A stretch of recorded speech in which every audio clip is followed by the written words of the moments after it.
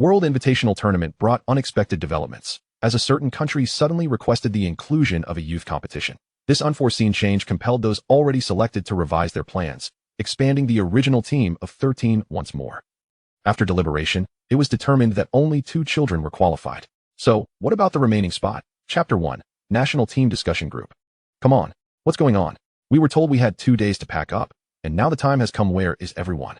The incessant chatter was unmistakably from Huang Xiaodian, who had been shouting for nearly half an hour. Hey, can you not be so noisy for a moment? Yishio commented, holding Su Mucheng's phone. In reality, they had already arrived and were simply waiting downstairs with Su Mucheng and the others. Oh, isn't that Su Meizi? Huang Xiaodian, who had been squatting in the lounge, immediately began typing. We're almost there, let's go, Su Mucheng said, carrying her bag as they walked. According to the time agreed upon with Chu Yunxiu, they had a few minutes left before they could escape the sun outside. Yishio turned off the phone, stretched lazily, and glanced at the sign hanging on the building. It was time to begin again. Hey, Mucheng. As Su Mucheng stepped through the glass door, she heard a familiar voice and turned to see Chu Yunxiu approaching. Yunxiu, Su Mucheng smiled at the newcomer. Chu Yunxiu dashed over with her wheeled suitcase and enveloped Su Mucheng in a warm hug. Everyone's here. Yuan Zhou was standing in a corner of the lobby, casually observing as the group entered. 5 minutes late, Zhang Xinjie remarked seriously, glancing at his watch as he scrutinized the group. Isn't that still acceptable? Far away, Feng Rui's voice could be heard as he strolled in unhurriedly, carrying his belongings. Thus, amidst discussions of recent amusing anecdotes, they gradually lost track of time. Shortly thereafter, Xiao Shiqin, Zhang Jiala, Zhou Zikai, Li Xian, Sun Xiang, Tang Hao, and Wang Jieshi all arrived. Let's go. It's time for training, Yishio said, feeling his vibrating phone in his pocket. He walked over to the elevator and knocked on the door. Let's go. The group followed Yishio into the elevator amid a flurry of activity. Ding dong. They reached their destination. So, does this mean we need to intensify our training? Feng Rui asked as they walked. What else would you like to do? Continue playing your alternate account to scavenge? Yishio replied. That's also an option, Feng Rui said unabashedly. Then, by that logic, the character manipulator who has been criticized in Shunji Ling Yu and is even more handsome than you must be you, Chu Yunxiu remarked, recalling a recent conversation with her guild leader, who had approached her with a grim expression about this matter, initially assuming it was Yishio. Ahem, Feng Rui attempted to alleviate the awkwardness. Isn't that just boring? Huang Xiaodian is always shouting for PK, isn't he? Li Xian chimed in, having created a discussion group during the earlier gathering, where Huang Xiaodian was the most active participant. Feng Rui felt embarrassed. Did these guys have to be so ruthless? Challenging Huang Xiaodian to a PK? He would prefer scavenging instead. He did not want to be incessantly pestered by Huang Xiaodian. Alright, let's focus on the important matters. Yishio waved his hand. Let's go. Feng Rui could no longer take it. This rowdy group really needed someone to rein them in. As the leader, Yishio took on the task of opening the door. Finally, you've arrived. As soon as they stepped inside, Huang Xiaodian launched into a barrage of questions. Silence. Yishio rapped on the table. Huang Xiaodian raised an eyebrow. This guy was definitely doing it on purpose. After waiting for the others to find their seats, Yishio opened the notebook placed on the podium and scanned the crowd. This time, I'd like to announce that 3 new members have joined us. Yishio observed the expressions of those present, and as expected, they looked astonished. The attendees appeared somewhat bewildered. What's going on? Wasn't it settled that there would be 13 people? Li Xian asked, bewildered. Well, it seems that foreign alliances suggested the idea. The gist is to keep up with the times, hence the request for an additional youth group, Yuan Zhou, who had been informed beforehand, explained, being the captain, TSK. This is clearly stirring the pot, Feng Rui commented, shaking his shoulders. Have the candidates been selected? Wang Jieshi inquired after a moment of contemplation. Currently, only Lu Hanwen and Song Qiying have been chosen, Yishio said, his gaze fixed on the roster. What about the third person? Zhang Xinjie adjusted his glasses, asking. The last member is someone the National Competitive Bureau has chosen. Yishio's expression turned serious. Please, they won't pick a total rookie, right? Huang Xiaodian unleashed his invincible mode of sarcasm. Who knows? Yishio genuinely had no idea. He too was puzzled upon receiving this news. Chapter 2. He followed others.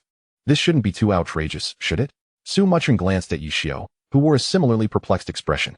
Anyone chosen by the National Competitive Bureau should be competent. Isn't there a precedent for this? Yuan Zhou continued. Why Yishio felt the collective gaze of the group converge upon him for a moment. Let's wait and see, Xiao Shiqin said, reclining in his chair. Agreed. Zhang Jiala, who had never voiced an opinion before, clearly had no objections. However, have the 2 of them arrived? Chu Yunxiu had no objections to her. Whether there were more or fewer didn't matter. They should be here. The day I received the news, I was informed that those 2 were already packing their things. Yishio nodded. Seems like things are about to get lively, Tang Hao remarked, eyeing the discussion group that originally consisted of only 13 people. Zhou Zikai continued to be an inconspicuous presence. Sun Xiang casually observed the others scrolling through their phones, then couldn't help but open his own phone, refraining from engaging in any irrelevant discussions. All right, as seniors, you should guide them well without sighing or complaining, Yi Xiu said, somewhat exasperated at the group absorbed in their phones.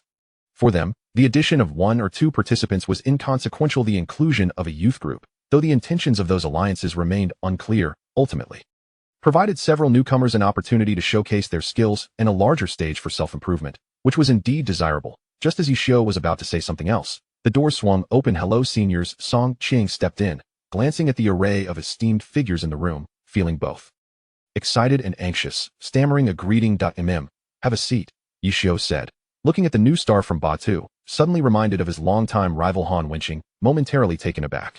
Is it just you? Huang Xiaodian, glancing at QQ messages, appeared puzzled. Wasn't Lu Hanwen supposed to come along with Song Qiying? Where was he? Originally, Lu Hanwen was with me, but Song Qiying's face was a mix of uncertainty and hesitation. But what? Speak clearly. What happened to Hanwen? Don't just mumble. Huang Xiaodian, feeling anxious at Song Qiying's stammering, pressed further. Enough, don't scare him, Chu Yunxiu said, noticing the redness creeping onto Song Qiying's face, ultimately unable to hold back from stepping in to assist. Just tell us, where's Hanwen? Huang Xiaodian scratched his head and continued to inquire. Song Qiying genuinely didn't know how to respond. All right, give him a moment. Yi Xiu also felt it was unnecessary to pressure a young person.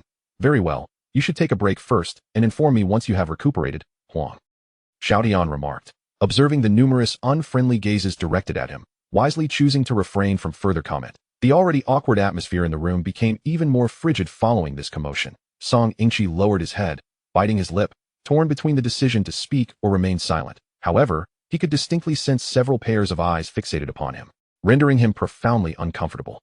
Ultimately, he muttered, Lu Hanwen. He ran off with someone. His voice dwindled to a whisper.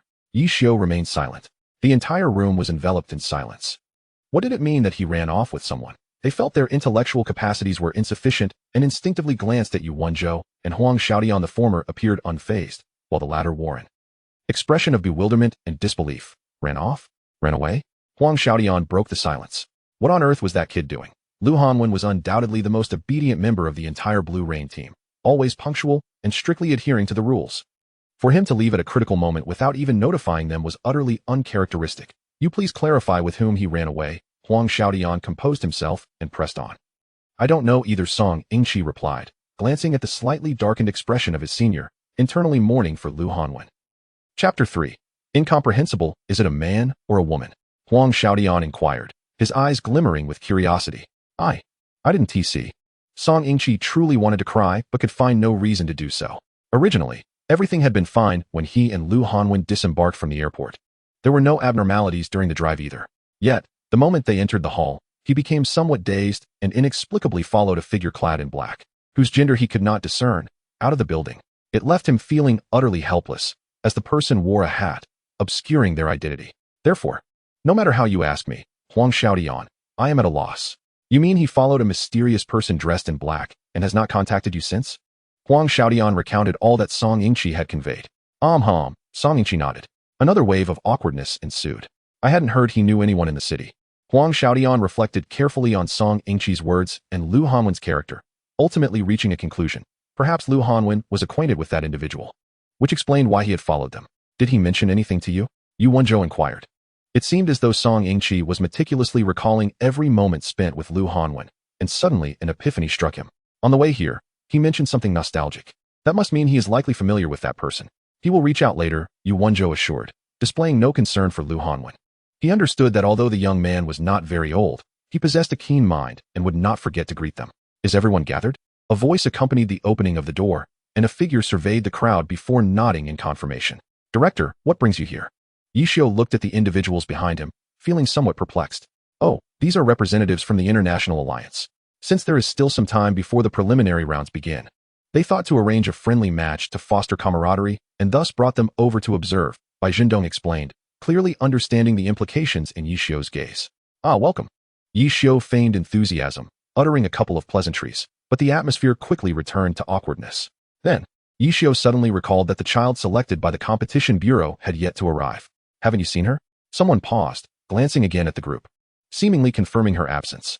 What do you think? Yi Xiu countered. If she had seen them, would she still be asking? I remember she said she would come to greet us. The director frowned, checking his watch. Yi Xiu shrugged. What day is it on the lunar calendar today? The director abruptly questioned. Why do you ask that? Yi Xiu grew increasingly confused. It's the 7th, Su Mucheng chimed in, shaking her phone. The 7th, no wonder. The director seemed to recall something. You need not worry. That young lady merely went to see an old friend. The friendly match is scheduled for 3 o'clock this afternoon at the Dongling venue, so don't forget the time. The director patted Yi Xiu on the shoulder. Rest assured. Yi Xiu nodded, watching as several individuals exited. A young girl? Feng Rue pondered how to articulate this, aware that there were relatively few female competitors in the league, and even fewer who were formidable. There's no doubt. We all heard it correctly, Chu Yunxiu remarked, casting a sidelong glance at Feng Rue, bemused yet contemplating whether to recruit her. Instead of that, you should focus on the friendly match, Wang Jiesher suggested. Indeed, Zhang Jiala stroked his chin thoughtfully. Oh. Yi Xiu suddenly stood, gazing at the 14 individuals, deep in thought. There's no need to worry about Shaosong, with a fixed team. The rest of you can form your own teams for now. I will evaluate later. This friendly match is likely comparable to an official competition, so perform well. Do we need you to say that? We must win, of course. Huang Xiaodian exclaimed, tugging at his scarf. Very well, then, Yi Xiu nodded. But why did we decide to hold a friendly match before the preliminary rounds? Li Xian suddenly inquired. The crowd fell silent. Sensing the peculiar nature of the match filled with an air of testing, tacitly understanding yet refraining from voicing it, they listened with smiles to Yi Xiu's plans. Chapter 4. No chances to play. It is evident that they intend to assess our strength, Yu Wenzhou stated. This is quite apparent, when Bai Zhendong entered. The group behind him was scrutinizing us with keen interest. Should we retain some of our capabilities? Feng Rue asked. Can't we conceal a bit of our strength? Yet. It feels somewhat unreliable, Yu Wenzhou replied. This depends on you all. After all, we are still unfamiliar with those individuals, so we will have to gauge the situation. Yi Xiu reclined leisurely in his chair, noting that this friendly match bore little significance for him. His role was merely to analyze and offer suggestions. That is true. But since you have spoken, I must inform you that you will not be given any opportunity to play, Yu Wenzhou bluntly pointed out. He recognized Yi Xiu's desire to meddle but wished to remind him that under unusual circumstances, the team leader should not participate casually. Moreover, considering Yi Xiu's character, it was likely that if they requested his presence, he would jump into the fray. After all, they had been waiting for him to gracefully withdraw from the spotlight. Yes. Huang Xiaodian wholeheartedly agreed with his captain's statement. That is reasonable. Zhang Jiala and the others concurred. Yi Xiu felt exasperated, having yet to utter a word. Although he desired to participate, he also had other responsibilities to fulfill. It seems you shall have no chance this time, Su Mucheng chuckled. What can I do? They feel that I overshadow them, so by saying this, I am merely the final act. Not being allowed to play is fine. I will strike when the time comes. Yi Xiu replied with a cheeky grin. You truly remain as shameless as ever. It is quite infuriating. Feng Rue raised an eyebrow. All right, everyone, prepare yourselves. This will likely be a tough battle. Wang Jiesher stood and headed for the door. Indeed, those individuals should not be easily dismissed. Zhang Jiala quickly followed. Then let us not dawdle. Disperse. Xiao Shiqin urged. Hey, you all, don't forget the assembly time. Yi Xiu called out to them as they departed. Understood. Xiao Shiqin waved his hand in acknowledgement. It seems we cannot afford to be idle any longer. Let's go, Yu Wenzhou suggested. Indeed, Huang Xiaodian followed him out. Shouldn't we draft a battle plan? Song Yingqi looked at the departing group, somewhat bewildered. Are the opponents unknown? Is a battle plan truly of any value? Yi Xiu countered. It is certainly better than being unprepared, Song Yingqi replied. What should we prepare? Let them play freely, Yi Xiu shrugged. You too, do your best. Zhang Xinjie stood up and said. Yes. Yi Xiu understood his implication. Let us proceed. Zhang Xinjie glanced at Song Yingqi. Oh, still a bit dazed. Song Yingqi followed Zhang Xinjie out in a haze. Are you confident? Chu Yunxiu inquired. This is a last resort, and besides, voice communication is permitted during friendly matches. Yi Xiu interjected suddenly. That sounds good, Tang Hao remarked. Therefore, we are counting on all of you, Yi Xiu said with a smile. Rest assured. We will not disappoint your expectations, Feng Rue assured. All right, let us hasten our preparations. Yi Xiu tapped the table. Understood. Su Mucheng took Chu Yunxiu's arm and followed her out. Yi Xiu observed the unusually silent Sun Xiang with curiosity. Hey, I say, are you both mute? How can you hold back for so long? Zhou Zikai frowned. Sun Xiang was at a loss for words. These two are troublesome. All right, Sun Xiang. You will take on the solo competition, that is settled. Yi Xiu could no longer remain, fearing he might be infected by the two's demeanor. Sun Xiang was taken aback. Captain, this. Go on. Zhou Zikai seemed to understand Yi Xiu's arrangement, and similarly stood to leave the conference room, leaving Sun Xiang in a daze. Chapter 5. The divine counterattack. Time passed swiftly, and before long, it was time to assemble. Yi Xiao stepped out of his room, holding his long and used Jun Ma Xiao account card, and headed towards the gathering point. Before the tall building, several black sedans were parked at the entrance, with a few casually dressed individuals standing nearby. So, have you all reached a consensus? Yi Xiao asked, observing the furrowed brows of the group. Almost, Tang Hao replied. What is the situation? Yi Xiao continued his inquiry. Setting aside the solo matches, for the team competition, one team consists of Zhang Xinjia, Zhang Jiala, Chu Yunxiu, Xiao Shiqin, and Tang Hao, while the other team comprises myself. Xiao Dian, Li Xian, Su Mucheng, and Feng Rui. Yu Wenzhou reported the results of their earlier discussion to Yi Xiao. One team will focus on healing and attrition, while the other will emphasize support and burst damage, a commendable distribution. The remaining individuals are for the solo matches, Xiao Zhou, Sun Xiang, and Wang Jieshi. Yi Xiao noted this down with a pen. Let us settle on this for now, let us go.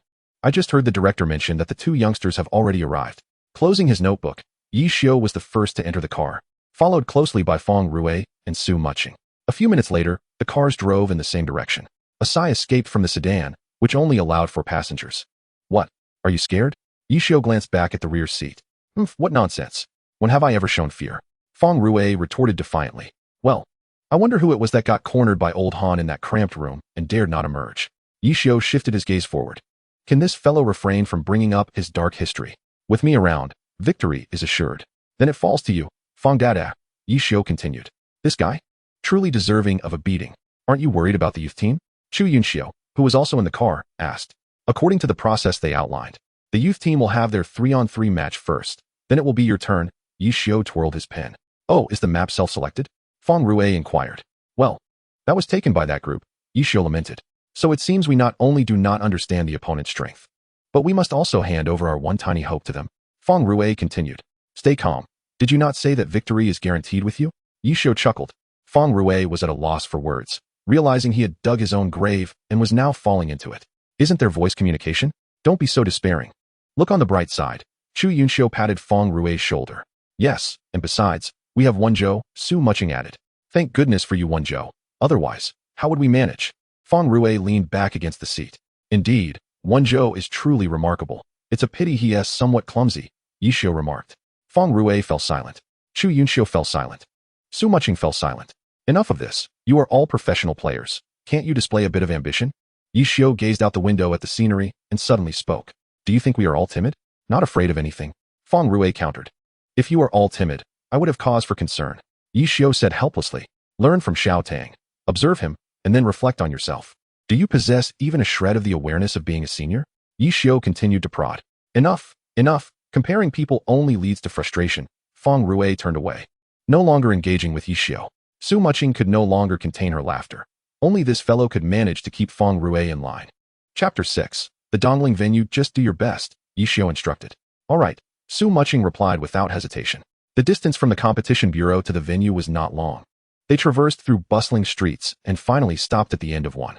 So this is how vast the city is. Had I known, I would have come earlier to explore, Chu Yunxiu remarked as she alighted and gazed at the vibrant street ahead. Once we secure victory, there will be ample time. Are you worried you won't have enough time to explore? Feng Rui replied. That makes sense. Chu Yunxiu pondered for a moment before quickly setting her sights and began sharing her plans with Su Mucheng. Everyone is here. Let us proceed. Yi Xiao shook his notebook. Onward. Zhang Jiala feigned nonchalance. Vice Captain, I, Song Yingxi, am exceedingly nervous. His already pale face grew even whiter. I should have told him that we would be here. He would have preferred to walk over. At least he wouldn't have suffered from motion sickness. No worries. Just perform as usual, Zhang Xinjie reassured. I understand. Song Yingxi nodded. He was not only anxious for himself, but also for Lu Hanwen and that yet-to-be-seen mysterious teammate. The tension was palpable, especially since they had arrived unprepared. Caught completely off guard. Let's go, Zhang Xinjie said, aware of the boy's thoughts, which stemmed from a lack of confidence in himself and his teammates. It was no wonder that Captain Han would consent. He believed this child needed to mature. After taking a deep breath, Song Yingxi followed Zhang Xinjie inside. The sound of their footsteps echoed in the silent corridor, faintly accompanied by the distant notes of music. This place is quite nice, Huang Xiaodian remarked, observing the corridor's decor. After all, this city is one of the representatives. It wouldn't do for it to look unappealing, Tang Hao added. True, Huang Xiaodian nodded in agreement. Here we are, Yi Xiao announced, placing his hand on the doorknob. Let's proceed. Feng Rue pretended to adjust his clothing seriously. Pushing the door open revealed a small patch of light amidst the darkness, with the competitors' seating divided into two sides. One side was lively with laughter and banter among a dozen foreign players, while the other side was starkly solitary, occupied only by Lu Hanwen. Yishio walked over calmly. Senior. Lu Hanwen's mood lifted slightly at the sight of him. You brat. Didn't you think to give us a heads up? We nearly called the police. Huang Xiaodian exclaimed dramatically. Huh. Lu Hanwen was taken aback, glancing at Song Yingqi, who followed quietly, his face a mix of confusion and curiosity. It seemed he truly had not informed anyone. Enough, don't frighten him. Chu Yunxiu chuckled, stepping forward to reassure him. You needn't worry, it's not what you think. So the vice-captain was just joking? Lu Hanwen was somewhat bewildered. When did you arrive? Yishio casually glanced at the other competitors, noting how their jovial atmosphere was disrupted by their arrival. His gaze resting on them. Not long ago, Lu Hanwen replied. Just an hour or so. And them? Yishio inquired. Them? Lu Hanwen glanced at the opposite seating area. About half an hour ago. What about the one chosen by the National Competitive Bureau? Didn't she come with you? Feng Rue queried as he took a seat. Oh right. I haven't seen her, Zhang Jiala said, looking around. Where could she be? How was he supposed to explain this? Lu Hanwen pondered with his head down. Speak up. Don't look down. What have I taught you? And this time, skipping class without notice. I'll deal with you when we get back. Huang Xiaodian continued. Enough with the noise. A foreign voice emerged from the shadows, revealing the struggle of adjusting to the time difference. Had I known, I would have just returned home for a nap before coming back. Chapter 7. A copy of Mo Fan? A moment of silence drew everyone's attention to a particular spot. The faint sounds grew clearer as a series of quiet movements accompanied the flicking on of the lights, momentarily causing someone to shake their head in adjustment. Then, they saw a figure dressed entirely in black, leaning back in a chair, a black hat pulled low over their face, the contrasting color of their jacket standing out. As they watched the figure straighten up and nonchalantly toss their jacket to the bewildered Lu Hanwen, a somewhat mature voice broke the air. If you fall ill, I want to accompany you to the hospital. The group exchanged strange looks. No matter how cold it gets, I'm sure I'm better off than you, Lu Hanwen replied. Observing her, she remained silent, surveying those in front of her and the person behind her. This was indeed the Chinese lineup, yet she did not recognize any of them. After a minute of mutual appraisal, Yi Xiu broke the silence. You are the young one selected by the National Competitive Bureau? She paused, her brow furrowing slightly. Despite her petite stature at around 5 feet tall, she didn't quite consider herself a child. Yes, Lu Hanwen responded. Noticing her darkened expression and unable to bear it any longer, Yi Xiu examined the silent figure before him, noting the similarity to Mo Fan. What is your name? Lin Ruo, she finally replied. Everyone, please take a seat, Yi Xiu instructed. With that command, the group settled into their respective places, and Lu Hanwen immediately sat beside Lin Ruo. First up is the youth group 3-on-3 match. The 3 competitors should prepare, Yi Xiu announced, addressing the empty space in the center of the competitor seating. Understood, senior, Lu Hanwen and Song Yingqi replied in unison, while Lin Ruo remained expressionless, resting with her eyes closed.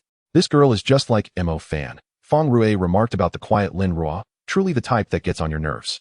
Su Mucheng nodded, observing that she seemed to be the kind who rarely uttered a word, though Mo Fan had improved since his previous match. Nice to meet you, the director of the Foreign League greeted. No need for formality, replied Bai Zhendong, the head of the Chinese League, smiling. I am Rosen Xiaowei from the United States. And as you can see, over there is our representative team.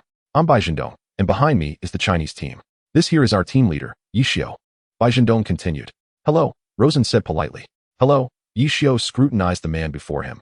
Despite his unappealing appearance, his command of Chinese was commendable. Now that everyone is present, let us begin, Rosen declared. No problem, Yi Xiu replied. All right, to start off with the youth group, Rosen said, producing a remote control from somewhere and pressing a button directed at the vacant space. The expansive area gradually transformed into a verdant battlefield. Holographic projection? Such an extravagant setup? Zhang Jiala observed, somewhat bewildered by the glowing arena. It seems this is more than just a test of strength, Zhang Xinjie noted, sensing an unusual atmosphere. What is there to fear? When the soldiers come, we shall meet them. I'm here after all, Feng Rue confidently stated. You talk too much, just fight already. If they don't comply, we'll make them comply, Tang Hao insisted, cracking his knuckles. Group brawl? Now that is something I relish. Li Xian cheerfully proclaimed that a single formation of blades would suffice. Chapter 8. The Enigmatic Forest. This is not the time for your performances, so sit properly. Otherwise, you shall be denied dinner tonight. Yi Xiu turned to address a group of half-joking individuals. You are the boss, we will heed your words. Feng Rue chuckled, thick-skinned, and then sat down obediently. Given his understanding of Yi Xiu, he knew this fellow meant what he said. He certainly did not wish to squander billions of brain cells and go without dinner. The remaining few remained silent, but complied, and took their seats as instructed. A dozen individuals watched as a few small figures entered the control room, their hearts clenched with anxiety. Song Yingqi gripped the account card in his hand. His eyes filled with determination. He could not afford to disappoint Deputy Zhang, who held such high hopes for him. Lu Hanwen kept his gaze fixed on Lin Ruo beside him, feeling tense, yet resolute not to show it. In contrast to these two, Lin Ruo appeared remarkably composed. She casually found a spot to sit, checked her keyboard and mouse, and only after confirming everything was in order did she take out her account card. First edition card? Song Yingqi stared at the valuable account card in Lin Ruo's hand, momentarily forgetting his own purpose. As Lin Ruo was about to put on her headphones, she glanced at the account card, unable to articulate her emotions, yet intrigued by Song Yingqi's reaction. First edition card? Aren't they all just account cards? Could it be that they are categorized? Lu Hanwen's eyes flickered, but he said nothing. He simply sat beside Lin Ruo, checked his keyboard and computer, and once assured, took out his own account card. Subsequently, Lu Hanwen glanced at Song Yingqi, his expression somewhat peculiar. Isn't it just a card? Is there really a need for such fuss? Hey, why are you dawdling? Log in already, Lu Hanwen urged, tapping the keyboard. Oh, right. Song Yingqi snapped back to reality, recalling what he needed to do. 3 account cards were read simultaneously. Reading. Selecting venue. Enigmatic forest. Loading. A standard Mandarin voice reminded every participant at the player's bench that the match had commenced. Are you sure about this? Chu Yunxiu could no longer contain herself. Song and Hanwen should be fine since they've collaborated before, but I'm concerned about Lin Ruo, Yu Wenzhou slowly analyzed. Old Yi. Huang Xiaodian called out to the equally tense Yixiu. Yixiu responded. Didn't you say anything to that young girl? Huang Xiaodian asked. Why don't you give it a try? Yixiu raised an eyebrow. She'd be more likely to respond to you. No need to worry too much. It's just a friendly match, a chance to gauge the strength of future adversaries. You all needn't fret unnecessarily, Director Bai remarked, observing the tension on everyone's faces. Unsure of what to say, silence enveloped the group. You have great confidence in that girl? Yixiu inquired. Indeed, I would never joke with national honor, Director Bai continued. The group grew increasingly bewildered. This is a team match, not a solo competition. Loading complete, a notification chimed, followed by a holographic display revealing both sides' situations. The verdant forest was exceptionally tranquil, with dense grass swaying in the breeze and the occasional chirping of birds creating a beautiful ambience. However, while one side clearly displayed projected characters, the other was obscured by a carpet of leaves, with no people visible at all. Follow me. Lin Ruo's character sprang forth from the thick foliage, leaping to a tree to survey the surroundings. Chapter 9. The Mysterious Tactics. Magic Path. Yixiu observed the female character labeled Wei Moci Ruo above her head. Soon after, another character emerged, Lu Hanwen's Lu Yun, followed shortly by Song Yingqi's character, who also leaped onto a branch. Stay close to me, Lin Ruo instructed before maneuvering Wei Moci Ruo. Understood, Lu Hanwen did not argue and followed suit, with Song Yingqi trailing closely behind. Meanwhile, a message suddenly appeared on the public channel. 12791468. Why are you revealing our coordinates? Song Yingqi questioned, puzzled. If you don't cast the bait, how can you catch the fish? Lin Ruo replied, intently watching the screen. So, where are we headed? Lu Hanwen inquired. We shall arrive shortly, Lin Ruo replied while controlling her character and sending messages in the public channel. 130015011389162114361787. Lin Ruo was unsure how many coordinates she had sent before finally stopping in a spacious clearing. Final coordinate, 30392717. Are you certain they will come? Song Yingqi asked uncertainly. The clearing in the enigmatic forest offers very few resources. This is the most advantageous location, and considering the time since I sent the coordinates, they should be arriving soon. Lin Ruo stated. Are we engaging them directly? Song Yingqi pressed on. Are you foolish? Why waste effort? Lin Ruo replied before maneuvering her character to leap onto a nearby large tree, settling down to wait. Let us take a break. Lu Hanwen casually found a tree to jump onto, and let his character rest. Are you sure these two aren't just joking around? Song Yingqi lamented. Although this was not a formal competition, could they not take it more seriously? Hey, hurry up and join us. Standing out in the open will expose our hiding spot. Lu Hanwen admonished. This guy? Truly infuriating. If you don't come up soon, we'll be scattered. Lin Ruo observed the environment gradually blurring. Song Yingqi took note of this and, shaking off his distractions, leaped up to the tree. Time steadily passed, and in the blink of an eye, 3 minutes had elapsed. Watching the now drastically altered enigmatic forest, Yixiu realized that their concerns were unfounded. That young girl appeared formidable and quite astute, albeit regrettably reticent. Song Yingqi was momentarily taken aback. as the once lush forest inexplicably transformed into a vast grassland. To his astonishment, he then spotted the enemy. "Wait for my command. Do not act recklessly," Lin Ruo instructed. "Understood," Lu Hanwen replied, his tone casual and devoid of any discomfort. "Very well," Song Yingqi conceded for the time being. The three remained silently perched on the branches, awaiting the approach of their adversaries. Lu Hanwen murmured the names of the three classes: sharpshooter, battle mage, and magic swordsman. Both of them were so tense that they failed to notice Lin Ruo had already initiated an attack with her character. Wei Moci Ruo occupied an optimal position, her movements concealed by the dense foliage. Suddenly, a lava bottle soared from her hiding place, its imperfect parabolic trajectory glaringly obvious, reminiscent of a novice's throw. Fortunately, the leaves obscured it from view. Moments later, the lava bottle detonated, flames spreading outward. "What on earth is happening?" Lu Hanwen exclaimed, gazing at the flames below the tree. Only a few trees remained unscathed. "Enough with the chatter, attack." Wei Moci Ruo leaped from the tree and coated her weapon with a layer of frost powder. Chapter 10. The swamp. The scorched grass revealed mud beneath, and Wei Moci Ruo dashed forward at remarkable speed, sweeping her weapon in a horizontal arc towards the three enemies before retreating once more to conceal herself. Lu Hanwen and Song Yingqi observed the transformation of the scene below, momentarily at a loss. Wei Moci Ruo watched as the three characters struggled in the mud, remaining stationary. This was the hidden characteristic of the YMZHSN. At certain times and places, grass would morph into swamp. As is well known, in a swamp, the more one struggles, the deeper one sinks. However, until completely engulfed, one suffers no damage. Their task was to continuously inflict harm to eliminate their foes. "I will freeze the swamp with frost powder. You all attack," Lin Ruo instructed, already guiding Wei Moci Ruo into action. The broom, dusted with frost powder, emitted a faint white glow as she stood on the tree trunk, launching an assault on the swamp. Within moments, ice blocks appeared at various locations near the enemies. Lu Hanwen scrutinized the screen, recognizing the opportunity. Lu Yun leaped from the branch, swiftly executing a silver blade drop, landing on the ice, followed by shadow step. 8 phantoms emerged simultaneously atop the ice blocks, leaping and unleashing a series of slashes. Utilizing the wind's damage radius, he darted between the 3 ice blocks, dealing damage. Song Yingqi observed the rapid decline of the 3 enemies' health and realized that this was not a moment for hesitation. He hastily descended from the tree to join the fray.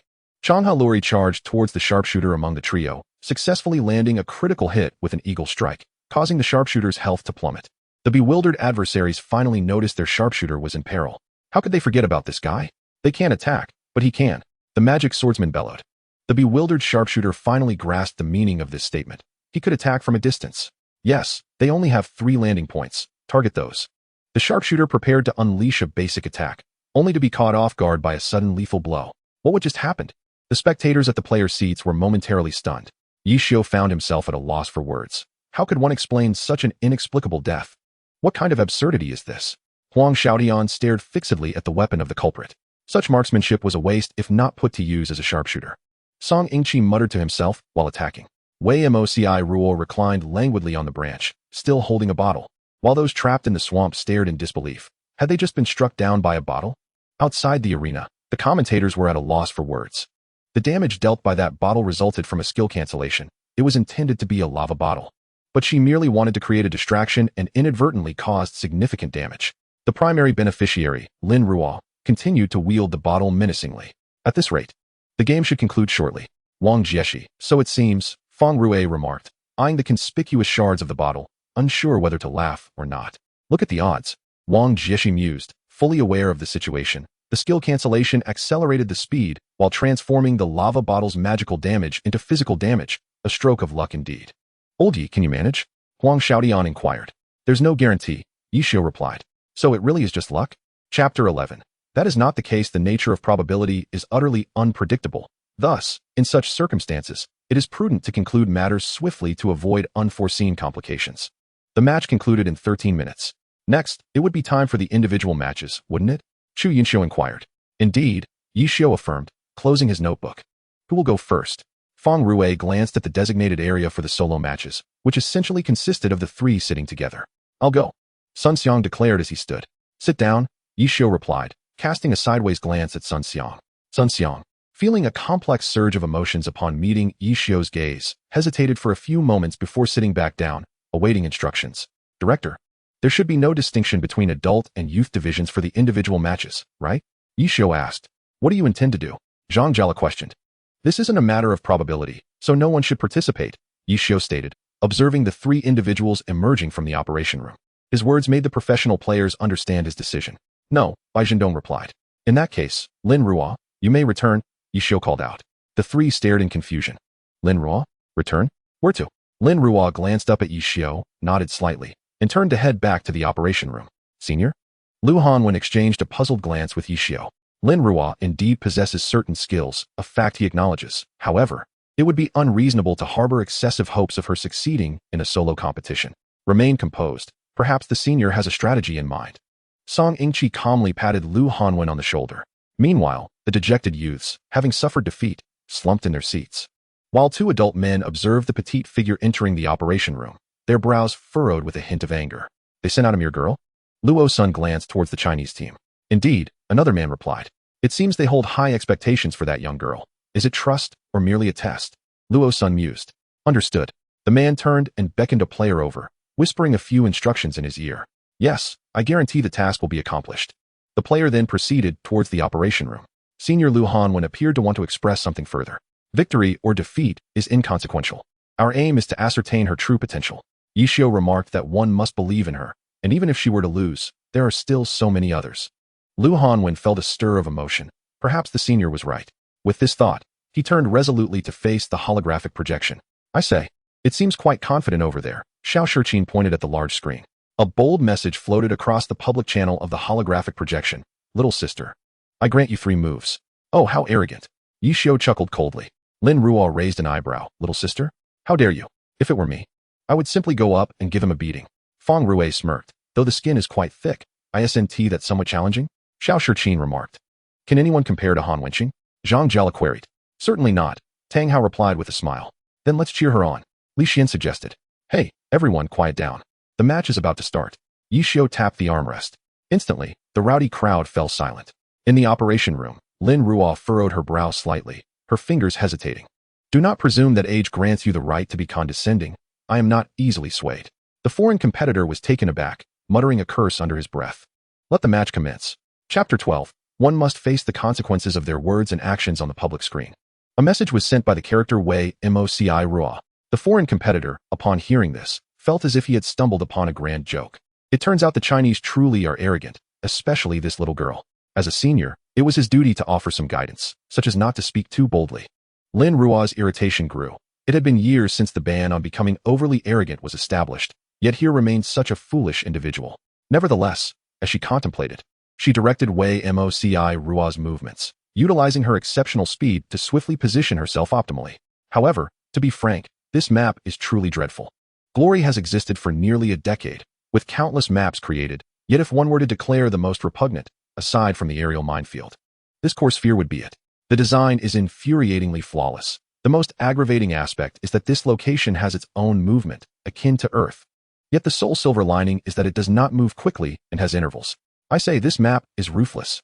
Huang Xiaotian had been holding back his thoughts and could no longer refrain from voicing his complaints. Even professional players take the match seriously. Who would pay attention to the map? Even Yishio would not dare to use this for competition. If one mismanages, it could lead to mutual destruction. Not to mention that the sphere itself moves. Yishio quietly observed the rapidly moving character within the holographic projection, pondering how this young girl would respond to such a situation. Hey, old Yi, say something. Are you just going to watch that girl being bullied? Huang Xiaotian grasped Yishio's shoulder and shook it vigorously. Although the girl did leave a rather poor first impression, after all is said and done, she is one of their own. One cannot simply watch her being mistreated. She is still a young girl. All right, you sit properly. Yishio pushed Huang Xiaotian's hand away, speaking with slight annoyance. TCH, Huang Xiaotian, noticing Yishio's discomfort, huffed but obediently settled down. Lin Ruo remained unperturbed, continuing her swift maneuvering, suddenly halting, unleashing acid rain and dry ice. A white mist was cast into the air, and moments later, a torrential downpour of blue droplets began to fall. This skill appears to lack any real damage, the foreign competitor chuckled. Wei Moci Ruo moved at high speed, wielding a dark purple broom that shimmered with a faint white light, ultimately launching an attack against the stationary opponent. The foreign competitor smirked coldly. Though I did say to grant you 3 moves, I never mentioned I wouldn't evade. Witnessing the ice powder miss its target, Lin Ruo had anticipated this. Thus, honorably, the arrogant foreign opponent found himself immobilized. Is this really possible? Feng Rui was momentarily speechless. First, using acid rain and dry ice to confuse. Though this skill may indeed lack damage, it possesses special effects that dispel and lower defenses. Regardless of whether the ice powder hits, there will be a guaranteed effect, whether it be slowing or freezing, creating an excellent output environment for her. A commendable tactic, and under such circumstances, a slightly quicker hand could even trigger effects before the skill lands, resulting in freezing or slowing. Even if one dodges, they would still be swept by the attack and continue to be affected. This is not a player-induced effect, but one that the system would recognize as a stun, extending its duration. It must be said, this is quite a sophisticated strategy. Seeing this unfold, Yishio felt a slight relaxation in his heart. Wei Moci Rua turned to face the enemy encased in ice. This effect would not dissipate for a good few seconds. Therefore, magic missile, directly levitating. Broom cyclone. The dazzling maneuvers rendered the spectator seats utterly silent. Is that shadow step? Feng Rui exclaimed in disbelief. It seems the champion has a chance. Yishio observed Wei Moci Rua's actions, making an astute judgment. Simultaneously, he contemplated another matter. Mastering Shadow Step in glory requires at least 3 to 5 years of experience to grasp its intricacies. The emergence of Zhering Bu, accompanied by sporadic magical assaults, led to a swift decline in the opponent's health. However, simultaneously, the freezing effect began to wane. Lin Rua had always cherished these peculiar maps, and this particular terrain was her most familiar battleground against that individual. She possessed an intricate understanding of its nuances, such as the intervals of the core's rotation. While she might need to exercise particular caution with other professions, at present, she was a mage. Chapter 13. Lifting a stone to smash one's own foot. The moment for the map to shift had finally arrived, the subtle tremor barely perceptible. If Wei Moci ceased his assault and simply perched upon his broom, suspended in midair, he would then witness the foreign competitor's character freed from its immobilization effect. Just as he contemplated unleashing a powerful attack to redeem himself, the spherical map began to rotate. Consequently, barely having regained his footing, he plummeted from the apex. His health reduced to 0. A burst of laughter erupted from the player bench. This is truly tragic, Huang Xiaodian exclaimed, tears of mirth glistening at the corners of his eyes. Isn't this akin to lifting a stone to crush one's own foot? Xiao Shiqin leaned back in his chair, laughing heartily. This is even more amusing than the tree incident with Xiaodian from before. Zhang Jiala suddenly recalled Huang Xiaoyan's blunder from the previous season, a moment that had left everyone speechless. Huang Xiaodian, taken aback, interjected, let's not revisit that dark history. The game concluded. Shall we continue?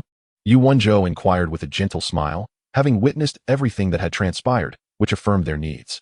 No need, let her rest. It is time for you seasoned veterans to shine, Yishio remarked, casting a calm glance at the raucous crowd behind him. It appears you are the eldest among us. Wang Jiesher stood, making his way to the control room. That comment struck a nerve. Yishio fell silent. Well, at least we're all still here, Su Mucheng said, squeezing in beside Yishio. Indeed, we are still here, Yishio replied, somewhat lost in thought. Lin Rua observed the lively group, gradually making her way past them to reclaim her seat, her gaze fixed on the holographic projection. The match commenced. The selected map lacked the previous one's vexation, perhaps due to the opponent's fear of making mistakes. Regular maps, as Chu Yunxiu noted, seemed to have prompted a more serious approach. Are they finally taking this seriously? Yishio's eyes remained glued to Wang Buliuxing. Which character do you think will be showcased? Su Mucheng smiled. That depends on him, Yishio shrugged, acknowledging the unpredictability of Wang Jiesher. As a mage faced another mage, Feng Rui watched two characters resembling custodians duel with their brooms. Compared to Lin Rua's tactics, Wang Jiesher employed a notably more conventional approach, still showcasing his dazzling maneuvers, with skills colliding and erupting in a riot of colors. After a minute of fierce combat, player B fell. Is this a 1 against 2? Feng Rui remarked, observing Wang Buliuxing, who still retained 70% of his health. Not a chance, Xiaozhou you go? Yishio beckoned, summoning Song Yingqi. Zhou Zikai approached slowly. Yishio, observing the reticent Zhou Zikai, shook his head. Having one was already quite unusual, now there's another. At least he has a foundation. He is not like Mo Fan, Feng Rui mused, comprehending Yishio's silence. True, Yishio considered. Even if you speak and he doesn't listen, there's still Su Meizi, Feng Rui continued, reminiscing about the days when Su Mucheng had managed to handle the notoriously difficult Mo Fan, leaving him with mixed feelings. I'll give it a try, Su Mucheng said, her gaze landing on Lu Hanwen, who immediately understood. Let us switch places. Lin Rua caught sight of Su Mucheng settling beside her, her body tensing. From now on, I shall call you Rua. It will be more convenient, Su Mucheng said gently. As you wish, Lin Rua replied, unable to suppress her feelings. Here, Su Mucheng offered Lin Ruo some candy she had procured from somewhere. Lin Ruo hesitated, eyeing the sweet treat with a faintly unfriendly expression. Torn between rejecting Su Mucheng and her reluctance to decline, ultimately standing up. I need to visit the restroom. Chapter 14. What is your relationship with her? Su Mucheng observed Lin Ruo's departure, her feelings complex. It was not until Lin Ruo's figure vanished from sight that Feng Rue turned to her. Did you fail? Su Mucheng shook her head, waving the candy in her hand. She didn't say a word, so it can't be considered a failure. Are 2 words not a statement? Feng Rue frowned, continuing to scrutinize Su Mucheng. Xiao Zhou's silence counts as a word. Why doesn't he hers? Yi Xiu interjected unexpectedly. This situation is even more challenging than dealing with Mo Fan. Feng Rue completely disregarded Yi Xiu, scratching his head. Indeed, Yi Xiu nodded. Go back and have her read through your Summoner's Guide. Let's see if she ever speaks again. Zhang Jiala joked heartily. It might be worth a try. Xiao Shiqin mused, stroking his chin. You all are quite ruthless, Tang Hao remarked, sipping mineral water while observing the match, occasionally chiming in. Come on. She's just a young girl. If you were to treat Xiao Song or Xiao Lu like this, I wouldn't mind, but don't bully a little girl. Chu Yunxiu cast a glance at her teammates, who were joking around. She's merely shy. Do you understand what it means to be reserved? Thank goodness she's a girl. Otherwise, I'd have to give you all a good beating. Feng Rue thought of the perpetually stoic faces around him, feeling quite vexed. She's just introverted. Lu Hanwen could no longer contain himself. The moment he spoke, he felt the weight of curious gazes directed at him from all sides. Are you so biased towards her because you like her? Zhang Jiala called from the back seat. Lu Hanwen's heart skipped a beat, recognizing the unfriendly glances but flushing at the mention of liking someone. How suspicious. Xiao Shiqin seized the opportunity. That little girl is quite adorable, but being so young. Early romance is not advisable. Your mother must have taught you that. Huang Xiaodian rambled on, describing her short hair, approximately 158 centimeters tall, with delicate features. Though her expression remained neutral, observing your relationship, it is evident that one would rather endure the cold than part with clothing for another. It is apparent that your acquaintance has spanned a considerable duration. Could it be that you harbored secret affections for this individual since childhood? Feng Rue articulately analyzes the situation. So, this implies a childhood friendship, does it not? Li Xian continues to interject. I, Lu Hanwen, witness the increasingly absurd remarks of my seniors and find myself at a loss for an appropriate explanation. Enough of this, everyone. Yi Xiu can no longer bear to watch as a group of grown men bullies a child. Surely, such gossip need not be so extreme. Speaking ill of someone behind their back is unbecoming. That is my sister. Do not entertain wild thoughts. Lu Hanwen feels compelled to clarify. You are surnamed Lu, and she is surnamed Lin. Therefore, young man, you are attempting to deceive me. My mother is her biological aunt. Truly, a peculiar blend of lewdness and purity. Your insinuations are far too blunt. Oh, the truth is unveiled. Is her family as taciturn as she is? A new gossip begins to circulate. Lu Hanwen's expression darkens as he recalls the necessity of not bringing up this matter in her presence. His silence is laden with meaning. Why must it remain unspoken? That child, Xiao Ruo, lost her family in a tragic car accident a decade ago. Bai Zhendong interjects, casting a glance at the assembled crowd. Thus, she is akin to a half-orphan. The atmosphere becomes slightly awkward. Xiao Zhou performs admirably in the game, prompting Yi Xiu to swiftly redirect the conversation. Indeed, that maneuver was splendid. A beautiful dodge. Quite impressive. The group of unwitting men shifts topics, as if the prior incident had never transpired. Although they yearn for Lin Ruo to be more loquacious, seeking common ground, they remain indifferent to her familial circumstances, especially regarding her relatives.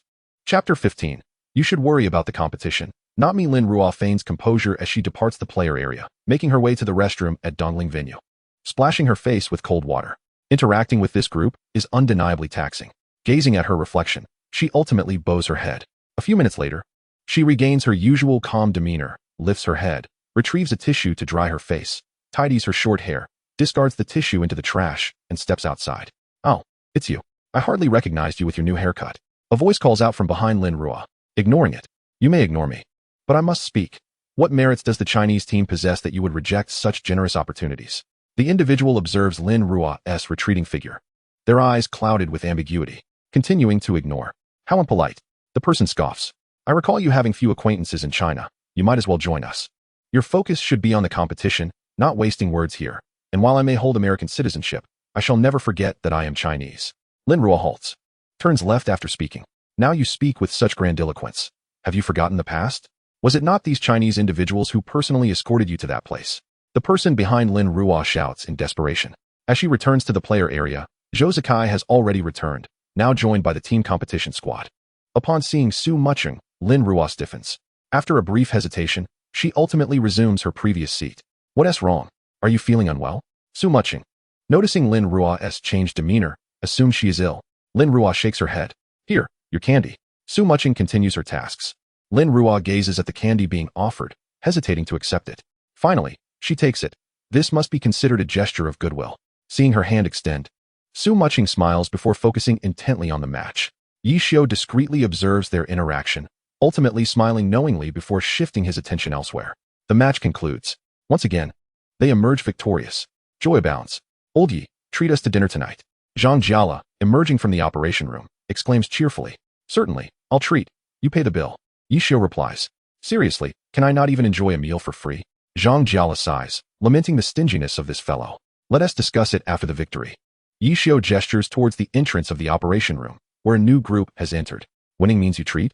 Huang Xiaodian leans against the seat. Off you go. It's your turn. Yi Xiu feigns impatience, ushering him away. You promised to treat if we won. Huang Xiaodian reminds him as he leaves. Sighing, Yi Xiu shakes his head at this character. Lin Ruo watches as Su Mucheng enters the operation room, unaware that Lu Hanwen has returned to his seat beside her. I recall you have yet to join a team. Would you consider it?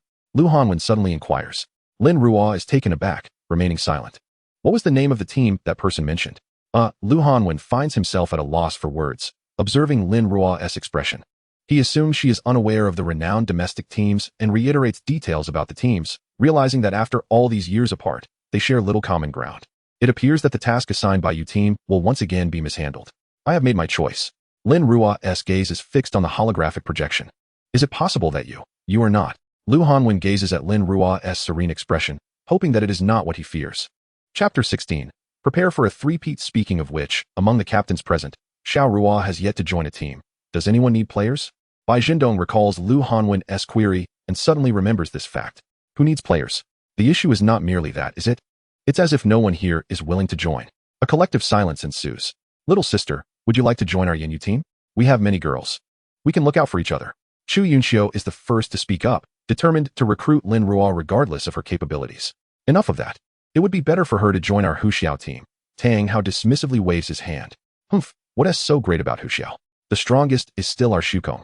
Having recently secured victory, Li Xian leisurely strolls towards the player area. What are you all doing? A group of boastful individuals with no regard for their dignity, trying to steal the limelight. As I assert, our blue rain is indeed the best. Huang Xiaodian plopped down on a chair, effectively ending this topic. TCH, I said. The championship is right here. Could you perhaps speak with a touch of humility? Feng Rue interjected unexpectedly. Excellent. Yet again extinguishing the conversation. Enough of you all. Could you at least possess some decorum? The decision does not lie with you. The young lady has yet to voice her thoughts. So what is all this excitement about? Yi Xiu continued to dampen their spirits. So, little girl, where do you wish to go? Zhang Jiala remains committed to enhancing his team's strength. Lin Ruo fell into contemplation. Clearly, her awkwardness had resurfaced. A group of individuals stared silently at Lin Ruo, who was deep in thought. Yinyu? A fine name.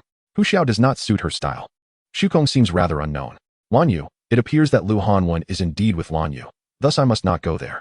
She glanced around at the others, finally fixing her gaze on Su Mucheng of Xingxin. Very well, let us prepare for a three-time championship. Feng Rue was momentarily stunned, then burst into laughter. Careful. The wind might cause you to trip over your words. Zhang Jiala was displeased. We certainly do not have the funds to send you for treatment. Li Xian was equally irked. I still need to save up for equipment. Tang Hao mirrored their dissatisfaction. I say, little girl, Xingxin was only recently established, lacking the resources that we seasoned teams possess. Have you truly considered this? If you go, do not regret it later. Huang Xiaodian persisted in stirring the pot. Once more, a collective silence enveloped them. True enough, Lin Ruo lifted her head and gently curved her lips. Is this the moment for decision-making? However, whoever can surpass the captain of Xingxin, I shall go with them. We shall battle in the arena. Huang Xiaodian exclaimed, dragging Feng Rue along. What on earth? What is happening? I am not the captain. Feng Rue adeptly evaded, for he was indeed not the captain. He was merely the vice-captain. Do you understand? Then it shall be Su Mei. Let us go, let us go. Huang Xiaodian glared at Feng Rue, ultimately forced to shift his focus. I am not the captain either. Su Mucheng smiled. Meow meow meow. Playing with him? Have all of you in Xingxin perished? How can you not even have a captain? Huang Xiaodian observed the two bantering, clearly reluctant to engage in battle. Bah, How can we not have a captain? Isn't the captain sitting right there? Feng Rue pointed at Yishio, who was enjoying the spectacle. Huang Xiaodian fell into an unusual silence. What are you trying to pull? That fellow has already retired. Retired? What sort of captain is that? In the eyes of us in Xingxin, there is only one captain. Feng Rue raised an eyebrow, for he spoke the truth. Indeed. Su Mucheng concurred. Huang Xiaodian gazed at the smiling Yishio, feeling a twinge of doubt. Why does he not wish to fight? The thought that this fellow's team is about to become their fierce rival infuriated him. Yet, it is futile for him to want to fight, for he cannot win. Since she has already made her decision, let us not press her further. Everyone, take your seats. Yu Wenzhou had to step in to smooth things over. As expected, Lu Hanwen let out a slight sigh, knowing this outcome was inevitable. Chapter 17. The main event 3 months later, a resounding victory. Zhang Jiala stretched and walked. It was merely a friendly match. Can you not be a bit more ambitious? Feng Rue cast a disdainful glance at Zhang Jiala. TCH, you and your feigned seriousness. Zhang Jiala sighed deeply. Let us go. Old Yi is treating us to a meal.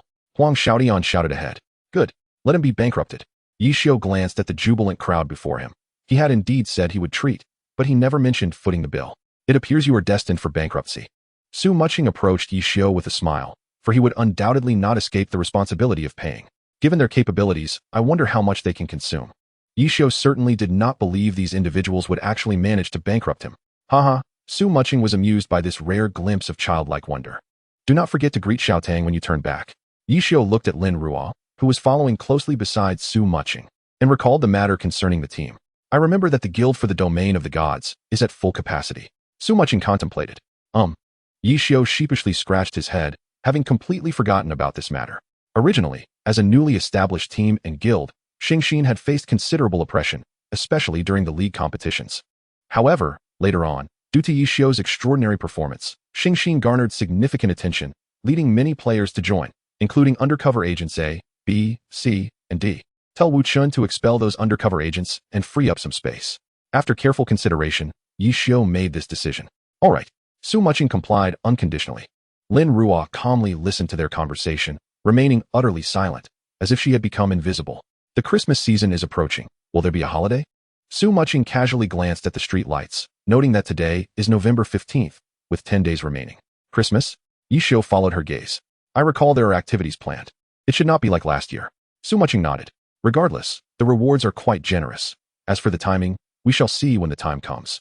He remained uncertain about potential surprises. Very well, as long as there is something to enjoy. By the way, little Ruo, what gift do you desire for Christmas? Su Mucheng suddenly turned the topic to the daydreaming Lin Ruo. Lin Ruo remained silent. Lu Hanwen, upon hearing this, slowed his pace, feeling somewhat displeased. She is his sister. Why is she walking with these two? With no response forthcoming, Yishio and Su Mucheng exchanged glances. There are still 3 months until the preliminary round of the International League. We shall take it slow. Yishio had no choice but to redirect the conversation. What a pity you have already become. Su Mucheng joked. Although she truly wished to fight alongside Yishio, circumstances did not permit. Who can say for certain? Yishio smiled mysteriously. Should any unexpected events arise, he could take to the field, though he still hoped for no such occurrences. All right, hurry up. If we do not move quickly, we will miss the main group. Su Mucheng suddenly grasped Lin Ruo's hand and quickened her pace. All right, let's go, Yishio said, observing the group of individuals who had already ventured quite far ahead. He chuckled helplessly, wondering if onlookers might mistakenly think they were causing a commotion at a restaurant. With feet that felt as swift as the wind, Lin Ruo was somewhat bewildered. Watching the figure before her, her eyes flickered, and she hesitated. Could we refrain from running and bumping into things in the middle of the road? Despite her thoughts, she tightened her grip on Su Mucheng's hand. Sensing the pressure, Su Mucheng gradually slowed her pace, leading Lin Ruo to follow Yishio as they moved towards the larger group. Lu Hanwen discreetly observed the relaxed expression on Lin Ruo's face, but said nothing, turning back to continue his walk. Perhaps it would be best for her to spend some time at Xingxin. Song Yingqi noted the change in Lu Hanwen's demeanor from somber to bright. His feelings a mixture of intrigue and complexity. After a meal, Yishio truly grasped the latent strength these individuals concealed. He had just called Guogua, who informed him that she was currently training and would be unable to join them for a couple of days. Su Mucheng looked at Yishio, who wore a wry smile, and spoke in her gentle tone. Coming over? Then what about little Tang? Yishio questioned, puzzled. She said it brings her a sense of security. Su Mucheng replied knowingly, aware of Tang Ro's intentions in coming along. Did a visit count as a vacation? Did she truly need security? Forgive him for not understanding their lifestyle. As someone who was rather aggressive himself, could he even fathom the need for security? Yi Xiao was at a loss for words. Also, the guild matters have been settled, Su Mucheng indicated, shaking her phone, which bore a message from Mucheng. Then we essentially have nothing left to address. Training starts tomorrow, Yi Xiao said, stretching as he walked. Is it free time now?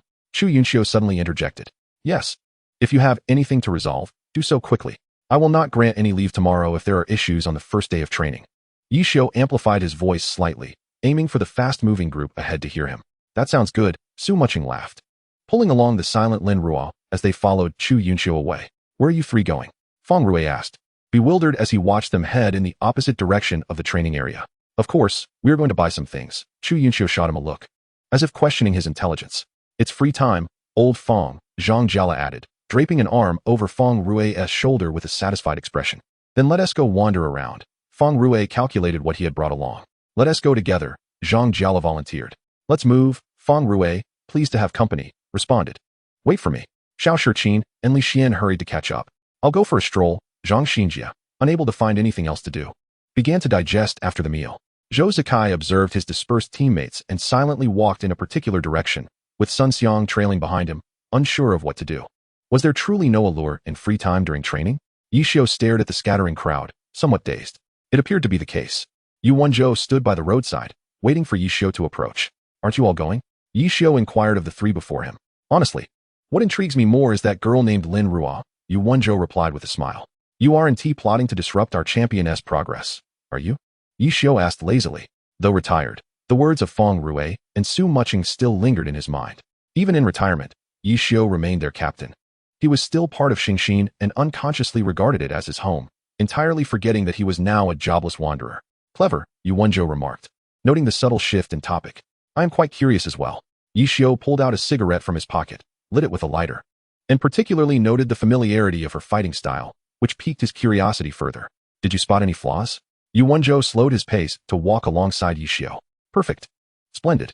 I cannot find a third word to describe it, Yi Xiao exclaimed in admiration. The other three fell silent. It seems we truly are aging, Yi Xiao remarked, holding the half-smoked cigarette. However, I believe that is not her full potential. She is holding back, Yu Wenzhou observed. So, shall we have each of you take turns challenging her tomorrow? Yi Xiao suggested, recognizing that she had not gone all out. We could give it a try. Yu Wenzhou agreed, acknowledging that it was a technique many professional players struggled to master. It required not only adept skills and accumulated combat experience, but also reflexes and awareness. Let us not forget about Xiao Lu and Xiao Song. Those two have great potential. With proper training, they might even surpass us, Yi Xiao added, subtly keeping an eye on Lu Hanwen and Song Yingqi, who were lagging behind. Has anyone ever told you that you have quite the knack for provoking others? Huang Xiaodian suddenly interjected. Of course they have. Aren't you always shouting about it? Yi Xiao retorted, tossing away his cigarette, and glancing at Huang Xiaodian, who appeared rather displeased. What, do you want to fight? Huang Xiaodian pressed on. Not interested, Yi Xiao replied, gazing at the darkening sky, recognizing it as a new beginning. Forget it, Huang Xiaodian dropped the subject. Let us go for a walk. In a few days, you'll be in for a treat. Yi Xiao strolled leisurely, waving his hand. 3 months' time was uncertain, and what he aimed to do, what he could do, was to transform this team of dark horses into a force that could conquer any adversary. Thus, the first task was to upgrade their skill points. To this end, he had approached Luo Ji for permission, who had clearly stated that Yi Xiao had free reign. Thus, it could now be considered Yi Xiao's domain. Amidst the bustling streets, with people coming and going, Yi Xiao and his companions made their way towards their accommodation. In contrast to their situation, the others were faring poorly. Having lost the match and suffered such humiliation, they felt embarrassed to linger at the Dongling venue, promptly gathering their belongings under the guidance of their leader and leaving immediately. Your friend Jun Maxiao is now online. The guild leaders froze at the sound of this notification. Huh, the leader, why have you only just come online? Baozi quickly sent a message. I just finished eating and returned. Yi Xiao clicked on Baozi's avatar and invited him to form a team. Where's Mumu? Asked Tang Rou, who was also part of the team. She went shopping, Yi Xiao typed rapidly. Oh, Tang Rou replied while controlling her character, occasionally glancing at the minimap. Feeling anxious about the situation. Coordinates? Yi Xiao, controlling Junimo Xiao, stepped out of Kongji City. Which guilds are around the Divine Realm? 12581766. Yi Xiao inquired about the nearby guilds. The smaller guilds are unknown, but the larger ones are mostly gathered. Wei returned after a smoke. Is there anything you can't handle? Yi Xiao teased. Isn't Han winching around? Wei replied. Old Han. Yi Xiao frowned. This creature, called Wuling, is a newly updated rare wild map. Not only is it formidable, but it also drops plentiful rewards. Otherwise, I wouldn't have asked Tang Rou and the others to join. So the primary focus is on rare materials. Equipment is secondary. The first priority is to nurture Jun Mo Xiao, which is essential. Wu Ling appears in rivers. It possesses no other traits than being enormous in size, yet remarkably swift, making it challenging to attack. By the time Yishio arrived, most players had dispersed, leaving only the opposing team. Ba Tuesday. Let us go. It's futile now.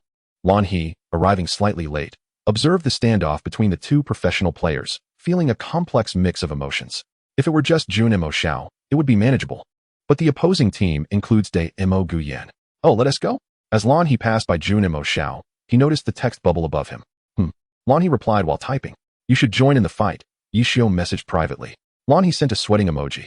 I had Mucheng keep an eye on the character you left in the guild. I didn't kick it out. So log in quickly. Lan He felt a sense of helplessness upon reading Jun Mo Xiao's message. Chapter 20. I am an undercover agent. I am an undercover agent. Lan He typed a line and sent it. I know. Yishio responded. Then why send me there? Lan He sent a message along with an emoji. I sent it to help you familiarize yourself. This way, you'll be able to fight independently in the future. Yishio chuckled. Lan He hesitated for a few seconds. Fine, I'll go.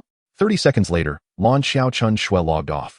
A minute later, the team had gained another member. Shall we attack? Hanwen Ro stood by, observing the scene. Wait a moment. Jun Mo Xiao sent a message to the team. Where is Mo Fan? Yishio opened the voice chat. Hui Rinbuwan stepped out from the crowd. You go and gather him. Leave the rest to us, Yishio said while watching Han Wenqing. Mo Fan. Feeling out of place, typed a line and sent it. Yishio was taken aback by the boy. What about the opposing team? Should we ignore them? Luo Ji also opened the voice chat. We'll take it one step at a time. Typing, he greeted Han Wenqing. If we don't attack soon, the time will run out. Chung was suddenly interjected. I must say, this is quite small too. Then let us begin. Yishio, controlling Jun Mo Xiao, was the first to step into the attack range. Hui Rinbuwan swiftly moved from the branches, throwing a shuriken that hit its mark. Known as the fastest in Glory's history, it charged towards Hui Rinbuwan. Come on. Jun Mo Xiao executed a shadow clone move, employing the Grelin machine gun. Soon, Jun Mo Xiao stabilized the aggro. What are you waiting for? Attack, Yishio said while continuing his assault. Oh.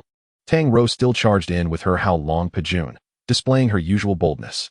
The team of over 30, encouraged by the few experts engaging in battle, joined in. To the right, Yishio deftly maneuvered Jun Mo Xiao while commanding the group to attack from the blind spots. 10 minutes passed, and the monster's health was still at 90%. This is too tough. I can't land a hit. A lamenting voice echoed through the channel. Yishio frowned. The speed was genuinely challenging for them. Then let us have the elemental mages cast Blizzard into the water, allowing others to act freely. Fortunately, Yishio had already discerned the approach. The rapid speed was due to the flowing water. Received. The ranged attackers gathered together, unleashing their skills into the water all at once. 70% health left? The effect is decent. Just like that, keep it up, Yishio encouraged. As an undercover agent, Lan He stood among the melee attackers. Watching the fierce battle unfold before him, he began to question the true intentions of this expert. Certainly, it was not to help him familiarize himself. It was to watch a show. Expert, shouldn't we be attacking? As a member of Qiying Xin, he felt quite uncomfortable standing idly. Soon, it will be your turn, don't rush. Yishio kept a close eye on the health bar. Sure enough, under their relentless assault, the monster went berserk. It's gone berserk. It's gone berserk. A marksman shouted. Everyone retreat. Jun Mo Xiao casually executed a silver light blade, then watched as the enraged creature recklessly destroyed the surrounding environment. Destroying the environment is shameful, Yishio muttered. Before long, a fierce wave of attacks surged in. And just as Jun Mo Xiao attempted to close in, he was launched into the air. Chapter 21, Learning from You. The sudden turn of events left everyone stunned. The great expert was launched into the air. Oh, not bad, old Han, you've learned to ambush. Yishio calmly typed a line. Unfazed by the attacks on Jun Mo Xiao. I learned it from you, Han Wenqing replied, equally typing a line. Yishio understood. This guy had come to block him, allowing the members of Batu to seize the opportunity. You all hurry up. The Batu members are coming. How did this happen? Luo Ji fumbled to control Mei Guang, attacking haphazardly. Speed up. Tang Rou struck with a falling flower palm, then swiftly moved behind, launching a violent assault. Without leadership, the already lackluster attacks became even more chaotic. Lan He silently observed the chaotic onslaught, reminiscent of a return to a state of liberation. Jun Mo Xiao was preoccupied, ensnared by Da Mo Guyan, rendering him unable to assist. Though the individuals on this side were proficient, their awareness left much to be desired. He himself lacked deep understanding, truly feeling powerless. The members of Ba2 swiftly surged forward, and soon, all close combat attackers rushed in, creating a tumultuous scene. I'm out of health. I'm out of health. Ah, stop hitting me. No, no, no. Ah. Various agonized cries pierced through Yishio's ears. He genuinely wished to help. After all, they were his comrades. Yet, Daimo Guyan stood resolutely in the way, clearly obstructing passage. No one dared to intervene. He fervently hoped for Su Mucheng and Feng Rui to return swiftly. What should they do? Luo Ji stood amidst the crowd, perplexed. What is all this noise about? Close combat attackers. Follow me to counterattack. Wei Xin commanded, observing the band of bandits rushing in. He positioned himself like Daimo Guyan, blocking the path. All right, follow Wei Lauda. Yu Zhongmian stood behind him, bracing for the onslaught. The formation quickly dispersed. Boss, we've got these ruffians held up. Baozi exclaimed excitedly. Good job, replied Wei Shun. Through Jun Mo Xiao's perspective, Yishio noticed the halted crowd and felt a moment of relaxation. An eerie silence enveloped them, punctuated only by shouts and the sounds of attacks colliding.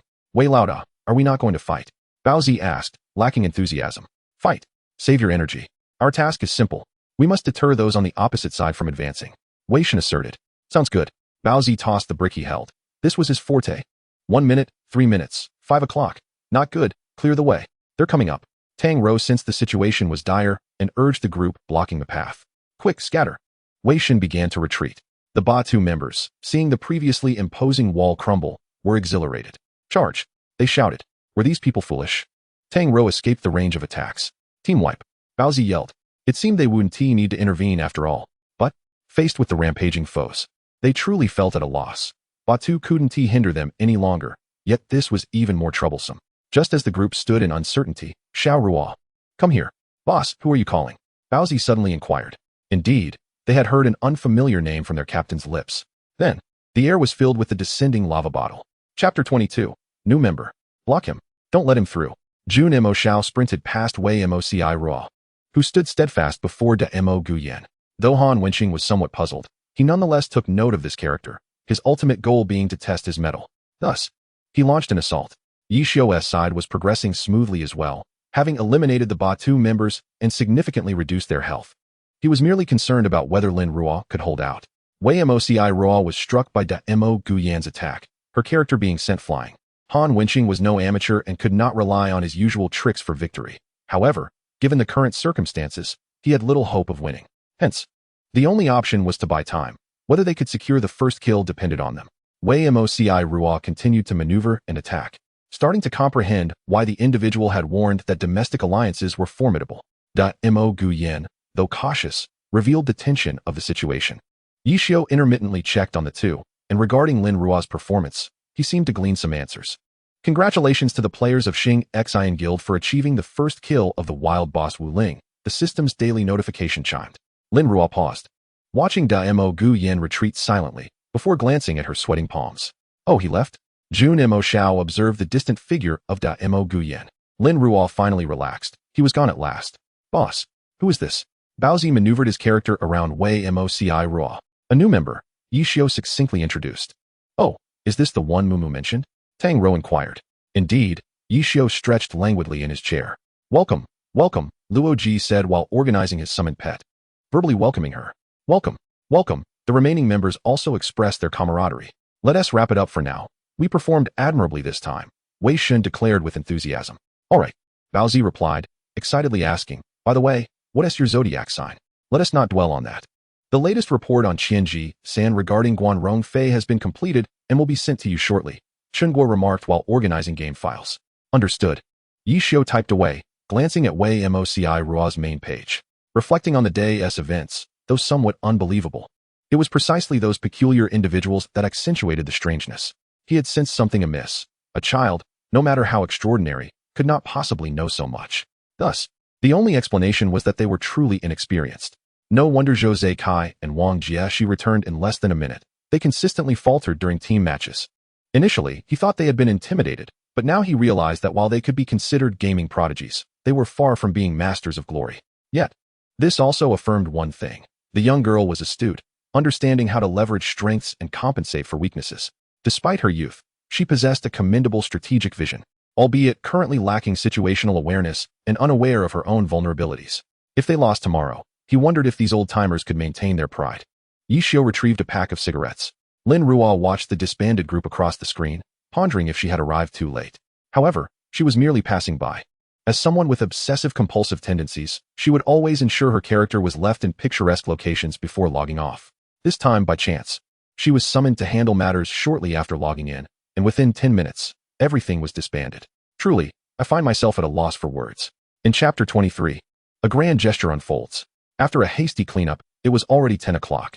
Observing Su Mucheng and Chu Yunxiu entering, Lin Ruo chose to retire for the night, shutting the door behind her as the two bid her farewell. Thankfully, I am not alone. Otherwise, I would surely suffocate in silence. Chu Yunxiu cast a mock-stern glance at Lin Ruo's closed door. All right, let us hurry along, Su Mucheng urged, prompting Chu Yunxiu to quickly change her shoes. I know, Chu Yunxiu replied, barely taking the time to admire their new abode before Su Mucheng ushered her aside. This place is quite generous, even better than Yenyu's, Chu Yunxiu remarked, surveying her surroundings. The decor was indeed pleasant, though it seemed they would have to squeeze together. Su Mucheng placed her shoes neatly, gathered some belongings, and ventured into another room. This bedroom is quite spacious. No need to squeeze. Chu Yunxiu followed her in. That is true. Su Mucheng casually tossed her items onto a bed and began organizing her space. It's just been a few months, and yet it feels so accommodating. Chu Yunxiu noticed 2 computers, clearly unused, neatly arranged near the wardrobe. Perhaps they were deemed significant. Su Mucheng glanced over, aware that the clamor for electronic sports had surged in recent years. Recently, even lesser-known games had graced the international stage. Thus, glory must not lag behind. As a representative of domestic gaming, they surely wished to be taken seriously, hence the addition of several computers for practice sessions. The orientation of the computers allowed one to recline on the bed and watch dramas. Chu Yunxiu gestured. Indeed, that is reasonable. Su Mucheng adjusted the bed linens and turned to her friend. Let us give it a try. Eagerly, Chu Yunxiu seated herself at the nearby computer, ensuring the power was connected before booting it up. All right.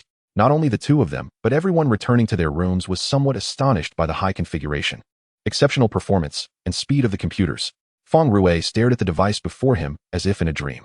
Enough of your marveling. Get online, someone said, casually flicking away a cigarette. But wouldn't it be nice if we at Qingxin could also upgrade to this? Feng Rue leaned back in his chair, waiting for the computer to start. You might want to negotiate with the boss, Yi Xiao suggested. Me? I'd rather let Mucheng handle that, Feng Rue chuckled, recalling the elusive Chun, the boss who was always busy. That's also an option. Yi Xiao tapped on the keyboard. Do you think the computers we use for training are also of this caliber? Feng Rue inquired, seemingly quite taken with them. I have no idea, Yi Xiao replied nonchalantly, as he had yet to assess them. Moments later, the Qingxin guild convened. Where are you? Spotting Yi Xiao engrossed in the game, Feng Rue promptly logged in. Where's the warehouse? Yi Xiao inquired, moving his mouse. Is that not enough? As Feng Rue logged in, he organized the recent acquisitions. Still lacking a bit. Yi Xiao's expression turned serious. Lacking what? Feng Rue browsed through the guild messages, exclaiming, what? When did this happen? The first kill by Wu Ling. How could such a glorious event not involve me? Yi Xiao glanced over, casually noting, just now. Just now? So that's why he returned late? Feng Rue was taken aback. Didn't he receive a notice? Yi Xiao asked. Feng Rue shook his head. What notice? Sighing, Yi Xiao opened the computer screen to check. Feng Rue craned his neck to look. The specific timing revealed that the guild leader, Wu Chun, was diligently accumulating points. Thus, aside from Su Mucheng and himself, everyone else had arrived, including the new girl. In Chapter 24, Hidden Attributes, Feng Rue understood precisely what Yi Xiao was referring to. What do you plan to do about that last piece? It's all a matter of luck, he replied, uncertain. The Qianji umbrella grew increasingly challenging as one progressed. Moreover, the rare materials he had gathered during this period were considerable, and Guan Rongfei was also making good progress. He had already calculated the data for several other forms of the Qianji umbrella. It was merely a matter of gathering materials. How many do you have now? Feng Rue opened his warehouse to check. At present, I only need a star-tier sand spear to upgrade to a silver weapon. Yi Xiao gazed at the guild's point exchange with a hint of exasperation. Feng Rue remained silent, as Yi Xiao's mentioned materials genuinely relied on chance. Items refreshed weekly, with countless drops, yet truly useful ones were exceedingly rare. For instance, the star-tier sand was an exclusive, rare drop. With good fortune, one might obtain it in a few weeks, while with bad luck, it could take a year and a half without success. It's all about probability. It just requires a bit more time, Yi Xiao chuckled wryly. What about the others? Feng Rue attempted to change the subject. The others can wait. The items needed are all drops from level 60 and above, so it's a matter of luck. Yi Xiao closed the chat interface. You might never complete the upgrade for the Qianji umbrella in this lifetime. Feng Rue rolled his eyes. Is it truly that difficult? Yi Xiu pondered, lost in thought. Feng Rui, too, failed to hear Yi Xiu's usual teasing tone, realizing that there might indeed be some difficulty ahead. Yi Xiu opened the document sent by Luo Ji, and his dim gaze brightened slightly. Indeed, probabilities were often unreliable. Huh! Feng Rui exclaimed, staring intently at the screen as if trying to penetrate it with his gaze. Old Yi, the absorbed Yi Xiu was startled. Can you please remain calm? You're a grown man, for heaven's sake. Look, Feng Rui stammered. Pointing at the screen, Yi Xiu glanced at him with an odd expression, following Feng Rui's finger to the latest guild information. What the hell? Yi Xiu cursed. How did so many rare materials, worth their weight in gold, suddenly appear? Is this a system event? Am I seeing things? Feng Rui rubbed his eyes, still struggling to believe the events unfolding before him. It turned out that the young girl possessed hidden attributes. Yi Xiu stated with a serious demeanor. But where did these come from? Feng Rui inquired. You ought to ask her, for she alone knows the circumstances surrounding this. Feng Rui gazed at the screen. Not only was the young girl formidable, but her hidden attributes also revealed her to be quite affluent. With this, he had little to worry about. Most of the materials at hand were usable for himself, saving him considerable effort as he awaited Guan Rongfei's report. Meanwhile, Lin Ruo was busy organizing the warehouse, tossing a pile of account cards onto the table while continuing to stuff items into the guild warehouse. Discarding items he no longer needed into the guild was both a means of recycling and a way to make his previous efforts worthwhile, especially since these items had been hindering Wei Moci Ruo's mobility. After about half an hour, Lin Ruo stretched lazily, extracted an account card, tidied up, and prepared for sleep. So, you intend to upgrade the Qiying Sen now? Feng Rui observed Yi Xiu opening the weapon editor. No rush. We can wait for Guan Rongfei to finalize the data, Yi Xiu replied, momentarily lost in thought as he examined the Qiying Sen.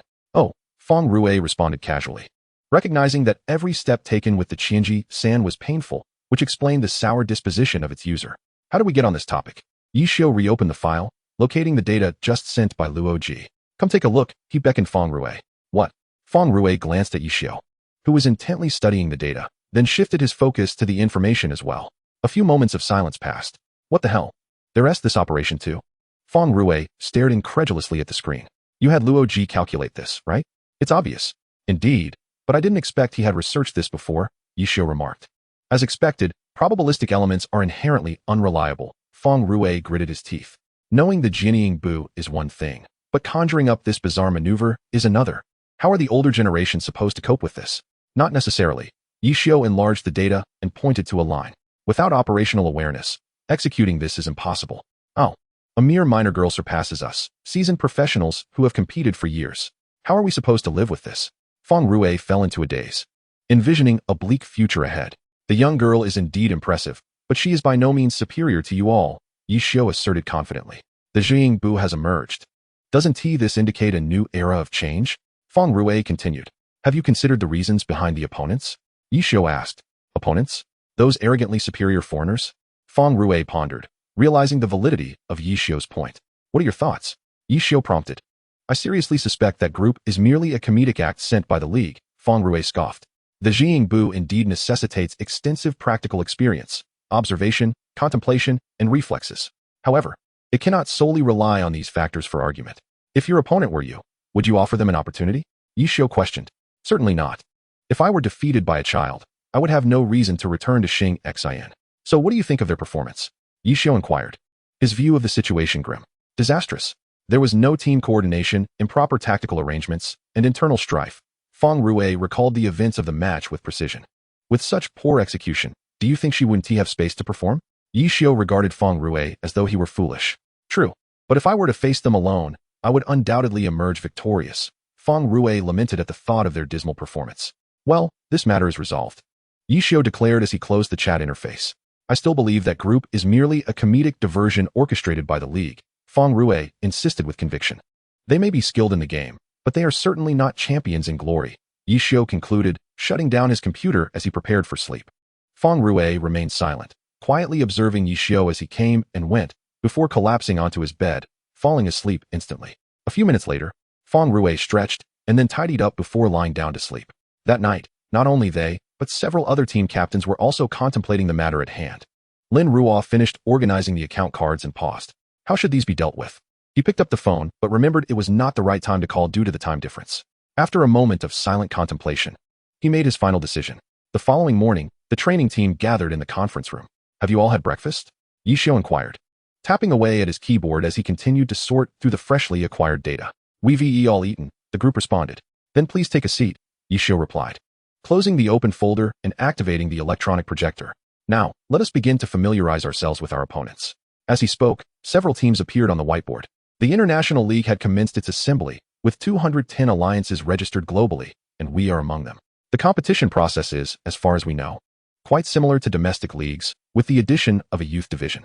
I am not particularly concerned about those old-timers, but you youngsters should first test your potential, Yishio instructed, pointing at the 3 minors seated obediently beside him. The trio understood and promptly moved to sit at the nearby computers. Next, what we need to do is to go all out and unleash their potential. Taking turns, Yishio declared as he stood up and drew the training room curtains. Are we all going to play together? Zhang Jiala asked uncertainly. Why not? Tang Hao replied, taking out his account card and sitting in front of Song Qiying, who was on the far side. Are we starting all 3 at once? Su Mucheng pointed at the computer. One at a time. Having all 3 together is pointless. We still have plenty of time today.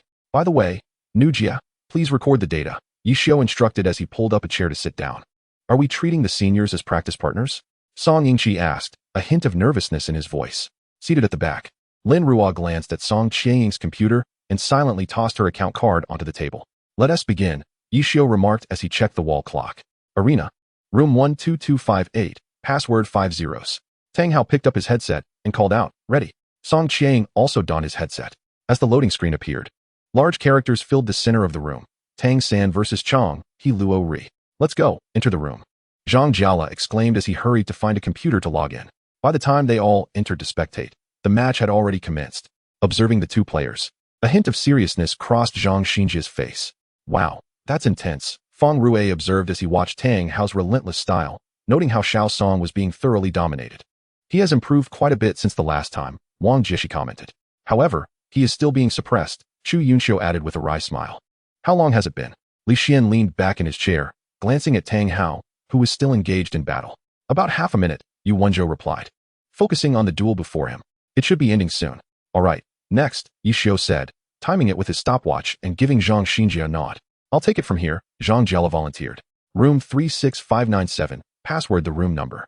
Another round of relentless domination ensued. Next, after several exchanges, Yishio noted that Xiao Song still required much practice. He glanced at Zhang Xinjia's recorded times, all hovering around 30 seconds. It should be Xiao Lu's turn, right? Tang Hao suggested. Yes, Lu Hanwen nodded, and Tang Hao repeated the room number and password. After a brutal match, Lu Hanwen's confidence was nearly shattered, truly. He was worthy of being a senior, quite formidable. The performance of Jian Yingbu this time was slightly better than before, but to reach the level of Xiao Tian, more time was needed. Yishio observed Lu Hanwen's character fall and pondered thoughtfully. Chapter 27. She cannot be considered a master, at most a prodigy. For the final match, Tang Hao once again announced the room number. This time, they could anticipate an excellent show. Zhang Jiala fixated on the screen. Tang San versus Wei Moci Ruo. He noted as the latter initiated with a lava bottle, which was evaded and shattered upon impact with the ground. Tang San repositioned, aiming at Wei Moci Ruo with a poison needle. The latter brandished her broom, sweeping away the attack. Hey, not bad, Huang Xiaodian remarked as he watched the back-and-forth exchanges on the screen, noting that neither character sustained any damage. The training room was unusually quiet, with only the banter of the 2 players and Huang Xiaodian, who had never known silence. Observing the situation, Tang Hao realized he could no longer be careless. This girl was even more challenging than the previous 2. Seizing an opportunity during their movements, Tang Sin casually threw a gasoline bottle, while Wei Moci Ruo, with her lava bottle's timer expired, hurled it forward, resulting in an explosion upon collision. A massive cloud of smoke enveloped the entire screen, the sound of the blast lingering. What the? Tang Hao, still contemplating his next move, suddenly noticed his character had lost a significant portion of health. Wang Jishi expressed surprise. That was a star ray. Due to the smoke, no one could discern how Tang Hao had lost that health segment. As the smoke cleared, Wei Moci Ruo stood firm, having sustained no damage. Very clever, Yishio muttered softly. Tang Hao furrowed his brow. It seemed he needed to be serious now. Tang Sin moved rapidly, utilizing a rogue skill, intimidation, when he was closest to Wei Moci Ruo. Intimidation, a mental attack skill, reduced the target's attack power and could not be evaded. A mental attack, huh? Then it's her turn to be proactive, she thought, with her broom mastery. As a compulsive individual who never wished to remain grounded, Wei Moci Ruo found the mage scholar's broom control exceedingly enjoyable. Isn't that cheating? Zhang Jiala shouted. What are you yelling about? Xiao Shiqin can fly, so why can't she? Feng Rui shot Zhang Jiala a glare. Xiao Shiqin felt embarrassed. It had nothing to do with him. Wei Moci Ruo was on the move, and Tang San was not idle either. Both players continuously adjusting their positions to find opportunities to attack. After circling a few times, Wei Moci Ruo spotted an optimal position, cautiously continuing her movement before suddenly changing direction to charge at the next likely position where Tang San might appear. Dark Knight Cloak, she exclaimed, successfully catching him off guard. What followed was a flurry of blows. What kind of skill is this? A chaotic crowd wondered. That was a good prediction, Yi Xiu thought, checking his pocket. Oh. Still here. This exchange cost him considerable health, but he sustained no significant losses. However, he managed to score a hit as Tang San's vision returned, facing Wei Moci Ruo, who had just been knocked away. Indeed, lack of experience is their greatest flaw, Yu Wenzhou noted, observing Wei Moci Ruo's health plummet by 28%. Nevertheless, achieving this level was commendable, 51% to 72%. Tang San pressed the advantage, ramping up his speed and sending the evasive Wei Moci Ruo flying. Glory, the screen flashed with the two words. Defeated. Lin Ruo glanced at the flashing words on the screen. All right. Next. Huang Xiaodian continued to shout, searching for a computer, seemingly eager to try his hand at the game himself. Everyone take a break, Yi Xiu interjected, inserting his account card. Next I'll go. Chapter 28. She cannot be considered a master, at most a prodigy. Huang Xiaodian was about to say something, but upon seeing Yi Xiu's smiling face, he decided to remain silent. Room 37369. Password the same as the room number. Yi Xiu's Jun Mo Xiao had been waiting for quite some time. Although unsure of the purpose behind the captain's sudden entry, she stepped inside. Ruo, you can do it. Su Mucheng suddenly stood up and waved at Lin Ruo. Lin Ruo was taken aback. Don't dawdle. Hurry and join, Yi Xiu urged, tapping the keyboard. Lin Ruo expressionlessly entered the room number Yi Xiu had just recited. However, upon entering, she was bombarded with an overwhelming number of text bubbles. Among the most prominent commentators was the loquacious Huang Xiaodian, who exclaimed, "Oh, why are there so many people here?" Yi Xiu glanced at the spectator count, which had surged over tenfold in just a minute. I heard you intended to bully a little girl, so we came to take a look. The teasing tone unmistakably belonged to Wei Shan, who, to put it bluntly, simply wanted to observe the caliber of the individuals chosen by the National Competitive Bureau. Upon closer inspection, Yi Xiu recognized several familiar faces among the spectators. Isn't this what the team needs? He typed out slowly. Do you think this excuse will serve as justification for your bullying? Wei Shin continued to send messages. This fellow was truly becoming increasingly shameless. The name Jun Mo Xiao appeared above his head, accompanied by a small speech bubble. Wei Shin moved. But it was still the case that the lava bottle had yet to strike. Then Jun Mo Xiao made his move. The shadow clone executed the falling flower palm. Wei Shin's character, Wei Moci Ruo, turned to receive it, losing 1% of health due to the damage. The ice powder cleared the field, and Wei Moci Ruo transitioned from defense to offense. After enduring several rounds of attacks, Jun Mo Xiao suddenly retreated a few steps, while Wei Moci Ruo pursued with a sweeping palm, the lava bottle hitting its mark. Jun Mo Xiao suffered a 2% health loss. To face that old fox, one must possess immense confidence, Wei Shun mused silently.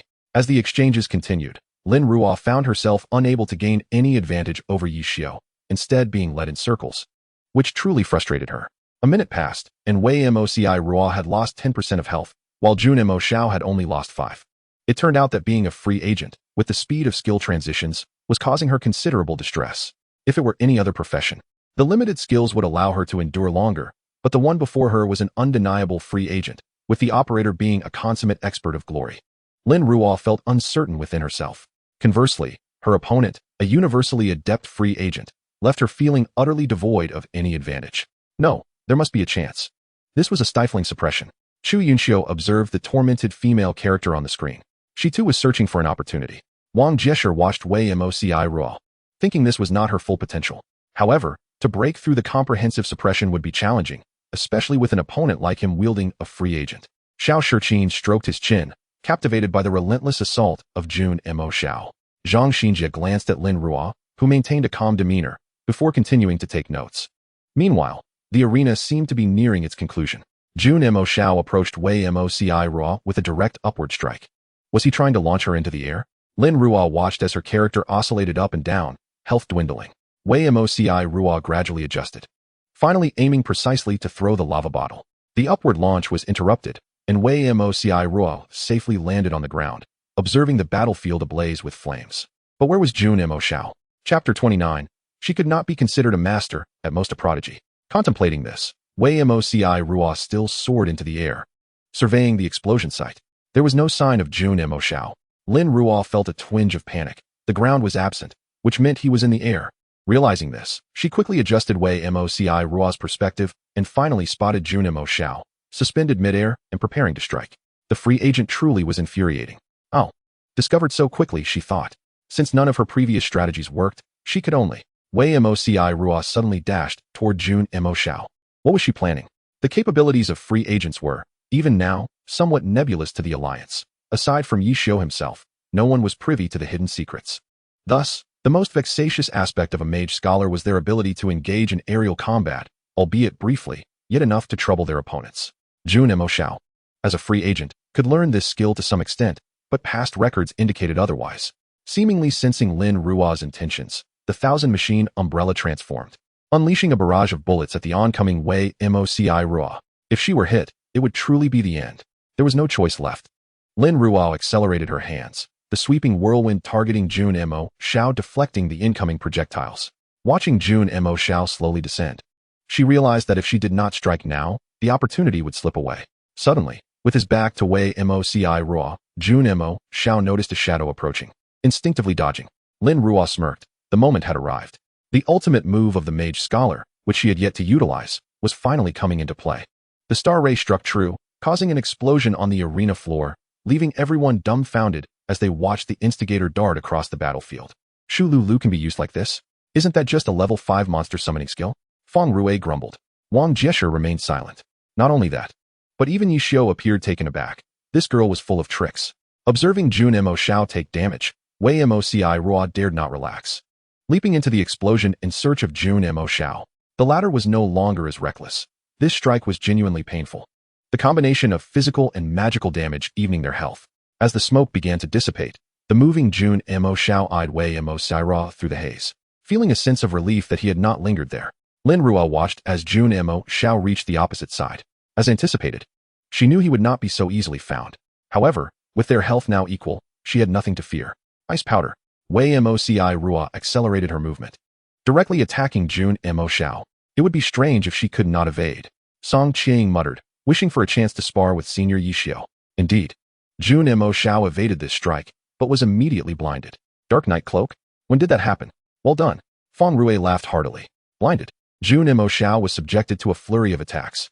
The sound of crackling echoed, causing Yi Xiu to feel a pang of sympathy. Once again, Jun Mo Shao's health plummeted by 10%. Yi Xiu found himself somewhat bewildered. It was as if he were caught off guard, much like Bao Zi.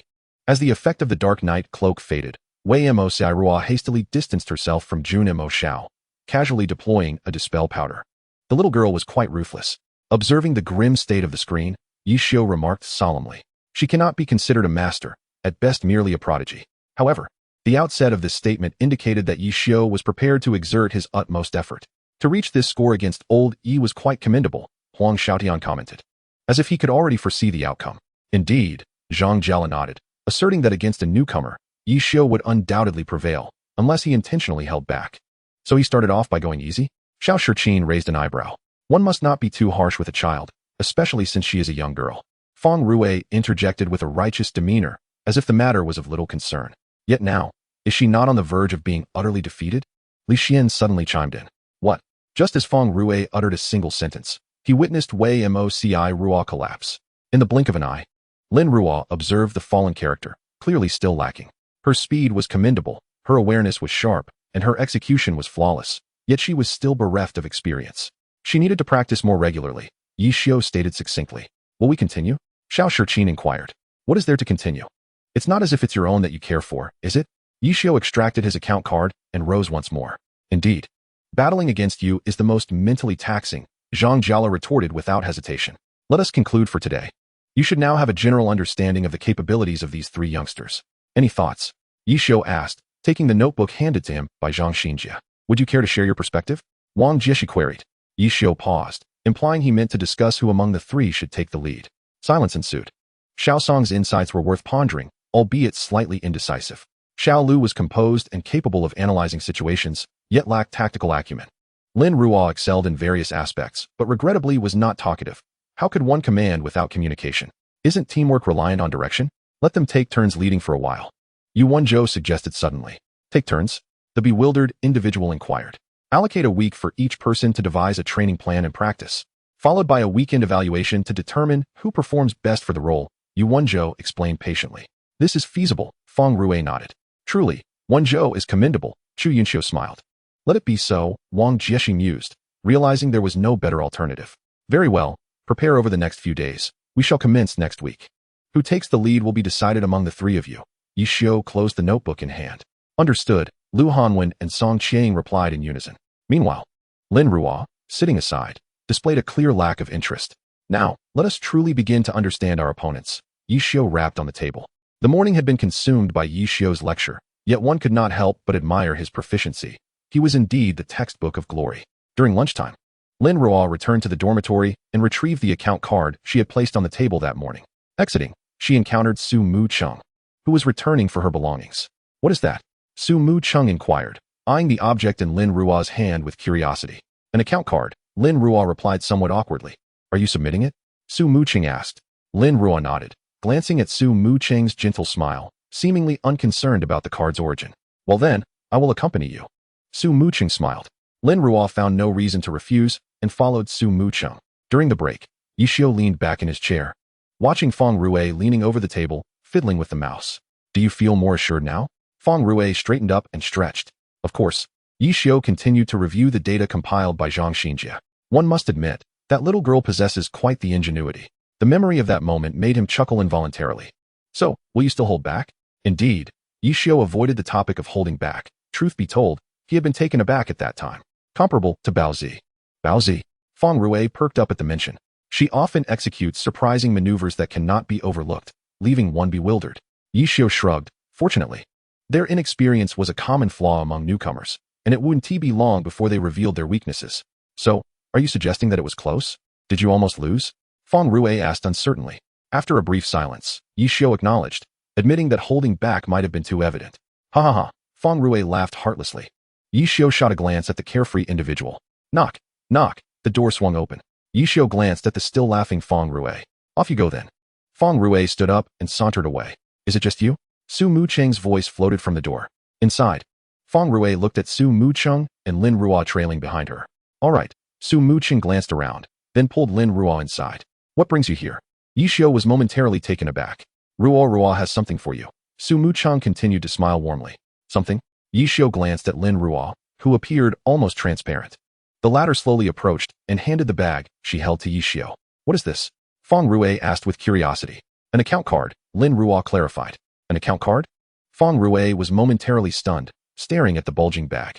How many are there? At first glance, it seemed to contain 20 or 30 cards. My goodness, so many? Did this girl go robbing? There are both Divine Realm cards and Ordinary Zone cards, though there are fewer ordinary ones, Lin Ruo added. Then, an eerie silence enveloped the room. Yi Xiu quietly opened the small bag, and indeed, there were many cards. I am fine now. I will head back first. Lin Ruo glanced at Yi Xiu and said. Yi Xiu quickly returned to his usual demeanor. Well, I shall take my leave as well. Su Mucheng waved her hand. The afternoon assembly time is still quite far off. You all might as well rest for a while. Leaning back in his chair, Yi Xiu appeared rather fatigued. All right. Su Mucheng responded, taking Lin Ruo's hand as they departed, conveniently closing the door behind them. The room fell into a serene silence. I am beginning to suspect that this little girl may have robbed a guild, Feng Rui mused, stroking his chin. Yi Xiu retrieved a collection of account cards. There must be over 30 of them, he remarked, shaking his head. Should we not give them a try? Feng Rui inquired. They are labeled. Yi Xiu tossed an account card to Feng Rui casually. So what shall we do now? We should package them up and send them back. We might need them in the future. Yi Xiu observed a small bag that seemed to contain more items. All right. Feng Rui then stared blankly at the computer screen. Subsequently, Yi Xiu extracted a disc from the bag. There's more? Feng Rui momentarily paused. A disc? Yi Xiu contemplated whether to open it. How about we take a look? Feng Rui assisted Yi Xiu in powering on the computer. Then, reading and loading commenced. Opening the disc unveiled a row of folders, all composed of Arabic numerals. Yi Xiu randomly opened one. Material data, international team information? Along with some videos and software, Yi Xiu's curiosity grew as he sifted through the content, discovering quite a few valuable items. I am quite intrigued about the background of this little girl, Feng Rui remarked halfway through. I am equally curious. but I shall refrain from prying. Perhaps she is similar to me or Tang Ro. Chapter 32. With such skill, why not ascend to the skies? They exchanged glances, then averted their eyes. I shall rest for a bit. Do remember to call me later, Feng Rui yawned. Yi Xiu continued to browse through the disk. Time passed gradually, and most individuals opted for an afternoon nap to pass the time. It must be said that this method was indeed leisurely, far superior to remaining in the team. However, it was evident that Lu Hanwen and Song Yingqi were encountering some difficulties. The two sat before the computer, staring at each other, unwilling to yield. Clearly, they were debating who should serve as the team leader for the first week. Lu Hanwen turned away. Song Yingqi was equally obstinate. This should have been a discussion among three individuals, but as soon as the learning concluded, Lin Ruo dismissively declared that they should resolve it themselves and departed. Thus, only the two remained, glaring at one another. We must decide quickly. Song Yingqi broke the awkward silence. You go first. Lu Hanwen still felt somewhat inadequate. Song Yingqi remained silent. Let us settle this, following the order of today's seating arrangement. We shall take turns. Continuing this argument yields no fruitful result. The sooner we conclude, the sooner we can rest, lest we lack energy in the afternoon. For I must protect my sister. Though Lu Hanwen's dismissive tone was quite irksome, at this moment, there were no other options, among the three of them. One was essentially mute, another as Sister Khan, leaving only him as the most rational individual. Very well, that shall suffice. Let us rest quickly, or we shall be reprimanded for lacking energy in the afternoon. Lu Hanwen set down his notebook and sluggishly moved to the bedside, climbing onto it. Song Yingqi observed as Lu Hanwen drifted into a deep slumber. I truly find these fellows exasperating. Afterward, he proceeded to organize his belongings. Meanwhile, Lin Ruo, who had just submitted a batch of account cards, unexpectedly discovered two more. Staring at the two cards in her hand, Lin Ruo was momentarily taken aback. These two had not been touched in quite some time. Both were first edition cards, albeit slightly damaged, seemingly scorched by fire. Recalling the origins of these cards, Lin Ruo found herself lost in thought. Perhaps it is time to log in and take a look. Hesitatingly, she clutched the account cards. Ultimately, she decided to log in. Observing her familiar character, Lin Ruo felt her spirits lift slightly. Wang and Ein Wan, Nin and Ian, Pei Shi Lu Li, Wei Mociruo. This was the signature of her character. In fact, all these characters bore this signature. Although the person who once penned these words was no longer present, she vividly recalled the mischievous expression accompanying them. Additionally, another individual had chimed in with such skill, why not ascend to the skies? With a complex array of emotions, she navigated through each account, transferring them all to Qiying Xin. Finally, she sighed, collecting everything once more. These matters should be left to Wei Mociruo. Contemplating this, she silently placed the account cards into a small box on her desk, then glanced at the clock on the wall. A faint smile crossed Lin Ruo's lips.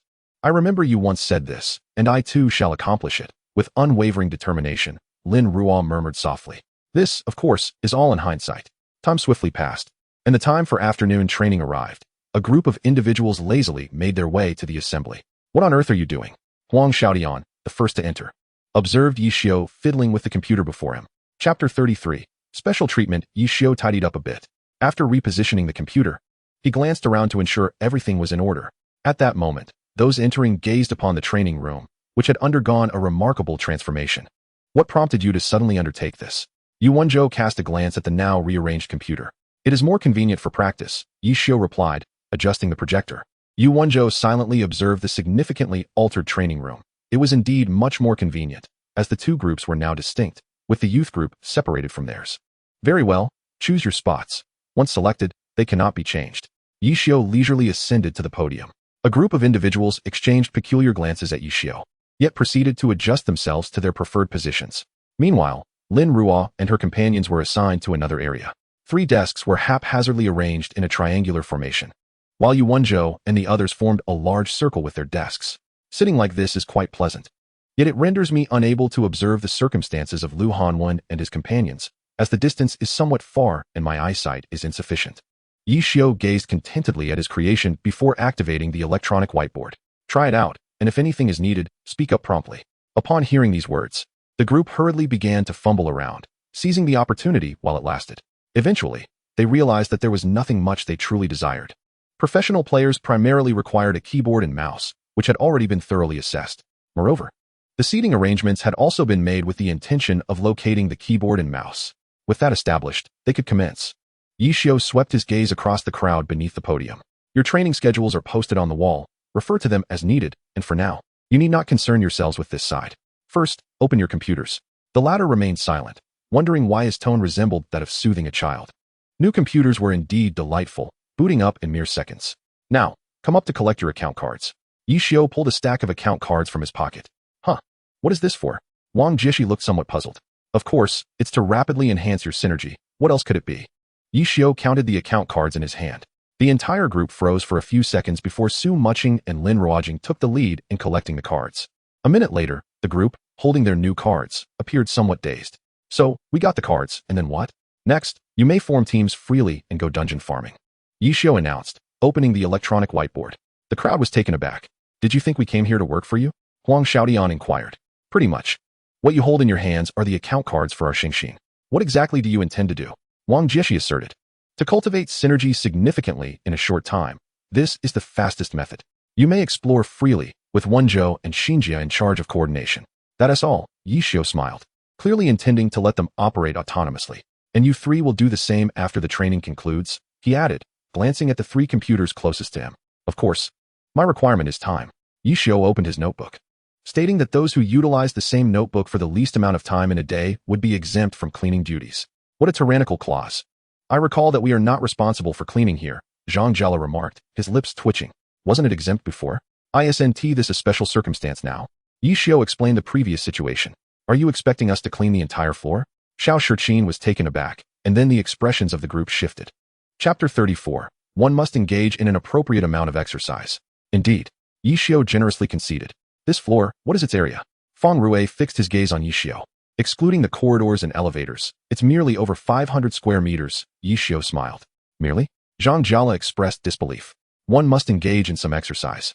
See how considerate I am, Yi Xiu shamelessly declared. The group fell silent, truly caught off guard by this unexpected turn of events. What if both sides have the same amount of time? Li Xian suddenly asked. 3 opportunities, average score. Someone was not inclined to let them off easily. What the heck? Did we provoke this lord? How come he was fine this morning, yet so fierce now? Is he like this with you in Xingxin? Xiao Shiqin inquired. No, Feng Rue replied affirmatively. Before they had claimed victory, they had trained in an internet CAF, where concerns about cleanliness were the least of their worries, just a group of newcomers in glory, 2 stubborn veterans, and a meticulous boss engrossed in the study of the 1,000-machine umbrella. They were a team that no one cared for, their minds solely focused on the competition. How could the boss demand they clean? This was something I specially requested from above for you. For the next 3 months, it will essentially be this way. So do not harbor any thoughts of evasion, Yi Xiu said, fiddling with his notebook while mumbling. You are the one who needs the exercise the most. Li Xian thought with a wry smile. Indeed, the others chimed in. How about adding another layer? Yi Xiu glanced at the protesting individuals. No, that is unnecessary. 1 layer is already tough enough. 2 would be fatal. Then hurry up. Cough. Everyone, log in. Feng Rue shouted a few times before settling down to access his account. However, the next moment, they were utterly astonished. Initially, they thought Yi Xiu had provided them with a lackluster alternate account, but to their surprise, the equipment was uniformly of exceptional quality, adorned with orange weapons. And the skill points were commendable. Most importantly, the names were quite artistic. Very artistic, Huang Xiaodian remarked, observing the name of his character in the upper left corner. Clearly impressed. Su Mucheng looked around, evidently pleased. I like this one. Chu Yunxiu gazed at the female character on her computer, her mood instantly lifted. What is your name? Let us add each other, Su Mucheng suddenly asked. Listening to the wind, remembering the snow, Chu Yunxiu replied. 1,000 kites locking paint, Su Mucheng added. By the way, how are the groups divided? Let us all share, Chu Yunxiu called out. Clouds conceal old dreams, Feng Rue responded. Cool moon over the city. Li Xian chimed in. Calm waters flow deep, Xiao Shiqin continued. Waves of the song, Zhang Jiala added. Shallow dusk, lingering sorrow, Yu Wenzhou stated. Bothersome ordinary, Wang Jieshi responded. With strings like a bow, Zhang Xinjie announced. Dusk of faded beauty, Huang Xiaodian noted. Solitary sorrow at sunset, Tang Hao added. Ink falls on the scroll, Sun Xiang concluded. All right, when shall we begin? Chu Yunxiu eagerly anticipated trying out her new character. Right now, Zhang Jiala replied, as if facing a formidable adversary, aware that a loss would mean cleaning several hundred square meters. Chapter 35. Energized Xingxin. An hour later, ordinary guilds and major guilds kept a close watch on the system messages. The president, this is already the 4th time. A member of a certain guild cried in the channel of Xinji Lingyu Guild, tears streaming down his face. How could he know? Moreover, all the major guilds stared blankly at the system announcements as they refreshed the record-breaking news time and again. Has Xingxin been injected with some sort of adrenaline? The president of Blue Rain Guild, Tyranny, fixated on the freshly broken record, doubting life as the records shattered one after another within mere minutes.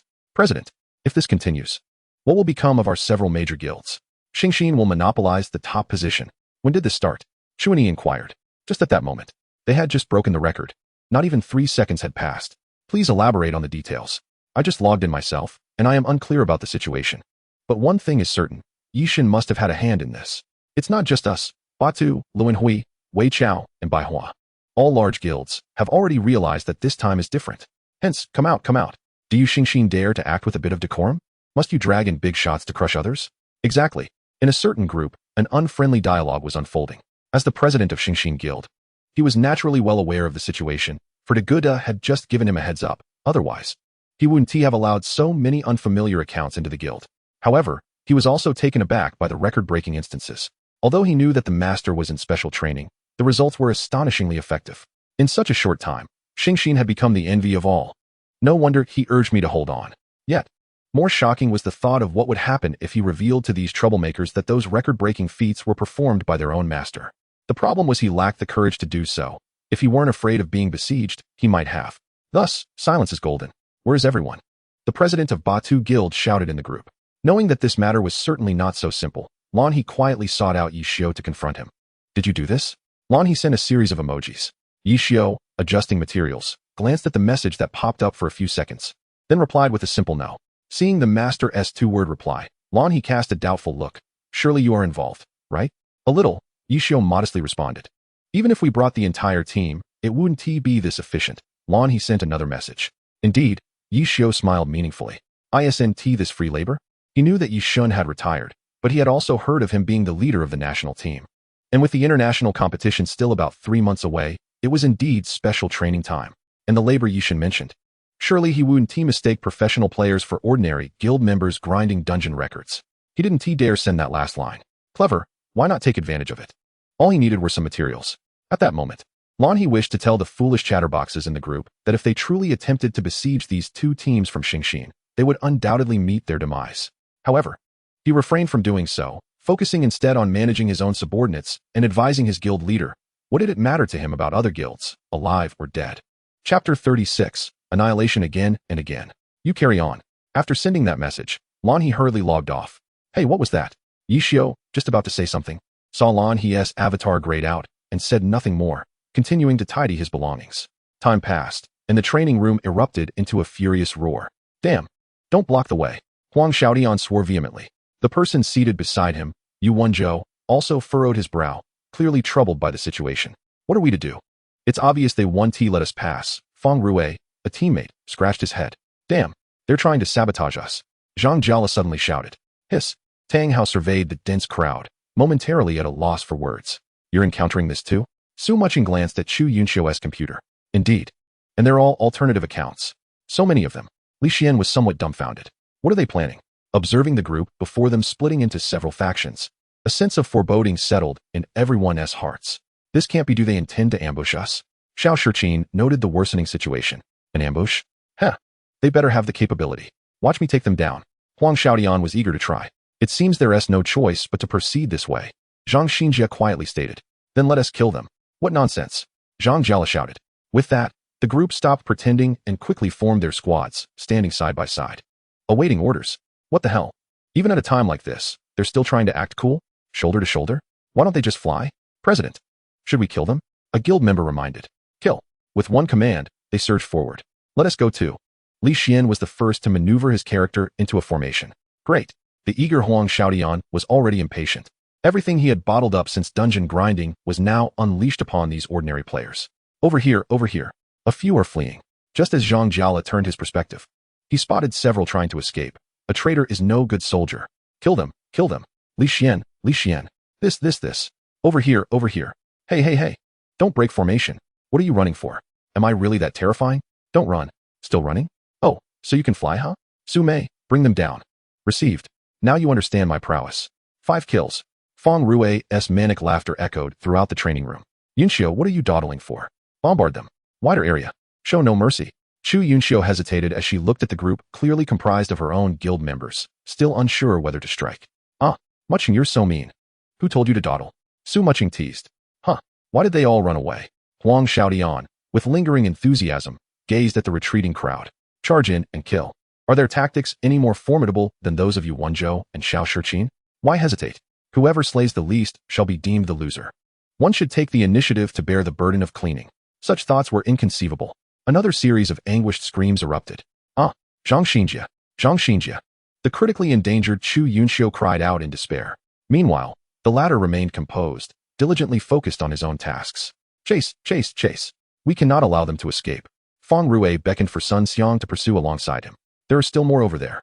Chapter 37 is merely a total annihilation, so what is all the excitement about? In a matter of mere minutes, the members of the major guilds dwindled to a sparse few. As he beheld the impending annihilation of his team, the president of the Batu Guild, Jiang Yu, looked hopelessly at the corpses before him. He vaguely recalled that the last time such a scenario occurred was nearly a year ago.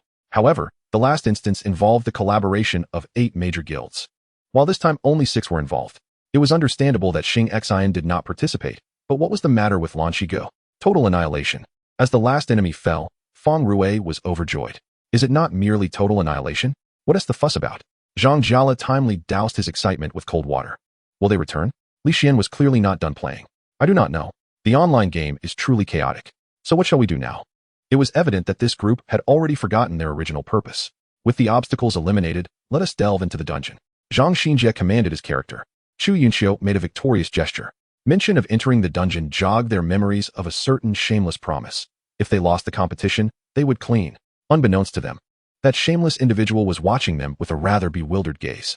Not just him, even Lu Hanwen and the others were startled.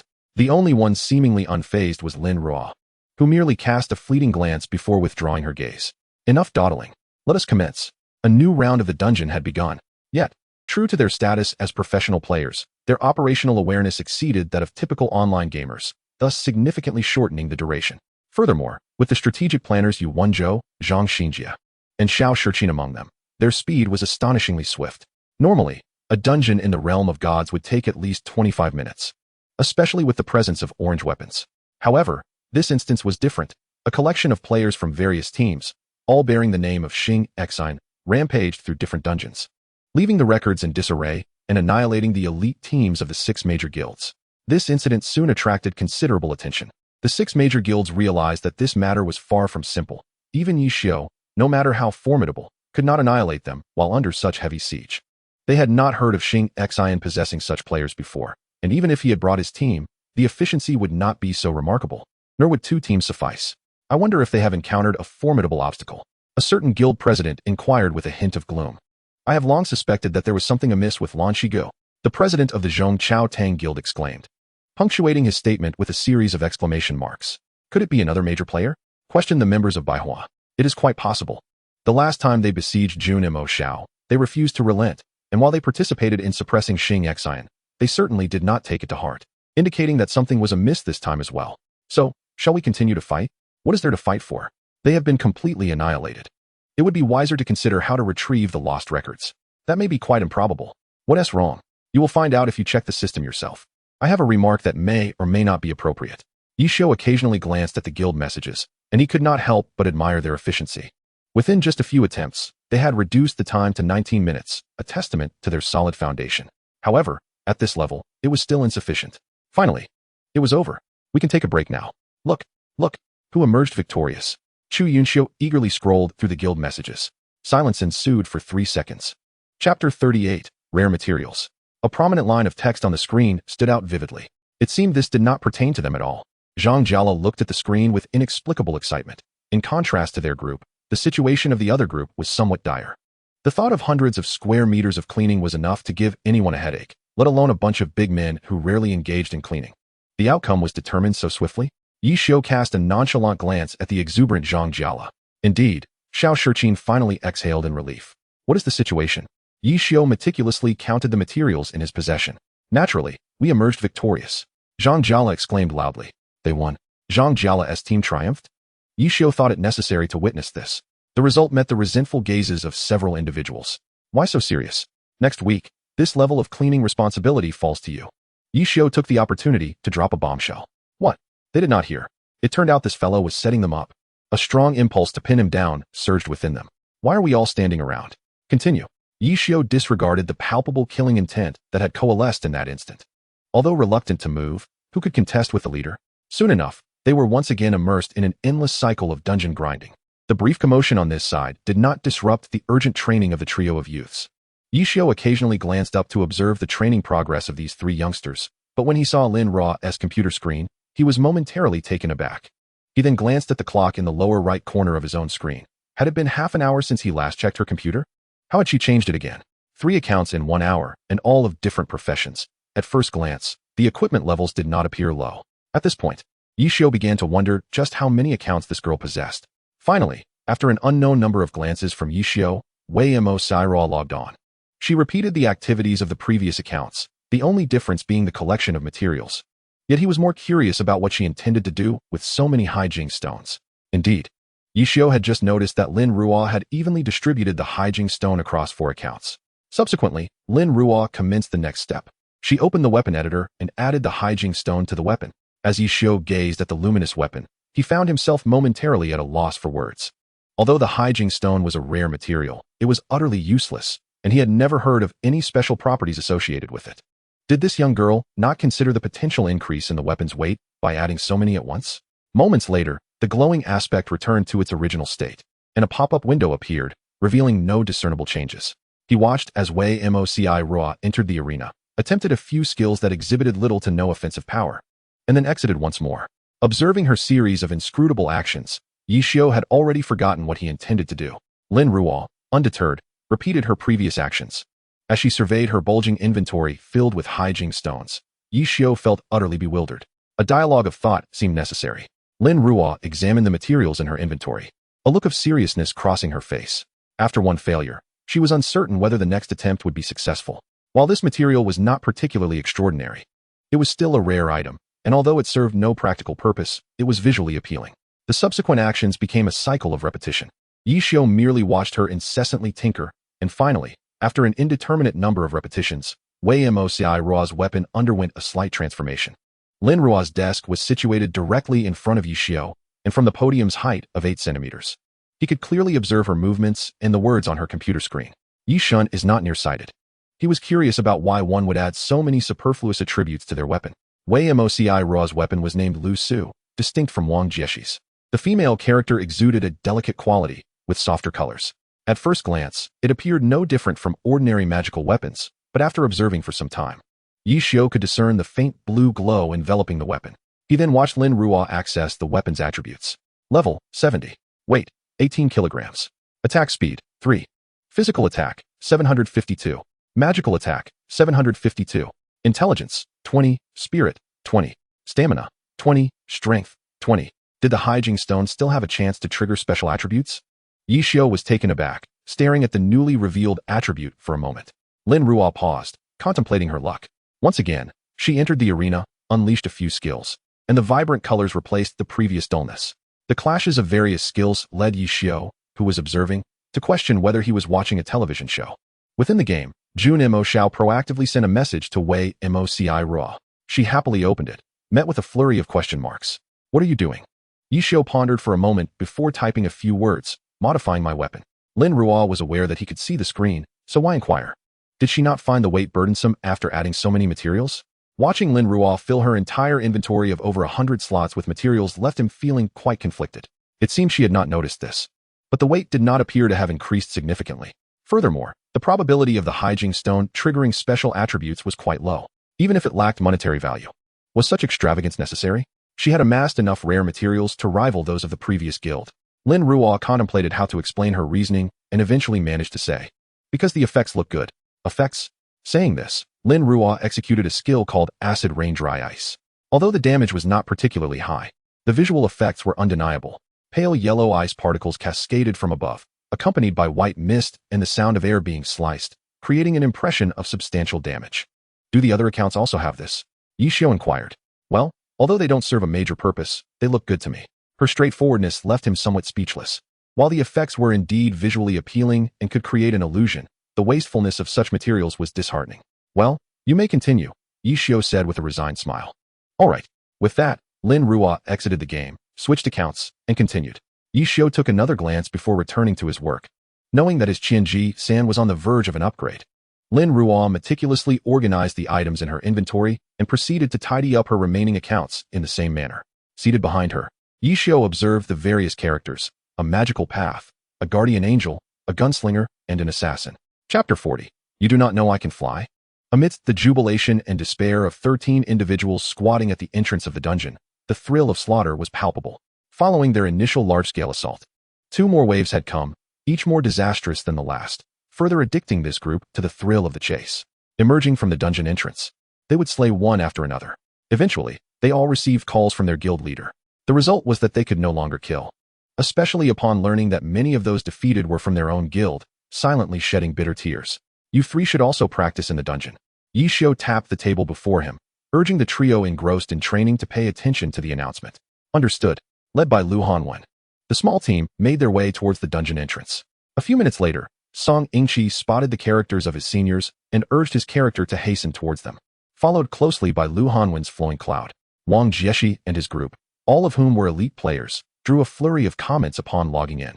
Even when cloaked in invisibility, merely standing a character on the main road created a striking spectacle, not to mention when they engaged in dungeon runs with their high-level accounts. As newcomers, Song Yingqi and Hanwen were not afforded such privileges, thus rendering them unnecessary. The previous night, Lin Ruo had entrusted her account to Yishio for the purpose of uploading materials, seizing the opportunity to reclaim it as well. Oh, why are only the 2 of you here? Where's that little girl? Huang Xiaodian was the first to notice the proximity of Hanwen and his companion. Meow meow meow, he exclaimed, dramatically shifting his character's perspective by 180 degrees. Then, they witnessed Wei Moci Ruo descending from the heavens. Did you not know I could fly? Lin Ruo retorted. All right, I forgot, he conceded. It was then that they observed a multitude of characters bearing the name of Xingxin congregated at the entrance of a dungeon. Upon closer inspection, Hanwen's Lu Yun and Song Yingqi's Chong, He Luo Ri were discernible. Once the final trio of friends arrived, they finally had the chance to closely observe each other's characters. Indeed, compared to Fengcheng Yanyu, I find myself preferring this much more. Chu Yunxiu remarked softly while gazing at the character on her screen. I think they're all quite good, Su Mucheng smiled, adding. But this is still not as significant as Mu Yuqing Feng. Mucheng, I adore that headband on your character, Chu Yunxiu said, her gaze drawn to it. Huh. Su Mucheng peeked at Chu Yunxiu's screen, noting that her character was also a long-haired beauty, and the headband tied into a bow was indeed quite charming. Among the 13 adults, only these 2 women seemed to place such importance on the character's appearance. As for the others, their focus lay solely on combat effectiveness, dismissing aesthetics entirely. While the 2 were still appraising the characters, they noticed a female character standing at the end of their team. With short hair as neat and tidy as her own, she was undeniably a beauty. Clad in silver attire and wielding a silver weapon that emanated a blue glow, she was pleasing to the eye. Silver looks lovely. I should try that when I get back, Chu Yunxiu said, unable to tear her gaze away from Wei Moci Ruo. Can you obtain that? Su Mucheng expressed skepticism regarding Chu Yunxiu's luck. Well, I suppose the color should be obtainable, Chu Yunxiu admitted, not entirely convinced of her fortune. Are you still going to pursue this? Su Mucheng inquired once more. Chu Yunxiu glanced at Wei Moci Ruo, reluctantly withdrawing her gaze. Forget it, my luck is poor. By the way, why are we just standing here? Feng Rui asked, twirling his mouse. This standing around is so dull. We could either engage in a dungeon or have a brawl, or are we just here for a clearance sale? A clearance sale? That is not happening. Even if that thought crossed my mind, it certainly wouldn't involve these characters. Yishio wouldn't allow it. In truth, it was not just Feng Rui. Several others who typically reveled in chaos were also unable to suppress their desire to stir up trouble. If it were their own accounts, there would likely be no mischief. But this was Xingxin's account. The mere thought of someone's fervent proclamations earlier ignited an impulse to completely tarnish their image with their capabilities. Causing a stir in an online game was quite effortless. Most importantly, those individuals remained oblivious to their true identities. What a thrilling prospect. Not long after this thought crossed their minds, another familiar character appeared before them, Jun and Mo Xiao. Instantly, they felt a wave of dread. They did not wish to perish. As a group observed a high-level character sauntering towards them, they were genuinely taken aback. What the heck? Does this guy think he is still the elusive deity from a year ago? Does he believe that a mere change of equipment will render him unrecognizable to ordinary players? What a joke. Originally, the sight of a line of esteemed Xingxin accounts standing shoulder to shoulder was already enough to attract attention. But this individual had the audacity to parade around in a high-level account. Was he intent on exposing their identities? Did he want the members of their guild to realize that the chaotic and reckless players they had just witnessed were indeed them? Absolutely not. In perfect unison, The group shifted backward, facing Jun Mo Xiao as if confronting an adversary, while Yi Xiu found amusement in their reactions. I'm not here to eat you. Why are you all retreating? A speech bubble appeared above Jun Mo Xiao's head. It's a good thing you don't eat people. Or who knows how you'd have us all in peril. Huang Xiaotian's character also displayed a speech bubble. Yi Xiu silently rubbed his nose, pondering when he had ever led them into a trap. Isolated from the group, Lu Hanwen, Song Yingqi, and Lin Ruo observed the unfolding drama, unwittingly becoming part of the audience. If you back up any further, you'll fall into the river. Jun Mo Xiao sent another speech bubble. A line of characters shifted their perspectives, and indeed, there was a need for caution. Let us communicate properly. Why are we so close? Zhang Jiala sent a speech bubble. Close. Are you certain? Yi Xiu examined his position, noting that they were separated by several hundred degrees of latitude and longitude from this group. If you have something to say, just say it, Wang Jieshe interjected, exasperated by the lack of boundaries in this conversation. What? Did you think I merely came to see how well you were progressing in the dungeon? Yu Wenzhou suddenly remarked, plunging the conversation into silence. Indeed, Yi Xiu sent a bubble, affirming Yu Wenzhou's astuteness. Do you think that if we were to launch an assault, you could escape? Xiao Shiqin swiftly redirected the topic. To be honest, he genuinely yearned to confront this cunning fox. You all seem quite confident, Yi Xiu replied with mock seriousness, knowing it wasn't he solely on him. Well, that's quite the bold claim. Huang Xiaotian grumbled, his teeth grinding in irritation. He was done with idle chatter and charged into battle. Swordsman, silver light, falls blade. Jun Mo Xiao deftly evaded, sending back a speech bubble. Are you serious? What else would it be? Am I merely playing with you? Huang Xiaotian replied with the swift retort characteristic of a master. Observing Jun Mo Xiao evade his attack, Huang Xiaotian was not surprised. He had anticipated this fox would be prepared. However, he had made a promise to himself that no matter the circumstances, he would deliver a proper beating to this fox. Swordsman, continuous stab. Observing the serious demeanor of Huang Xiaotian, Yi Xiu couldn't help but chuckle helplessly. What had he done to deserve this? Jun Mo Xiao adeptly evaded Yin Danqimu's formidable attacks, and, seizing the opportunity, unleashed a shadow clone combined with the skill Falling Blossom Palm, causing Huang Xiaotian's character to suffer a significant drop in health. What the heck? He has this trick too? It seemed effortless for him to utilize the underhanded tactics of various professions. Left with no options, the beleaguered Yin Danqimu sought another chance to strike, cleverly concealing himself among the surrounding trees. Hiding, are we? Yi Xiu mused softly, narrowing his eyes. Yet, could Huang Xiaotian claim to be more familiar with this terrain than him? Before long, utilizing his knowledge of Huang Xiaotian, Yi Xiu pinpointed the likely hiding spot. Not holding back, he unleashed a barrage from his grisly machine gun.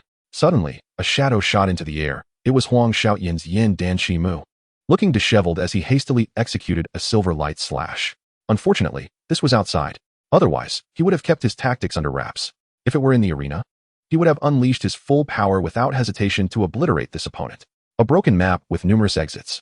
People were coming and going everywhere. He certainly did not want to see himself on the front page of the esports newspaper tomorrow. Damn it, Xiaotian was going to lose. Li Xian remarked meaningfully, observing the one-sided thrashing being administered to a certain individual. With so many of us, why should we fear him? Zhang Jiala retorted indignantly.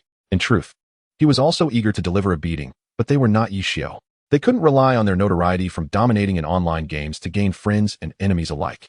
Furthermore, they had not activated their main accounts, making many actions inconvenient.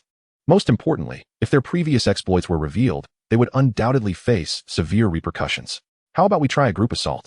Tang Hao suggested after a moment of contemplation. This could work. That was precisely the affirmation they needed. If one-on-one was impossible, a group brawl would suffice. What are we waiting for? Xiaotian is about to fall. Xiao Shiqin nudged Zhang Xinjia, clearly intending to support Huang Xiaotian. The others eagerly prepared to launch their attacks from the side, but ultimately, it was Zhang Jiala who could no longer contain himself. He controlled his character to throw a few bombs towards Jun Mo Xiao. The latter nimbly dodged the incoming attacks and retreated to a safe position. Hey, planning a group assault? Someone sent a message bubble. Yes, and what of it? Zhang Jiala retorted arrogantly. What are we still talking for? If we don't act now, there will be even more people. Li Xian observed the situation and quickly called out. Go. Upon hearing this, everyone recognized the urgency. Each took control of their characters and initiated a 360-degree assault. Yi Xiu was momentarily taken aback. Were they serious? Then, with a crash, what the heck? The screens of over a dozen players filled with a haze, leaving no one aware of who had initiated the sudden attack. All eyes glued to the screen as they scrutinized the surroundings. Chapter 43. Bodyguard. Once visibility was fully restored, they found a character standing before Jun Mo Xiao. It was Wei Moci Ruo. So the recent attack had come from this young girl. Should they retaliate against her? However, given her tender age, it would not be proper for a group of grown men to do so. Moreover, the stance of this young girl indicated her determination to protect that fox. The dilemma remained whether to engage or not. Yi Xiu smiled pleasantly at the little guardian standing before him, relishing the dismal expressions on the faces of his opponents. Old Yi, just fight. Why drag the little girl into this? Huang Xiaodian intended to shift Lin Ruo aside, for if they truly laid hands on a young girl, it would be rather shameful. What? You all gang up on me, yet you're not allowed to let others speak on justice. Who has no bottom line compared to him? It's absurd, isn't it? Is there anyone in glory with a lower moral standard than him? They were left speechless. Although this was indeed the truth, it need not be stated so blatantly, considering he was the one who had driven them to this point. What, still want to fight? Yi Xiu asked nonchalantly. Of course. Huang Xiaodian shouted angrily. If it weren't for Lin Ruo blocking you, we would have already come over to thrash you. Then come on, continue. Yi Xiu was well aware of the considerations of these shameless individuals. If a group of elite players were seen bullying a young girl by ordinary players, it would undoubtedly make the headlines for a week. Who will lure the little girl away? A message popped up in the team channel from Huang Xiaodian. 3 seconds of silence followed. Damn it, came Wang Jieshi's response. Another 3 seconds passed in silence. Good luck. I'll be watching you. Don't go too hard on her. Go. Go. This glorious and arduous task is entrusted to you. Go. Pikachu. Ugh, Wang Jieshi. The one accepting the mission, Wang Jieshi, stepped out from the back of the team. His mismatched eyes fixed on the female character before Jun Mo Xiao, Wei Moci Ruo. This distance was just within his attack range. As a top-tier mage scholar, Wang Jieshi held himself to exceptionally high standards. Regardless of any transformations, one thing remained unchanged. He must maintain an absolute advantage. In aerial combat, his character, Yong Renzi Rao, swiftly seized the advantage, looking down at Wei Moci Ruo as she adjusted her view. The implication was clear. He was challenging her to an aerial duel. The young girl furrowed her brow, only to see a few large characters above Jun Mo Xiao's head. If you lose, I'm here. Lin Ruo's eyes flickered as she said nothing, mimicking Wang Jieshi by lifting her character into the air. Magic and strategy clashed. Within 3 seconds of eye contact, the battle commenced, with Wang Jieshi's Yong Renzi Rao launching the first strike. Leveraging years of experience, he executed a series of dazzling maneuvers in the air. Before long, the characters on the ground had forgotten their original intentions, completely engrossed in this wild duel. However, they soon realized just how precarious their situation was. As a scholar of the arcane arts, adept in both physical and magical assaults, the abundance of potions and various implements at her disposal was staggering, allowing her to unleash a flurry of 4 or 5 strikes in a mere moment. Must there not be a sense of public decorum? Are they unaware that such actions could harm others? In Chapter 44, The Pulsating Nature, the two combatants were so engrossed in their fierce confrontation that they paid no heed to the chaotic figures around them. Wang Jieshi, with an unwavering demeanor, continued to deploy his skills, while Lin Ruo's expression was far from serene. Had not this esteemed player tested their mettle for long enough? Was there no intention of earnest engagement? The spectators, among the most revered in the professional circle, understood Wang Jieshi's intentions. Yet they sensed that Lin Ruo was not exerting her full potential. This was most apparent in their evasive maneuvers against each other's attacks. Unbeknownst to them, the audience had doubled in size, drawn by the spectacle of the revered duo, whose clash was akin to a battle between titans. Yi Xiu glanced back at the throng behind him, realizing they had come to witness the unfolding drama. He recognized the terrain as the wilderness, yet he surmised that at least one of the two spellcasters must be the esteemed Wang Jieshi. Due to contractual obligations, only a select few were privy to the fact that Xingxin had acquired another player, leading many to believe that Yi Xiu was merely operating 2 accounts. At last, someone could no longer restrain themselves, exclaiming in frustration, "How long will this continue? Can we not engage in earnest combat? Do you think this is merely a game of hawks and chicks?" Wang Jieshi, noticing the fleeting text bubble, gradually increased his response speed, clearly now treating the encounter with due seriousness. Lin Ruo also observed the message, yet felt powerless. She could evade, but could not retaliate.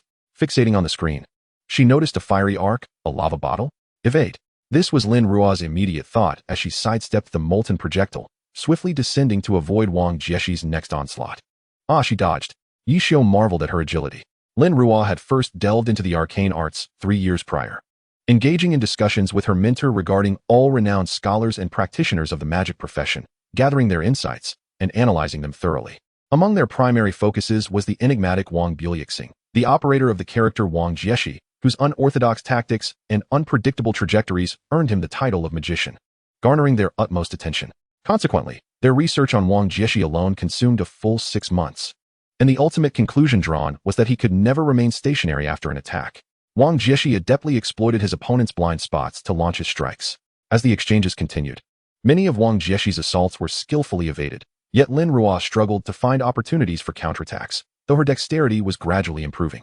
The intense aerial duel attracted a significant wave of spectators, many of whom were familiar faces. Yi Xiu observed the movements of both players while scrutinizing the testing data emerging on his screen. As the league's foremost magician for many years, Wang Jieshi's hand speed was unparalleled, averaging between 500 to 600, with bursts reaching 700 or 800. In contrast, Lin Ruo appeared to lack such advantage, her peak speed barely touching 400, and aside from dodging a few of Wang Jieshi's major spells, she had yet to showcase any extraordinary feats, causing Yi Xiu to feel a twinge of concern. However, he soon dismissed such worries. On the screen, Wei Mo still found herself with few opportunities to strike. Yet the illusion persisted that even Wang Jieshi struggled to land hits. A glance at the tester revealed a surprising 543. In Chapter 45, Wang Jieshi under suppression? Aerial battles in the realm of magic were notoriously vexatious among the professions, combining mid to long-range spell casting with formidable melee attacks. Though the duration of aerial skirmishes was often brief, they could induce utter despair. Wei Ruo's movement speed accelerated, matching the erratic positioning of her adversary, and she began to initiate attacks proactively. She was not one to engage recklessly, possessing a keen awareness of the battlefield and occasionally executing unexpected maneuvers, adeptly utilizing her surroundings to bolster her offensive capabilities, embodying a gradual explosive style. This was the assessment of Yu Wanzhou. After observing the unfolding events for some time, Xiao Shiqin felt an inkling that this young lady's prowess was on par with Wang Jieshi's. He leaned back in his chair. A grave expression etched upon his face as he noted the significant increase in Wei Ruo's speed. What could this signify? Zhang Jiala was equally reluctant to admit it. Tang Hao regarded the two combatants with a stoic expression. Their opponent was none other than the esteemed magician Wang Jieshi, a figure of unparalleled skill in the league, known for his astonishing aerial maneuvers, unpredictable angles of attack, and enigmatic style. To merely keep pace with Wang Jieshi's rapid displacements required an extraordinary ability to shift perspectives at high speeds. In some respects, Wang Jieshi's magician style mirrored that of a wandering rogue, rendering him utterly inscrutable to his foes. However, while the rogue's elusiveness stemmed from their inherent class attributes, Wang Jieshi's prowess was a product of his acumen, judgment, and skill. In the past, many had sought to emulate the magician's tactics within the realm of glory, only to ultimately abandon their endeavors. They could not replicate Wang Jieshi's methodical artistry. Not only casual players, but even professionals struggled to grasp the intricacies of his approach. Yet, at this very moment, it appeared that a girl not yet 16 was managing to suppress him, leaving the assembly of esteemed players in a state of vexation. They dared assert that even the one who dubbed himself the textbook of glory, at his prime, might not be able to triumph over the unshackled magician Wang Jieshi. No. In terms of execution, she still had a considerable distance to cover, yet visually, there was an undeniable illusion of parity, particularly due to Wei Ruo's weaponry. Zhang Xinjie suddenly interjected, revealing that he had been observing for some time. In terms of execution, Lin Ruo was certainly not as flawless as Wang Jieshi. Strategically, Wang Jieshi had traversed a far greater path than Lin Ruo. Moreover, within the league, one could scarcely count on one hand those who could surpass Wang Jieshi. The sole distinction lay in Wei Ruo's weapon, a weapon that shimmered with a blue luminescence, known as Lu Su. Weapon? With a slight nudge from Zhang Xinjie, the issue finally became clear. Though both utilized the same type of magic, and their equipment was commendable, Wang Jieshi boasted a complete set of orange weaponry, whereas Wei Ruo wielded an entire set of silver weapons. On the surface, they appeared comparable, but upon closer inspection of Wei Ruo's weapon, one would notice that each sweep of the broom released a burst of blue light powder at the point of impact. The special effects of any skill unleashed were exceptional, yet did not significantly enhance her attacking power. Suddenly, it dawned on them. Had they been watching the effects all along? Within the arena, Wei Ruo, still searching for an opportunity between attacking and refraining, experienced a pivotal moment after a swift turn. Chapter 46. The only thing she could rely on now was her hand speed. In that fleeting instant, Lin Ruo pushed her speed to its utmost limit. Perhaps Wang Jieshi's enigmatic style had left them bewildered, rendering them unable to find an opening. However, they had forgotten one crucial truth. Nothing is ever absolutely perfect. Just like those strategies, no matter how refined, there would always be a point of vulnerability. Wang Jieshi's flaw lay in the fact that he had yet to encounter a style more peculiar than his own. Lin Ruo was precisely that example, an epitome of mastering the art of evasion to an extraordinary degree. with the broom wielded in conjunction with the dark cloak, dispersing powder combined with frost powder, and the star ray executed with gravitational acceleration. This was nothing less than a refined version of a magician. What was even more astonishing was that Lin Ruo's hand speed had surged to 700. Even Yi Xiao was taken aback. The highest recorded burst speed within the professional league hovered around 980. Yi Xiao, known as the oldest player in the league, had a burst speed of 902. According to age averages, a speed of 4 to 500 at her age would typically be considered prodigious. Among younger professional players, Lu Hanwen held the highest known speed at 877, also during a burst. Observing intently, Yi Xiao sought to discover what unexpected maneuvers this girl, whose operations bore some resemblance to Wang Jieshi's, could possibly exhibit. Indeed, Lin Ruo's high burst speed had diminished Wang Jieshi's Yongren Zizhao by a significant margin, yet Wang Jieshi was not to be underestimated. Seizing any opportunity to attack was a fundamental principle that every professional player must adhere to, for in competition, every fleeting moment, an explosive strike could dictate whether one's efforts bore fruit. Wang Jieshi was no exception. Thus, soaring from the trees yet again, he dominated the airspace. Targeting Wei Moci Ruo with his ultimate skill, Star Ray, Wei Moci Ruo adjusted her perspective, catching sight of that flicker of yellow light. The Star Ray? Its rapid-fire nature made it exceedingly difficult to evade. Wielding formidable magical destructive power, it was the most lethal skill of the magic scholars. Under such circumstances, even seasoned professionals would hesitate to withstand such an onslaught. In the presence of these established titans of the league, she felt her own attributes paled in comparison. Despite lacking a coherent strategy and employing a rather chaotic style, her reliance on her unparalleled hand speed set her apart from the league's elite. Amidst the astonished gazes of many, Wei Moci Ruo's direction suddenly shifted, her mouse vibrating ever so slightly, startling the observing Yi Xiao. The character flickered. What the heck? Feng Rue exclaimed. Not only he, but the expressions of the dozen or so spectators also betrayed their astonishment. Mastering the shadow step had already posed a significant challenge. And now she even executed character flickering? The high damage skills of the magic class were area-based. While they could be evaded, the likelihood was minimal, requiring both precision and awareness. Yi Xiao furrowed his brow at this sight. Evading the massive aerial attack of a magic scholar? Few in the league could accomplish such a feat.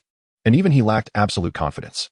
As Wei Moci Ruo altered her trajectory mid-movement, evading the fierce assault and positioning herself behind Yongren Zizhao, she imbued her weapon with frost powder and initiated another wave of strikes. Chapter 47. She would only grow stronger from here. The consecutive strikes brought both characters' health to parity. Spinning upon the ground for a final blow, both ultimately losing their combat capabilities. A draw? Feng Rue could hardly fathom the outcome. Indeed, it was true. Zhang Jiala shot a glance of envy and jealousy at Feng Rue, astonished that they had managed to uncover such a treasure. Now, what should be said? What do you all think? Teng Hao asked, surprisingly serious. Quite a predicament, Yu Wenzhou replied with a bitter smile. A significant inconvenience, Zhang Xinji sighed. Truly troublesome. Xiao Shiqin shook his head. To rely solely on hand speed, projecting such a dominating presence, let alone that style, it must have caught even him off guard, Zhang Xinji added. Furthermore, the disparity in equipment was considerable. The group fell silent. Wang Jieshi's magician had dazzled in the third season, becoming a legend within the professional realm, achieving back-to-back championships for the micrograss team through his imagination and awareness. However, being drawn to a standstill by a mutated version of his own style must have stung. An ephemeral silence enveloped the group, leaving them at a loss for words, ultimately directing their gaze to Yi Xiao, seated in the front row. 641. Yi Xiao returned to his usual demeanor, reciting the test data. Such speed was nearly comparable to his own. The damage disparity in equipment summed up to 401, encompassing both magical and physical attributes. Yi Xiao merely provided a rough overview, omitting specific equipment attributes and character skill allocations. The implication is quite clear. If not for the disparity between orange and silver weapons, a draw would not even be conceivable. Your dexterity is indeed formidable, and it may even lead to greater breakthroughs in the future. However, your reliance on speed has hindered your ability to link skills effectively. While your tactics may seem unpredictable, it is essential to recognize that your opponent is the captain of Micro, Wei Chao, the foremost mage in the domestic glory scene, who possesses knowledge far beyond your own. Yi Xiao paused, acknowledging that having speed is advantageous, yet excelling in glory cannot solely depend on this attribute. Lin Ruo bowed her head, her short hair concealing her expression. This prompted a sense of unease in Song Yingqi and Lu Hanwen, as they felt Yi Xiao's words were rather harsh. Although there is a significant gap in equipment, a compliment would not have been amiss. Not only the two of them, but even the adults present began to cast warning glances at Yi Xiao, questioning the severity of his remarks. After receiving this collective disapproval, Yishio realized his words might have been somewhat too severe, yet it was too late to retract them. Thus, the atmosphere remained awkward. Ha ha, old Yi. Didn't you say you wanted to understand your opponent? Hurry up, I want to see how those guys perform. Huang Xiaodian awkwardly chuckled, trying to shift the conversation. Yes, we only have 3 months left. We should get going. Zhang Jiala chimed in.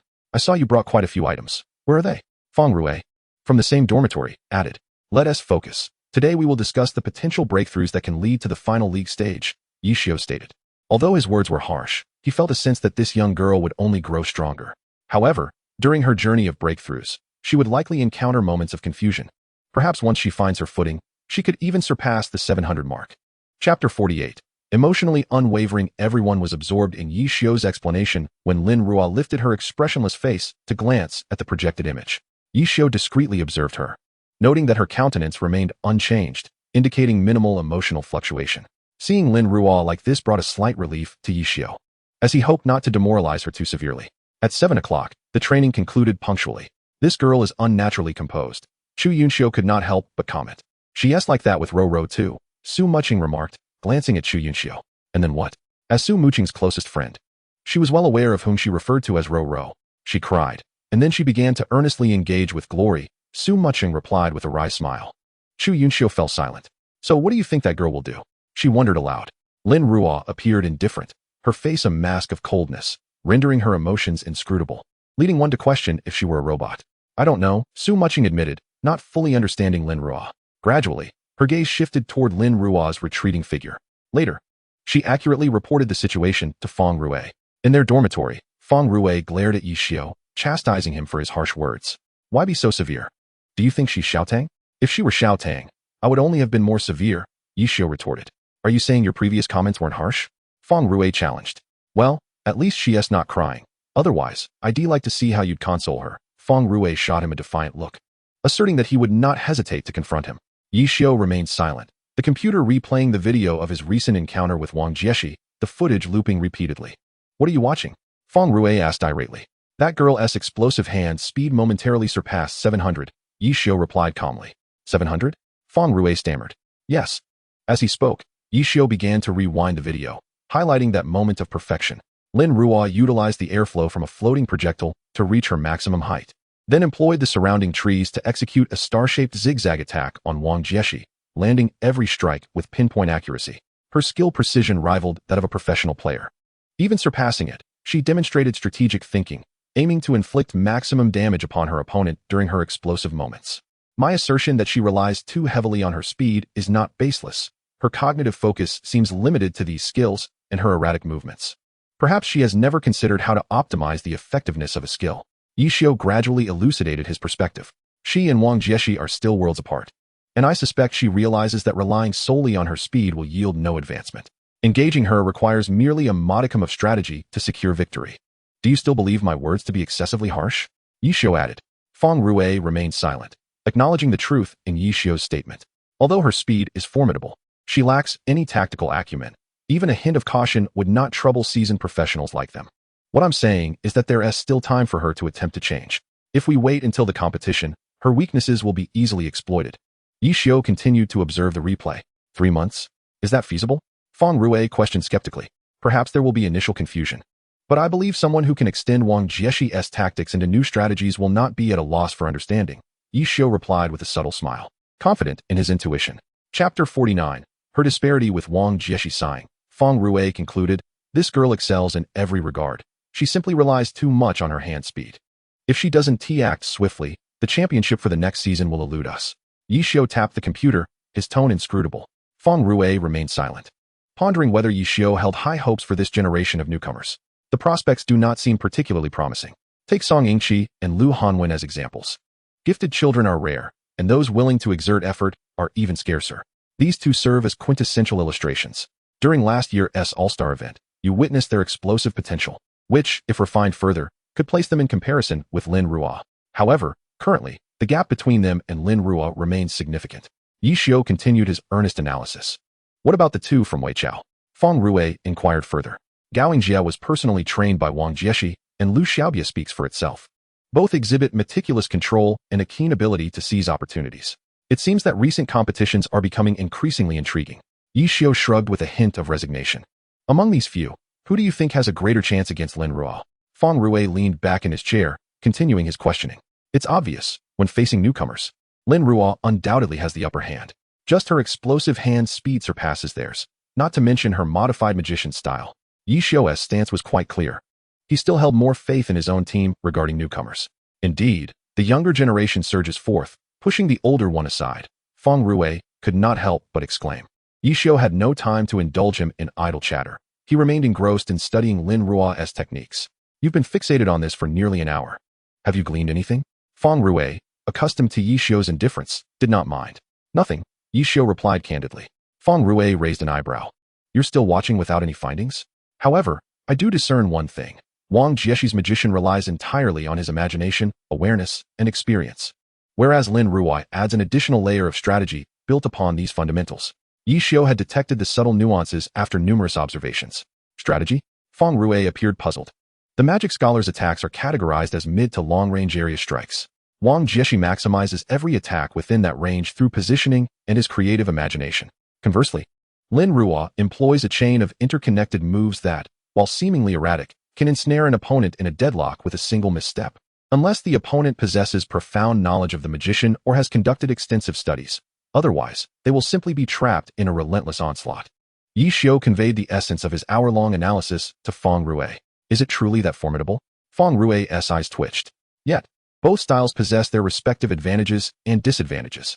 Wang Jieshi's approach is unyielding, leaving no room for opponents to breathe, but his rapid hand speed can outpace team coordination. Lin Ruo's method, which intersects with Wang Jieshi's, is significantly more advantageous, masking the discord with team synergy, allowing her to showcase her true prowess without being easily deciphered by opponents. However, ultimately, her technique remains merely a technique. Her overly simplistic tactical combinations, reliant on her adaptable speed, cannot possibly match the efficacy of Wang Jieshi's. Yi Xiu astutely pinpointed the core issue.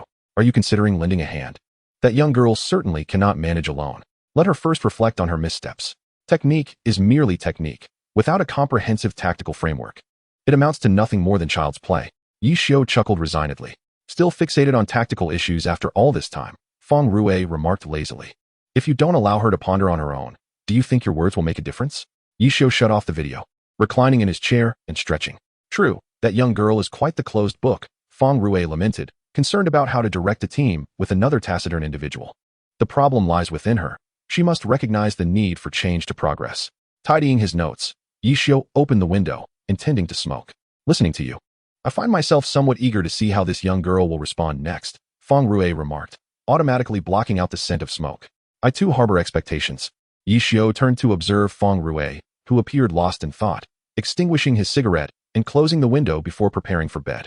It was not only Yi Xiu who contemplated this matter. The other captains of this dark horse team held varying opinions. Yet one belief remained steadfast. This young lady was a significant challenge, comparable to Yi Xiu himself. As for Lin Ruo, the subject of discussion, she had now nestled beneath her blankets, appearing as though she were unaffected, resting normally. This unusual tranquility prompted concern for the eavesdropping Chu Yunxiu and Su Mucheng outside the door.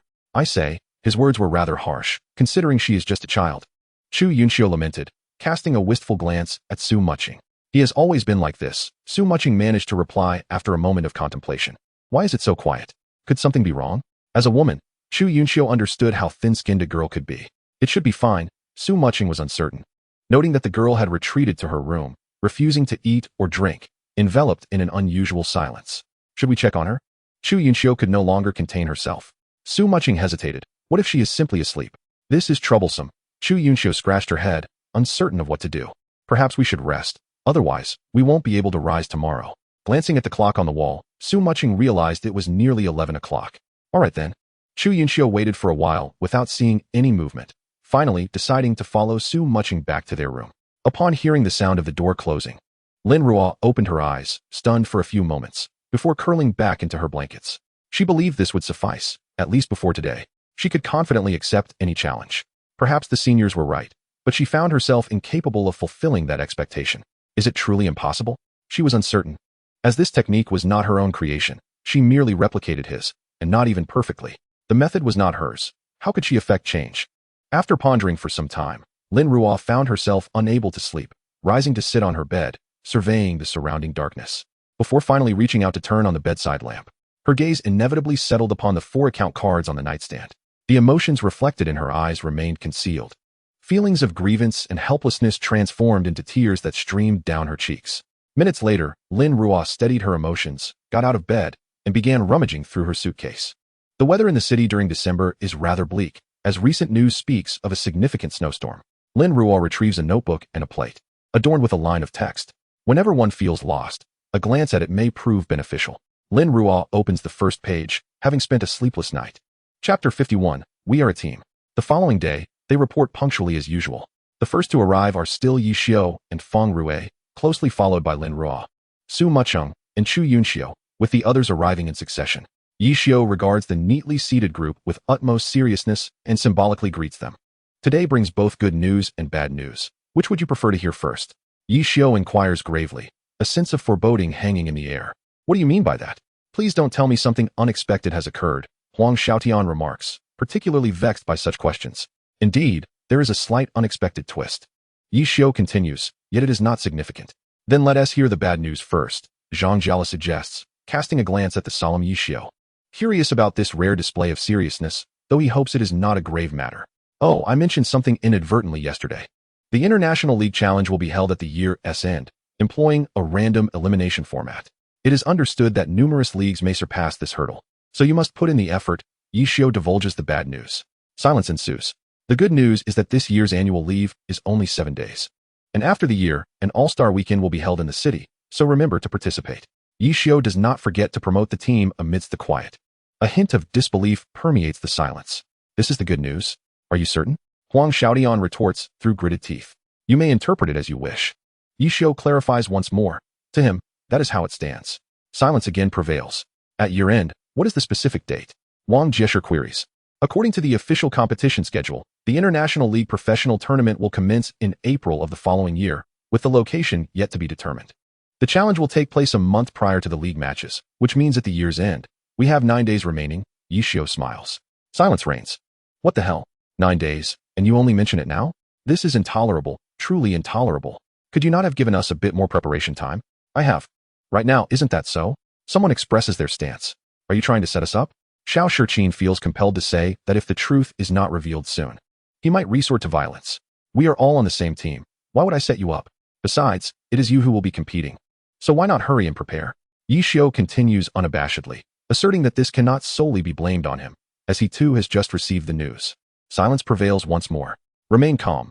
We are professional players. A little confidence would not go amiss. Yi Xiu opens the whiteboard, intending to elaborate on today's lesson. Calm. How can one be calm? What an international joke. 9 days. Merely arranging strategies and fostering teamwork would be impossible, let alone competing as a team. The most crucial point remains. A single match determines the victor. A random elimination format, selecting opponents at random and advancing. Yu Wenzhou suddenly perceives the situation becoming quite troublesome. Indeed, that is correct, Yi Xiu affirms, yet it is said that 20 league positions are confirmed for participation in the professional level competition. You mentioned last time how many signed up, Yu Wenzhou inquires again. Last time it was 201, now it stands at 203. Yi Xiu reads the registration page aloud. Silence ensues. Why are you all so disheartened? This does not concern you. Yi Xiu observes the seasoned professionals sitting before the computer, feeling their unease and unable to refrain from explaining. Chapter 52, Team Leader. What do you mean it does not concern them? The challenge adopts a youth group 3-on-3 format. Are you all eager to participate? I have no objections if you wish to join, but your ages do not align, and I cannot help with that. Yi Xiu continues to tease. Damn, after all this fuss, it ultimately does not concern them. So, is it time for rigorous training? Therefore, for the next few days, they will focus on individual tactical coordination. Yi Xiu glances at the 3 individuals before him, who are utterly stunned. This should resolve the issue. Furthermore, Yu Wenzhou surveys Lin Ruo and the others' computers. Who will lead? This question is truly a conundrum. In an instant, all eyes converge upon the 3 of them.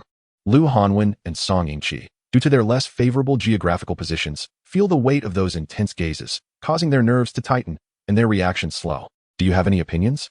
Speak up, Yu Wenzhou initiates, knowing this matter is not to be taken lightly. If they cannot compete in the challenge, they might as well disband and return to league matches. I'm indifferent, Lu Hanwen admits, feeling inadequate in this regard. recognizing from the seniors' earlier discussions that this matter is of great significance, far from a simple match.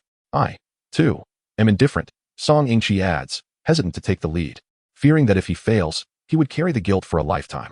With both expressing indifference, they shift their focus to the last computer. The silent training room is still filled with the sound of typing. As the discussion unfolds, Lu Hanwen and Song Yingqi have put aside their training, leaving Lin Ruo seemingly unconcerned, fully immersed in her practice. 1 minute passes, and the gaze remains unchanged. However, a certain young girl seems to possess an automatic shielding system. Oblivious to her surroundings, despite Lu Hanwen and Song Yingqi observing her for a full minute, they do not hear her utter a word. Finally, Yi Xiu can no longer bear it. Ahem. The focused Lin Ruo's hands momentarily pause over the keyboard. You may proceed as you wish. This creates an awkward situation. If this is how it is to be chosen, then what you previously mentioned becomes irrelevant. Yu Wenzhou recalls Yi Xiu's earlier suggestion of rotating as team leaders for a week. Indeed, that is correct. Yi Xiu nodded, indicating that this selection would remain unchanged, as it was quite troublesome. If I have anything to say, let Ruo handle it. After pondering for a few moments, Yu Wenzhou provided his response. Indeed. Wang Jieshi concurred, acknowledging that given the current circumstances, no one was better suited than Lin Ruo. What about the rest of you? Yi Xiu cast a casual glance around. Let's proceed with this. The remaining individuals expressed their agreement, although unspoken sentiments suggested that none of them could easily let go, likely returning to train with their respective teams after the disbandment. After disbanding, the three of you stay behind, Yi Xiu stated before returning to the earlier topic. The international competition differed significantly from domestic professional league matches. They were utterly unfamiliar with their opponents and could glean only minimal information from the scant data at hand. Moreover, it was unclear who had arranged this youth group to engage in a challenge match, a situation fraught with complications. Chapter 53. Training Session 1. The morning was filled with monotonous explanations of team strategies and tactics, leading the participants to express their boredom.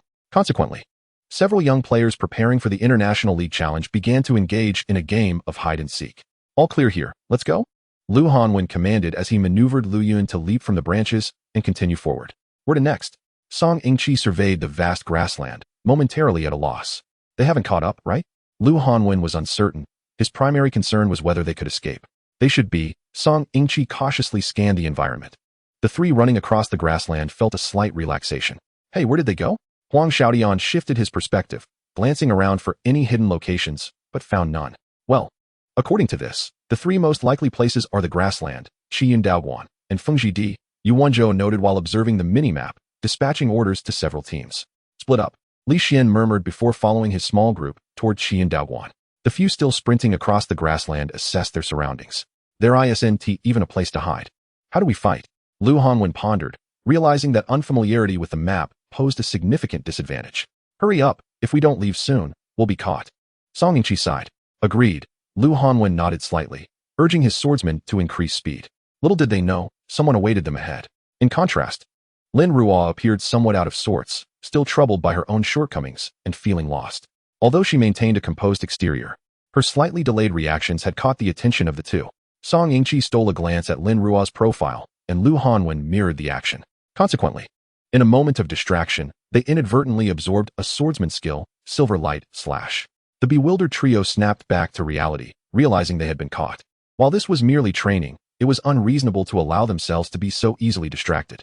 Huang Xiaodian's incessant lecture echoed in their earpieces. However, their primary concern was why they had been caught up so swiftly. Scatter. Lin Ruo regained her composure and quickly issued instructions. The three characters immediately dispersed to a safe distance. Oh, quite clever, Huang Xiaodian observed, seemingly unfazed by being targeted. Aren't you going to launch an attack?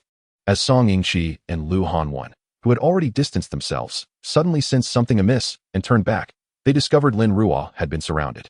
They must see Lin Ruo as more troublesome than us, Lu Hanwen realized. Indeed, Yu Wenzhou and Huang Xiaodian had never underestimated Lu Hanwen's potential to create a significant disturbance. While they would leave Song Yingqi to deal with Zhang Xinjia, Lin Ruo raised an eyebrow. Did they not know that the demon path could fly? Just as Huang Xiaodian was about to initiate an attack, he noticed the opponent move and take flight. What the hell, that's cheating. I can't even hit him with my skills. Yu Wenzhou chuckled, realizing that the entire situation was merely a cover for those two young players. Let us move. Lu Hanwen quickly grasped Lin Ruo's intention and hurriedly ran in another direction. Lin Ruo followed closely behind, continuously adjusting her perspective to observe their surroundings. Chapter 54. Training Session 2. At last, The rapid movement of the three characters allowed them to escape the perilous grassland, only to enter another treacherous place, Qiying, a training area that had long been abandoned. Be cautious as we proceed, Lin Ruo advised, gliding leisurely. She felt considerably at ease. There are people, Lin Ruo noted, spotting several characters standing on nearby rocks. Those, Song Yingqi and Lu Hanwen halted immediately, wary of engaging here, as it could easily lead to a group confrontation. A priest, a rogue, and an ammunition expert. From her aerial perspective, Lin Ruo quickly identified the characters, Zhang Xinjia, Tang Hao, and Zhang Jiala. Now where do we go? Upon hearing Zhang Xinjia's name, Song Yingqi instinctively sensed that it was a trap. We came from the north. They are directly north, if we head east. I remember that leads to Fengji. Lu Hanwen recalled his 6 months of experience mingling in the virtual world of Xinji Lingyu. Yes. It seems we have no choice but to head that way, he concluded. To avoid drawing attention, Lin Ruo proceeded discreetly, maneuvering around the aggro of lesser monsters, gradually moving eastward. Meanwhile, Zhang Jiala, still on lookout duty, observed the open terrain before him, occasionally spotting a monster or two. Didn't Huang Xiaotian say they were headed this way? Where are they? Frustration bubbled within Zhang Jiala as he failed to see anyone. They've left. Zhang Xinjia remarked after a moment's contemplation. Left? According to the usual script, they should have arrived here first. Do they know we are here? Tang Hao glanced at the minimap, puzzled. Surely, no one leaked our coordinates. Zhang Jiala immediately removed his earpiece and looked at Huang Xiaotian. The latter was momentarily taken aback. Hey, the girl can fly, all right. Don't blame everything on him. He is just as perplexed this time. Thus, this reveals the situation. They must have seen us and left. Zhang Xinjia opened the map, examining his small team's coordinates. It seems we are left with only Fengji. Zhang Jiala leaned back in his chair, stretching languidly. Upon receiving this news, the small team stationed at Fengji immediately sprung into action. With Chu Yunxiu leading a 6-member team standing at the edge of Fengji's territory, patiently awaiting the arrival of Lin Ruo and his companions. What if there are others at Fengji? Lu Hanwen suddenly inquired. We can only fight, Lin Ruo replied, frowning. What a predicament, Song Yingqi expressed, his face etched with concern. It's not our fault we are in a challenge match, Lu Hanwen added, equally frustrated. Due to the necessity of victory. They had been relegated to a different training room, under constant surveillance, and their roles changed from main accounts to alternate accounts. Most critically, their character names had been broadcasted on the World Channel just 10 minutes earlier, rendering them too fearful to venture towards the west. They could only flee to uninhabited areas. Lin Ruo and his companions lamented that they had never felt so constrained. With pursuers behind and the uncertainty of what lay ahead, escape seemed impossible. Thus, fighting was their only recourse. Even if they could not prevail, they would still struggle. Do not confront them head-on, Lin Ruo suddenly interjected. Song Yingqi was taken aback. They had already resolved to fight, yet were advised against direct confrontation. Do you think you can win? This was not mere bravado. There were 14 god-level opponents against just the 3 of them. Surviving would be a monumental achievement, let alone facing them directly. Chapter 55. Surrounded, they were indeed outmatched. Each respawn took them from the main city, and if one were unafraid of being utterly defeated, perhaps they could attempt a different approach. In the midst of conversation, they reached the outskirts of Qiying, and indeed, there were people. Lu Hanwen observed the 6 individuals standing side by side at the border of Fengji. His feelings quite complex. The 6 members of Song Yingqi watched as Chu Yunxiu's character made a slight movement. Then, several chat bubbles appeared in orderly succession. Now what? 3 against 6 is hopeless, especially with all those experts, they murmured, before Lin Ruo and his companions could devise a solution. Chu Yunxiu had already signaled Sun Xiang to initiate the attack. Unlike previous encounters, this time Sun Xiang entered with extraordinary flair, unleashing a level 65 ultimate move. Halong Pajun. The 3 dodged and observed the character charging towards them, feeling quite vexed. When did Senior Sun change his style? Lu Hanwen could not help but critique, deeming such a waste of an ultimate skill. The latter, however, saw nothing amiss and spun around, executing a sweeping motion that immediately disrupted their formation. At this juncture, the others ceased their spectator role, hastily launching their assaults. Don't stray too far. Lin Ruo quickly discerned their intention, to isolate them and eliminate them one by one. Such a scenario was unacceptable. Run, Lin Ruo suddenly commanded. Song Yingqi was bewildered. They were surrounded on all sides. Don't hesitate, just do it, Lu Hanwen urged. His gaze catching sight of a group approaching rapidly. A sense of dread washed over him. Those people. Song Yingqi, observing Lin Ruo and Lu Hanwen's actions, quickly understood what needed to be done. Mimicking their movements, he began to weave through the throng. In no time, the 3 regrouped. Quite clever, Chu Yunxiu noted, momentarily impressed by their coordination. More are coming, Lu Hanwen said with a hint of anxiety. Song Yingqi had grown numb to the situation upon spotting Vice Captain Zhang. What now? He asked, watching the encroaching characters forming a tightening circle. Lin Ruo, at a loss for a viable strategy, could only watch as the adversaries drew closer, stopping only when they were within 100 or so units of distance. To the left stood Amo Dao Shuizhe, to the right a Qi Gongshi. In front a scattered individual, and behind them an ammunition expert. Their encirclement had effectively driven them to the brink of despair. Escape was futile, and they could only wait to be eliminated, subsequently re-emerging under the pressure of the main city, only to repeat the cycle. Are we not fighting? Huang Xiaodian chimed in, shaking his mouse eagerly. We've been cornered. Can we at least leave them a way out? Xiao Shiqin anticipated how these youngsters would respond. If they're pushed to this extent, let them live for another minute or two. After all, struggling now one T changed the outcome. Death is inevitable. Huang Xiaodian fell silent, focusing intently on the three characters surrounded in the game, genuinely curious about the ensuing events. Chapter 56. Server update. Weiming effortlessly evaded the barrage of attacks, leading Lu Hanwen and Song Yingqi to the highest military point in Fengjidi, Jifengkou. What are we doing here? Lu Hanwen glanced around while continuing to dodge incoming strikes. Jifengkou was the source of the winds in Fengjidi and the optimal attack point, as the winds here could amplify the power of ultimate moves. Shall we fight? Song Yingqi asked, observing the approaching horde of characters with growing excitement. Not fighting means waiting to be defeated, Lin Ruo declared as he began his assault.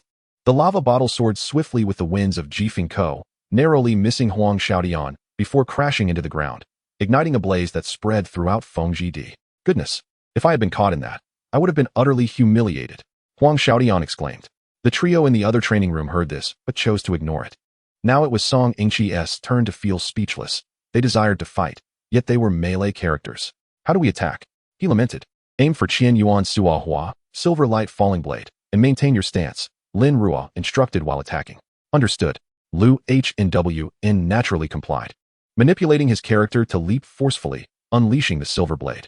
Harnessing the power of the wind, this silver blade attack proved immensely powerful and struck true. Wow. Qiying observed as Su Mucheng's character lost a significant portion of life, astonished by the intent to eliminate her first. Oh, quite impressive, recognizing the priority of targeting ranged attackers. The attacked Su Mucheng began to take the situation seriously, charging her energy cannon. Evading, Lin Ruoqi quickened her movements, deftly avoiding the assault. However, Song Yingqi and Lu HNWN were not as fortunate. Due to the adverse wind attack, their formation was disrupted once again, allowing Huang Xiaodian to seize the opportunity, instantly conjuring 7 shadowy figures that charged from various angles. Alas, Lin Ruoqi lamented her lack of long-range attack capabilities, unable to reach from afar and too preoccupied up close. She found herself in a predicament. If only she possessed the artillery skills of a gunner's, it would suffice. Suddenly, a thought struck her. She swiftly harnessed this insight to launch an attack. Acid rain dry ice. Pale yellow ice blocks floated with the wind, crashing directly onto Huang Xiaoyan's phantoms. Wow, it can be done this way? But it wasn't over. Lin Ruoqi observed the coverage of the ice blocks and executed a star-shaped reflection, disrupting Huang Xiaoyan's attack rhythm and forcing him to halt.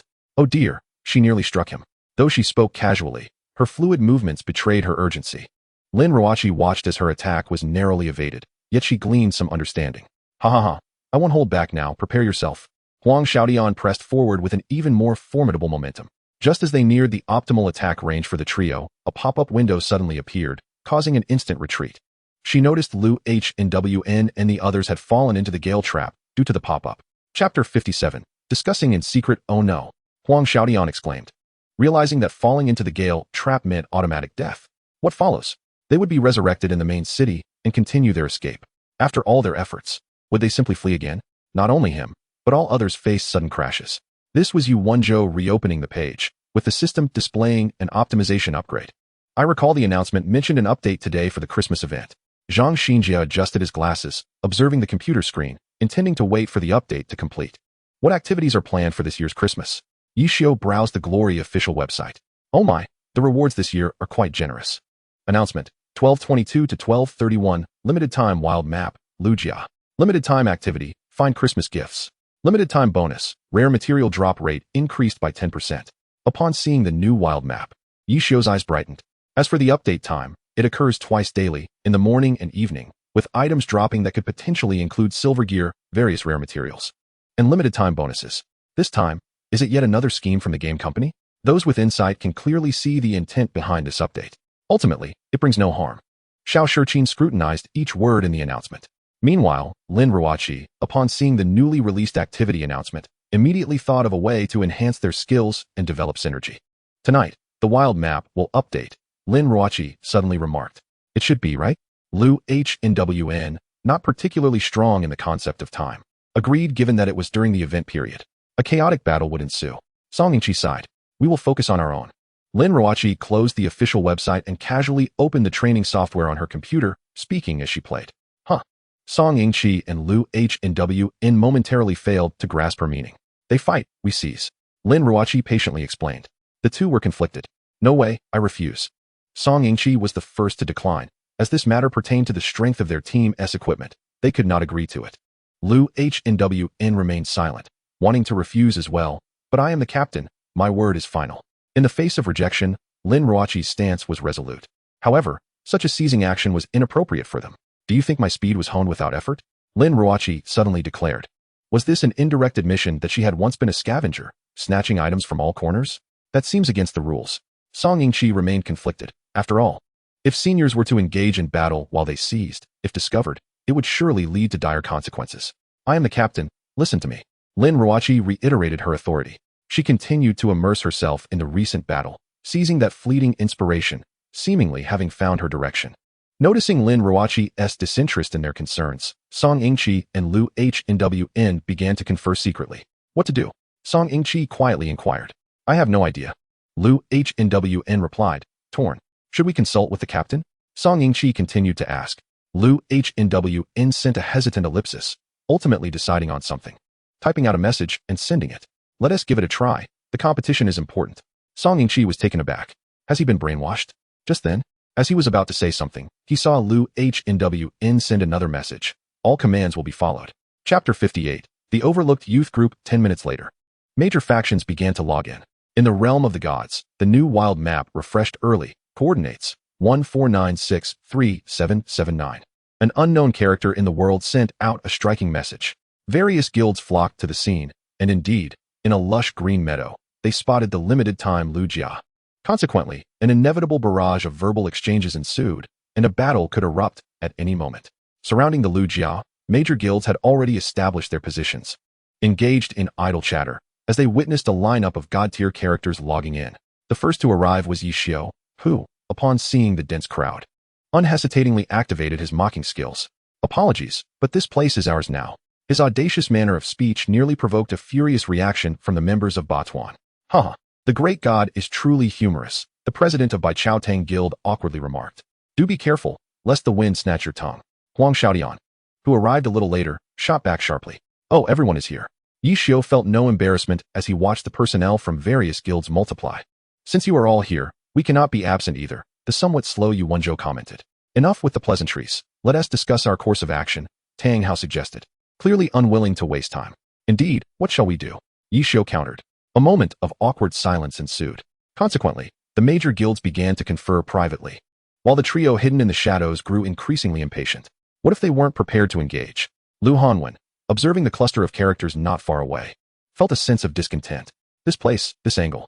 The group still embroiled in argument remained oblivious to the individual who stealthily entered the attack range and subsequently hurled a lava bottle.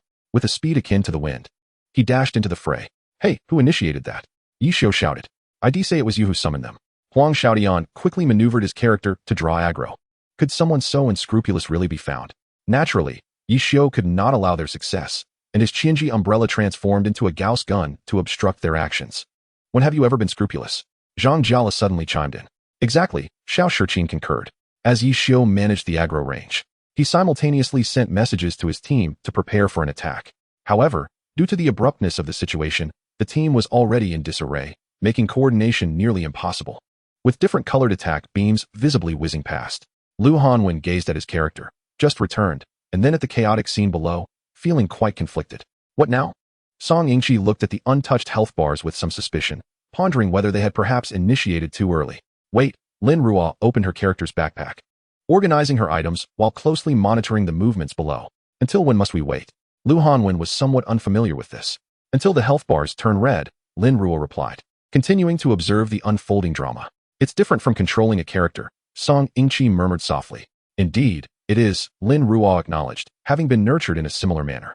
For her, the failures merely served as stepping stones towards success. How long must we endure this situation before we can strike?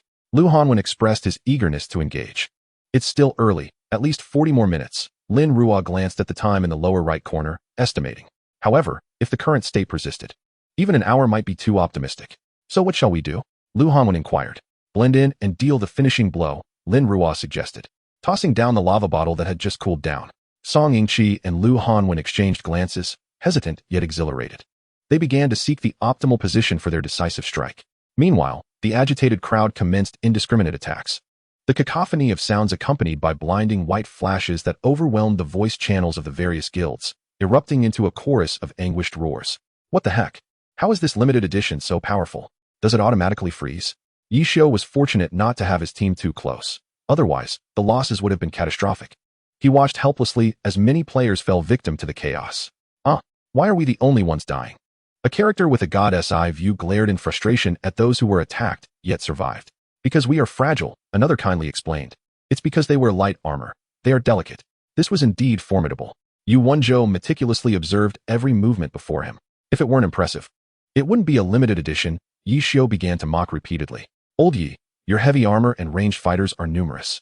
Why don't you take the lead and draw some aggro? Zhang Jiala suddenly leapt down from a tree, landing beside Jun Mo Shao. Exactly, this is perfect for you. The others chimed in. Oh, so eager to volunteer. I truly cannot refuse. Yi Xiu replied with feigned seriousness. But honestly, I feel a bit embarrassed. So perhaps I shall refrain. What? You've never been this conscientious before. Now you speak so earnestly? Do you really think I won't take you on? In truth, Yi Xiu too was reluctant to take the initiative. It was plainly more formidable than before. Charging in would be tantamount to seeking death and letting others take advantage. It appeared this tactic was not yielding significant results. Lu Hanwen pondered. Let us go. Lin Ruo selected a discreet location, leaping down from the tree and rolling to blend into the last row of Bai Chao Tang. Is it really safe to proceed like this? Will we not be discovered? Song Yingqi thought to himself.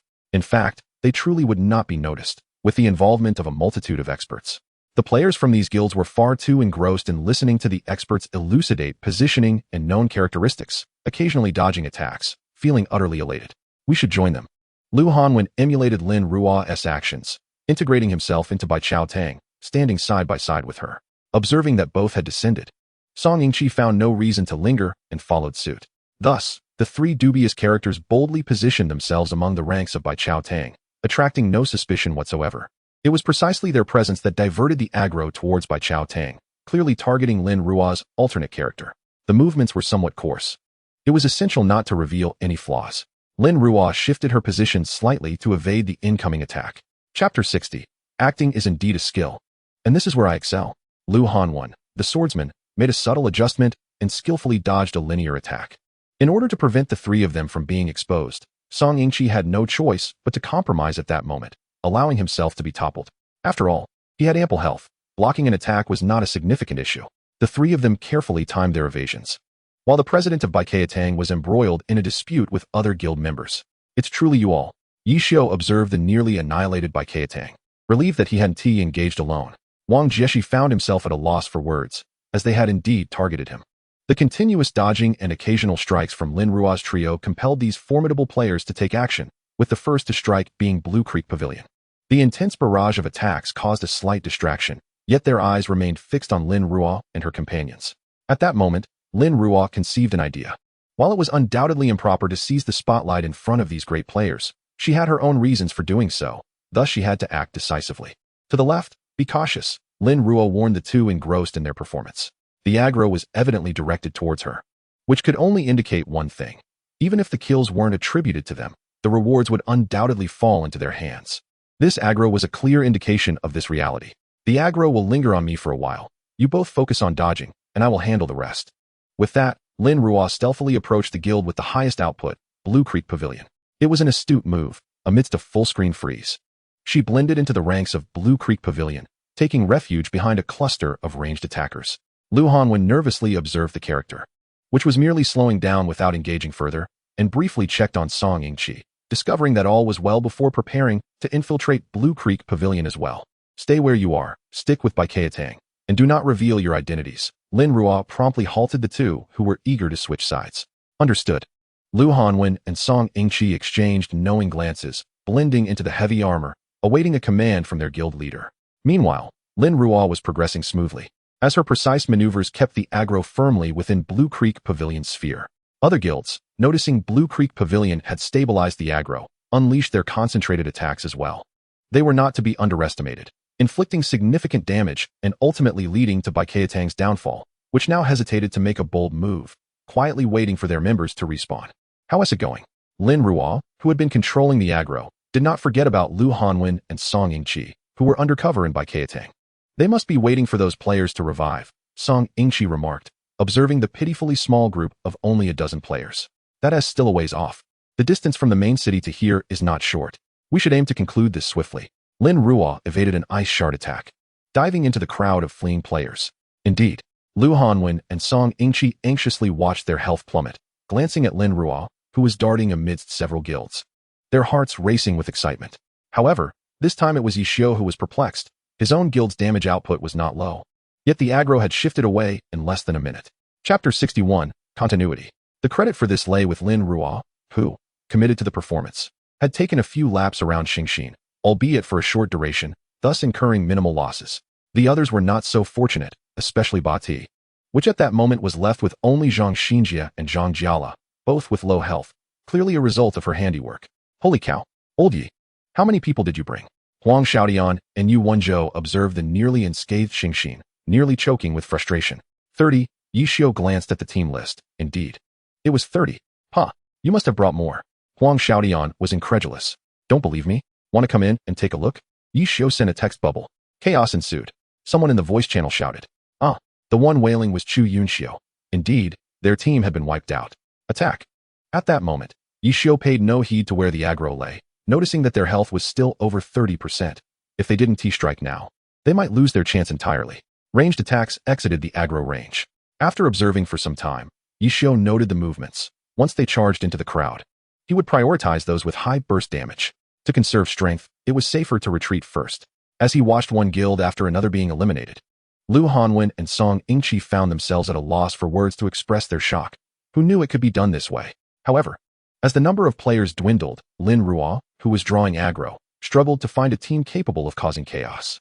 No, there was one, Xingxin. Yet, based on previous behavior, she likely wouldn't engage. Nevertheless, as time stretched on, Yishio could no longer resist sending in high-burst players to attack. This was proving to be exceedingly difficult. The damage was truly unbearable. Consequently, Yishio made a regrettable decision, hastening the depletion of health. 20%, 18%, 15%, 12%. Still not attacking? Lu Hanwen was growing impatient. Just a moment. Song Yingqi observed the rapid decline of health. Retreat, Lin Ruo suddenly commanded. Lu Hanwen momentarily failed to react, and Song Yingqi swiftly kicked him out of the aggro range. Holy cow. Lu Hanwen stared at the shaking computer screen the moment the dust settled. It was a scene of devastation. Even on the brink of death, they still dared to unleash high-burst damage. Lu Hanwen gazed at the corpses. Had it not been for Song Yingqi's timely kick, he too would have joined their ranks. So close. Lin Ruo noted that with only 5% health remaining, their trio still faced a daunting challenge. This is troublesome. Lu Hanwen gazed at Jun Mo Xiao, who had risen from the ruins, alongside several other characters. You kill. I will hold them off. Lin Ruo shifted her perspective, observing Jun Mo Xiao's green machine gun unleashing a barrage, while scanning for any other surviving characters nearby. At last, a cat emerged, and she hurled a lava bottle. Ever vigilant, Yishio sidestepped, watching the shattered remnants of the bottle and furrowing his brow. Immediately, Lin Ruo commanded her character to soar into the air, monitoring every movement on the ground. Meanwhile, Lu Hanwen and Song Yingqi commenced their own tasks, targeting the character with low health, only 3% remaining. At this moment, Yishio, who had been puzzled, became aware of the extraordinary nature of the situation. Observing the interactions among the three characters, he understood everything. Chapter 62, Master of Chaos. With a swift glance, Yishio initiated high-speed movement, intending to strike first for a decisive kill. Lin Ruo, having already engaged with the scattered individual, could naturally infer his intentions. She was determined not to miss this opportunity. Although she knew that even if they succeeded in killing, the spoils would still belong to them, she felt compelled to create a disturbance. Thus, she employed a newly conceived strategy, a fresh approach that incorporated all her skills, rather than relying on the technique she had honed for 3 years. Thanks to her quick reflexes, Lin Ruo's character soon positioned itself before Jun Mo Xiao, commencing a relentless bombardment on the vacant ground, stirring up clouds of dust. With Jun Mo Xiao enveloped within, clutching a cooled lava bottle, the persistent damage began to hinder Jun Mo Xiao's movements, a characteristic effect of the lava bottle, deceleration. As the characters engaged in close combat, a sweeping attack ensued. Initially harboring doubts about the trio, Yi Xiu cast them aside upon witnessing the sorcerer's tactics. It was evident that this team was not affiliated with him, so he felt no reservations. He would strike with all his might. Did they dare compete with him? They should prepare themselves. Lin Ruo, sensing something amiss, noticed that Jun Mo Xiao's attacks were becoming increasingly agile. His target was obvious. But would Lin Ruo be so easily outmaneuvered? Would she allow them to secure the first kill? While she might not be able to defeat Jun Mo Xiao, she excelled at stalling for time. This rare opportunity to confront him again would not be squandered, and she resolved to employ her newly realized technique. Not only Lin Ruo was relentless, Yi Xiu faced considerable difficulties, barely able to enter the attack range while being closely pursued by a sorcerer, which was quite frustrating. With only 2% of his health remaining, he grew anxious and quickly scanned the team list for any surviving members. Unfortunately, Feng Rue and Su Mucheng had just revived and departed from the main city, while the other guilds had suffered severe losses and were hesitant to advance alone. Elevating his hand speed, Yi Xiu unleashed a shadow clone, maneuvering around Lin Ruo's character as the 1,000-machine umbrella transformed into the green machine gun. Lin Ruo found the situation amusing. She had seemingly forgotten that this was a scattered individual with 120 skills. But would she merely stand by and watch? Certainly not. Although her character's special effects paled in comparison to high-level characters, her full set of orange gear provided sufficient firepower. Acid rain and dry ice. Starry zigzag. Theoretically, no matter how swift her fingers were, they could not surpass the speed of light. A second later, Jun Mo Xiao was compelled to halt. The dazzling lights had severely impaired his vision, rendering him unable to see either side. Damn it! Yi Xiu cursed under his breath. What? Old Yi actually swore. The people in the training room stared at Yi Xiu in disbelief, naturally noticing his dark expression, and were curious about what had transpired. System announcement. Congratulations to players Lu Ji Buti, Ji Feng, and Liang Feng Qiuyu for killing Lu Jia. A group of individuals stood in stunned silence, seemingly realizing why Yi Xiu, who usually maintained control over his emotions, had suddenly lost his composure. Don't let me see this bunch of scavengers again. They can even pull off something like this. What kind of character is this? Yi Xiu vented angrily in the public channel. A group of people watched Yi Xiu with a serious demeanor, as if he were speaking about himself. Chapter 63. Master of Chaos 2. This guy goes crazy, and even turns on himself, Feng Rue whispered. In the game, the three who had just killed would not foolishly linger at the scene of the crime. They hurriedly fled to find a place to swap accounts. Is that it? What about the loot? Song Yingqi suddenly inquired. It will be sent to the mailbox, Lin Ruo replied, observing the incessant notifications from her mailbox and leisurely opening it. However, the three of us might need to switch channels, Lu Hanwen remarked while collecting items. Just swap accounts. Lin Ruo had not considered how long their characters would last, but it was certain they would enter the world channel. Fortunately, she had an abundance of account cards. What did you all get? Song Yingqi asked with a conflicted expression. Not yet checked. What's wrong? Lu Hanwen glanced at Song Yingqi in puzzlement, then quickly peered at his computer screen. Whoa. Lu Hanwen was taken aback. Silver gear. Upon hearing the term silver gear, Lin Ruo curiously looked over, but then refocused on her own items. Your character seems unusable. Lu Hanwen remarked seriously after examining the equipment closely. Upon inspection, Song Yingqi realized he truly could not use the female character's gear. What dropped? Lin Ruo asked. A piece of silver gear for a female character, Lu Hanwen muttered. Oh, want to trade? Lin Ruo continued her inquiry. The two turned to look at Lin Ruo, who was still organizing her backpack. The first one is obvious. Silver gear, they both exclaimed. What dropped? Song Yingqi asked, regaining his composure. The wristband. Lin Ruo opened the equipment page to check. Trade. Without hesitation, Song Yingqi clicked to open the exchange page. Lu Hanwen observed the interaction between the two, feeling somewhat uncomfortable. Could it be that they had something special? With a spirit of experimentation, Lu Hanwen meticulously re-examined his backpack and discovered a small box in the corner. He clicked to open it. A flash of white light erupted, and then, Yingzhuang Lu Hanwen was momentarily taken aback, but a fleeting glance caused his spirits to plummet. What? Song Yingqi leaned in for a closer look, ultimately regarding the petrified Lu Hanwen with a gaze filled with sympathy. Lin Ruo also cast a glance, hesitating momentarily. Should we exchange? Lin Ruo inquired.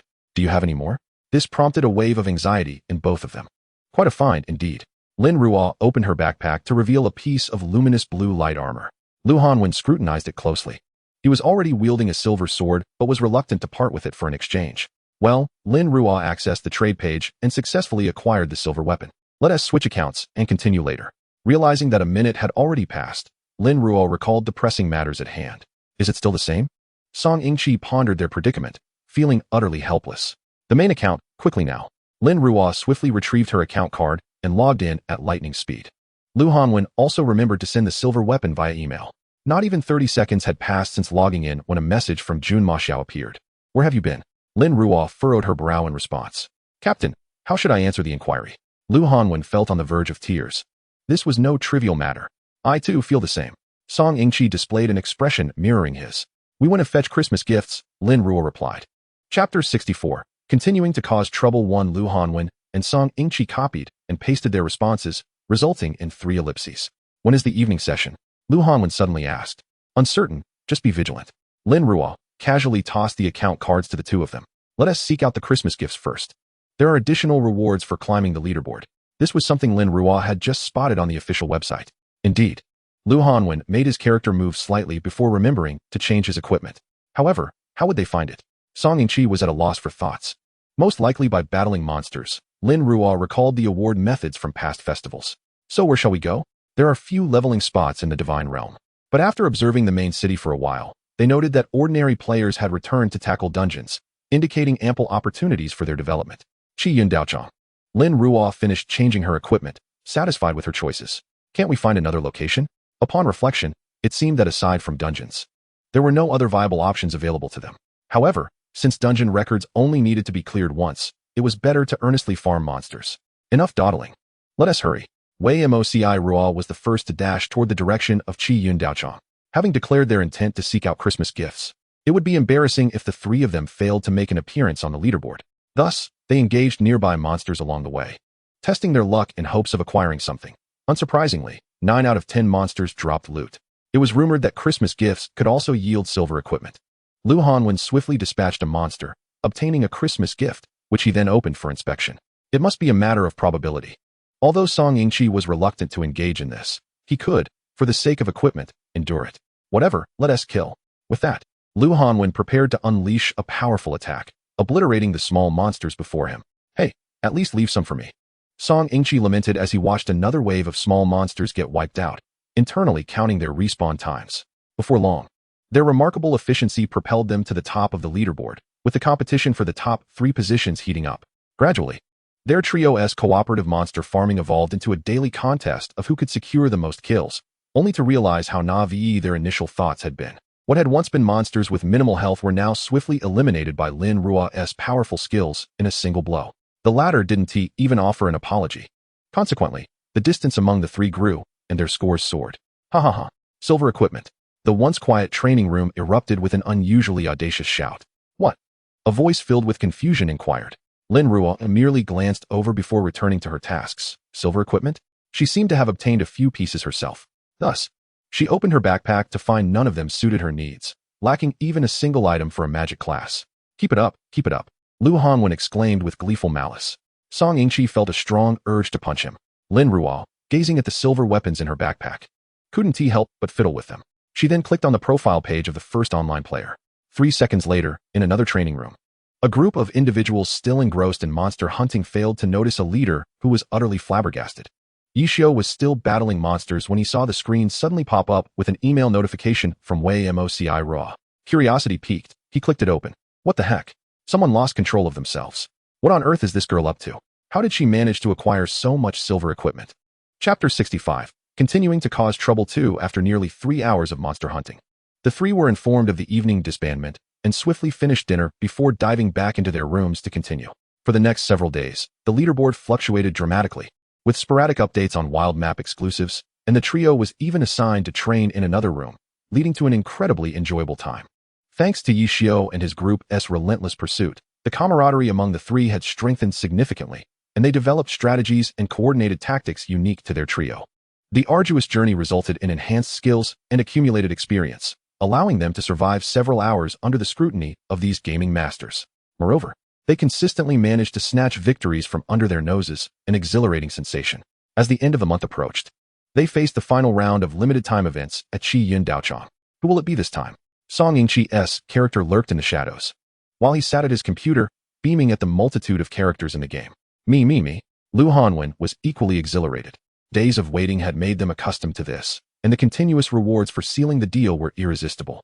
Thus, for the final time, they were determined to claim their prize. All right, the usual method. Lin Ruo maneuvered her character to jump onto another tree. No problem. Lu Hanwen was filled with confidence. Today, there seems to be a noticeable absence of people.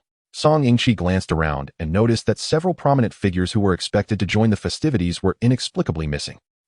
Upon hearing his words, Lin Ruo realized that both Xiao Tian and Yu Team were absent, as was Vice Captain Zhang. While listening to the conversation in his headphones, Lin Ruo suddenly became aware that Jun Mo Xiao was also not present. They must still be discussing something. Weren't they still here when we left? Lu Hanwen recalled as he stepped out of the training room. It is almost the end of the month, isn't it? Song Yingqi checked his illuminated phone. Oh yes. Lu Hanwen replied dismissively, then suddenly remembered. Wait, is it almost the end of the month? Doesn't that mean the challenge match is about to commence? Indeed. Song Yingqi replied. Yishio mentioned preparing in advance. Once the time comes, we will set off directly. At this moment, Lu Hanwen felt a surge of anxiety. What are you sighing about? Hurry up, everyone is here. Song Yingqi had intended to comfort Lu Hanwen and ease his nervousness.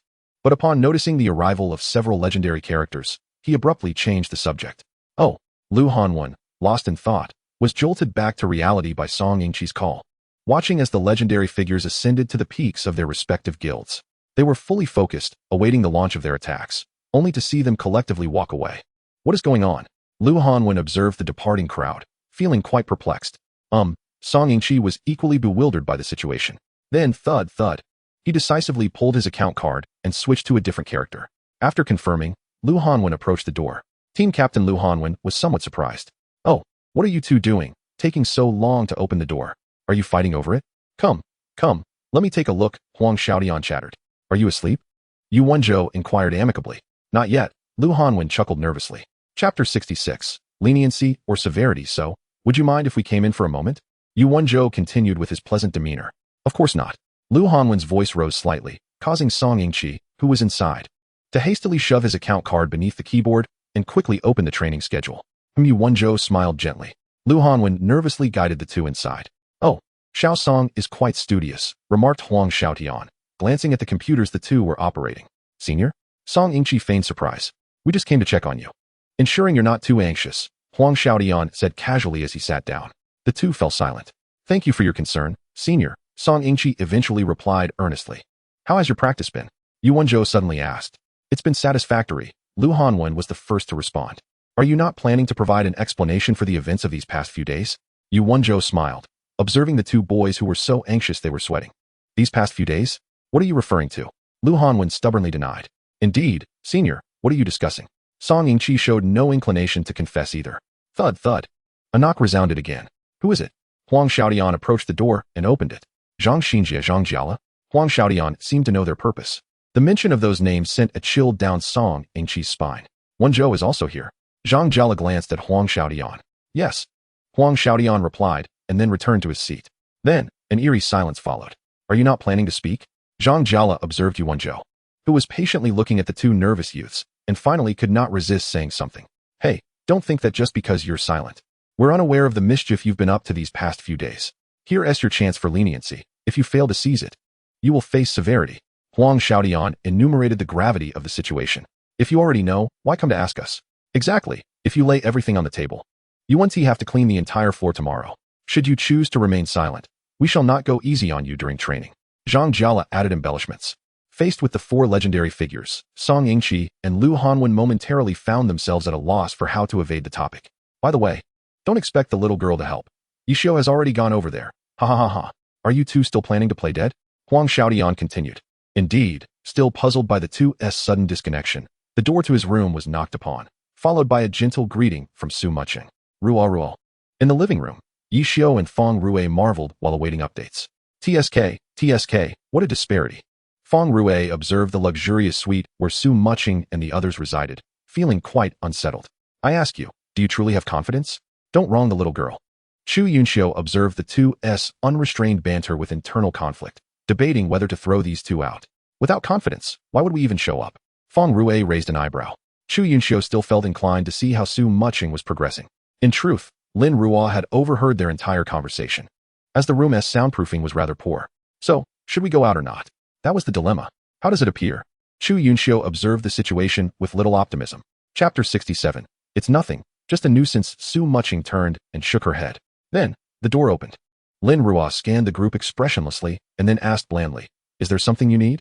Feng Rue nudged Yixiu, signaling him to speak up. "Ahem, come over here." Yixiu shot Feng Rue a glare and beckoned Lin Ruo closer, while Chu Yunxiu and Su Mucheng settled on one side to watch. Lin Ruo hesitated briefly and then walked over. "Is everything from the past few days you're doing?" Yixiu inquired, looking at Lin Ruo. The latter remained silent for a second before divulging everything. "Why didn't you mention it sooner?" Feng Rue was still somewhat disgruntled. They had lured so many people only to have their efforts snatched away by their own team, leaving them with nothing. Quite disheartening. Had you mentioned it earlier, would we not have had a chance? Lin Ruo posed a rhetorical question, leaving Feng Rue at a loss for words. What has prompted you all of a sudden to resort to thievery? This time, it was Chu Yunxiu who expressed curiosity. "It's nothing, merely adding to the inconvenience." Lin Ruo continued to respond. "This straightforwardness truly renders me speechless," Feng Rue suddenly exclaimed. "Stop with the banter and address the matter at hand." Yixiu interjected with an air of mystery. All right, you can ask." Feng Rue rolled his eyes at Yixiu, feigning seriousness. "Are you the one responsible for the tactical arrangements and team compositions?" "Yes." "What about hate control?" "Lu Jia is the sole source of hate." "Goodness, no wonder," Feng Rue exclaimed, slapping his thigh emphatically. "Since the event began, how many silver outfits have you acquired?" Yixiu genuinely inquired. Lin Ruo hesitated. "Silver outfits? I believe I have around 7 or 8. Her tone gradually grew uncertain. Yixiu remained silent. "From the start until now, you have provided me with 10. "Oh, then it must be correct. I still have 7 or 8 here," Lin Ruo continued. "In truth, the silver outfits obtained from the event are not particularly significant. Some could even be deemed useless. However, acquiring many at once signifies good fortune. What does this girl take it for? A blue item? Commonplace? She speaks of it so nonchalantly. Moreover, to have obtained over 10 items in just a few days is either due to cheating or a system malfunction. It is quite concerning. I feel the need to take a breather." Chu Yunxiu was already bewildered. When did silver outfits become so trivial? Observing the disheartened expressions of those around her, Lin Ruo thought to herself, "I must not have misspoken. There are still plenty of materials in my account. I will send them to you shortly," Lin Ruo continued. "What materials?" Yixiu mused that they likely weren't any particularly important rare materials, as events are events. Making them too grand would be unwise. Things like blue and white crystals, Lin Ruo recalled, seemingly accurate. Another silence ensued. "If it weren't for the event, I would suspect you had robbed the game company," Feng Rue said suddenly, adopting a serious tone. "Good fortune," Lin Ruo replied. "Do you need those items?" "I have no use for them," Lin Ruo said after a moment's contemplation. "Return them to me later. I will take a look first." Yixiu suppressed a flicker of surprise. "Oh, silence. The game company has truly made a big deal of this," Feng Rue remarked suddenly. "All of them are Chinese. Can't they cut us some slack?" Chu Yunxiu added. "I have heard they have also obtained silver outfits." Su Mucheng waved her phone, displaying the chat records. "Certainly not more than the little girl," Feng Rue retorted. "Indeed," Su Mucheng nodded with a smile. Chapter 68. Good fortune what? Tang Hao replied, sending a series of astonished emojis in response to Feng Rue. "Shall I take a screenshot for you?" Feng Rue quickly suggested. "Send it." The hands of professional players are the swiftest, and that single word flooded the discussion group. After a moment of quiet, Yixiu suddenly chimed in, sharing an image. "Have you all gone to rob the game company?" Tang Hao questioned. No, it should be cheating," Li Xin corrected. "Cheating isn't this intense. These are silver outfits. They are not the kind of beginner gear one can casually encounter. Yet, the sheer volume is indeed quite alarming," Zhang Jia commented, sending a lengthy message. "This is called good fortune," Feng Rue added. He followed another round of sarcastic taunts. "What a joke. Don't deny it. Do you have more than the little girl?" Feng Rue challenged. "It's not yours, so why are you getting so worked up?" Wang Jisher shot back. "Indeed, you are the elite among the lecherous. You lack such good fortune," Xiao Shiqin added. "I am adorned in silver outfits. Why should I care about whether I acquire more?" Feng Rue stated bluntly. "By the way, have you Wenzhou and Zhang Xinjie returned yet?" Feng Rue asked suddenly. "They might still be engaged in ideological education," Chu Yunxiu replied, sending a shivering emoji. "Speaking of which, Huang Xiaodian, how many have those 2 little brats acquired?"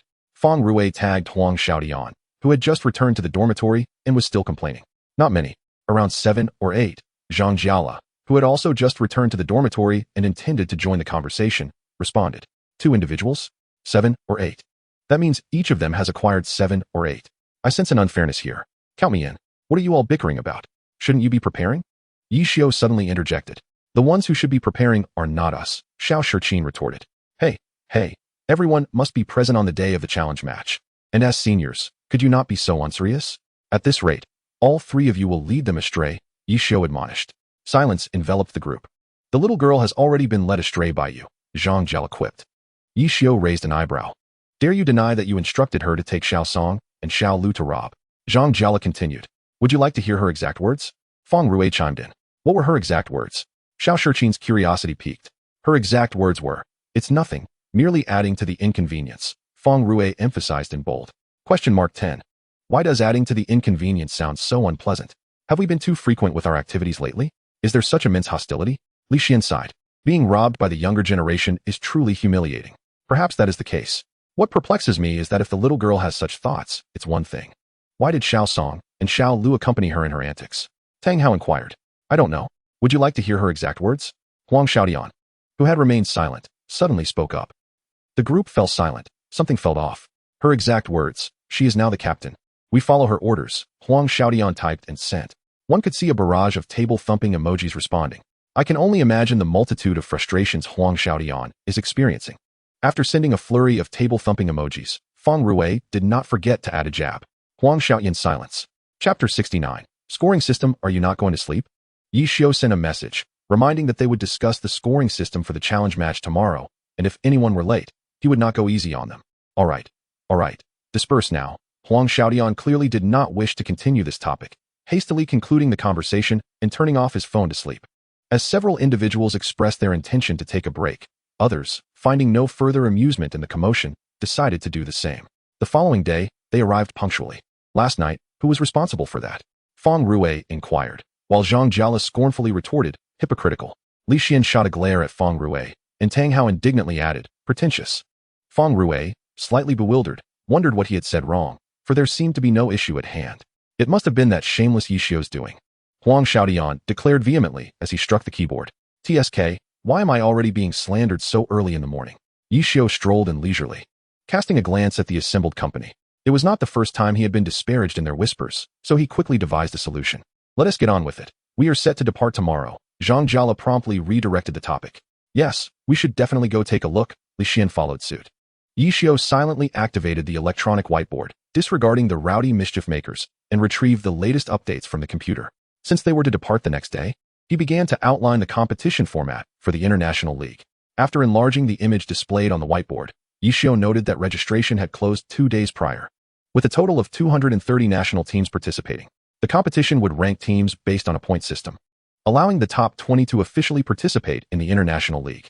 He then mentioned having conducted a small survey with Director Bai. Switching to another image, Yi Xiao presented a detailed performance analysis of various teams over the past year and invited their opinions. Yi Xiao smiled meaningfully as he received their responses. The results are impressive. The average level appears to be quite high. Indeed, roughly speaking, came the consensus from a few of the masters present. Now, let us take a look at this. Yi Xiao nodded slightly as he opened a widely circulated video of a certain league's competition. After viewing, he prompted, "What are your thoughts?" "It's quite disheartening," came a reply. "You wouldn't randomly select a grassroots team to intentionally inflate our morale, would you? That coordination is a joke. Shut it down. I'm about to vomit." Another voice echoed in discontent, prompting Yi Xiao to disregard the ruckus and directly access another video. "Oh, that ninja is rather impressive. The evasion was exquisite. This strategy holds potential." Yi Xiao then inquired, "So, how do you feel about it?" The average statistics of each team are indeed high. However, we cannot rule out internal factors. Given the current situation, there remains much to comprehend, and it would be premature to draw definitive conclusions. For now, we must proceed step by step, Yu Wenzhou analyzed meticulously. In the past 2 years, the acclaim for glory has undeniably risen, yet we hear little about renowned foreign teams. Moreover, the disparity in strength among youth teams from various countries is evident. I recall you mentioning that opponents are chosen randomly for the matches, thus tactical arrangements must rely on adaptability. Zhang Xinjia continued his analysis. Therefore, the challenge will take place in one of the cooperative alliances, namely the United States, and there shall be no rest tonight to adjust to the time difference. The flight departs at 11 tomorrow, Yi Xiao concluded, issuing a final directive. How long will this challenge last? Someone finally recalled to ask. Not long, generally. It lasts about a month, and a slight delay can still align with the new year, Yi Xiu reassured the assembly. Chapter 70. New members of Xingxin. Silence ensued. All right, you have half a day off today. After morning training, you may engage in free activities and pack your belongings. Just don't forget to gather in the morning. He instructed. A chorus of affirmations followed. The monotonous training left everyone feeling out of sorts, with the training room unusually quiet, save for the sounds of typing. In the afternoon, Guogua and the others would arrive, so do remember. Su Mucheng opened Yi Xiu's chat interface to send a message before closing it to resume her training. Yi Xiu glanced over, nodding slightly in acknowledgement towards Su Mucheng, while Feng Rui also received a greeting from Wei Shun. Hey, we've arrived. The message was accompanied by a large, full-screen vibration. Feng Rui jumped in surprise, and upon recognizing the sender, he retaliated with a fierce response. Damn, you nearly scared me to death. Oh, you can be startled too? Wei Shun quickly replied, sending a trailing ellipsis before asking where they were headed without them, welcoming the new members. The speed of Wei Shun's fingers on the phone keyboard was unrestrained. You all came here? Feng Rui sent a series of astonished emojis. The whole team is here, just to see you off, Wei Shun added, sharing a photo of their dining table. We're not headed to the gallows. Is such a grand display necessary? Feng Rui thought to himself, still chuckling inwardly, fully aware of his irreplaceable position in Xingxin. You thought we came to welcome you? You're mistaken. We're here to welcome the new member, Wei Shun replied with a beaming smile emoji. Close teammates? Feng Rui continued to joke. Hee. After Wei Shun's comment, he reminded Feng Rui to check Weibo, noting that he was the only one who had T-posted. Feng Rui fell silent, pondering what to post. Curiously, he opened Weibo, where notifications indicated that numerous people had tagged him. Clicking through, he found a fan's creation, then refreshed his homepage to see. Yi Xiu welcomes Xingxin's new member Lin Ruo. Su Mucheng welcomes new member Lin Ruo. Baozi, though unsure of what transpired, also extended a warm welcome to Lin Ruo. Messages of this nature flooded the screen, with comments exceeding 10,000, timestamped at 10:56. The current time was 10:59. So, Feng Rui suddenly looked up. Catching Yi Xiu's knowing smile and Su Mucheng's conspiratorial glance, these two had completely set him up. Moments later, Weibo refreshed, displaying, Feng Rui welcomes Xingxin's new member Lin Ruo. He had successfully caught the live broadcast. After the team expressed their sentiments, it was then Chungua's turn as the principal, who had originally labeled her Weibo with her own name, now transformed it into the Xingxin Fan Support Club, with the accompanying text. The photos recently taken by Wei Shun were sent out, instantly igniting a flurry of live news reports from countless journalists. Within a mere 10 minutes, Lin Ruo's Weibo followers surged from 1,000 to tens of thousands. The incessant vibrations of her phone severely disrupted her training, prompting her to finally relent and take a glance. The screen was filled with Weibo notifications, and she quickly comprehended the unfolding situation before shutting her phone off and tucking it away to continue her practice. Initially, Lin Ruo, being a minor, was generally not accepted by professional teams lacking official recognition. However, since Xingxin's championship victory, it had ascended to become the largest team in the city, thus acquiring such privileges, allowing for unabashed freedom. Chapter 71. Acceptance of results. I say, we've been training for so many days. Let us assess our results. Sitting idly here is rather dull. Huang Xiaodian chirped. Indeed, I'm on the verge of boredom, Zhang Jiala echoed. Let us go, Tang Hao urged. Where to? Li Xian queried, somewhat bewildered. To the Qiying Daochong, to evaluate our progress. Otherwise, I cannot find peace, Xiao Shiqin said as he opened the large map, taking the lead. Yi Xiu merely cast a casual glance, understanding the group's concerns. He too felt uncertain, so he decided to accompany them. Xiao Song, Xiao Lu, hurry up. Huang Xiaodian continued to beckon. The three, immersed in their training, looked up to see over a dozen individuals eager to join, feeling quite exhausted. A major account logged in. Lin Ruo retrieved her account card and logged on. All right, the two responded in unison. The Qiying Daochong, a virtually deserted divine realm leveling ground, was now the stage for an exhilarating chase. 1. Wei Moci Ruo suddenly had a text bubble appear above her head. The others behind her glanced at each other in confusion, but immediately heightened their vigilance. It was clearly a signal. Sure enough, the trio's tight formation gradually shifted, and at a fork in the road, they all darted in different directions. Splitting up? Huang Xiaodian murmured as he watched their retreating figures. Chase them down, Tang Hao commanded, directing his character towards one of the paths. All right, Zhang Jiala, the only one who fought alongside him at a distance, concurred. 1 minute later, where are they? They're not here, Tang Hao observed as his character sped out of the Qiying Daochong's borders, feeling utterly perplexed. What? They're not here either. Huang Xiaodian echoed moments later. Zhang Jiala pondered. If neither side is present, that can only mean... Ah! Zhang Jiala screamed, successfully attracting the attention of everyone except Lin Ruo's trio. He had been ambushed. Kill. This was the command issued by Wei Moci Ra. Thus, the three successfully focused their fire on Zhang Jiala, who was fully equipped in orange gear. What the hell? Why aren't you fighting back? Did you really think I was a novice? Huang Xiaodian activated his taunting mode. Come on, give it a try. I'm an ammunition expert, not a guardian angel. How much effort do you think it takes for 3 to take down 1? Do you really think I'm a Saint Seiya? Can I take on 3 just because I'm decked out in orange gear? Zhang Jiala retorted. Stop the chatter, where are they? Tang Hao inquired of Zhang Jiala, who was already in a soul state. If I had been ambushed, I would have run long ago. And with the goddess perspective, it's not a 360-degree view. I can't see them. Zhang Jiala lamented, feeling utterly frustrated at being outdone by juniors. What a pitiful state. Watch me.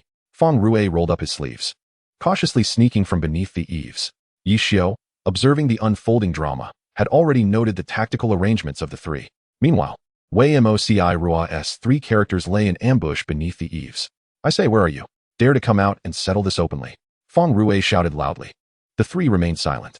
Without a response, Feng Rue had no choice but to continue lurking. The window to his left perfectly suited his needs. He maneuvered his character to leap inside. However, he failed to notice. Chapter 72. Practice reaction 100 more times as Feng Rue prepared to advance. The screen suddenly went dark, followed by a barrage of attacks. What the hell? Feng Rue, what are you doing? Tang Hao watched Feng Rue's icon gray out, his mind racing with expletives. By the time Feng Rue regained his senses, he was in God's perspective, watching the culprits escape, stepping over his fallen character. Then, he received a message from Yi Xiao. Practice reaction 100 more times. Feng Rue was flabbergasted. He hadn't realized there was merely a wall separating him from the trio. He quickly fled the scene of the crime, opting to ambush from another eve. At this rate, how long would this go on? Zhang Jiala, unable to participate, stood atop the eve, scanning the surroundings. Then teamed up with Feng Rue to find a good spot to observe the drama unfold. Regardless, it had nothing to do with them. Feng Rue was still troubled by the thought of that 100 repetitions of training. 1 minute later, he encountered Wang Jieshi. Shall we fight? Lu Hanwen, having squatted for ages, was on the brink of boredom. Wang Jieshi's involvement would be ideal, as defeating him would bring them victory, yet currently, he was the most formidable and posed the greatest challenge. Song Yingqi glanced at Lin Ruo, who remained silent, realizing that Wang Jieshi was not to be trifled with. If only a fragile class were present, they could finish him off in a few moves and disperse swiftly. How expedient. Shall we wait a bit longer? Song Yingqi pondered for a while, but ultimately decided it was better to stay put. No need to wait, let us attack. With that, Wei Moci Ruo began to move slowly. Still, they attempted a capture. Unfortunately, Wang Jieshi had long been prepared, dodging easily and exposing their position. In the moment of movement, Wang Jieshi launched an attack and signaled with a lava bottle. Calling for backup? They were genuinely starting to panic. Move, Lin Ruo commanded. Tossing a lava bottle, followed closely by Song Yingqi's crashing strike.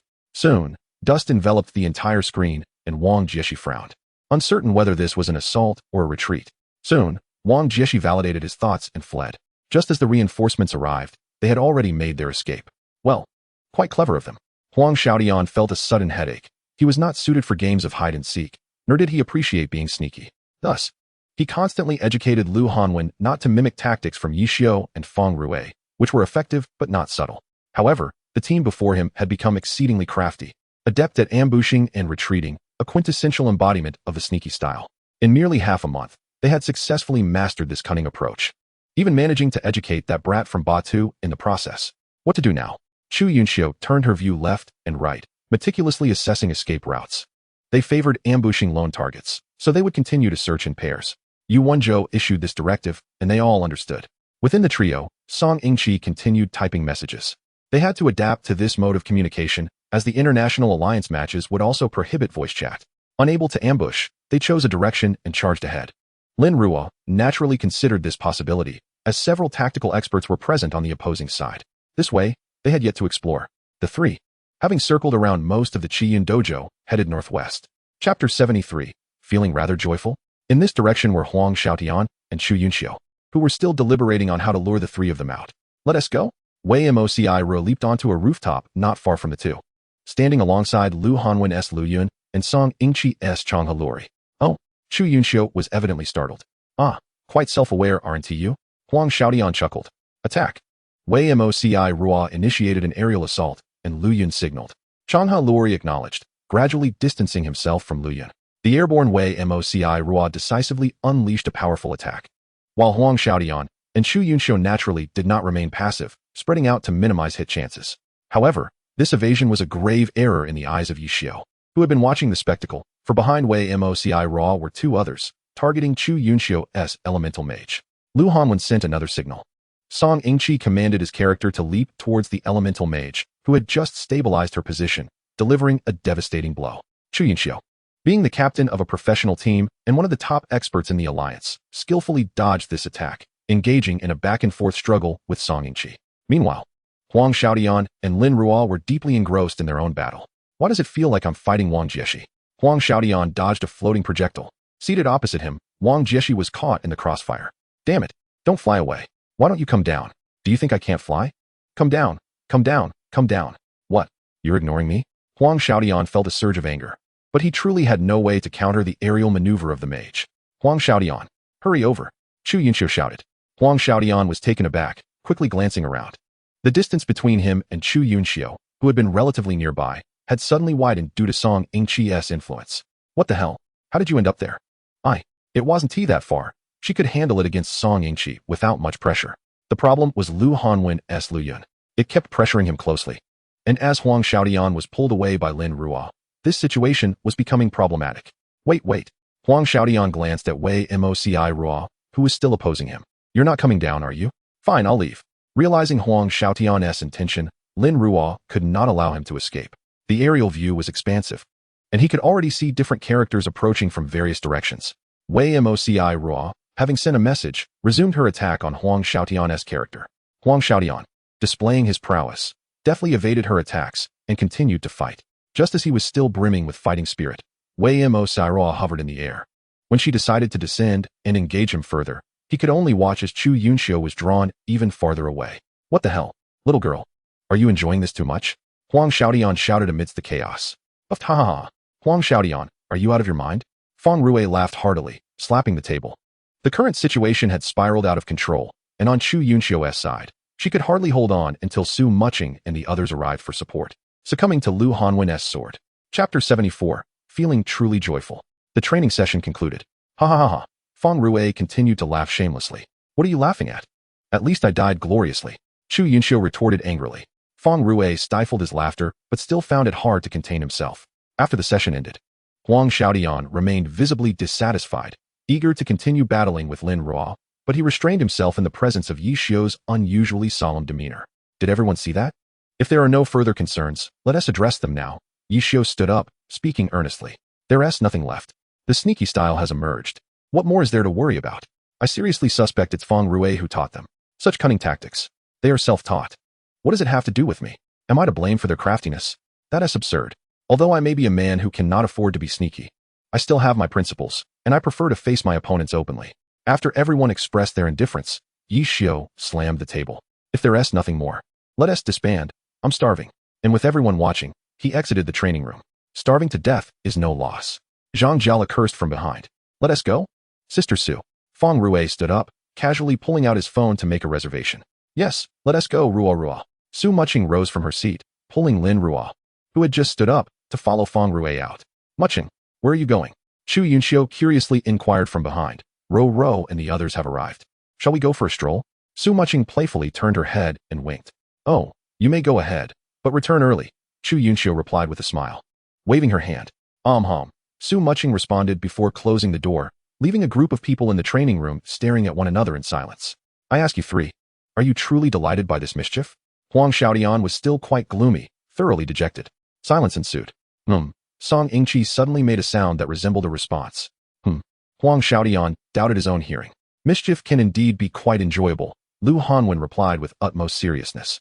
Ha ha ha. Zhang Jiala continued to chuckle. Amidst their antics, Fang Rui escorted the two downstairs, where they spotted Yi Xiu standing by the roadside, smoking. He patted Yi Xiu on the shoulder and changed direction towards the city center. It was the winter break, and everyone was fully equipped to avoid any mishaps. After a tense 15 minutes, they arrived at the restaurant where Chunghua and others were. At the entrance, they encountered Xiao Yifan, who was also fully prepared.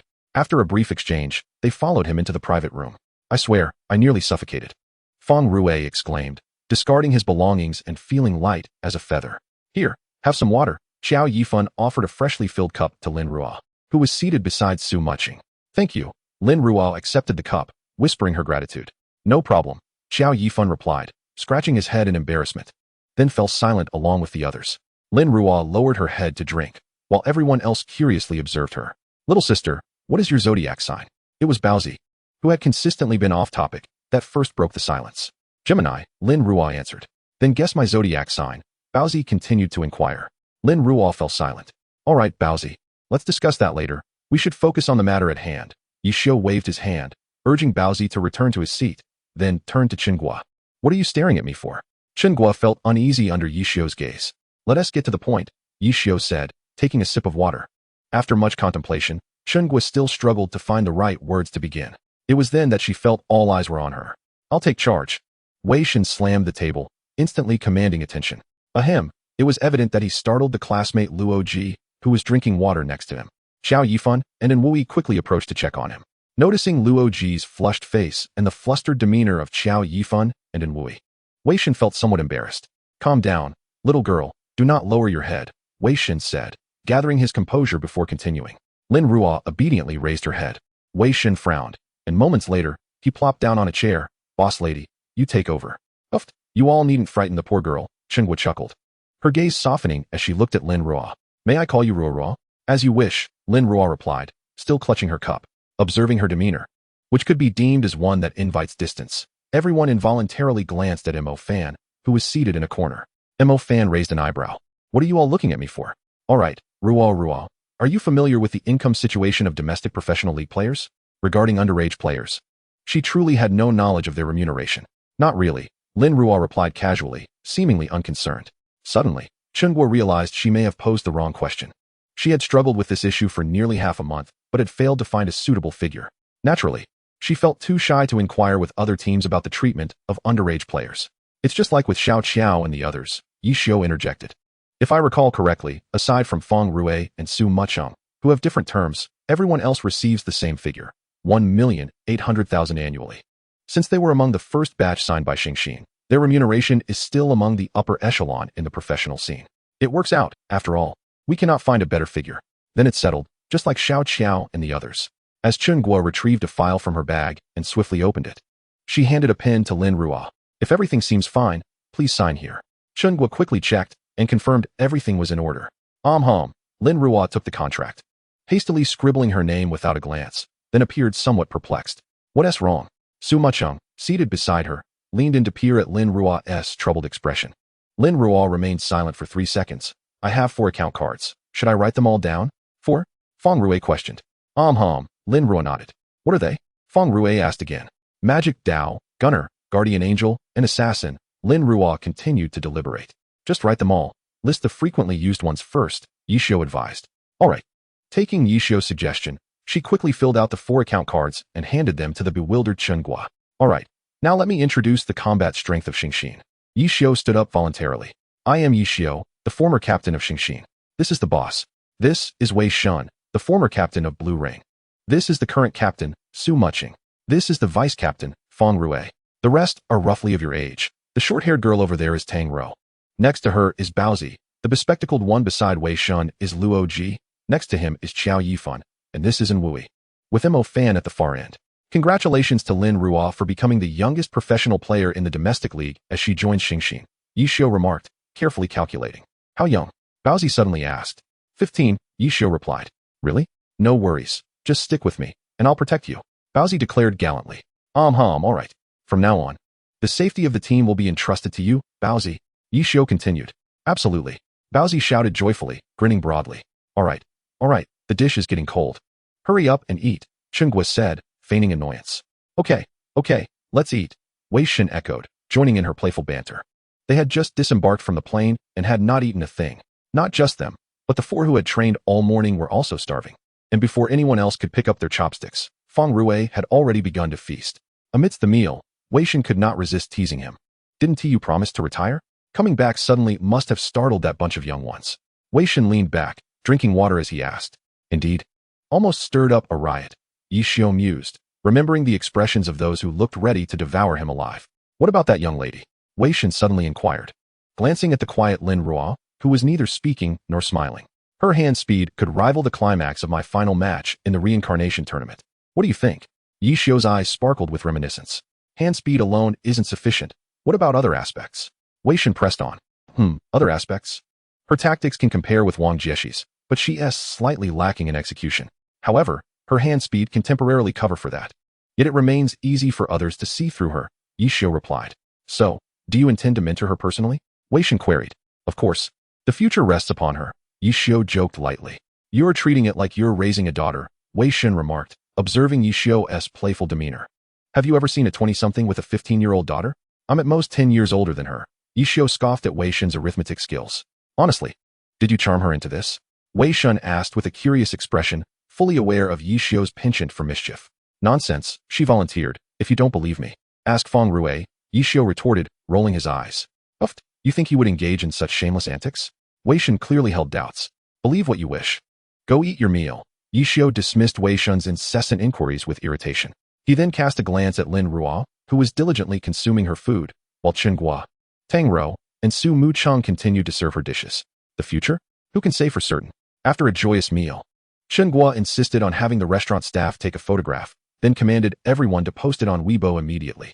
Sure enough, once the photo circulated, it quickly climbed the trending charts. New member of Xingxin, Lin Ruo, why is no one praising my handsomeness? Feng Rui lamented as he scrolled through comments filled with admiration for the young girl, feeling rather disgruntled. Yi Xiu couldn't resist mocking him. What is so funny? Am I wrong? Feng Rui shot Yi Xiu a glare, continuing to browse comments. Hey Xiaochang, what is up? Meanwhile, Chen Guo received a call from city reporter Chang Xian. Sister Chen, didn't he expect your photography skills to be quite good? Su Mucheng chuckled. Indeed. Tang Rou nodded in agreement. After exchanging pleasantries, Yi Xiu took Feng Rui and the others back to their dormitory to pack their belongings. Before they departed, Chen Guo made sure to threaten Feng Rui that if he couldn't win in the upcoming challenge, he should refrain from claiming to be part of Xingxin.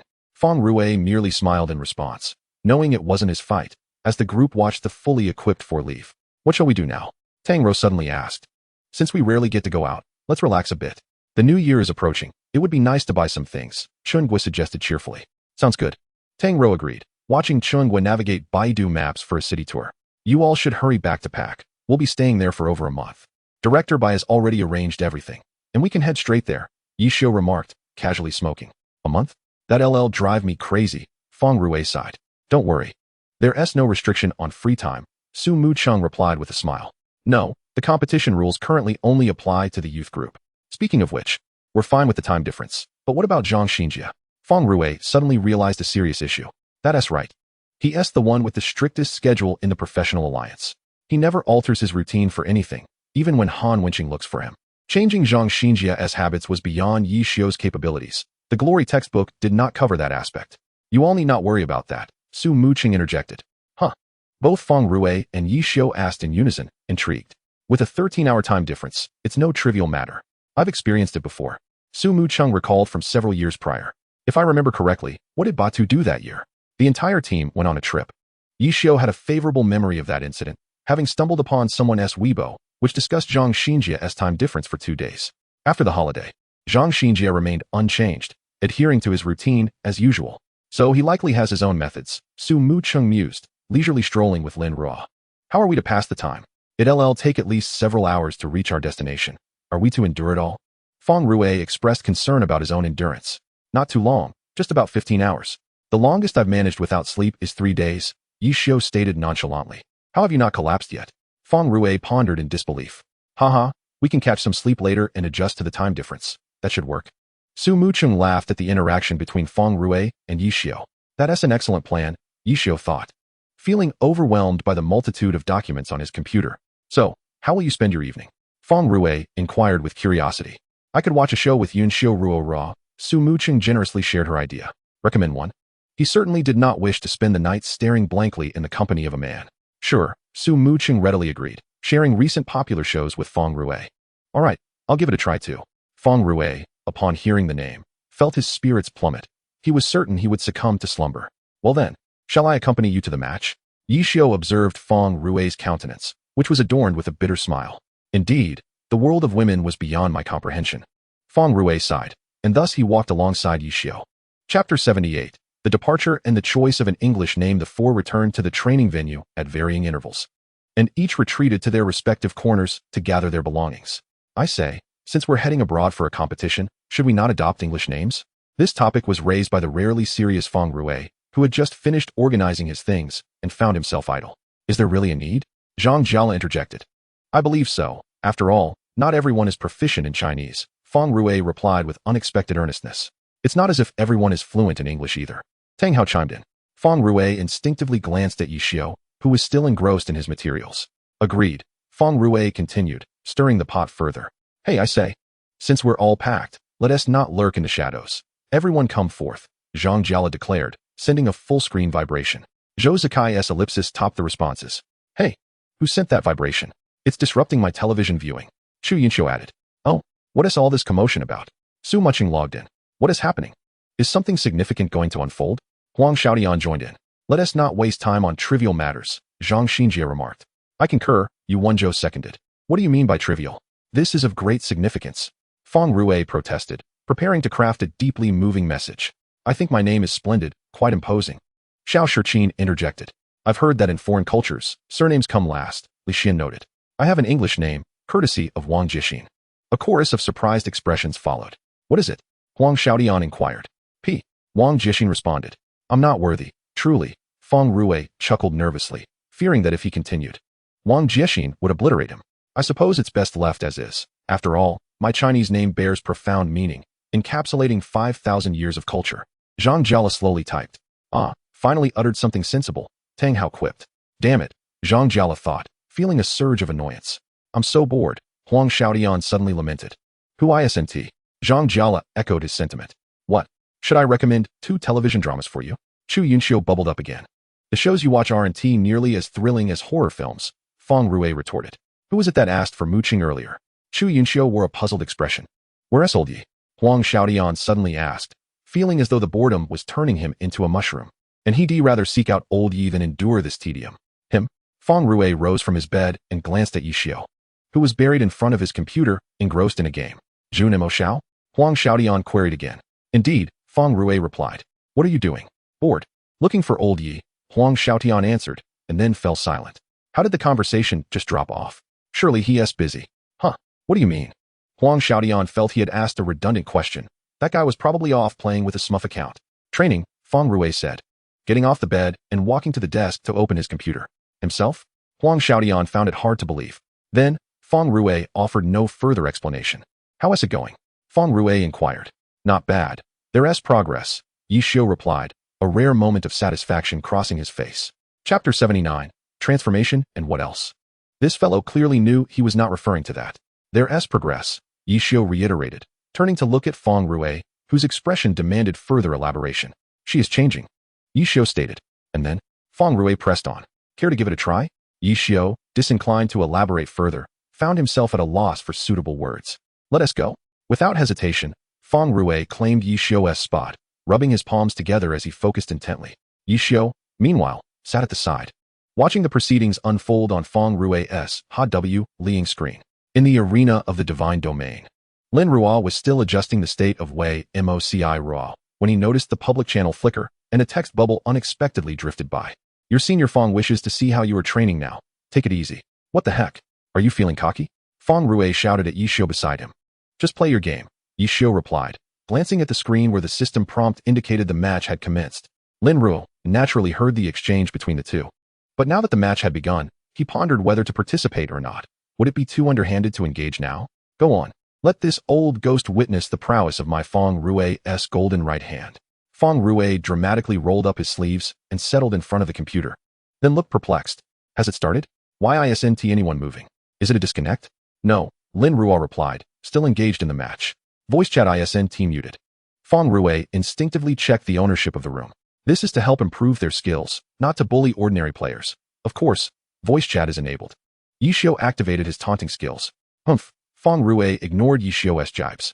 Let us begin. I am quite serious on the battlefield.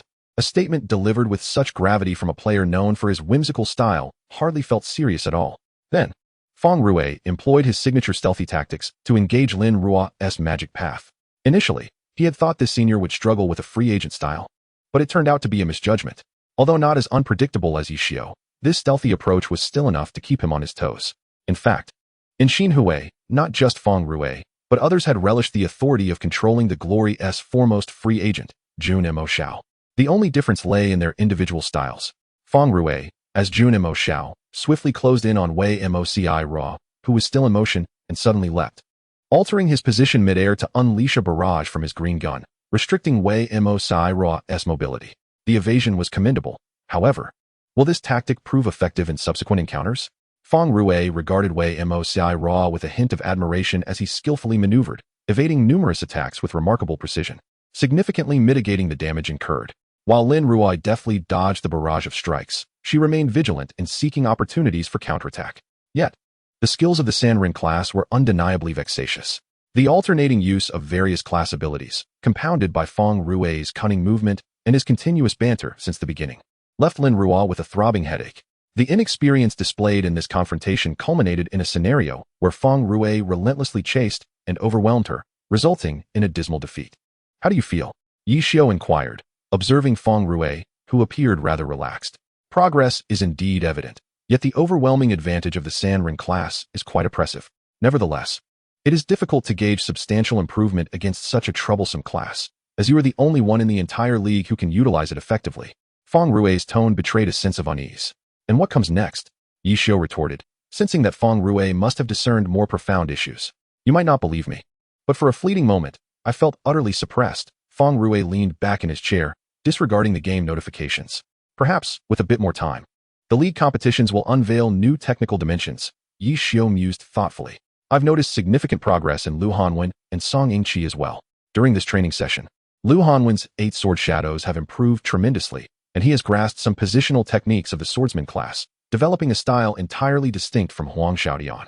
Blue Rain seems poised to become a formidable adversary in the future." Feng Rui spoke passionately about the recent newcomers. "And then there's Song Yingqi. He bears no resemblance to Han Wenqing whatsoever, possessing a unique style that blends technical prowess with creativity. His calm and rational demeanor, coupled with his adaptive gameplay, suggests that Batu might indeed have a chance at the championship. Indeed, the younger generation is rapidly surpassing the older," Yi Xiu remarked. "And then they will crush you on the beach," Feng Rui interjected. "Bah, there is a saying, the older ginger is spicier."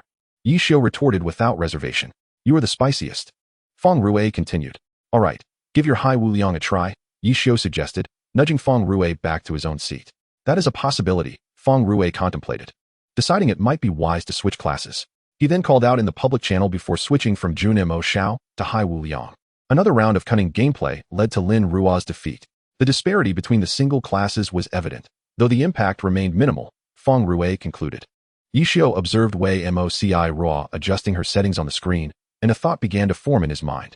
"Let's take a break. We can practice later," Feng Rui suggested, although he was already seeking out 2 available players from the Qiying Xian group to rotate in. Tang Rou, upon hearing this, was filled with confidence, as was the diligent Mo Fan. However, upon hearing that they would be sparring partners, everyone was drawn in to watch, occasionally stepping in to indulge in the thrill of gameplay, sharing their thoughts and summaries afterward. "Quick," was Tang Rou's prompt reply. "I cannot comprehend her tactics," replied Xiao Yifan. "Damn," came a terse response from Mo Fan, his frustration evident. "This is baffling," commented Bao Zi. "I can hardly discern anything," added Luo Ji. "Did you notice something just now?" Yi Xiu suddenly turned to Feng Rui. Notice what?" Feng Rui, still chuckling at Mo Fan's outburst, wiped tears of laughter from his eyes. "When you faced Xiao Yifan, you unleashed Atian Lei Dihua," Yi Xiu stated, his tone shifting to seriousness. "Indeed, and she also summoned a spirit cat," Feng Rui acknowledged, not overlooking the details. "However, this must be a skill tree wash to acquire abilities from the same class," he speculated. "And the equipment," Yi Xiu noted, not missing a beat. "Outfitted entirely in silver. I hadn't observed that before," Feng Rui remarked as he accessed Wei Moci Ra's profile for a closer look. "I now question whether she possesses skills from the battle mage class as well." "Perhaps," Yi Xiu mused, just as they witnessed Wei Moci Ra executing Iluo Huazhang against Hui Rinbuwan. Feng Rui's eyes widened in astonishment as the onslaught continued unabated, with Wei Moci Ra swiftly following up with a sweeping strike against the stabilized Hui Rinbuwan. "This must be a skill from the battle mage class," Feng Rui inquired, glancing at Yi Xiu. "Indeed," Yi Xiu confirmed, his expression growing serious. "Truly an anomaly among the magical classes," Feng Rui remarked after a moment of contemplation. "The skill tree can allow for the washing of abilities from similar classes, but the likelihood of acquiring higher level skills Yi Xiu's words trailed off as he sought out Luo Ji's name and clicked on it. Feng Rui discerned Yi Xiu's intentions and followed suit, continuing to observe the unfolding scenario. Wow, Mo Fan is utterly being dominated, Feng Rui noted, fixated on the screen. Let us switch players, Yi Xiu suddenly declared. Switch? Who are we swapping with? Feng Rui asked, perplexed, apprehensive that he might be the one to step in again. Bring Sun Xiang over, Yi Xiu replied, opening their small discussion group consisting of only a handful of members. Sun Xiang, come to the arena room 69784. Password is the same as the room number. Hurry. Don't dawdle. Yi Xiu sent the message, and within 3 seconds, Huang Xiaotian's response arrived. What is going on? Soon, a flurry of godly accounts logged in. What's happening? Sun Xiang inquired, followed by Zhou Zikai's scrutinizing gaze. With a sense of anticipation, a throng of spectators flooded into the arena room Yi Xiu had announced, coincidentally arriving just as the match commenced. Huh, why are you dragging Sun Xiang into your training? Huang Xiaotian's voice echoed through the voice channel. If we are to train, we should do so together. We are all professional players and must unite, Yi Xiu replied without a hint of embarrassment. Seriously? You have this level of awareness? Came Zhang Jiala's incredulous response. Are you feeling a bit too full of yourself? Yi Xiu shot back, just as Tang Rou concluded her match. Little Tang, hold on a moment. Sun Xiang, you step down. Oh, Tang Rou's voice carried a hint of reluctance. I want to join too. I'm so bored. Huang Xiaotian exclaimed loudly. You should tidy up your own home and refrain from causing disturbances. Yi Xiu clearly had no intention of giving Huang Xiaotian any favor. TSK, fine. I'll go. Upon hearing such a tone, Huang Xiaotian knew there was no chance. Meanwhile, Lu Hanwen, accompanied by Song Qiying, had opened another room, calling on Yu Wenzhou and Zhang Xinjie to join them in venting their frustrations. Why have you suddenly sought out Sun Xiang? Xiao Shiqin observed for a long time without noticing anything amiss. They are all newcomers, just honing their skills, was Yi Xiu's response. Newcomers? Sun Xiang surely does not qualify. Having served as the captain of the former Jiashi for a year and then spending another year in Luanhui, one cannot possibly regard him as a novice. However, upon further reflection, he was indeed the only one present with the audacity to make such a statement. To mitigate the disparity in weaponry, Yi Xiu specifically suggested that Sun Xiang bring his Yi Zhiqiu along while the others, in the midst of packing, had forgotten where they had tossed their account cards, so they also logged in with their main accounts. Typically, when these godly characters enter the public channel of the realm of gods, chaos ensues. Yet the frequent logins and logouts during this period had rendered them somewhat numb to the excitement. I still wonder why one would acquire so many skills that do not belong to the mage class. Feng Rui, with a stubborn mind, inquired. If I told you, you might not believe it. Yi Xiu mused in silence for a moment. Feng Rui raised an eyebrow. It's because of the special effects. Yi Xiu earnestly informed him. Chapter 82, merely for the special effects. This answer left Feng Rui at a loss for words. Having spent 6 years in the competitive scene, he had never heard of anyone investing heavily to reset their skill tree merely for the sake of special effects. It could be assumed that this fellow, often referred to as the textbook of glory, was encountering such a phenomenon for the first time. Thus, doesn't it perfectly adapt to the current glory landscape? Yi Xiu suddenly remarked. Adapt? Feng Rui held a distinctly different understanding of that term. In the eyes of today's audience, colorful battles have overshadowed those meticulously devised tactical arrangements. The splendor has become synonymous with glory, leaving little of what we have created. Yi Xiu gazed at the sparks clashing on the screen, momentarily lost in thought. Hearing Yi Xiu's words, Feng Rui felt a certain poignancy. Indeed, the past couple of years have seen a decline year after year. This world has come to only recognize those ethereal elements, Feng Rui suddenly lamented. Are you referring to Zhou Zikai or Mucheng? Yi Xiu interjected abruptly. Is there a difference? Feng Rui chuckled awkwardly. There is, Yi Xiu nodded. Now it was Feng Rui's turn to be astonished. The beauty representative and the technical representative. Which one do you belong to? What do you think? He chuckled. In any case, you are not among the beauty representatives. Damn. Quiet now. It's starting. Yi Xiu began to focus on finding faults, pretending to be serious. Feng Rui shot Yi Xiu a glare, also beginning to watch the two intently. As the system announced the start, Sun Xiang had already accelerated his hand speed, aiming for a swift victory, and the entering How Long Pajun had made his intentions clear. The two mage-type professions exchanged skills in a back-and-forth clash, evenly matched in a tug-of-war, each maintaining their health. Then Sun Xiang began to realize that this opponent was not as easy to handle as he had imagined, and he also sensed a distinct feeling that the opponent was not giving it their all. In other words, they were not serious. Upon this realization, Sun Xiang felt intensely uncomfortable, as being treated in such a manner by a newcomer was hardly a pleasant experience. Yi Zhiqiu leapt onto the arena's pillar and swiftly turned, unleashing the angry dragon piercing heart. Wei Moci Ruo remained unperturbed, wielding her broom to command the aerial domain. Not bad for a reaction. Feng Rue seemed to spot a glimmer of hope. Indeed, Lin Ruo's reflexes were commendable. Had she been even half a second slower, it would have resulted in significant damage, and recovery would have taken a considerable amount of time. The angry dragon piercing heart missed, and Sun Xiang merely furrowed his brow, moving his character while searching for an opportunity to close in. Although the battle mage belonged to the mage class, it boasted the highest physical damage among them, and only at close range could it unleash its full potential. Meanwhile, Wei Moci Ruo hovered on her broom, executing magical attacks from the air. Wow, her accuracy is nearly on par with Su Mucheng. Feng Rue exclaimed as he watched Wei Moci Ruo land all hits on Yi Zhiqiu. Yes, her skill positioning is commendable, Yishio remarked. The miscalculated Sun Xiang decided against fleeing, directly maneuvering his character to execute a floating 4-hit combo. Harassed by Yi Zhiqiu, Wei Moci Ruo had no choice but to return to the ground, where she would face the illusory dragon tooth from Yi Zhiqiu. If she took that hit head-on, wouldn't their health balance out again? Feng Rue continued to murmur. Yishio furrowed his brow, observing the two characters in the arena as they exchanged blows. Chapter 83, more like an assassin. The close-range attacks of the battle mage are incredibly formidable, and once engaged in close combat, it becomes as inescapable as gum on a shoe. All glory players are aware of this. Wei Moci Ruo continued to evade, while simultaneously seeking an opportunity to strike. As Yi Zhiqiu's illusory dragon tooth approached its time limit, she executed a round dance stick maneuver. At this moment, Wei Moci Ruo accelerated her speed, circling around to Yi Zhiqiu's back, executing the falling flower palm. Sun Xiang was taken aback. This is a mage class, not a free agent, right? Falling flower palm. Isn't that a battle mage skill? Not only he, but the voice channel also erupted in lively discussions. Seizing that fleeting moment of distraction from Sun Xiang, Wei Moci Ruo capitalized on the opportunity, executing the mage skill, gravitational acceleration strike. Yi Zhiqiu's attack faltered under the impact. At this moment, Wei Moci Ruo moved in close, enhancing her weapon with ice powder and launching a melee attack. What a sneaky maneuver, Feng Rue suddenly remarked. Is there any sneakiness in you? Yishio inquired. How should I respond to that?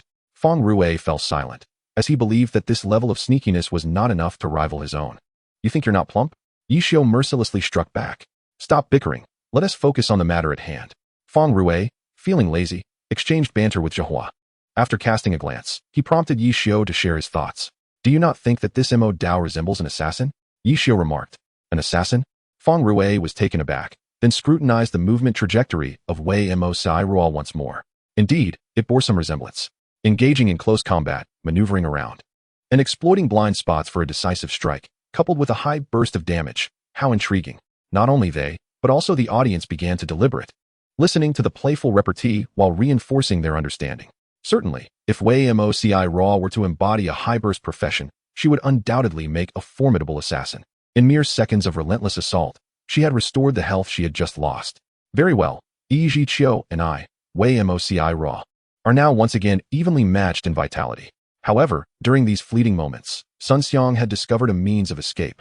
As Wei Moci Ruo prepared for another gravity-accelerated strike, Yi Zhiqiu advanced rather than retreating, brandishing his spear to withstand the attack, then swiftly countering with remarkable speed. Caught off guard by this turn of events, Wei Moci Ruo stumbled back to regain her stance. Yet Yi Zhiqiu was relentless, unleashing a formidable strike. How long, Pajun? Oh no, there's no evading this. A massive gust of energy, laden with damage, propelled Wei Moci Ruo toward the stone pillar at the edge of the arena, enduring the most potent physical strike of this martial technique.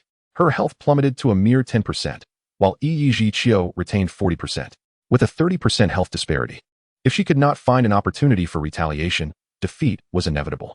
Lin Ruo, seated before the computer, bit her lip in anxiety. Yi Zhiqiu pressed on, eager to capitalize on his advantage, thinking, with only 10% health, she can hardly withstand even a single skill now. Wei Moci Ruo darted left and right, while Lin Ruo pondered a solution. Suddenly, inspiration struck. She commanded her character to leap, activating the broom control to soar into the sky. This time, it was Sun Xiang who bore the brunt of her retort. Zhou Zikai merely cast a fleeting glance at Sun Xiang before returning his focus to the match. Chapter 84. The Dragon Rises and the Art of Deception. One gazing at Wei Moci Ruo soaring in the sky, Sun Xiang felt a surge of frustration. Who on earth designed this skill? It's utterly vexing. Then, the voice channel erupted with unfriendly laughter, belonging to Huang Xiaodian. who had previously vowed to educate Lu Hanwen. "Why are you still here?" Jia asked. "Boredom compelled me to come and observe," Huang Xiaotian replied, intrigued by the unfolding scene. "To think it has escalated to this level," he mused. "Indeed, it's still uncertain which side will dominate," Xiao Shiqin remarked, observing the two characters unwilling to yield. "However, Sun Xiang holds the advantage in health," Li Xin noted. "In this situation, the martial technique cannot fly, thus it's unable to reach her, and besides, Mo Dao possesses mid to long-range magical attacks," Tang Hao lamented. "You're absolutely right," Feng Rui interjected, clearly unwilling to witness his side's defeat, and thus silently commended the skills of Mo Dao. "What are your thoughts on this?" Everyone assumed that Sun Xiang would follow up with Hao Long Pejun and secure a decisive victory over Lin Ruo's Wei Moci Ruo. They were taken aback when Lin Ruo chose, at a critical moment, to retreat to the safety of the sky. "The broom control has its time limit," Yishio remarked, implying that if Lin Ruo could not devise a solution within those 20 seconds, her defeat would be assured. "This is troublesome. Wang Jieshi, what say you?" Feng Rui, uninterested in Yishio's commentary, turned to disrupt Wang Jieshi, who was still engrossed in the match. "Let us observe the situation," Wang Jieshi replied. In his view, it was never the character that defined a player. Rather, it was the player's choice of character that determined strength or weakness, dictated by their skill and creativity. Even in dire circumstances, a player could still influence the fate of their character. This was not merely a matter of ability or talent. It was a test of one's ingenuity and perceptiveness. As long as one remained alive, with health still intact, opportunities for counterattack would arise. "Oh dear, is the time not upon us?" Huang Xiaoyan's sudden exclamation jolted everyone from their reverie. A mere 20 seconds could dictate victory or defeat, or even a miraculous escape. As the broom control time for Wei Moci Ruo approached its end, she descended, only to face Sun Xiang's overwhelming assault. He had resolved to deliver a fatal strike. "The dragon rises?" Feng Rui exclaimed in disbelief. "What say you, old ye?" Huang Xiaotian taunted. Yishio disregarded the provocations, regarding the dragon rises as antiquated. He was more curious to see what this young lady might conjure in this climactic moment. "It seems the outcome is sealed," Tang Hao proclaimed. Yet, uncertainty lingered. The last time Sun Xiang executed the dragon rises, he had been used as a cautionary tale by Hanwen. Observing Yi Zhiqiu's offensive posture, Lin Ruo thought, "A fatal strike? The dragon rises is merely a means to subtly adjust the orientation of the dragon's head with precise maneuvers. The essence of victory and defeat lies within a fleeting thought. Perhaps for Lu Hanwen and the others, evading the dragon rises was impossible. But Lin Ruo possessed unparalleled speed and precision. Would she squander the opportunity? Certainly not. She understood the necessity of safeguarding her own survival at all costs while taking down her opponent. Wei Moci Ruo evaded the initial assault of the dragon rises. Chapter 85. The Dragon Rises and the Art of Deception 2 Fu Long Xiang Tian. A skill that transforms the spear and magical fluctuations into a dragon. Embodies the highest combined physical and magical attack power of a battle mage. The first phase delivers physical damage through a stab, while the subsequent phase unleashes a magical explosion, inflicting magical damage. In group combat, the target may not be singular, but in one-on-one encounters, all damage is directed at the opponent. The initial physical damage would undoubtedly overwhelm Wei Moci Ruo, prompting Lin Ruo to evade. However, the ensuing magical explosion was unavoidable, and she would have to withstand it. Can she endure? Someone questioned, uncertainty creeping in. The tremendous explosion caused a collective gasp among the spectators. However, upon glancing at the life display in the upper left corner, it was astonishing to see that Wei Moci Ruo, despite sustaining such significant damage, still possessed 1% of health. Exclamations of shock erupted from Feng Rui. A counterattack was imminent, and Yishio finally felt a sense of relief. Was it truly this dire? Feng Rui seemed to have more to say. But upon noticing the increasingly elusive movements of Wei Moci Ruo, he felt an urge to curse. Just how fast was that? He couldn't comprehend. Yet what Wei Moci Ruo executed next left everyone in awe. Quick, switch to recording mode. Feng Rui frantically manipulated two computers at breakneck speed. As Wei Moci Ruo maneuvered tactically while searching for Yi Zhiqiu's position through the smoke, a sharp sound sliced through the air. Instinctively, she dodged. Was that Lanya? Lin Ruo furrowed her brow and continued to move. Moments later, as the smoke cleared, she identified what she believed to be the optimal geographical position. Then unleashed acid rain and dry ice. The full-level acid rain and dry ice lasted 12 seconds, inflicting continuous low damage and debuffs, followed by a sweeping broom whirlwind, which maintained full-level control for 10 seconds. The icy storm pelted Yi Zhiqiu, but the effect was negligible. Perhaps Wei Moci Ruo now appeared trivial in his eyes, yet he would not let his guard down. Was this the extent of her assault? Certainly not. After executing these two attacks, Wei Moci Ruo did not remain passive. She maneuvered the broom mastery into the wind, circling behind Yi Jiqiu, initiating Falling Blossom Palm. My goodness, could she still float in such a state? Someone gasped. Lin Ruo automatically tuned out the noise, focusing intently on her next assault, coating her weapon with frost powder and executing a series of airborne strikes with broom mastery. The visual effects of skills in glory are often indelible, and Falling Blossom Palm was one such skill. One could see petals drifting in the wind, accompanied by ice particles, and combined with Lin Ruo's top-tier weapon effects. It created an illusion of a comeback. So beautiful, exclaimed Chu Yunxiu. Lin Ruo remained undisturbed by the skill effects and continued to unleash normal attacks with broom mastery, keenly aware that the duration of her control was nearing its end. Starry Zigzag. This miraculous skill, which had repeatedly yielded extraordinary results in her hands, now took center stage in an entirely new manner. Sun Xiang observed as Starry Zigzag enclosed him within the attack range of Wei Moci Ruo, feeling somewhat astonished. However, he did not lose sight of his objective and shifted his perspective in search of Wei Moci Ruo's shadow. Left or right? More likely, she was above. Rotating his view by 60 degrees, he glimpsed Wei Moci Ruo descending. But clones? 1, 2. No, there were more. What on earth was happening? Chapter 86. The dragon raises its head in the deceptive space. Sun Xiang was at a loss, unsure of where his consciousness resided or what maneuvers to employ in response to such a scenario. This was not a mere magical realm, nor 3 individuals, nor a swordsman, and certainly not a ninja. Clones? These were not of the same system. No skill tree could yield such results. What in the world was this operation? Not just Sun Xiang. The previously boisterous voice channel fell into an unusual silence, as it became evident that Wei Moci Ruo's movements were far from simple. Each individual switched perspectives, some opting for Wei Moci Ruo, while others focused on Yi Jiqiu. From Wei Moci Ruo's vantage point, only petals and ice particles danced alongside Yi Jiqiu. However, from Yi Jiqiu's perspective, numerous Wei Moci Ruos appeared, making it impossible to identify the true one. This left everyone momentarily baffled, struggling to discern any clues. Sun Xiang, drenched in sweat, sat beside Zhou Zikai, whose expression remained as stoic as ever, though now with a hint of fissure. Wei Moci Ruo landed and immediately launched an assault, unleashing all remaining skills in one fell swoop, causing Yi Jiqiu's health to plummet. Wei Moci Ruo wasted no time in creating distance using Starry Ray. Having only unlocked 3 skills from her skill tree, Falling Blossom Palm, Sweeping Strike, and Fiery Whirlwind. Among these, only Falling Blossom Palm was brief, while Fiery Whirlwind required chanting, and Sweeping Strike demanded precise timing. Presently, with Frost Powder's duration nearly expired and Yi Jiqiu at 20% health, it was time for an explosive finale.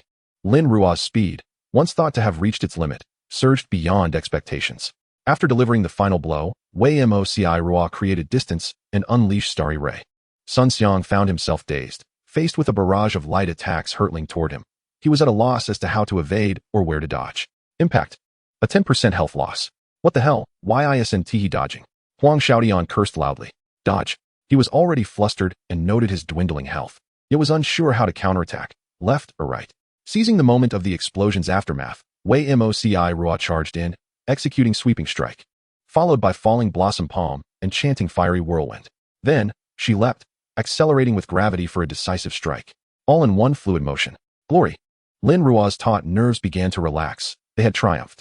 What an extraordinary strategy. Fang Rui's voice trembled slightly as he had just switched to Yi Jiqiu's perspective, fully immersed in the tension of the moment, leaving him at a loss for words. A new strategy. Yi Xiu's tone carried a hint of satisfaction. Did you teach her? Fang Rui seemed to regain his voice. No, I merely offered some advice, Yi Xiu replied. Truly terrifying. Fang Rui exaggeratedly pulled a tissue to wipe his face. Surprised, right? Yi Xiu inquired with a smile. Both surprised and astonished. Fang Rui clearly had no need to conceal his feelings. Such skill could rival Wang Jieshi. He too was astonished, though he kept that to himself.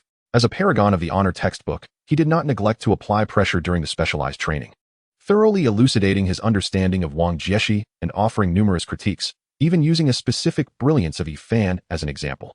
Little did he anticipate that the young girl would extrapolate and innovate a new strategy, drawing inspiration from Yi Fan's Phantom Enigma, blending what she had just learned with her own creativity. Truly a prodigy. How is it? Yi Xiu suddenly inquired in the voice channel. Lin Ruo replied. The majority of the spectators had regained their focus, observing the rather unremarkable exchange between the duo and seemingly coming to a realization. Did you specifically call Sun Xiang over to serve as a sparring partner? Huang Xiaotian suddenly asked. Indeed. Otherwise, why would we have him here to witness the current prowess of Xingxin? Yi Xiu responded with a chuckle. Huang Xiaotian was filled with curiosity, on the verge of voicing his thoughts. What is the name of this strategy? The inquiry came from Yu Wenzhou. It seems it hasn't been named yet. Feng Rui interjected. Is it a newly developed tactic? Yu Wenzhou inquired again. Yes, it was specifically crafted for the championship. Yi Xiu did not conceal this. Then, silence ensued. This competition was witnessed in its entirety, deemed nearly flawless, save for the absence of an audience. The atmosphere felt akin to that of an away match. Where's everyone? Suddenly, the voice of Chu Yunxiu emerged in the voice channel. Here, Feng Rui replied. The intermittent chatter on Chu Yunxiu's end suggested that Su Mucheng, who had been watching alongside her, was likely the source. After a spell of silence, Yi Xiu, cigarette between his lips, went to record data, while Feng Rui engaged in discussions within the Xingxin team. Yu Wenzhou and Huang Xiaotian were discreetly observing, occasionally pulling Lu Hanwen into a match to gauge their strength. Zhang Xinjie was busy studying Lin Ruo's recent strategy with Zhang Jiala. The others were similarly absorbed in their own analyses of the videos. In stark contrast, Sun Xiang found himself in a state of bewilderment, utterly at a loss. Truly a gifted individual. Yi Xiu, still organizing his materials, suddenly heard Feng Rui's exclamation. Who are you referring to? Yi Xiu asked with curiosity. Luo Ji, Feng Rui replied with a look of admiration. Yi Xiu then grasped the subject of Feng Rui's musings. He opened the chat window for a brief moment, ultimately shaking his head in resignation as he closed it to continue his work. Lin Ruo and Xiao Yifan both utilized the same principle, the refracted illusions produced by the collision of skills. The distinction lay in Xiao Yifan's static approach, while Lin Ruo's skill effects were dynamic. However, such nuances could not be discerned without careful observation, even for himself. Facing such a situation for the first time would undoubtedly incite anxiety. Feng Rui disregarded Yi Xiu's presence, enthusiastically extolling Luo Ji's merits, which culminated in nothing more than Luo Ji's humble acknowledgement and a verbal reprimand from Boss Chun. Eventually, the conversation fizzled out as they continued to bicker over naming the strategy. Mirror sounds delightful, yet you still find fault? Chu Yunxiu mocked. Isn't there a certain level of technicality involved? Can we not bestow a name that exudes sophistication? Mirror? Enough of that. Huang Xiaotian swiftly dismissed Chu Yunxiu's suggestion. You want to give it a go? Chu Yunxiu challenged defiantly. I will. Huang Xiaotian declared, then lapsed into silence. Shadow duplication? Huang Xiaotian. Yu Wenzhou. Chu Yunxiu naturally overheard their exchange. What on earth are you all arguing about? Yi Xiu, having completed his data collection, realized that this group had not yet departed. What name are we considering? Do you have any suggestions, Yi God? Chu Yunxiu shifted the topic. Name? What name? Yi Xiu momentarily faltered. The one belonging to Ruo Ruo. Chu Yunxiu patiently clarified. Oh, that one. I recall now, Deception Space. Yi Xiu's utterance abruptly halted the bickering among the others. What had they been quarreling over? It hardly seemed relevant anymore. If you all find yourselves with idle time, why not take this alternate account to run some dungeons? The rules remain unchanged. Those who lose take care of it. Yi Xiu cautioned the onlookers. I shall return to my viewing. Feng Cheng Yinyu logged off. I need to observe Hanwen's practice. Yi Yusheng Fan exited the room. I am off to adjust my time zone. Shibu Zhuan logged off. I will see how he manages to adjust his time zone. Bai Hua Liao Wan logged off. The remaining members each concocted their own excuses to depart. Lin Ruo, having expended considerable energy, felt little inclination to continue playing. After a brief discussion with Yi Xiu, she too decided to log off and rest. Suddenly, her phone rang unexpectedly. Lin Ruo slowly picked it up, glanced at the caller ID, and pressed the answer button. I heard you're coming back soon. The voice on the other end sounded somewhat puzzled. Otherwise, why would I? I am not participating in the league competition. Why wouldn't I return? However, I mentioned returning for the challenge tournament in the United States, hence all personnel from domestic teams are required to be present. This statement seemed laden with significant implications. Oh right, two old acquaintances, Lin Ruo continued. Silence ensued. Is there something else? Lin Ruo frowned, having already inquired about everything pertinent. Still on the line? Nothing much.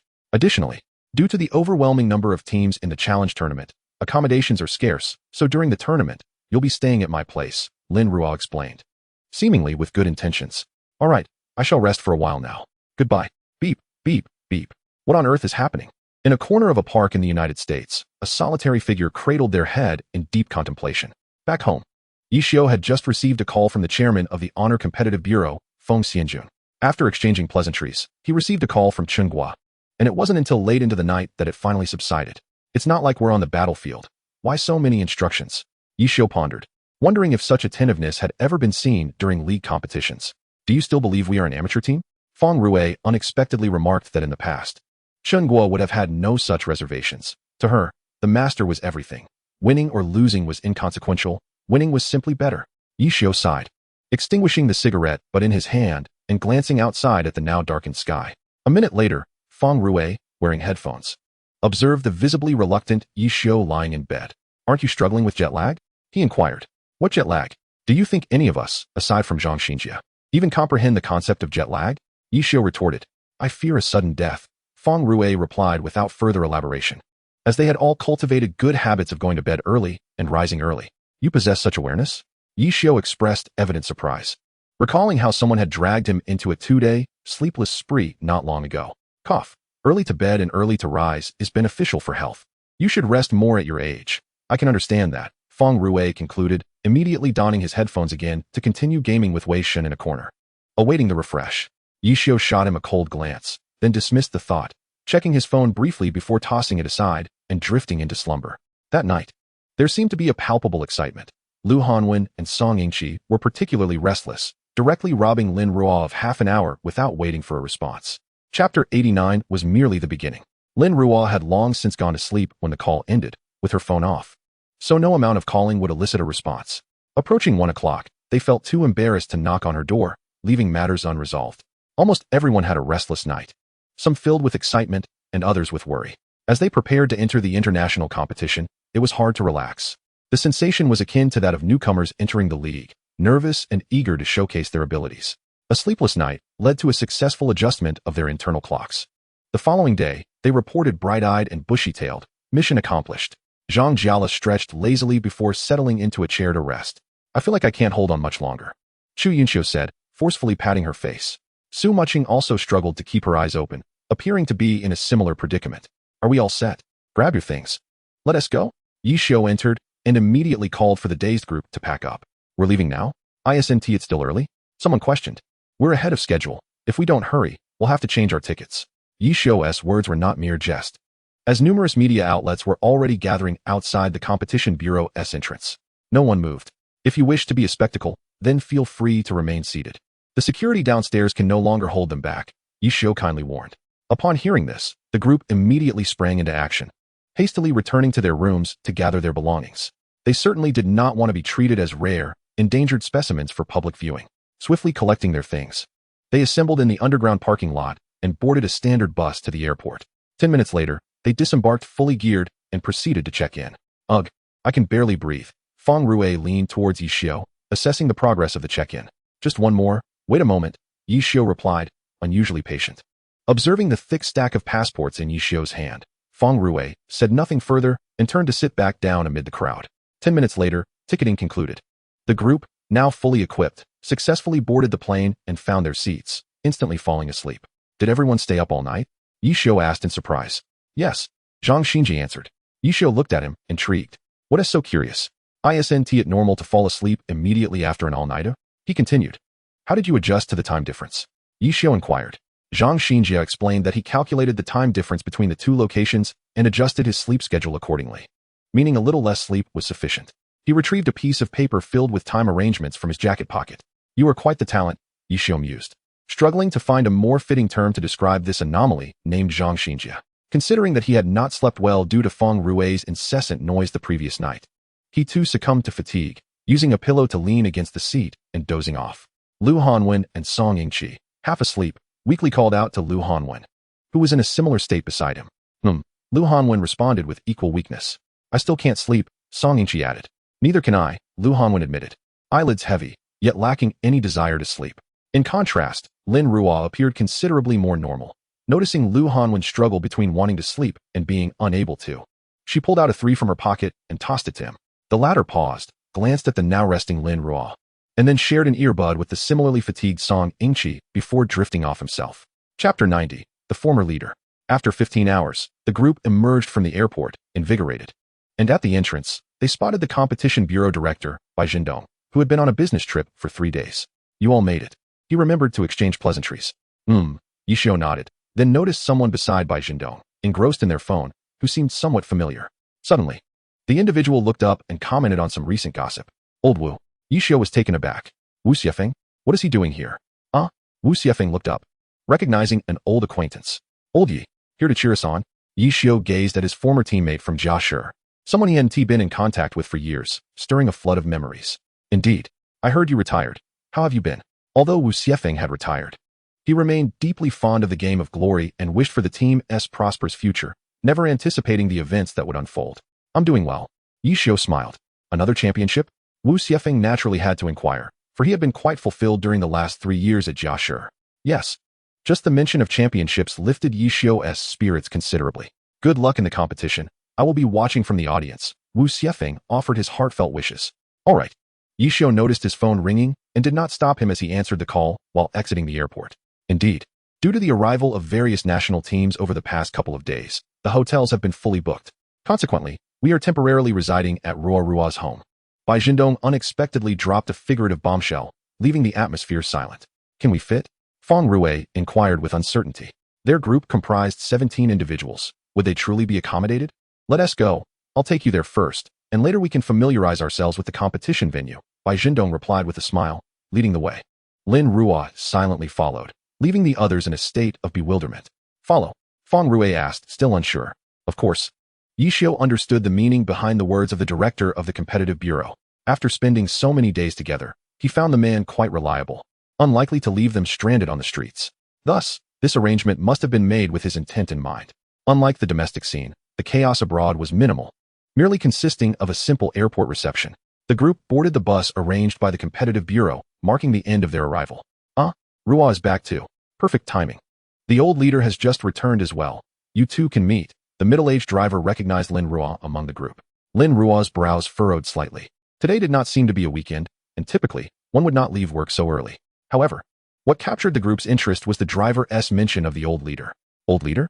Someone promptly queried. Indeed, the old leader. Rua's grandfather is a retired Red Army veteran, the seasoned driver kindly explained. Oh, now it makes sense, they collectively realized. He didn't embarrass himself, did he? Lin Rua suddenly interjected. The group's gaze towards her shifted somewhat. It was a decisive loss today, no regrets, the middle-aged driver remarked. Though speaking with a guilty conscience feels unsettling, the realization dawned upon them. Lin Rua cast a couple of glances, but refrained from further comments. No regrets? I wouldn't believe that even if it cost her life. At some point, Su Mucheng had slipped over, holding a piece of candy. Chapter 91, Familiar Strangers. Lin Rua quietly accepted it, turning to gaze out the window, while Su Mucheng turned and made a hand gesture. The airport was not far from Lin Rua's home. It was just a few minutes' drive. Upon reaching what appeared to be the entrance of a residential complex, the middle-aged driver announced that he could only take them this far, leaving them to carry their luggage inside. Although they were abroad, this place was infused with classical Chinese artistry, reminiscent of a Sihiyuan. So, they have Sihiyuans abroad too, Zhang Jia marveled. Oh, the group stood at the entrance. Momentarily taken aback, Lin Rua suddenly felt an ominous premonition. Moments later, numerous cats and dogs came rushing from somewhere, charging towards them. Everyone's eyes widened in astonishment. For a brief moment, they seemed frozen, watching as the animals lunged towards them. Attention! Lin Rua promptly called out, halting them in their tracks. Good heavens, whose are these? Fang Rue exclaimed, his face paling as he clutched his chest, as if greatly startled. Are you afraid of dogs? Chu Yunxiu inquired, leaning closer. No.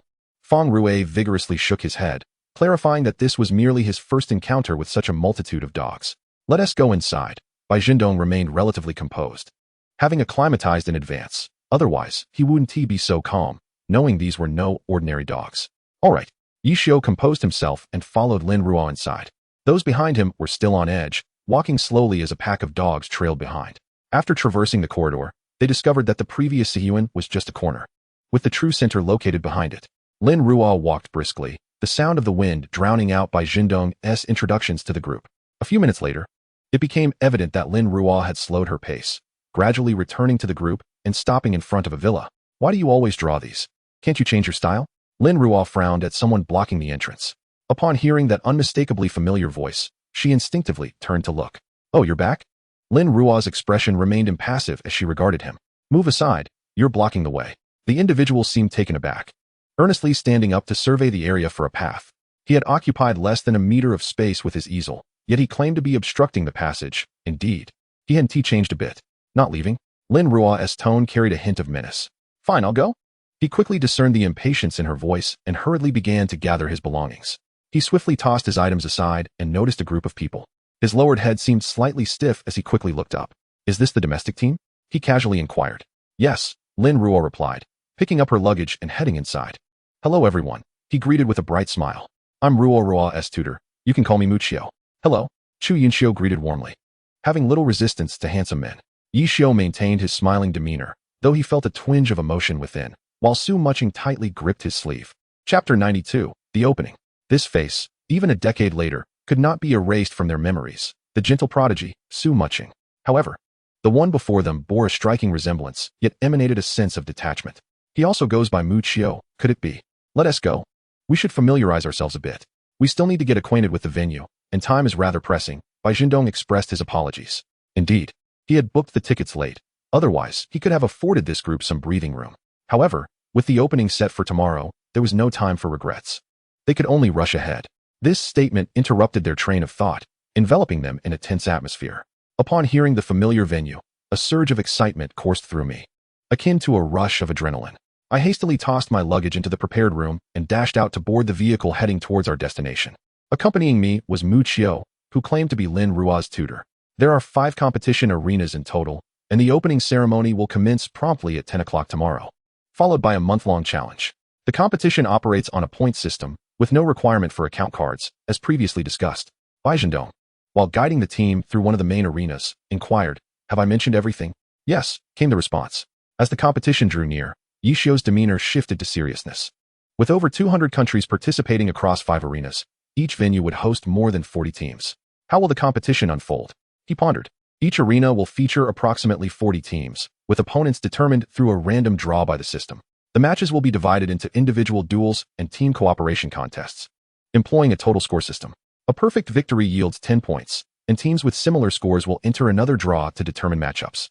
The first 20 teams to surpass the point threshold will qualify for the International Alliance competition. Bai Jindong swiftly elucidated the remaining details. The leaderboard will refresh daily, and selected opponents will be communicated to each team leader via text message prior to matches. Finally, we reached the last stop, the competition operation room. Additionally, you may bring your own equipment. If you are not accustomed to it, feel free to switch to what you are most skilled at, Bai Jindong remarked. Tapping the computer desk. Is voice communication prohibited? Yixiu suddenly inquired. Yes, but during official alliance matches, this rule may not apply, Bai Jindong replied with a smile. The group fell silent, contemplating the implication of changing the rules.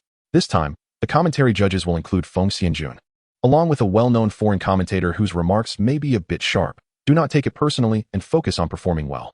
Bai Jindong also addressed a few lesser matters. Furthermore, considering that all participants are minors, competitions will only occur from Monday to Friday, with Saturday and Sunday reserved for rest and adjustment. Bai Jindong regarded the 3 children before him with a serious expression.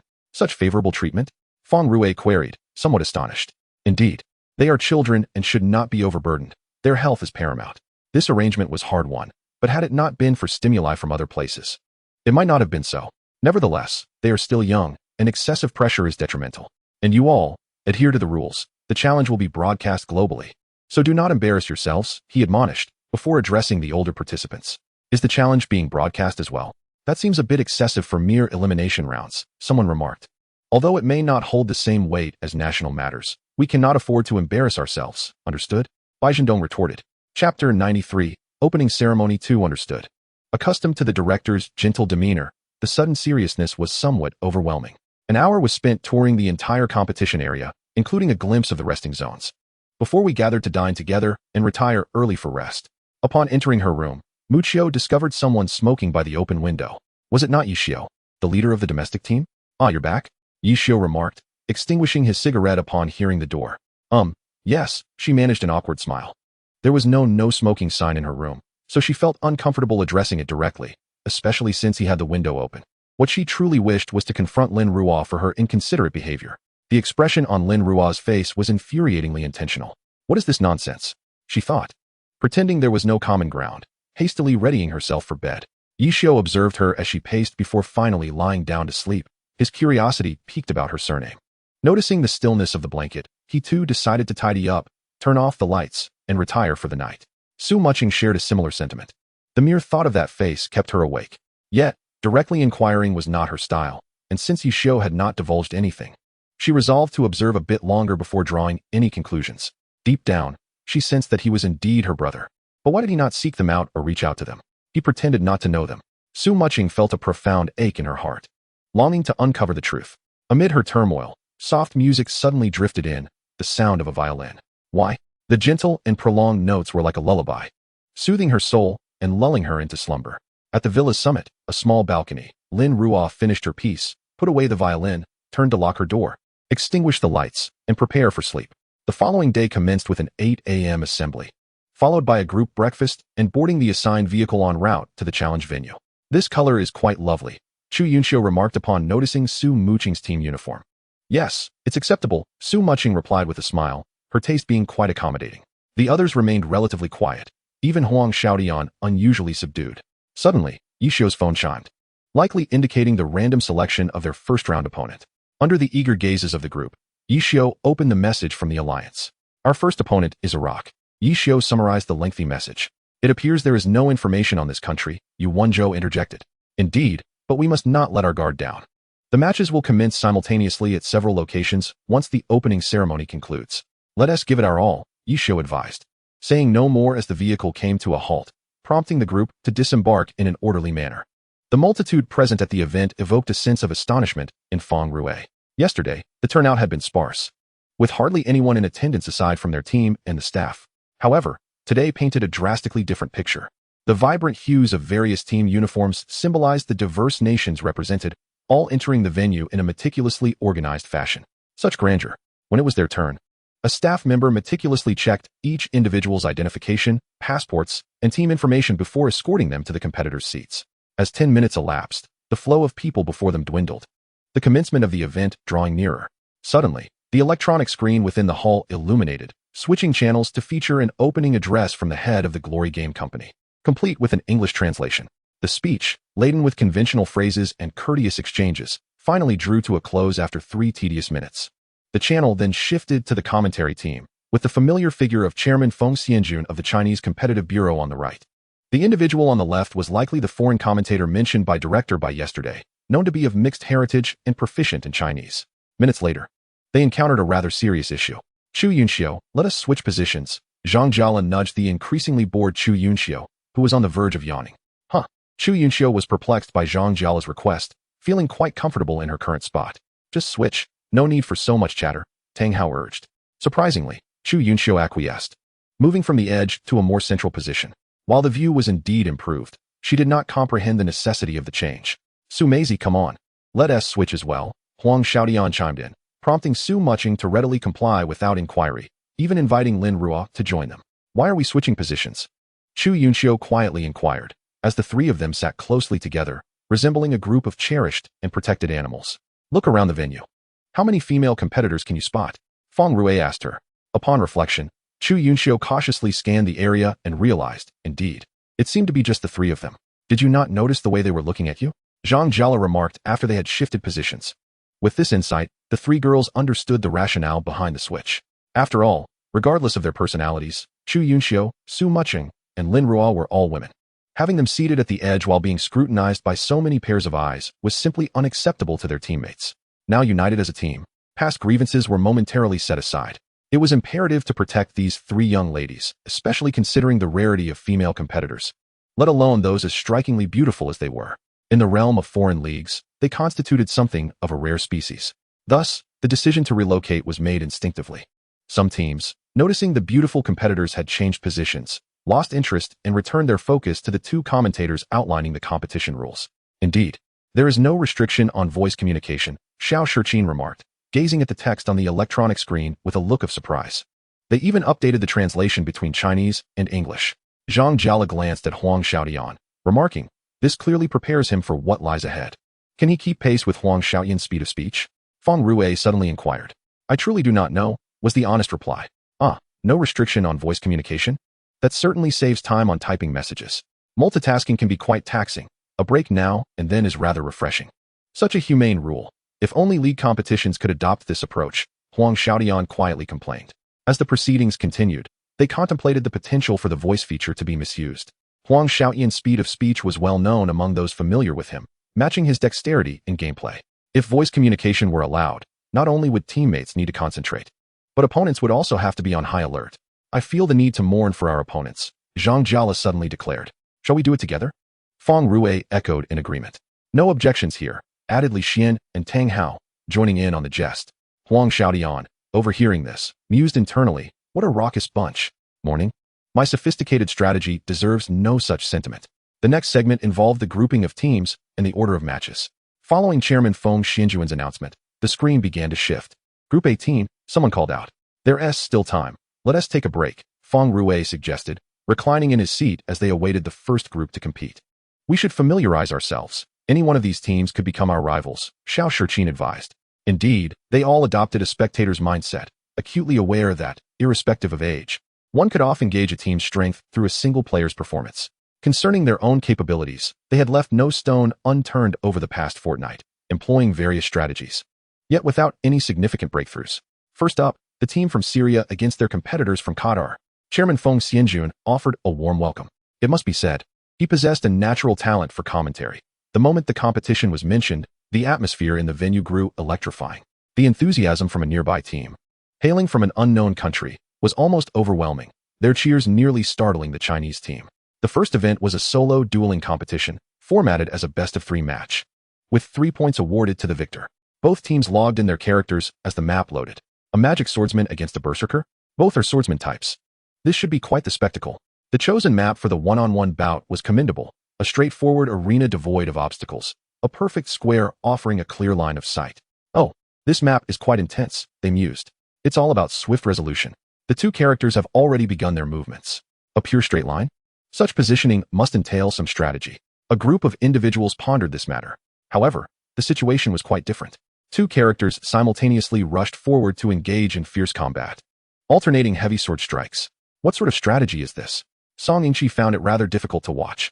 Lu Hanwen beside him was equally perplexed. Could there possibly be another hidden tactic? Finally, uncertain, he inquired about their strategy.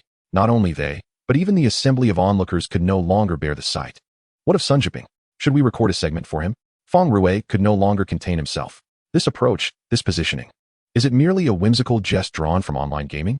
I wish to record a clip for Su Bin, Zhang Jiala remarked. There's no prohibition against it, right? Feng Rui glanced around for anything resembling a warning sign. What are we waiting for? Come on, come on. Zhang Jiala was prompt, retrieving his phone just in time to capture the most thrilling segment. However, as he recorded, the capacity ran out. After sending it, he hurried to educate Lu Hanwen and the others. Chapter 96. I can take on 3 alone. If you continue to play like this, there's no need for your return, Zhang Jiala jested. They could assert that they could indeed take on 3 in this manner. The conclusion of the first round came swiftly, with the subsequent teams exhibiting equally dismal performances. By the time they reached the third group, they had grown numb, merely observing the score fluctuations with indifference. When it was Lu Hanwen's turn, they reminded him to remember to take on 3. The final outcome was as desired, a complete victory, 10-0. I had anticipated a fierce battle, Zhang Jiala yawned. So did I. Feng Rui felt himself nearing slumber. Surely they cannot be this incompetent, Li Xian lamented with a sorrowful expression. It is difficult to say. The game only began to expand nationwide in the 8th season. Yu Wenzhou calmly explained the reasons behind these teams' lack of strength. Will they still accept invitations? Surely they must have some awareness of their own capabilities. It cannot be this dire. Perhaps they wish to gauge their own limits. After all, who wouldn't want to bring glory to their country? Yu Wenzhou continued. How many teams do you think will be selected? Zhang Jiala continued to observe the oscillating scoreboard. We need not mention our own team. Based on the performances of the teams just now, England and Italy will prove to be formidable opponents. Yu Wenzhou also gazed at the scoreboard, noting that the Chinese team was currently in the lead with 10 points. Alas, fatigue breeds indifference. How long will this continue? Let us keep watching. This pace will soon conclude. Xiao Shiqin patted Zhang Jiala on the shoulder, returning his gaze to the scoreboard.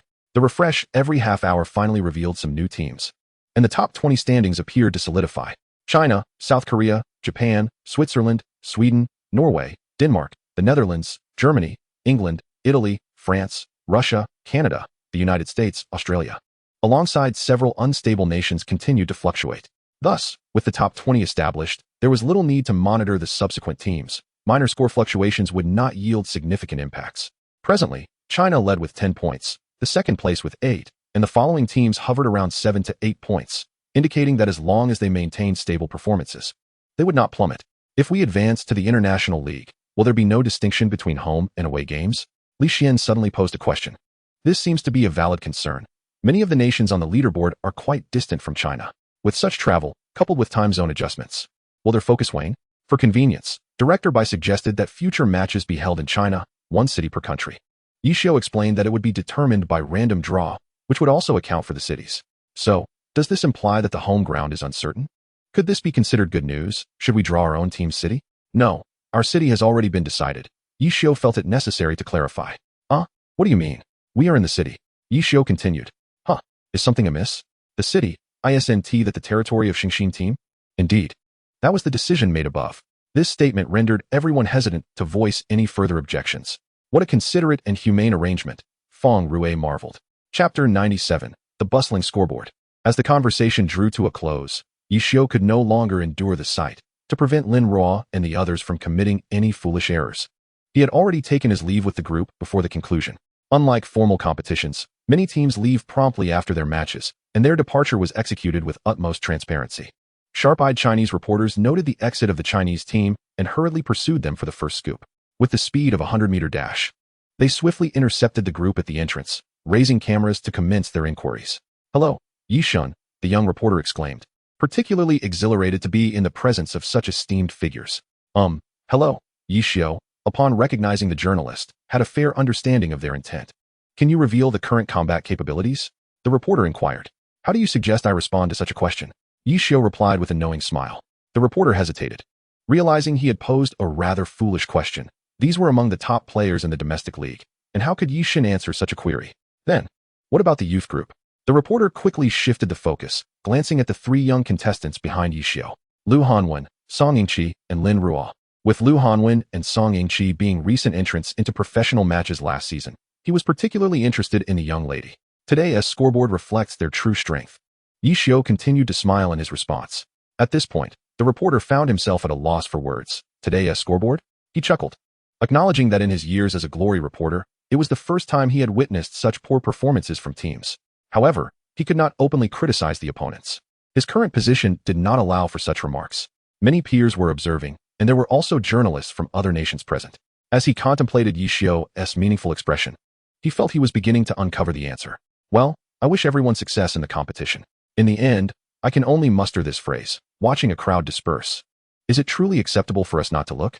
Although there may not be much to see, surely it wouldn't hurt to observe. I am concerned that you might repeat the same mistakes if you continue watching. Yishio walked confidently down the street. Indeed, the sensation was delightful, and he was unbothered by the onlookers. So what should we do now? Su Mucheng inquired curiously. Although their mid-match withdrawal was not a significant issue, it was rather dull. They couldn't just return to their accounts to compete again, could they? Let us just wander a bit, Yishio mused, deeming it important to adjust his mindset. Watching those competitions had left him feeling frustrated, almost prompting him to rush in and teach them a lesson. All right.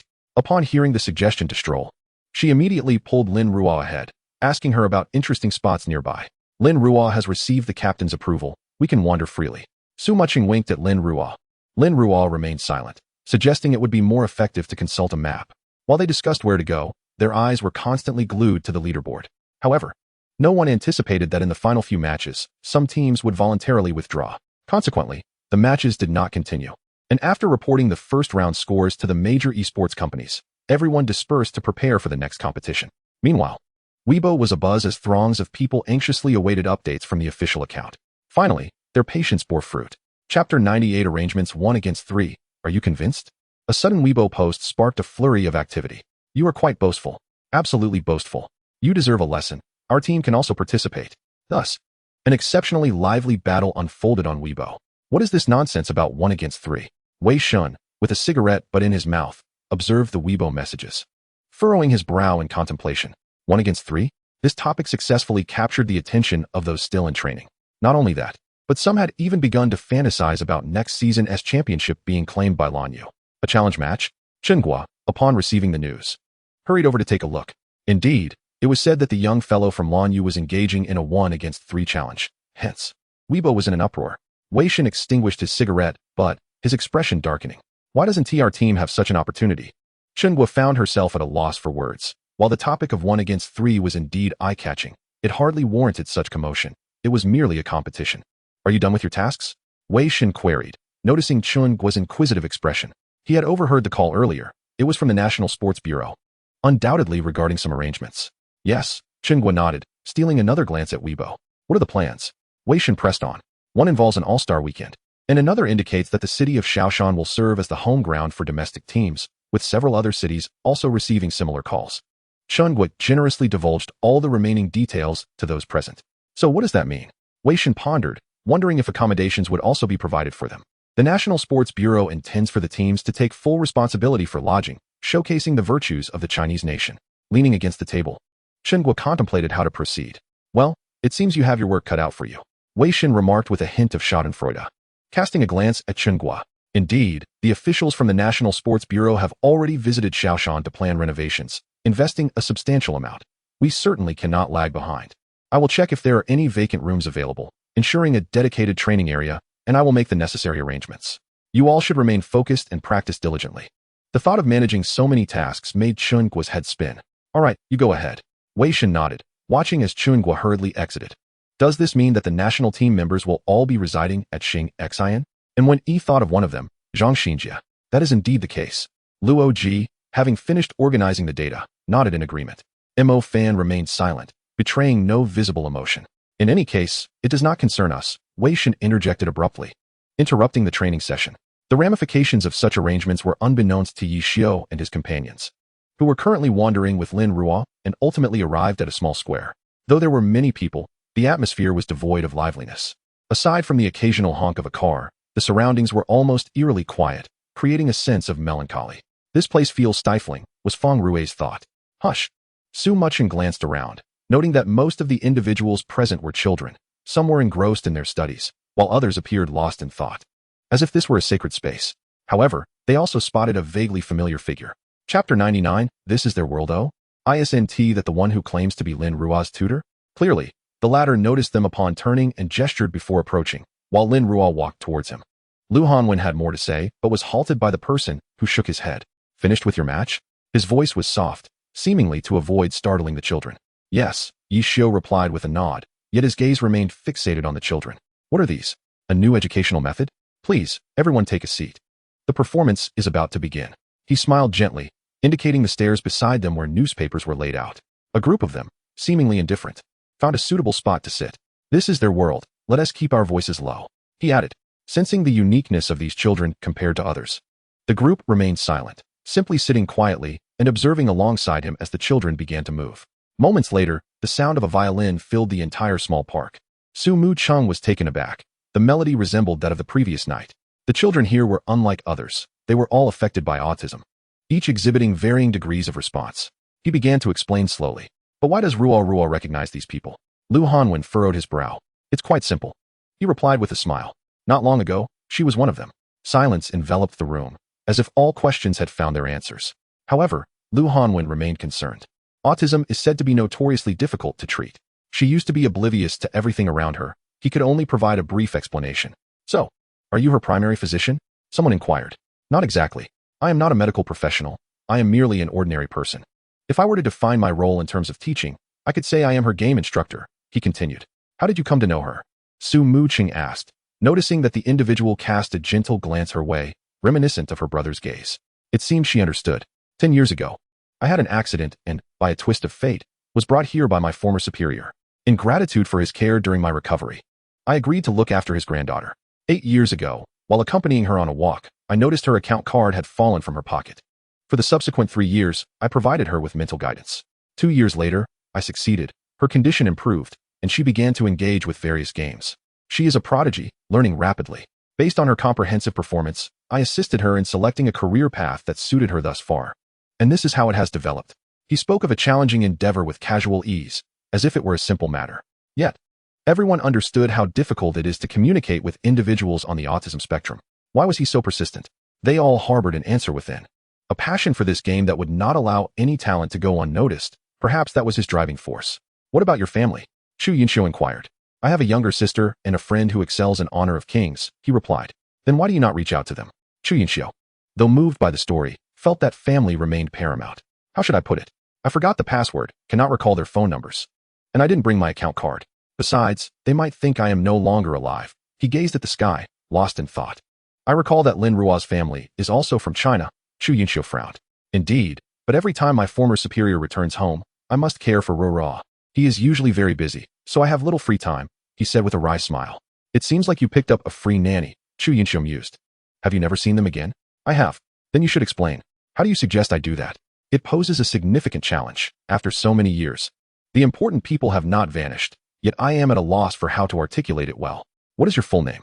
Chu Yunxiu decided to steer clear of prying further, as her mind was struggling. Su Mucheng, he replied with a gentle smile. Su Mucheng, Chu Yunxiu nodded earnestly. Wait, Su Mucheng, that sounds familiar. Su Mucheng, she expressed her astonishment. Your sister wouldn't happen to be named Su Mucheng, would she? Though it seemed improbable, the coincidence was uncanny.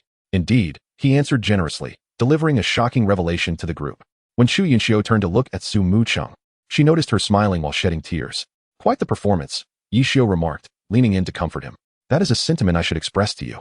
He suspected this fellow had already figured it out. Don't you think an explanation is in order? Yishio raised an eyebrow. Do you want me to call you at midnight to say I'm alive? Would you believe me? Su Mucheng chuckled. Only you would think of that. Yishio mimicked a signature gesture of theirs. I simply cannot bear it. In truth, his former superior had offered him choices back then. Yet he chose to remain by Lin Ruo's side, aiding her recovery. You missed 4 championships. Yishio felt the need to remind him. Don't get cocky. I know you have retired. Su Mucheng maintained his signature gentle smile. I will still give you a hard time, Yishio retorted without hesitation. Ah, Mucheng. Remember to help me with my notes. Su Mucheng felt it was necessary to educate this mischievous fox properly. Of course, Su Mucheng wiped her tears away. Smiling brightly. How long have you all known each other?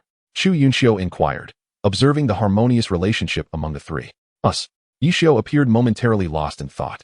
About a decade and a half, Su Mucheng remarked, echoing the sentiment. Now, Chu Yunxiu fell silent. A bond of such length required little explanation, sometimes. A mere glance sufficed. Su Mucheng and Yishio exchanged smiles, gradually discussing the changes in the country over the years. Standing not far away, Lin Ruo witnessed this scene, momentarily revealing a different expression. Though fleeting, it was inadvertently captured by Chu Yunxiu's camera. So she can smile too. Chu Yunxiu observed the charming girl in the photo, adorable. Smile? Su Mucheng seemed to have stumbled upon something remarkable. Let me see, he requested as Chu Yunxiu handed him her phone.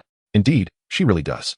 Yishio observed the significantly more vivacious Su Mucheng, pondering the old adage that proximity to the red brings forth the crimson, while nearness to the black engenders darkness. He sensed neither resemblance between Lin Ruo and Su Mucheng nor any shared traits between Su Mucheng and Lin Ruo. Just then, Su Mucheng promptly handed his phone to Yishio, urging him to take a look. Yishio cast a glance at him before accepting the device to examine the content, remarking, quite impressive, did you draw this? Su Mucheng was still unaware of her brother's artistic prowess.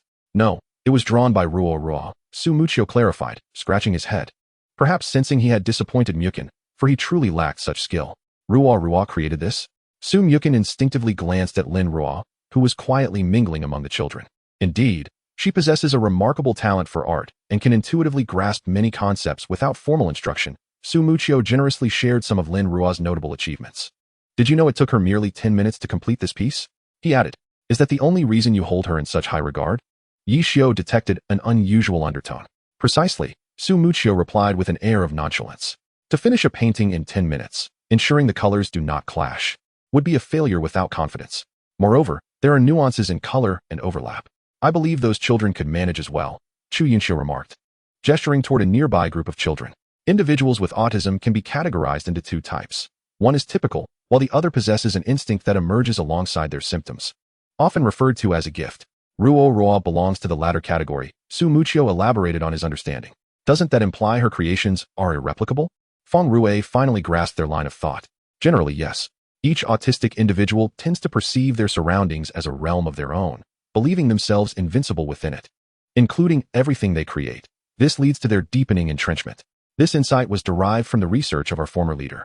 Their creations possess unique characteristics, and even attempts at replication would be imperfect, though alternative methods might yield results. Su Mucheng continued, sharing his observations. What if one were to entirely suppress her?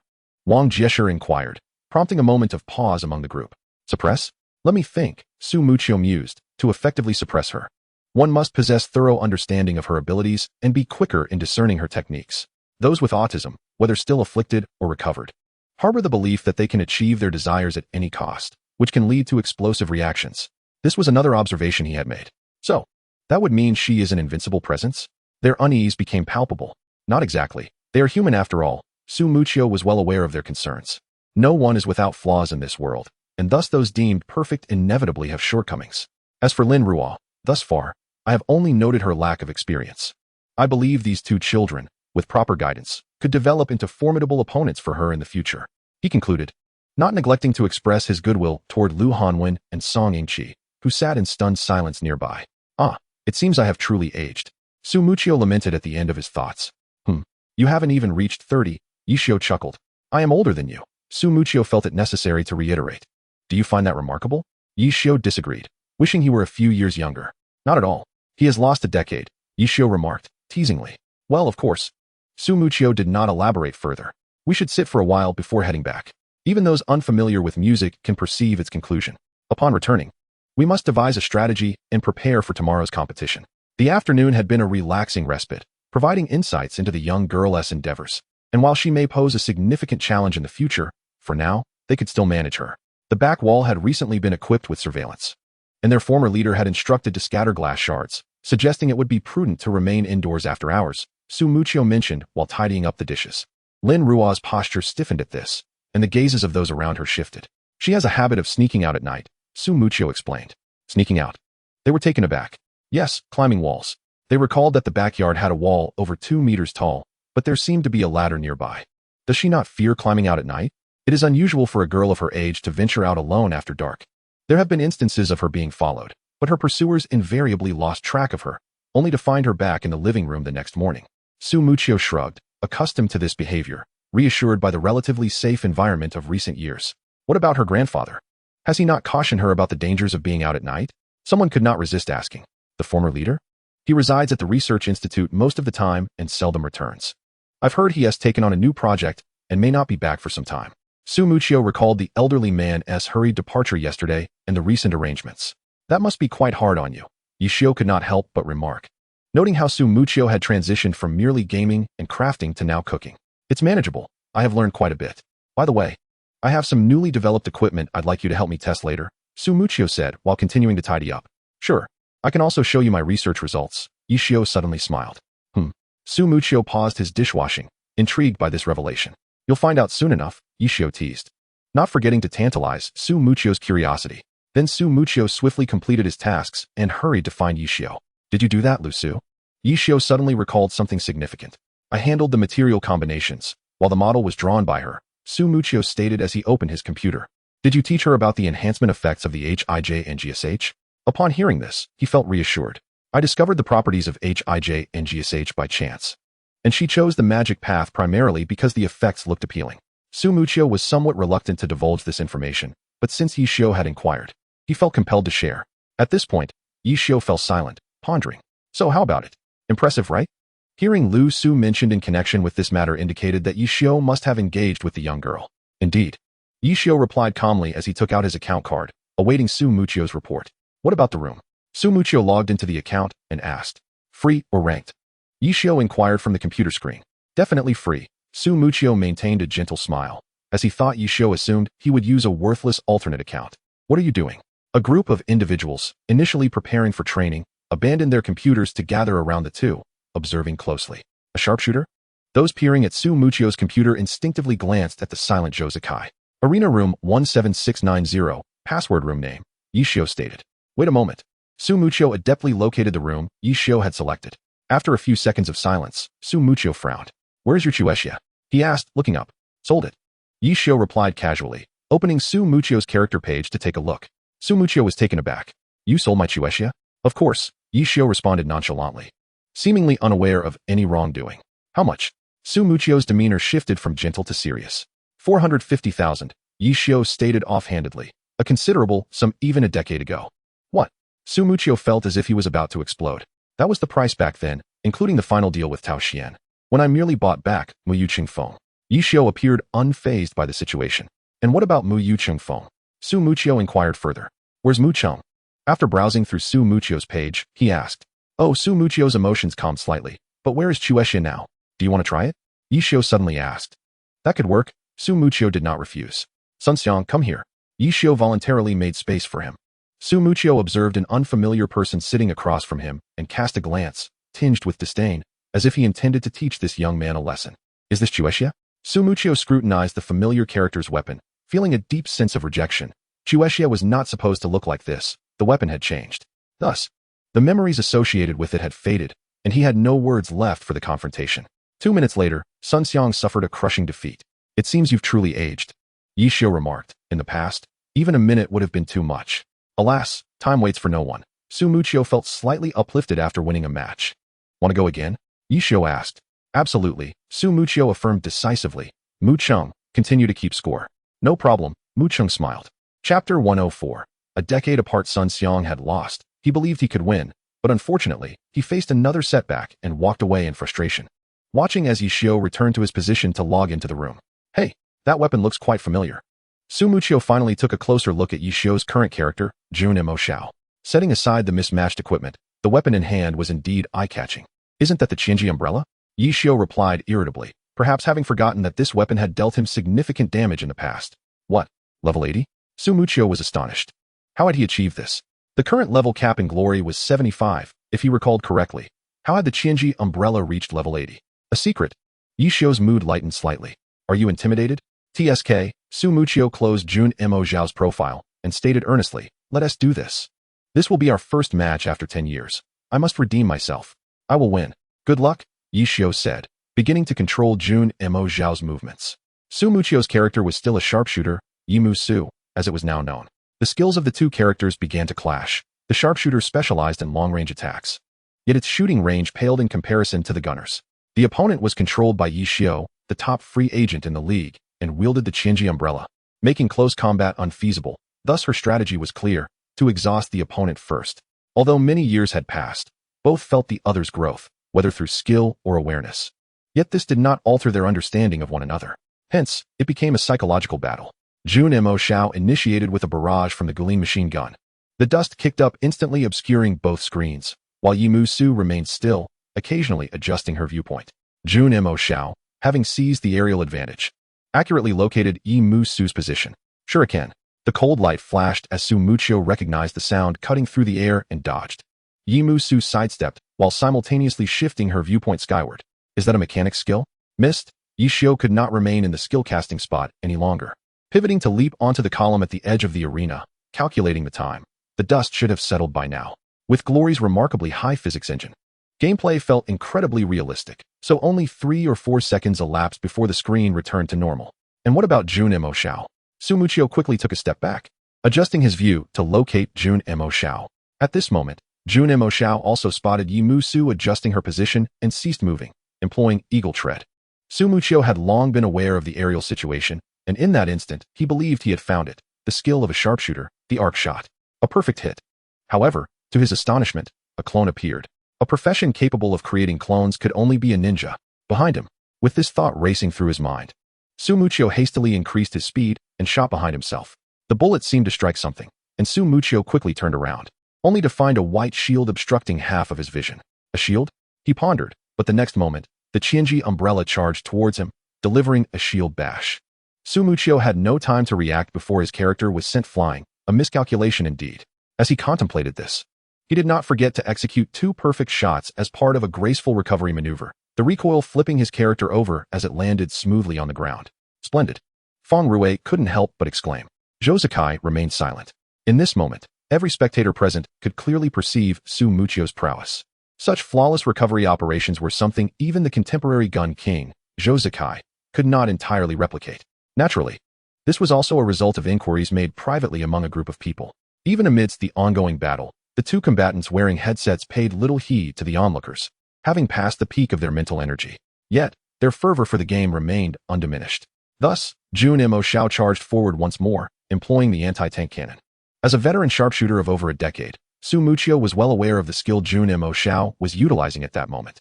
He felt confident in evading this attack, but he had little assurance against her subsequent assault. Was Jun Mo Xiao attempting to close the distance between their characters using the anti-tank cannon? Su Muchio furrowed his brows, still believing it best to evade. Yi Mu Su slid to the side and executed a low tackle, maneuvering to a seemingly safer position. At that moment, Su Muchio's character suddenly erupted in an explosion. Mechanical tracking? The timing was impeccable, and those standing behind Yi Xiu expressed their admiration. If they were not standing behind him, they would have never known when he activated the mechanical tracking. How cunning. What a calamity, Su Mucheng uttered with a wry smile. Did he still have the leisure to speak? Yi Xiu naturally heard him and seized the opportunity to slip in beside Su Mucheng's character. Damn. Just as Su Mucheng was still searching for his next foothold, his character's health suddenly dipped. Jun Mo Zhao's shuriken struck true, and bullets from the G-36 machine gun rained down from all directions, occasionally accompanied by shadow cloaks. What kind of misfortune have I brought upon myself? Su Mucheng silently observed his character being relentlessly comboed, rationalizing his plight with a few sarcastic remarks. At this moment, Jun Mo Zhao was under considerable pressure as well. Although many of her skills had landed on her opponent, the sheer firepower was nearly suffocating her. Luckily, the low-level skills of a free player had the advantage of shorter cooldowns. Otherwise, she would surely be the one in tears.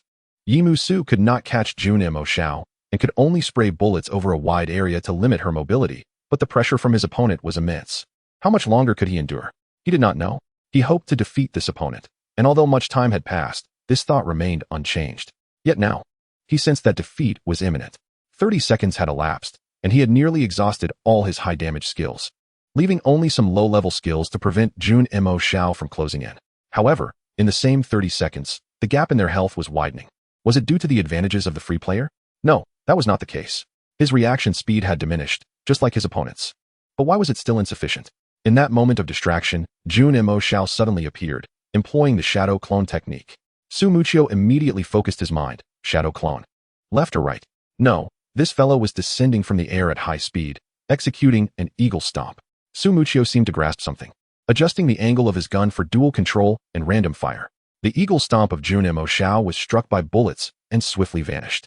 This was a clone. Thus, the real body must be over here. Su Mucheng quickly shifted his perspective, but what awaited him was the shadow cloak, and at that moment, he realized he had lost once again. Chapter 106. Simply because he is Yi Xiu indeed. The large characters on the screen announced his defeat, and he could also hear the victorious sound from the other side. How many times had he lost? He had never kept count, but it was certainly many. He had once told Mucheng that this fellow was formidable, and should he be an opponent, he would be a worthy adversary, believing that strength would speak for itself. Although this person was shameless and without limits, his prowess was undeniable. Sorry, but once again, I emerged victorious, Yi Xiu said with a playful grin. What a calamity. He wondered why he had chosen to study the Qiying umbrella. What was he thinking? Why create such a significant trouble for himself? Calm down. Haven't you witnessed the fruits of your research? Yi Xiu chuckled, observing Su Mucheng's furrowed brow. Indeed, this made him curious as to why the Qiying umbrella had directly ascended to level 80. Come, give me your account card. I wish to have a look. What are you doing, probing military secrets? Although Yi Xiu said this, he still stood up and switched places with Su Mucheng. He could not resist playing another round. A few minutes later, Su Mucheng faced defeat once more. TSK, you still lack the skill, Yi Xiu remarked nonchalantly as he leaned back in his chair. Come on, let us continue. Su Mucheng, still brimming with enthusiasm, invited another challenge, believing that after a brief period of adjustment, he could secure a victory. Observing Su Mucheng's fervor, Yi Xiu could not refuse him and started another match. A few minutes later, Su Mucheng lost again. Can you manage to win at least one? Yi Xiu teased, knowing that the sudden job switch would surely catch his opponent off guard. 300 rounds. Shall we continue? Su Mucheng laughed, refusing to succumb to misfortune. All right. Yi Xiu buried his head behind the computer, leisurely responding, as he could hardly believe that this fellow could endure 3 more rounds. The expenditure of a scattered person is immense. For someone of his age, 3 rounds would be the limit. Not to mention the previous round where he played as a sharpshooter, he estimated that he would not last much longer in the next match. No one understands their own condition better than oneself. Could he not persevere any longer? Indeed, but he still yearned to play. Yet, why could he not achieve victory? Even employing a scattered character did not guarantee success. Was it experience? Both had played for a decade. Was it awareness? He did not believe that his awareness was inferior to Yi Xiu's. What about technique? That fellow should have some skill as well. So why, after countless matches, could he still not secure a win? Minutes later, Su Mucheng faced defeat. He gazed at the 2 characters' failure on the computer screen and felt no desire to utter another word. You have my respect, Yi Xiu continued to chuckle. Oh, it seems I have truly aged. Su Mucheng slumped back in his chair, staring vacantly at the ceiling. Take it slow, no rush. Yi Xiu stood and patted Su Mucheng's shoulder. Alas, such misfortune. When Su Mucheng saw Yi Xiu approaching, ready to mock him further, he felt a pang of discomfort. He was nearly 30 years old. Take it slow? Ha, what a joke. Perhaps it was simply because he was Yi Xiu, the prodigy. Where's Lingdang? came the response from Lin Royo, who stood at the door. Su Muchio turned at the sound and glanced towards the newly established stray cat sanctuary in the southern part of the community, where she occasionally went to play with the cats, returning on her own when it was mealtime. Oh, Lin Royo, who had been anxious, fell silent, closing the door and retreating to her room. Cats? Su Muchun inquired curiously. Yes, a white cat. I brought it back from the road a few years ago. Su Muchio explained. Chapter 107 was particularly special for her. I thought she was indifferent to everything, spoke Zhang Jiala, who had been watching for a while. I once thought so too, but from the moment she rescued that cat, I realized my perspective was quite foolish, Su Muchio replied with an awkward smile. How so? They were eager to hear the elder's thoughts. Having taken care of her for 10 years, there were 5 years during which I believed this little girl would never recover. Yet, I never anticipated she would recklessly run into the road to save that cat from an oncoming vehicle. Su Muchio continued to gaze at the ceiling, recounting what he knew of Lin Royo. That truly frightened me, but fortunately, nothing serious happened. The old leader also reprimanded her a bit, and the matter was never brought up again. However, I did not expect that the cat she saved suffered from retinal detachment. It was the first time I saw her exhibit other emotions. Later, the old leader seemed to think that this cat might aid in her recovery. So he sought an expert to treat it, and it gradually evolved into what it is now. At this point, Su Muchio felt he had overlooked something important. Autism, generally speaking, is a condition that renders one oblivious to the outside world, correct? Yuanzhou asked. Perhaps it is a case of shared suffering, Su Muchio chuckled, elaborating. They have both walked through the gates of death and learned from it. This remark seemed profound. They could hardly comprehend it. Regarding the car accident involving Royo's family, she was the sole survivor. Su Muchio stood up, relinquishing his seat to Yishio.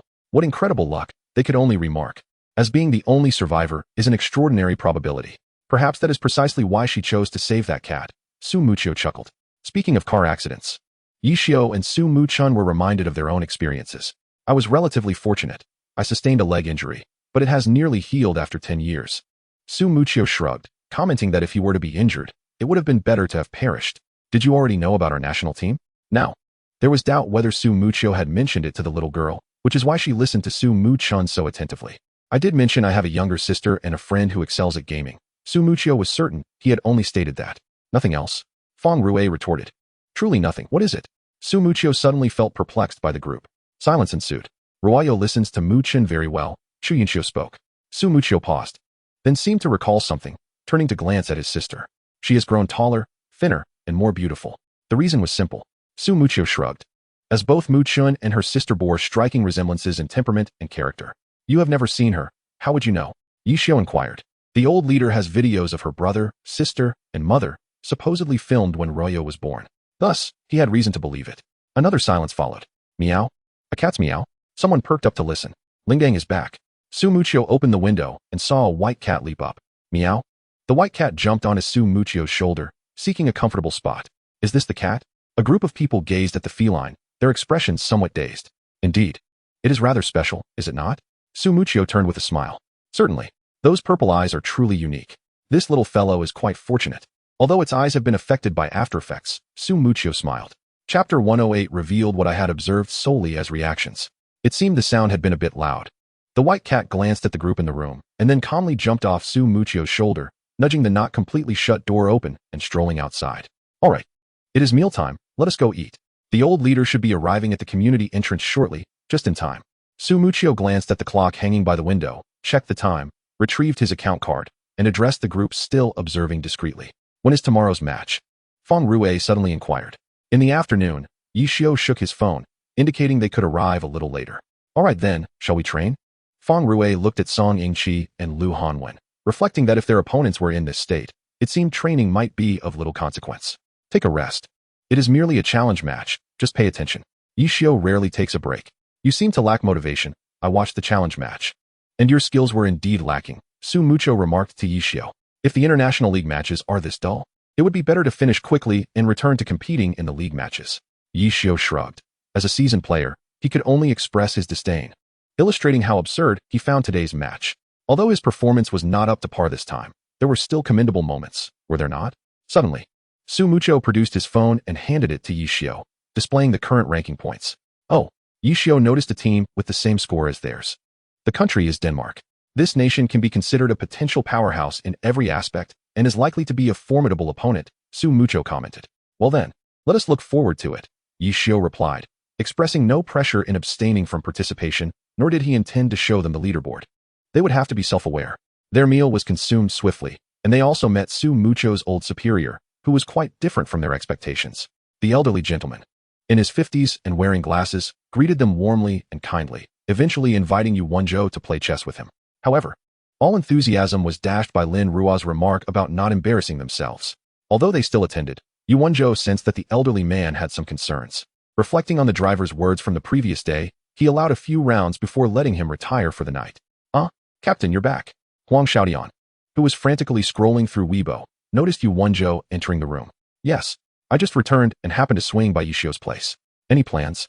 Huang Xiaodian was rarely able to see Yu Wenzhou in this state, and he couldn't help but feel a bit anxious. It's nothing. Merely that our score has been caught up to, Yu Wenzhou replied with a smile. Caught up? Huang Xiaodian was taken aback and quickly flipped through Weibo. The first place remained unchanged, but the second was a solid 10-0. Yishio mentioned that this team requires thorough study. They are likely to be a challenging adversary. After saying this, he retrieved a folder containing recent information on the Danish team.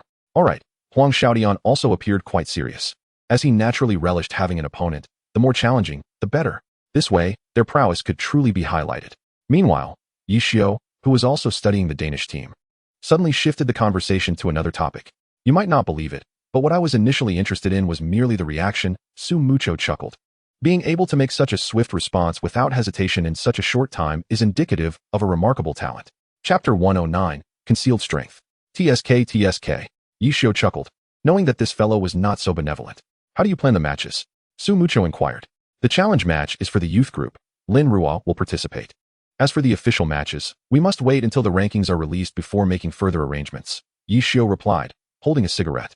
Su Mucho observed Yishio's seasoned demeanor and felt that it was time to implement a smoking ban.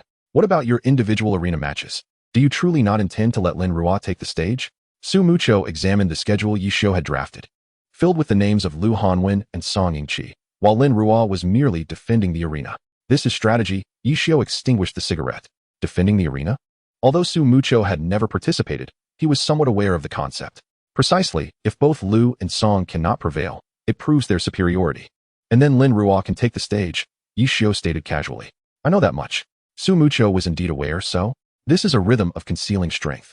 Although it was unlikely, as victory and defeat are always unpredictable.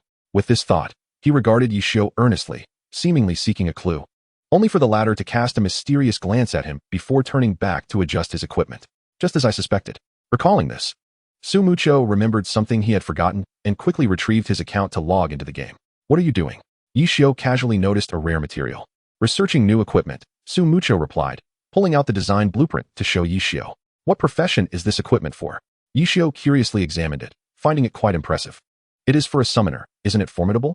Su Mucho continued to boast, for although he could not surpass Yishio in certain aspects, he too had his own strengths. A summoner?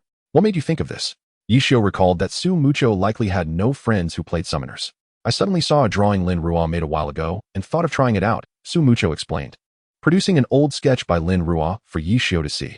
Could you perhaps gift this to me? Speaking of summoners, Yishio suddenly thought of someone. Does Qingji-san have this? Su Mucho was taken aback, unable to recall. No, Yishio seemed regretful. Then what will you do? Su Mucho felt an ominous premonition. Could it be that he was going to sell it again? There is a summoner in Xingxin. I can have him try it later. Yishio glanced at Su Mucho, whose expression was somewhat unnatural. Am I really that inadequate? Oh, Su Mucho feigned calmness, continuing to fiddle with materials. The two, engulfed in silence, began to tidy their equipment, while the adjacent room was filled with lively chatter. What? Really? On the other end of the line, Chun Guo exclaimed in astonishment. Yes. And there are photos. I will send them to you shortly. Su Mucho smiled gleefully, having just finished her tasks and eager to share the news with the still busy Chun Guo. That sounds great, and she stretched lazily. Aren't you going to rest? Su Mucho glanced at her phone, noting that dawn should be approaching. I'm almost done arranging everything. Tomorrow, I have no plans, so I can rest for a day. Don't worry, just focus on the competition. If you lose, I shall have to deal with you, Chun Guo said half-jokingly. Chapter 110, Observing from the Shadows. Rest assured, you should take a rest soon. It's not good for young ladies to stay up late. Su Mucheng chuckled, acknowledging that while dawn was fast approaching, health remained paramount. Yes, I understand. You should also sleep early. We have a competition ahead, Chun Guo reminded Su Mucheng, despite her own busy schedule keeping her updated with Weibo posts. Alright, you too should rest. Su Mucheng cheerfully ended the call. Is that all? Chu Yunxiu, applying a facial mask, leaned back in her chair gazing at the ceiling. Indeed. Su Mucheng replied, snuggled under her blanket, continuing to peruse her phone. Fate has its whims, was all Chu Yunxiu could say at this juncture. By the way, what about your brother? What will you do concerning that grave? She suddenly recalled. Well, my brother mentioned that the year he had his car accident coincided with a massive pileup in another city. The confusion must have led the doctors to mistake him for someone else, Su Mucheng explained, still incredulous about the situation. Her brother was a remarkably fortunate individual. How could he have been absent? Does that mean all these years, you've been visiting the grave of an unknown passerby? Chu Yunxiu raised her phone to search for pictures to share on Weibo. Yes, Su Mucheng admitted, feeling a bit awkward about it. She contemplated discussing with Yishio the possibility of changing the name on the gravestone, as it felt uncomfortable to have an unfamiliar person's name alongside her brother's. By the way, what did Yishin say earlier? Chu Yunxiu inquired upon noticing Yishio's activity on Weibo. Oh, he mentioned he got the timing wrong. Tomorrow isn't our competition day, Su Mucheng casually updated her Weibo. Really? Chu Yunxiu seemed puzzled, as the current trajectory suggested they could win consecutively and return home triumphantly. With over 40 teams, he claimed it was impossible to finish all matches in one day. After posting, Su Mucheng browsed through Yishio's Weibo. Indeed. So what shall we do tomorrow? Ordinarily, winning would mean they could skip preparations for the next match. He suggested observing potential talents. Su Mucheng giggled from her cocoon of blankets, recognizing Yishio's inclination to avoid work, even if he didn't voice it. True, particularly in challenge matches. He is the most experienced. The thought of someone who once dominated the challenge matches made Chu Yunxiu consider it a viable strategy. However, wouldn't it be unwise not to discuss the mistakes made in the matches with Xiao Lu and the others? He said it was unnecessary for now. Su Mucheng sat up, recalling her brother's words that Ruo's presence masked their errors, making it generally challenging to discern their shortcomings. Ruo?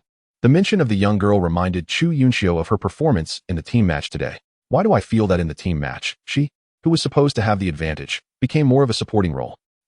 Su Mucheng, hearing Chu Yunxiu's observation, seemed to agree, noting that her damage output was low, suggesting she was likely providing cover for Xiao Lu, fencer, martial artist, and mage. Indeed, this combination, while not perfect, had potential. The mage's role as a support should be comparable to that of a ghostly formation. Yet, facing a team with healing abilities would diminish their advantage. Chu Yunxiu continued scrolling through Weibo. Let them experiment a bit more during challenge matches. They might devise a strategy that suits them best, Su Mucheng smiled, believing they should handle the strategy discussions themselves. Chapter 111. 10-0, alright, sleep now. Chu Yunxiu sighed, tidying up before diving into her blankets. Yes, Su Mucheng replied, shutting off her phone to rest. The following day, they reported to the competition venue punctually, though the attendance was significantly reduced compared to the previous day, as news circulated that yet another team had withdrawn from the challenge. However, this news did not affect the teams still competing in the first round. They merely exchanged a few remarks before the matches continued. Those not participating in the matches felt quite bored. Originally, observing the opponents could keep them engaged, but the level of play was simply uninspiring. Consequently, many found it hard to maintain interest and left midway through. This state of ennui persisted until the fourth day, which marked a temporary cessation. In their view, very few teams were noteworthy. Even though some ranked high on the leaderboard, they believed they could dominate effortlessly. Thus, during the second match, they achieved a swift victory, ending with a score of 10-0. This earned them additional points, solidifying their position at the top. The following days mirrored this pattern, although slightly improved. A week later, the third round unfolded predictably with a score of 10-0. The only surprise was the Danish team, which had been highly regarded, making some errors. Nonetheless, they secured victory in the team match with a score of 7-3. Though they fell to third place, Italy unexpectedly claimed second place. With half a month past, countless teams had been eliminated, and with only a few rounds left, Yishio and his team still refrained from assigning specific strategies, leaving some mildly obsessive-compulsive individuals feeling uneasy. They discreetly approached Su Mucheng for clarity. She merely replied that she was uncertain, which was true. Yishio had consistently stated he wanted to observe further without revealing any suitable tactical arrangements. Ultimately, it was Zhang Jiala who sought them out privately to teach them. Lin Ruo was whisked away by Su Mucheng and Yishio right after breakfast and was not released until bedtime. Before they knew it, the fourth round commenced. Once again, it was a foregone conclusion, 10-0. That evening, in a rather dim room, Zhang Jiala asked while reclining on his bed, "How many more rounds do we have?" 2 rounds, Feng Rue replied, sharing the same sentiment. These past days had nearly exhausted them. Oh, Zhang Jiala seemed to find a semblance of hope. If we can just endure these 2 rounds, we will be liberated. However, I can't even last through 1 round, Feng Rue lamented in despair. They had initially anticipated camaraderie with Yishio, only to find that the room was slightly cramped, leading to him being assigned to Zhang Jiala's side, while Yishio went with Su Mucheng. At first, he had no objections. Although Zhang Xinjia could not alter his schedule, he seemed to possess no other flaws. However, this time he truly experienced the formidable prowess of Zhang Xinjia. No wonder for those few days, Zhang Jiala appeared perpetually sullen. It was indeed quite overwhelming. Can I sneak out? Feng Rui mumbled. With surveillance and glass shards. Go ahead, I won't stop you, Zhang Jiala replied, feeling he still wished to prolong his life a few more years. Feng Rui fell silent. Then I shall endure for 2 more rounds. By the way, not only me. The old leader is returning as well. He is worried about Ruo. Do you know anyone who could help check on the house? Su Mucho inquired. A house. Yishio pondered carefully. Chapter 112. The last 2 rounds Yishio initially intended to call Chunggwa directly, but upon checking the time, he opted instead to send a flurry of messages before turning off his phone and retiring for the night. What are your thoughts on the last 2 rounds? Su Mucho suddenly asked. Predictably uneventful, Yishio replied. The official matches are not as chaotic, are they? Su Mucho noted that the standings for the top 20 teams had stabilized over the past few days, leaving only the performances of the last 2 rounds to be seen. Certainly, Yishio recalled the data Zhang Xinjia had presented to him earlier that day. Enough of this, let us sleep, Su Mucho finally said, resigned. Yishio responded, closing his eyes thereafter. The following day, Yishio led them into the competition venue, continuing to observe the trends. Another mundane day passed without any messages from Chunggwa. After the discussion, they dispersed for free activities. The ensuing days unfolded similarly until the next round arrived, where the formidable Lu Hanwen and Song Yingqi finally encountered a viable opponent. Although the competition was not particularly fierce, their excitement was palpable. After such an extended period, hope had finally emerged. In the end, the score remained a resounding 10-0. For this scoreline, those following on Weibo had grown numb, and thus it failed to create any significant stir. The anticipation was solely for a prompt entry into professional competitions before the year's end. Ultimately, team leader Yishio announced via Weibo that they would return home shortly before the Lunar New Year. With just over 10 days until the Spring Festival, preparations for the upcoming celebrations commenced.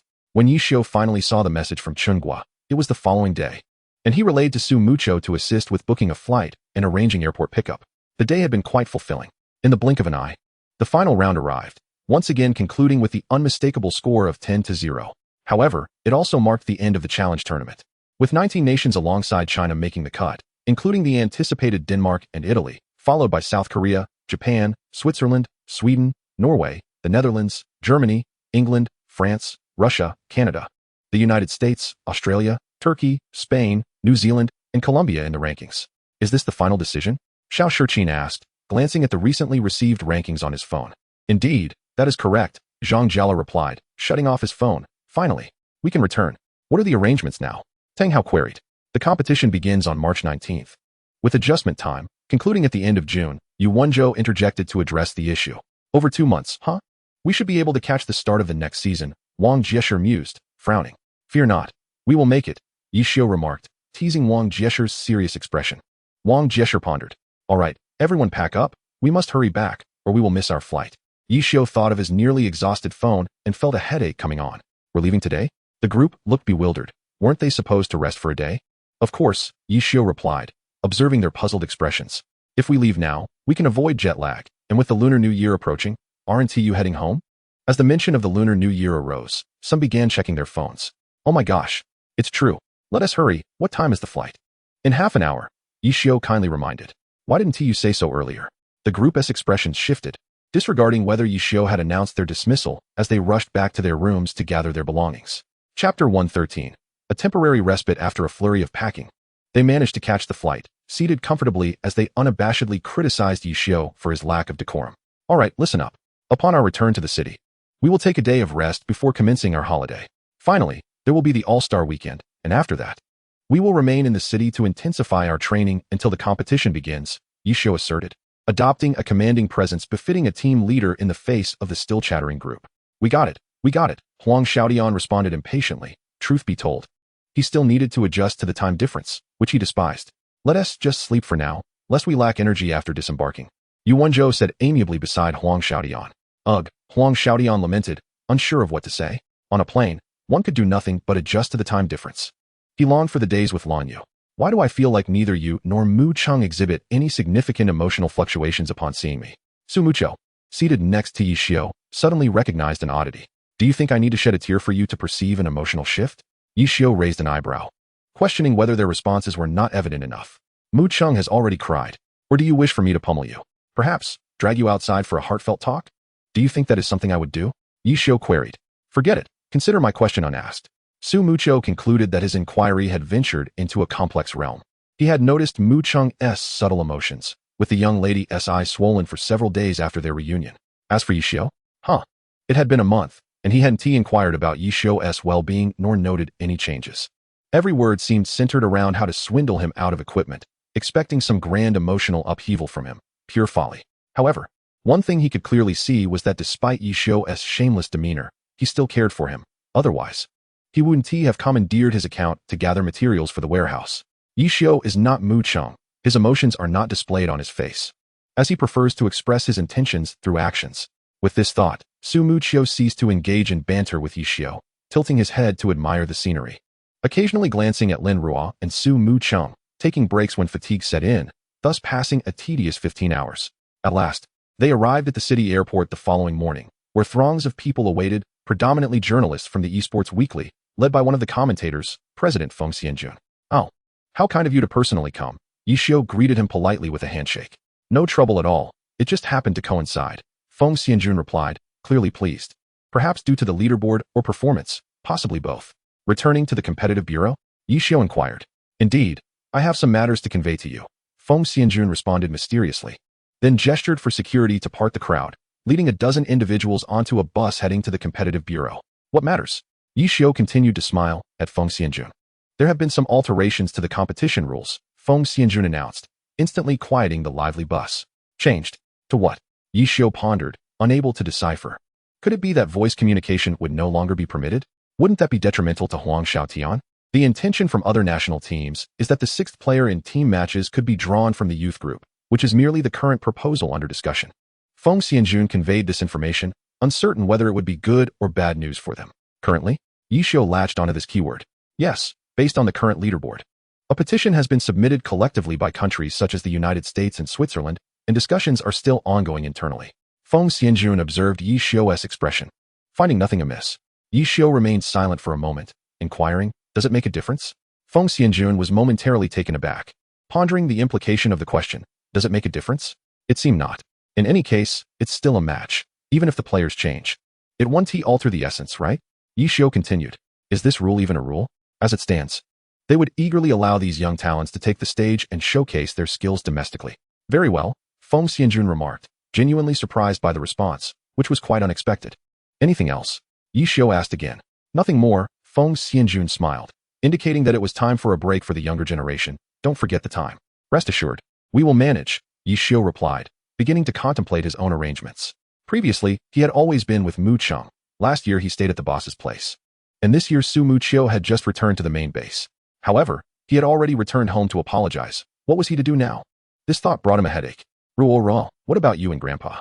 Lu Hanwen suddenly leaned over the backrest of Lin Ruo's chair and asked. I'll first visit the city, then come back. Lin Ruo simply outlined her plans. Initially, Lu Hanwen had thought about visiting his home, but then he considered that since Grandpa was returning to the country this year, they might be able to gather together. Mucheng, this year, I will accompany you. Su Mucheng smiled at Su Mucheng. Yes, we can be with Guoguo as well. Su Mucheng naturally remembered that someone was waiting for them to return together for the family reunion dinner. Are we disbanding soon? Feng Rue suddenly inquired. Yes. Tomorrow is the little new year. If we leave the city today, we can arrive by evening. Zhang Jiala glanced at the calendar, contemplating how to arrange his own celebrations for the new year. How do you all plan to spend it this year? Chu Yunxiu was reflecting on the activities they had completed and was unsure how to pass the time. Listening to the laughter and chatter in the bus. They gradually reached their destination, after which they would part ways. Your timing is indeed tight, Su Mucheng remarked to a fully equipped individual at a high-speed rail ticket station. I didn't expect a challenge match to take this long, Yi Xiu replied. Feeling quite vexed, he had done his utmost, but what could he do about the schedule? All right, it's our turn now, Su Mucheng smiled, watching them bicker as everything seemed to revert to how it was 10 years ago. Let us go, if we're late. We'll have to listen to the Buddha chant, Yi Xiu grumbled. Haha, Su Mucheng was well aware of whom Yi Xiu referred to. Su Mucheng shot Yi Xiu a glare, thinking how this fellow seemed increasingly shameless. If you lead Ruo astray, I won't let you off. What if she learns on her own? Yi Xiao retorted. Impossible. Su Mucheng promptly dismissed this possibility. Why is it impossible? Am I not an example? Yi Xiao maintained his nonchalant demeanor. Do you think I need to stand here shouting? Yi Xiao is here? Su Mucheng suddenly exclaimed. You win. Yi Xiao decided that it would be wiser to keep a low profile. After all, they were not in the city, and causing such a ruckus could earn him a scolding upon his return. In the past, during his youthful years, he had already been striving in the city and had fortuitously met Su Mucheng, inadvertently seizing an opportunity. Back when you were just a kid. I had already crafted a plethora of equipment. Su Mucheng abruptly punctured Yi Xiao's nostalgic reflections. Couldn't you allow me a moment of sentimentality? Yi Xiao shot him a glare through his oversized sunglasses. Fact, Su Mucheng chuckled. Exhausted from sentimentality, Yi Xiao sighed, reflecting on how, after a decade apart, he had transformed into someone who could sting with words. If you spend too much time with Ruo, you'll become like this, Su Mucheng explained. Yi Xiao seemed to catch a hint of a revelation. Don't be fooled by her silence. When she speaks, she can surely infuriate you. Su Mucheng anticipated the day Yi Xiao would be vexed by her words. Poisonous. Yi Xiao quickly grasped Su Mucheng's meaning. Not just any poison. Su Mucheng continued. Youth. Yi Xiao lamented, wishing he were 2 years younger, so he could ascend to an even grander stage. Youth, Su Mucheng echoed, contemplating what he would become after 10 years of change. But why isn't Ruo joining us? Su Mucheng inquired, observing the two lost in reflection. Her elder siblings' birthdays were approaching, coinciding with the new year, and it seemed she would have to wait until after the holiday to head into the city. Su Mucheng was calculating the time. Some individuals, despite their outward indifference, invariably harbor a tender corner within their hearts, do they not? Su Mucheng's perception of Lin Ruo had always been distinct, especially upon learning from her brother that she bore a striking resemblance to their late sister. She held her family close to her heart. Although her autism had improved, prolonged isolation rendered her unsure of how to communicate with strangers.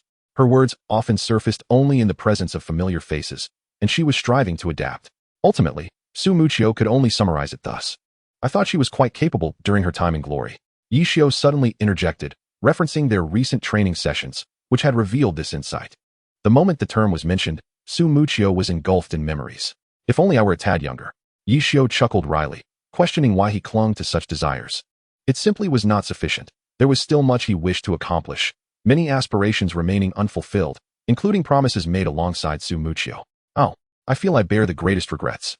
Su Mucheng also chuckled bitterly. A champion? He had yet to attain such a title. While his friend beside him had already secured 4, albeit after retirement, their names would forever be etched in the annals of glory. As for himself, their serendipitous encounter had yielded uncertain returns. A decade had passed. A mere numerical concept for ordinary people, but for those who cherished glory, it represented invaluable time. He even dared to fantasize that if granted another decade, he would leave a resplendent mark on this game. Yet another decade? It would merely be self-deception. Once, his brother had rallied a group to scavenge materials at Tao Xian's internet CAF, while he was occupied crafting equipment. Now, a decade had elapsed. Yi Xiao had initially considered lighting a cigarette to enhance the atmosphere, but upon observing the crowd, he refrained. Indeed, a decade had passed. Su Mucheng began to reflect. Was there any purpose in speaking of the past now? You have already achieved 4 championships. What more do you seek? Surely, that is ample. Such a pitiful thought. Chapter 116. New Year Revelry 1. Su Mucheng felt both envious and gratified. Yi Xiao had secured 4 championships over 10 years, while he had transformed a little monster in the same span, leaving one to ponder whose achievements were greater. There. Upon exiting the ticket checkpoint, he spotted Qiying standing at the entrance. Gua. Su Mucheng greeted her joyfully and followed her onto the bus heading to Xinxin. How has it been? Yi Xiao suddenly inquired, noting it had been some time since his departure, leaving him curious about the current situation. What do you think? Qiying turned to reveal her dark circles. Yi Xiao felt slightly awkward. Where had he gone?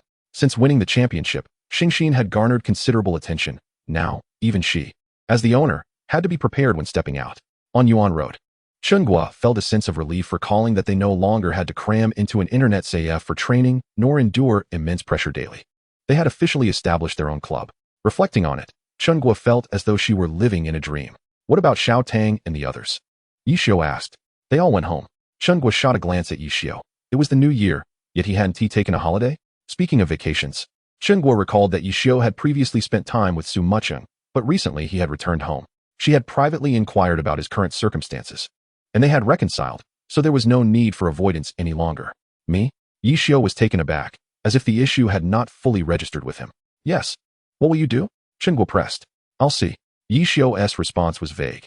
He himself was uncertain and intended to contact others once he reached his destination. Shortly after concluding that topic, Yi Xiu's phone rang. Hello? He stared at the name on the screen, momentarily stunned. Answer it. Chen Guo glanced over. Recognizing the name likely caused him considerable distress. Yi Xiu pressed the answer button. Brother? The voice of his sibling resonated from the other end. He hadn't even made a call, yet they were reaching out. Dad said if you don't bring back the championship, don't come home. Not even allowed to return for the new year? Yi Xiu asked. Who knows? There was a pause on the line, punctuated by distant voices. Dad said yes. Yi Xiu affirmed confidently. Oh. Yi Xiu surveyed the peculiar looks from those around him and shrugged helplessly. He hadn't realized the situation had escalated. All right, I'm hanging up. Beep, beep, beep. Seeing your atmosphere so desolate, I'll begrudgingly accompany you for the new year. Yi Xiu wore an expression of selfless magnanimity. I suspect you were most likely kicked out. Chen Guo shot him a glare. They had all just overheard. All right, we're almost there. Let us go. Su Mucheng smiled brightly. It had been a long time since they had shared such moments. Let us head to our accommodations first. Chen Guo exited the vehicle, carrying her belongings and waiting for the others. Is Shang Linwan still available? Yi Xiu glanced at the unfamiliar neighborhood, feeling a pang of nostalgia for Shang Linwan. Surely. Their lease had not yet expired. The decision was made collectively. The team members were already residing there, which was both convenient and close. Chen Guo pointed toward the distant building in the community. I see. Yi Xiu could easily spot the team's emblem glimmering atop the building. The convenience she mentioned was indeed right behind it. Chapter 117. New Year Revelry 2. Also, the last time you greeted me, there happened to be another unit available here. So we arranged for it. Chen Guo led the way ahead. That is indeed convenient. Su Mucheng expressed admiration, acknowledging the true ease of the arrangement. There's even more convenience. This revelation left them all momentarily speechless. What could be more convenient? This, right next door, is the one we ordered last time. Chen Guo greeted the three still in a daze and was the first to ascend the small villa. The new residence of Xingxin was considerably more spacious than the previous one. As Chen Guo explained, this place was once a hub for training classes in the community before the school relocated to the west, leaving it vacant. Naturally, upon moving in, Chen Guo immediately recognized its potential, paying without hesitation and hiring a renovation team. In just over a week, the transformation was complete. This treatment was truly exceptional. Su Mucheng mused. Let's go inside and take a look. If you need anything, speak up quickly, Chen Guo said, leading the three on a tour of Xingxin's current abode. It was not only the players residing here. Members of the online gaming guild and the technical department were also nearby. With such excellent conditions. Aren't you worried about making them lazy? Yi Xiu suddenly felt that the previous arrangements were worlds apart. This way, they won tea leave. Chen Guo expressed her thoughts. Having consulted them beforehand. As the boss, we will follow your lead, Yi Xiu remarked, glancing at the names displayed above the row of houses. Which indeed reflected the spirit of a team. Shall we explore inside Xingxin? Chen Guo was eager to show this fellow just how grand her management of Xingxin had become. Let us go, Yi Xiu contemplated, ultimately deciding it was necessary to see if Guan Rongfei was still around. All right, Chen Guo then guided them through the interior of Xingxin. Why not use the main entrance? Yi Xiu inquired as he noticed a concealed elevator at the back of the building. Who wants to be the center of attention? Chen Guo, seemingly forgetting to mention Xingxin's current situation, casually explained, I converted the 2 lower floors into an internet CF. Yi Xiu understood. It was evident that she did not wish to abandon her original business. As they listened to Chen Guo's gradual introduction, they finally grasped the current state of Xingxin. When the elevator doors opened, the slightly quiet hall was bustling with movement. Upon seeing the three following Chen Guo, the onlookers were momentarily taken aback. Old Yi is back. It was none other than Guan Rongfei. Yeah, just came back to take a look, Yi Xiu greeted with a smile, and Chen Guo took the opportunity to introduce everyone. You are the creator of the Qiying umbrella? Guan Rongfei exclaimed, dropping his luggage and gazing at Su Mucheng with fervor. Yes, Su Mucheng replied nonchalantly. Only to witness Guan Rongfei toss aside his belongings and drag Yi Xiu and himself into a separate room without uttering a word. Su Mucheng inquired with his eyes at Yi Xiu. That's just how he is, Yi Xiu calmly replied, having grown accustomed to such situations. Come. Here are my latest research materials regarding the next proposal for the Qiying umbrella. Guan Rongfei immediately opened his computer to present his recent findings to Yi Xiu while bombarding Su Mucheng with a barrage of questions. Aren't you going home? Chen Guo asked as she followed behind. Go home. Is that more important than this? Guan Rongfei retorted, then unceremoniously closed the door. Chapter 118. New Year Revelry 3. Chen Guo had witnessed such scenarios more than once or twice. She pulled Su Mucheng aside to inquire about the recent challenge competition. Su Mucheng was more than willing to share the events of the past month with Chen Guo. Outside, the two ladies engaged in animated discussion, while inside, the three gentlemen argued over materials, yet everything seemed to harmoniously coexist. Next came a significant announcement for them. Glory had updated once more. This time without raising the level cap, but unveiling a limited-time New Year mystery shop. The event, New Year Revelry, allowed players to collect firecrackers and defeat large year beasts for the chance to purchase rare materials and equipment in the mystery shop using in-game currency. This was indeed a once-in-a-lifetime opportunity, far more bustling than the previous year, with servers overflowing as many players logged in outs to idle. When does it start? Yi Xiu parked Jun Mo Xiao in a discreet corner. After 8, Su Muchio returned from browsing the official site and tossed Yi Xiu a screenshot. Wow. Yi Xiu was astonished. Multidimensional crystals, water pendants. This is quite a significant affair. The items mentioned were exceedingly rare materials in Glory, with nearly non-existent drop rates, and were essential for parts of the Qiying umbrella. Clearly, they would need to hunt for firecrackers and farm gold coins. Su Muchio leaned back in his chair, his expression troubled. Let's go. We can pass the time by running a dungeon. Yi Xiu glanced at the clock. There was still time. All right, Su Muchio nodded, logging in to form a team. As he and Chungwa joined forces, Yi Xiu casually recruited someone from the guild and gathered at the entrance of a 5-man dungeon to start their adventure. New Year events were undoubtedly the most popular, with a multitude of players congregating at various dungeon entrances. Even at the random dungeon Yi Xiu chose, he encountered familiar faces. Hey, just got out? Yi Xiu greeted amiably. Are you all going? Lan He, controlling Jun Mo Xiao, lacked expression, but his voice revealed his delight. Yes, would you like to join us? Yi Xiu was keen on having Lan He accompany them through the dungeon. No thanks, I have a lot to do here. Lan He quickly declined, not forgetting the last time this fellow had led him into trouble. All right, Yi Xiu replied, a hint of regret in his tone, and they exchanged a few simple words before parting ways. About 10 minutes later, the system announced that a certain dungeon record had been broken, and everyone in the realm knew that Yi Shun had returned. Yi Xiu, oblivious to the commotion in the world channel, was taken aback to discover that even a low-level 5-man dungeon could yield good equipment. He promptly opened the group chat to rally people to log in and form a party for the dungeon. Just as Feng Rue arrived home, he was caught off guard by Yi Xiu summoning him to log in for a dungeon run, and several others who came online were also recruited by Wei Shun. Initially, they had all planned to enjoy their hard-earned holiday, but with Yi Xiu's sudden call to action, their spirits dampened. However, upon seeing the dropped equipment stats, their moods instantly revived. This can be saved for Xiao Tang and Yi Fan. It is more appropriate to keep this bun aside for now. Let us refrain from enchanting anything for the moment while I observe Yi Xiu, who is frantically organizing the equipment that just dropped. Chapter 119, New Year's Revelry 4. The drops consist mainly of purple gear with excellent attributes. Although they are max level, can they still be utilized? Chen Guo watched Yi Xiu in his flurry of activity, but it seemed to her that his efforts were in vain. How mundane. Amid his busy state, Yi Xiu did not forget to jab at Chen Guo, who was idly coasting along. Chen Guo silently observed him. While the purple gear may not be usable, it can indeed inherit attributes, Su Muchio explained. Inheritance of attributes? Isn't that random? Chen Guo was not unfamiliar with this concept. Last year, Guan Rongfei had even conducted a special class for several core members of the guild on this very topic. Randomness does have its merits. Su Muchio began to sift through the equipment. For a professional player, skill points are crucial, but equipment is of paramount importance. A typical example is the stark contrast between orange and silver gear. A single attribute can vastly outperform the latter, let alone others. All right then, Chen Guo, feeling somewhat perplexed, at least grasped one thing. That particular item is indeed significant. Until the early hours, both Chen Guo and Su Mucheng had fallen asleep at the table, while Yi Xiu and Su Muchio continued enthusiastically to clear dungeons. Oh, have they both dozed off? Su Muchio initially intended to discuss modifications to Tunri with Su Mucheng, but was taken aback to see both of them sleeping. Following Su Muchio's voice, Yi Xiu glanced over and confirmed this, casually tossing his jacket over them.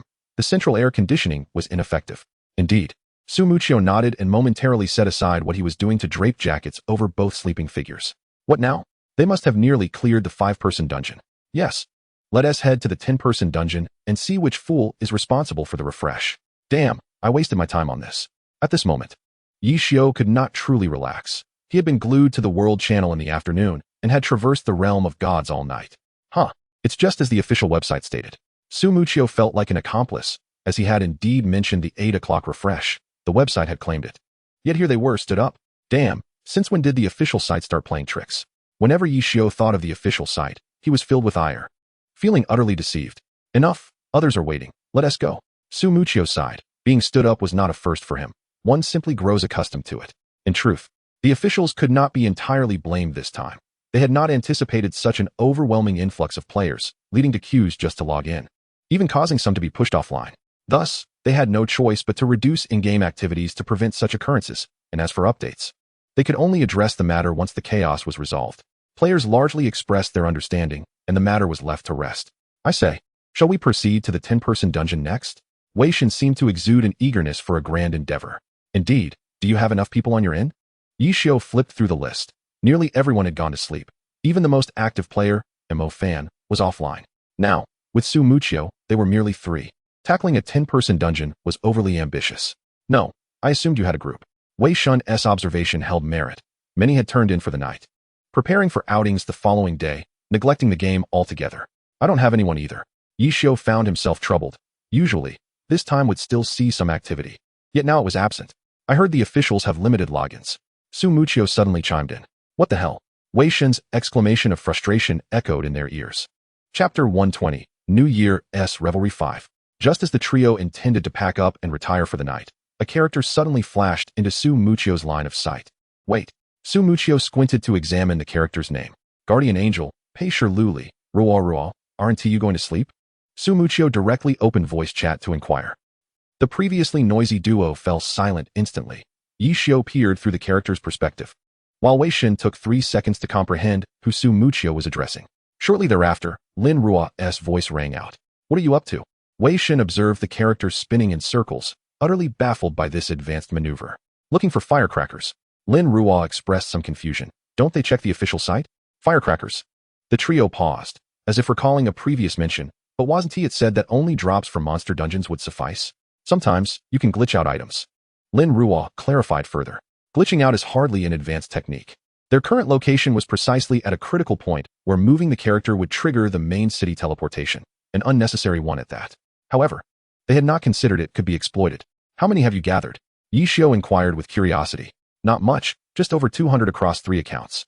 Lin Ruo, initially disheartened by the potential loss of her item, now seemed relieved to share this method with them, as it would facilitate matters.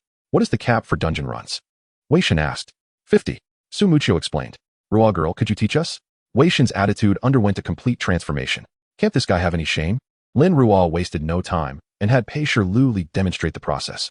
Wei Shen eagerly had Feng attempted, successfully glitching out 5 items on the first try. How many can one account glitch out? Wei Shen continued to inquire. 70 or so. Lin Ruo was referring to the daily limit. Now there is something to do. Wei Shen seemed to have discovered a new frontier and, enjoying this technique, dragged Yi Xiu and Su Mucheng along to follow Lin Ruo. A few hours later, I'm done for. Su Mucheng felt utterly spent. This was beyond human capacity. How many did you manage? Yi Xiu was in a similar state of exhaustion. 78. Su Mucheng opened his bag to count carefully. I have the same amount. Yi Xiu leaned back in his chair, feeling utterly defeated, instinctively reaching for a cigarette, taking a deep drag as if it revived him. Are you not afraid that the boss will wake up and throw you out?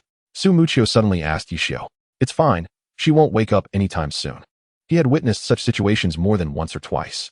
During their training in the internet CAF, she often dozed off at the table while he continued to play. As she was out of sight, Su Mucheng, feeling disinterested in further discussion, sighed and opened the page for exchanging firecrackers, glancing at the redeemable items. Suddenly, his eyes lit up. I think the blood spikes can be exchanged for bone dragon crystals. Yi Xiu looked at the suddenly serious Su Mucheng, puzzled, and leaned over to examine the Jinwu fan, which also seemed quite appealing. Isn't the value of the snake source bone higher? It would be a waste. What about the reverse fish scales? The margin for error is too high. Then what should we use? Su Mucheng looked at Yi Xiu, noting his objections to every suggestion. How are we supposed to research equipment? Shall we take another look? Yi Xiu still hesitated to give up. Chapter 121, New Year Revelry 6. Thus, they continued to scrutinize a pile of glowing materials until dawn, yet they still could not decide what to exchange. It wasn't until Chenghua and Su Mucheng woke up in succession that they noticed the two were still deep in discussion. Chenghua shook her head and went to buy breakfast while Su Mucheng poured tea. How about we check on Guan Rongfei? Su Mucheng proposed. Right. How could we forget about him? Yi Xiu replied without hesitation. When they left yesterday, Guan Rongfei was still organizing materials, and based on his habits, he likely hadn't slept yet. Perhaps he has some good strategies. Actually, I still think the Jinwu beak is better than the dragon tooth. The supply of Jinwu beaks is insufficient. As they observed the direction the two were headed, Su Mucheng shook her head, reminiscing about the past. Where are they? Chen Guo returned just in time after buying breakfast. To Guan Rongfei's place, Su Mucheng answered as she accepted the soy milk Chen Guo handed her. Hey, pulling an all-nighter yet still so spirited, Chen Guo remarked with a mouthful of fried dough sticks. Su Mucheng merely smiled. For these two, this was the essence of fulfillment, wasn't it? Moreover, it had always been this way, and now they had grown accustomed to it. By the way, it's the little new year today. Should we go watch a movie? Chen Guo pulled Su Mucheng into a discussion. What movie? Su Mucheng naturally expressed interest. The following day, Glory updated once more, with a timely full map random refresh. Seizing the moment while Chen Guo and Su Mucheng were out gathering supplies, the two took a brief rest, and then quietly observed, this time dragging all the team members to keep a watchful eye. Soon, the professional group that Yi Xiu and others belonged to became lively. This is a bit challenging. The health is too high. I thought it was the final boss of a 100-player dungeon. What should we do? Where is it?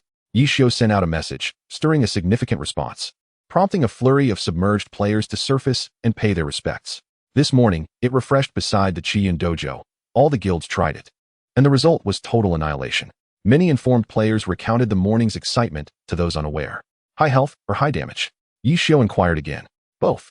All members. Why are you lurking? Is observing from the shadows that interesting? Come out. The registration for the first kill of the Year Beast team at 8 p.m. is open, and spots are limited. Hurry up. Yi Xiu promptly sent a lengthy message. The responses were filled with wide-eyed emojis. Huh, are you trying to eliminate us all in the end and claim everything for yourself? Huang Xiaodian was the first to reply. Am I that unscrupulous? Yi Xiu thought about how Huang Xiaodian had never previously considered such a tactic. When have you ever been scrupulous? Zhang Jiala chimed in. Stop joking. We're discussing serious matters here. Yi Xiu was well aware of their gossiping and knew that no one guild could conquer this. They would have to unite. Do you have confidence? Asked Wang Jieshi, who was also among the witnesses of the numerous team wipes that morning. Just give it a try. Who else could be more experienced in such matters than him? All right, we're in. Wang Jieshi was the first to reserve a spot. Another round of wide-eyed reactions ensued. All right. Is there anyone else? Receiving a battle power boost made Yi Xiu quite pleased, prompting him to ask further. At us. The voice came from Zhang Xinjia. Is Old Han joining too? Yi Xiu queried. Han team nodded in affirmation. Chapter 122. No fooling around deal. Yi Xiu did not ask further. One more ally was welcome, and he began to ponder whether they should recruit more. 3 guilds might be a bit precarious. Wang Jieshi casually shared a video recorded that morning, and Yi Xiu promptly opened it to take a look. Is there anyone else? Yi Xiu felt that it was indeed a bit precarious. A single swipe from the Year Beast would be deadly. We're in. This time it was Yu Wenzhou. Thus, we have decided on the alliance of Wei Chao, Batu, and Lan Yu. After Yi Xiu reviewed the temporarily allied team, they began discussing the distribution of rewards. Points? Yi Xiu asked. Equipment points and materials will be shared, was Yu Wenzhou's suggestion. Agreed. Zhang Xinjie concurred. All right. Wang Jieshi also agreed. I'll keep an eye on you the whole time to prevent any foul play. Zhang Jiala raised his doubts. Stop joking. Yi Xiu initiated his usual teasing.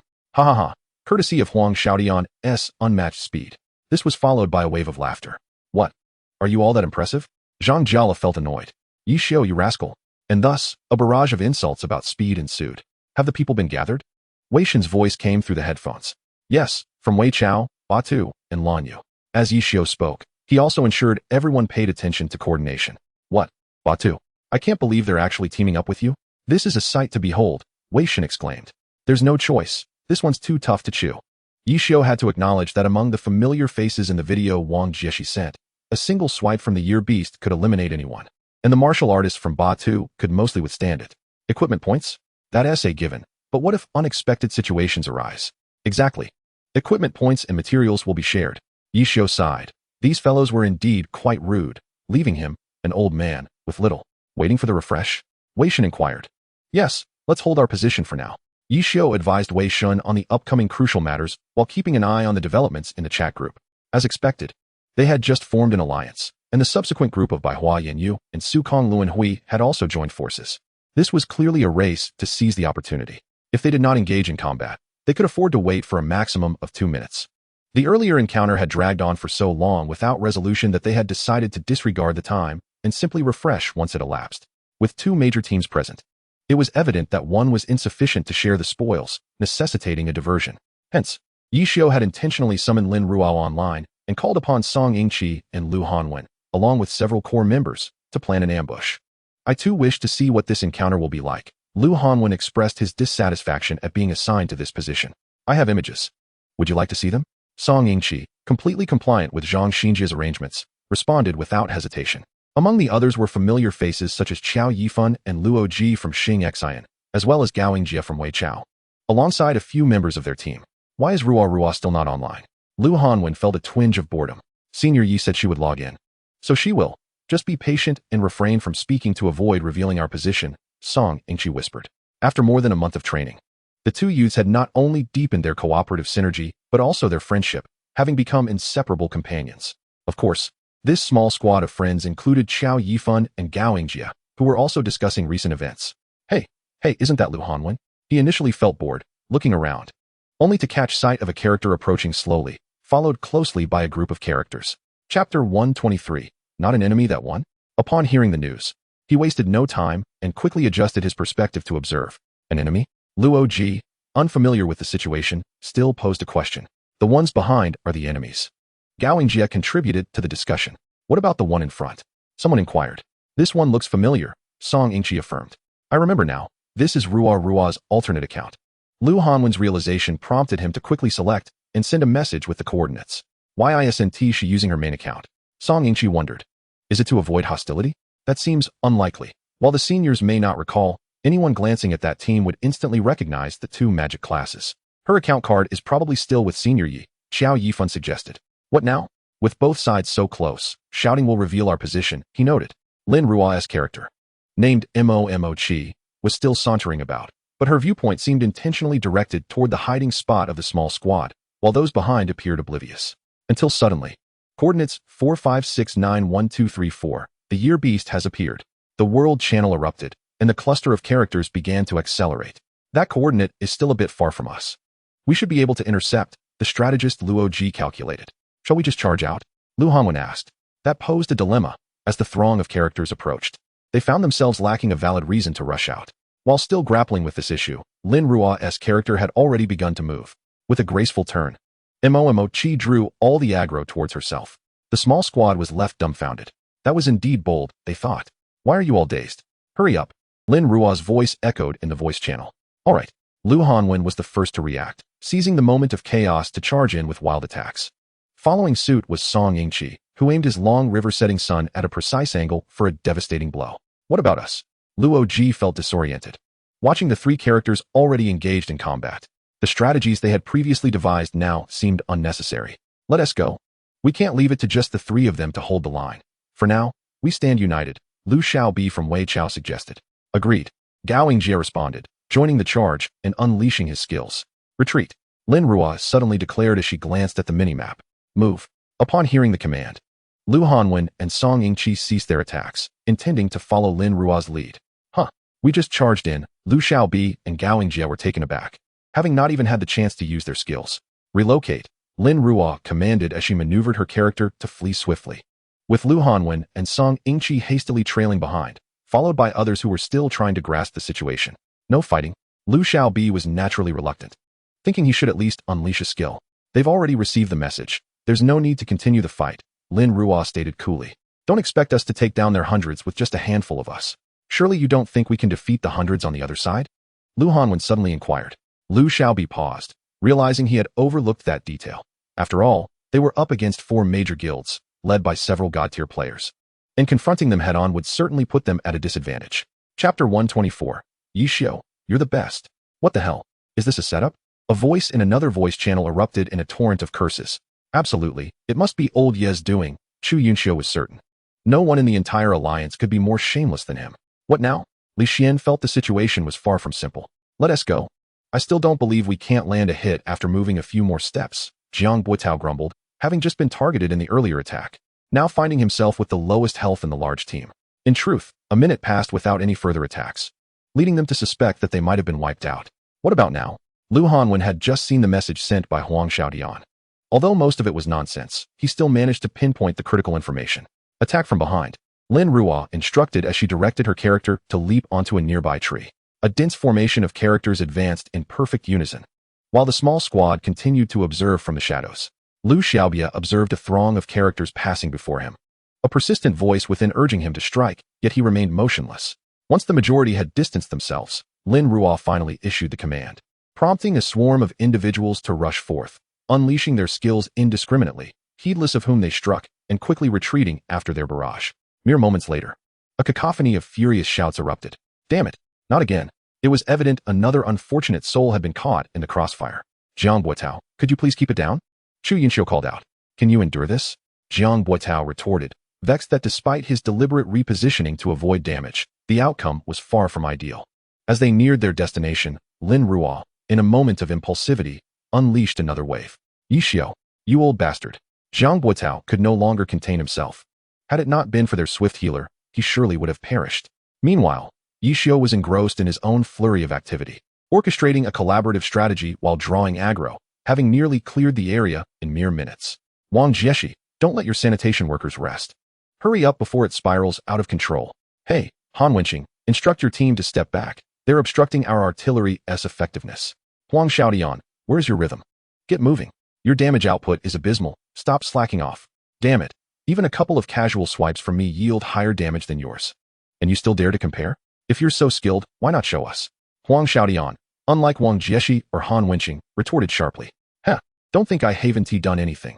Directing you all is quite taxing, you know? As the overarching commander, Yinxiu found himself somewhat at ease, primarily concerned with drawing the monsters farther away while delegating the rest.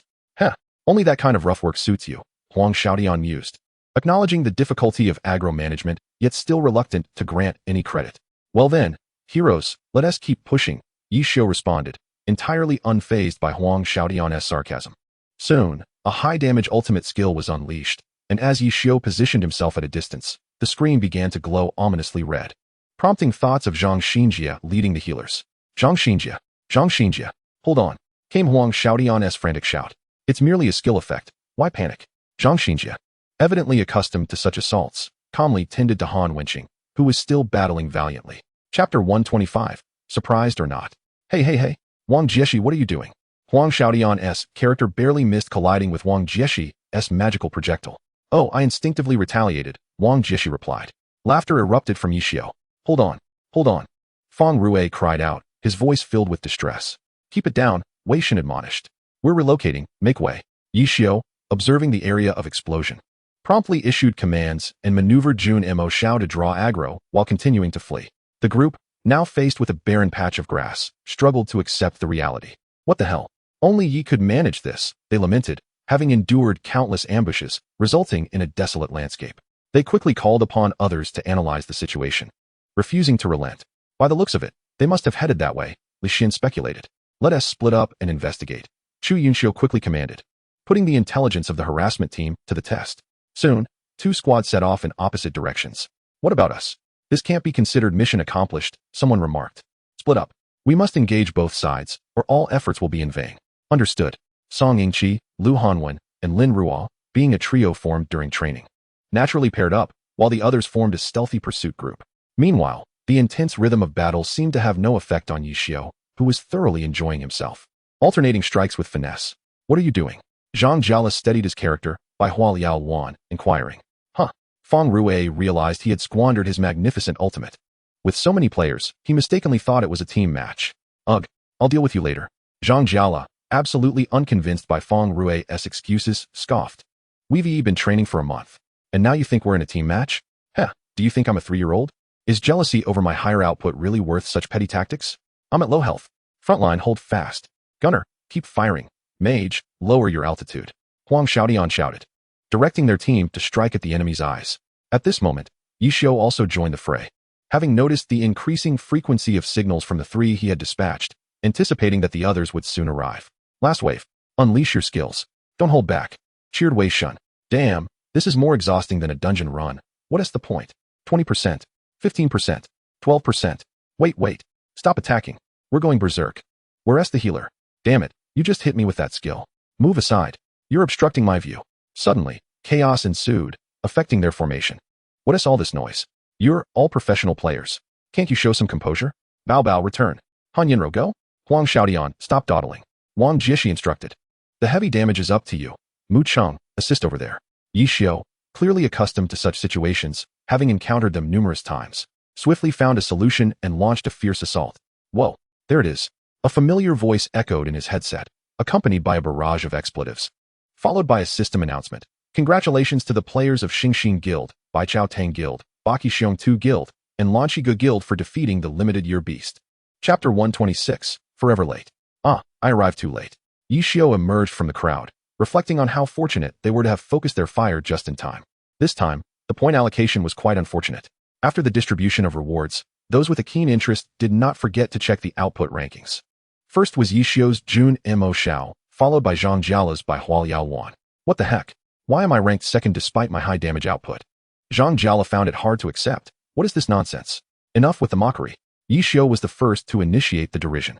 Following closely was a group of raucous onlookers, infuriating Zhang Jiala to the point where he nearly smashed his computer. Is it necessary to ridicule him just because he often secures second place? As if that wasn't enough, he was even taunted in English. Frustrated, he hastily withdrew from the team, seeking solace in firecrackers. Zhang Jiala fixed his gaze on the computer, vowing that this time he would secure first place to show these fools. However, I suspect he might not even make it to the top 10 this time. Yi Xiao, while controlling his character's angle, nonchalantly discussed the topic of Zhang Jiala's potential victory, which was provoked by Su Mucheng. That would indeed be a pity. Su Mucheng smiled helplessly. As the leaderboard was dominated by characters from Xingxin, all exceeding 100 in number, making it quite challenging to climb up. Thus, when Zhang Jiala saw this ranking, he regretted it deeply, even beginning to wonder if everyone from Xingxin was using hacks. Otherwise, how could their scores be so much higher than those of ordinary players? Regarding this issue, some professional players boldly approached Yi Xiao to inquire about the leaderboard. What leaderboard? We all obtained our rankings through dungeon runs. Why are you here? This was a snippet of Yi Xiao's response to a professional player. Dungeon runs? They would undoubtedly refuse to believe that their firecrackers came from such means. Unable to extract answers from the source, they decided to follow the trail, resulting in an all-night dungeon session until dawn, then logging off to rest, only to repeat the process in the evening. This state persisted for 3 days until they could no longer endure it and dragged their team to run dungeons. Though the results were rather disappointing, this atmosphere continued until the new year. Now I understand why those two have such a close relationship. Chengwa stood in the corridor, observing the two who had not stepped outside for days, and could not help but sigh. Su Mucheng glanced at the signed Chengwa. It's been several days. Don't you plan to go out for a stroll? If this continues, you might start to mold. Chengwa still hoped these two would venture out and familiarize themselves with the surroundings. I believe this is quite good as it is. Su Mucheng didn't feel particularly affected, as it was precisely this routine that made her feel fulfilled. Alas, it seems I must go down to buy lunch again. Chengwa sighed, glancing at the two engrossed in their dungeon run, occasionally bickering over materials. Perhaps it was their passion and love for the game that fostered such unique feelings. Let us go. I'll accompany you. Naturally, Su Mucheng wished to explore a bit. How swiftly time passes. Upon reaching the ground floor, Chengwa couldn't refrain from expressing her thoughts. Indeed, Su Mucheng felt the same. It had been over a decade in the blink of an eye. The All-Star event is approaching, and we still do not know this year's rankings. Chengwa felt a headache coming on at the thought of the All-Star event. Who has signed up? Su Mucheng inquired. Yi Xiao has. I didn't pay much attention. Chengwa began scrolling through her phone at the mention. Chapter 127. The first in votes. The All-Star voting has entered its final countdown phase, with the league tallying votes and fans eagerly watching. Even professional players find time to discuss it. However, this year's All-Star first place was truly astonishing. Zhou Zikai has been leading since the voting opened, with a position nearly unassailable, and no one expected any miracles. Yet, the name of the first place was unmistakably that of a recently signed player from Xingxin. Lin Ruo. Zhou Zikai, who should have held the first position firmly, slipped to second. Third place went to Wang Jieshi, who declined the offer to become the national team captain. Fourth and fifth were the newcomers Lu Hanwen and Song Yingqi, who shone brightly in the challenge match with equal votes. Sixth was the Blue Rain player Huang Xiaotian. Seventh was Sun Xiang from the reincarnation team. Eighth was Wei Chao's Gaoingjia. What was even more shocking was that Xingxin had another player in the top 10. That was Tang Rou, ranked 9th. The last spot went to Han Wenqing. The lineup for the top 10 was roughly as such. Yet Chengguo was still perplexed about why Lin Ruo was in first place. Han Wenqing's drop to 12th last year and subsequent rise this year did not surprise her, as this veteran still enjoyed much popularity. Although newcomers Lu Hanwen and Song Yingqi had shown in the challenge match, it was not impossible for their votes to increase. As for Gao Yingjia, also a newcomer, his votes might be low, but many viewed him as the future of Wei Chao. The others were among the top professional players in the league, so their vote counts were certainly not in question. This is indeed baffling. Chengguo handed her phone to Su Mucheng, who also appeared astonished upon glancing at it. For a moment, Su Mucheng was at a loss for words. Now, with the voting in the hands of the audience, their decision is final and unchangeable, yet the vote count truly raises suspicions of manipulation. I'll ask about it when we return. Guo still found it hard to determine whether Yi Xiu had orchestrated the vote manipulation. Su Mucheng nodded, saying nothing further. After all, to anyone's eyes, it was extraordinary for a newcomer who rarely appeared to suddenly garner such a high vote count, surpassing Zhou Zikai, which was indeed astonishing and would lead to suspicions of foul play. After resolving the lunch issue, Guo went to check if the two had finished, only to find Yi Xiu and Su Mucheng planning to take a break. Wait. Guo hurriedly stopped them. If they rested now, the previous situation would repeat, rendering her efforts futile. What is the matter? Noticing Guo's unusual demeanor, Yi Xiu stretched lazily and inquired, what is going on with the all-star voting? Guo asked directly. All-star? Upon mentioning Yi Xiu, he paused, as though someone had just inquired about him. Indeed, the all-star event. Guo remarked while showing the recent tally of votes to the two of them. Oh, quite impressive. Xiao Tang has also made it to the top 10. I didn't mean to show you Xiao Tang. Focus on the first place. Guo wiped the sweat from her brow, perplexed by their attention on Xiao Tang. First place?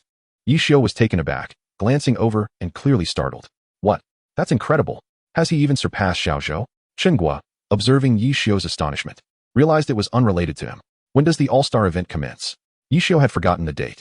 The day after tomorrow, Guo reported. Chapter 128, because of good looks. What is the matter?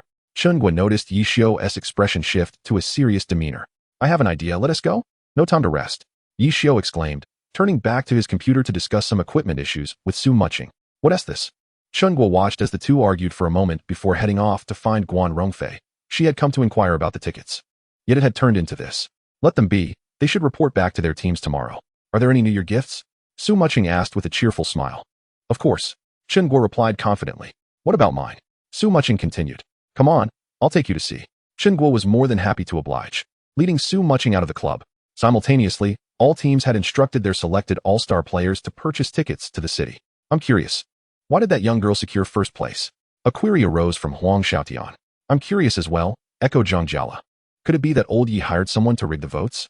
It's possible. Shall we confront him about it? Is he online? This isn't good. Someone posted proof that Jun Mo Xiao was online. What are we waiting for? Jun Mo Xiao, Jun Mo Xiao, Jun Mo Xiao, Jun Mo Xiao, Jun Mo Xiao. It was clear this was Huang Xiaotian. Yi Xiu sent a question mark, wondering if this was a scheme. He was currently occupied. The lurkers began to emerge, paying their respects. Did you secretly have someone vote for that young girl? Huang Xiaotian inquired. Did you have someone vote for Xiaolu? Yi Xiu countered. Do you think that is likely? Huang Xiaotian dismissed Yi Xiu's ramblings. Then do you think it's possible? Yi Xiu was puzzled. He had retired. Who would he ask to vote? Then why does her vote count exceed that of Zhou Zikai? Huang Xiaotian, hearing Yi Xiu's tone, was equally baffled. Because she is good-looking, Yi Xiu replied casually. Do you think that is plausible? The general populace would care about appearances just as you do? No, wait. You don't care. Thus, they wouldn't either, meaning you did have someone rig the votes. Huang Xiaotian unleashed a long string of messages, revealing his current frustration. I'm not the one saying this. Check Weibo, Yi Xiu replied. A barrage of question marks followed. TSK. Look at the comments under Chu Yunxiu and Mucheng's Weibo posts. Do I really need to point that out? A plethora of ellipses. Enough. Don't tag me with trivial matters. I'm very busy, Yi Xiu declared before disappearing. What? I'm handling dozens of thousands in training daily, and Haven T complained about being busy. Why are you fretting over materials? Hey, clarify what you mean by tagging me for trivial matters. Each time I tag you, it's just to stir up something. I'm busy too, you know. Huang Xiaotian unleashed another series of verbal assaults. Subsequently, Yi Yusheng Fan was muted by the administrator for 24 hours. Ha ha ha, a laugh from Feng Rue. Oh, what is this all about? A knowing inquiry from Zhang Jiala. TSK, this package is quite something, Li Xian remarked in admiration. There's also talk on Weibo about the vote count issue. It's not rigged, explained Chu Yunxiu. Let me see. Many were eager to scrutinize it. Here you go. Chu Yunxiu casually shared a screenshot she had just taken. Huang Xiaotian, having merely been muted and not kicked out, curiously opened to view the chat. Chapter 129, The New Top Scholar. A flurry of dense text, whose simplicity could only be described as adorable. What? This group of individuals has no idea that the young girl always presents an aloof demeanor. She hardly speaks. She doesn't exhibit any excessive expressions. Where's the adorableness in that? Huang Xiaotian, upon reading this comment, lost his composure and quickly messaged Yi Xiu, flooding him with messages for 5 minutes until he finally received a reply. I'll block you. Yi Xiu sent before promptly logging off.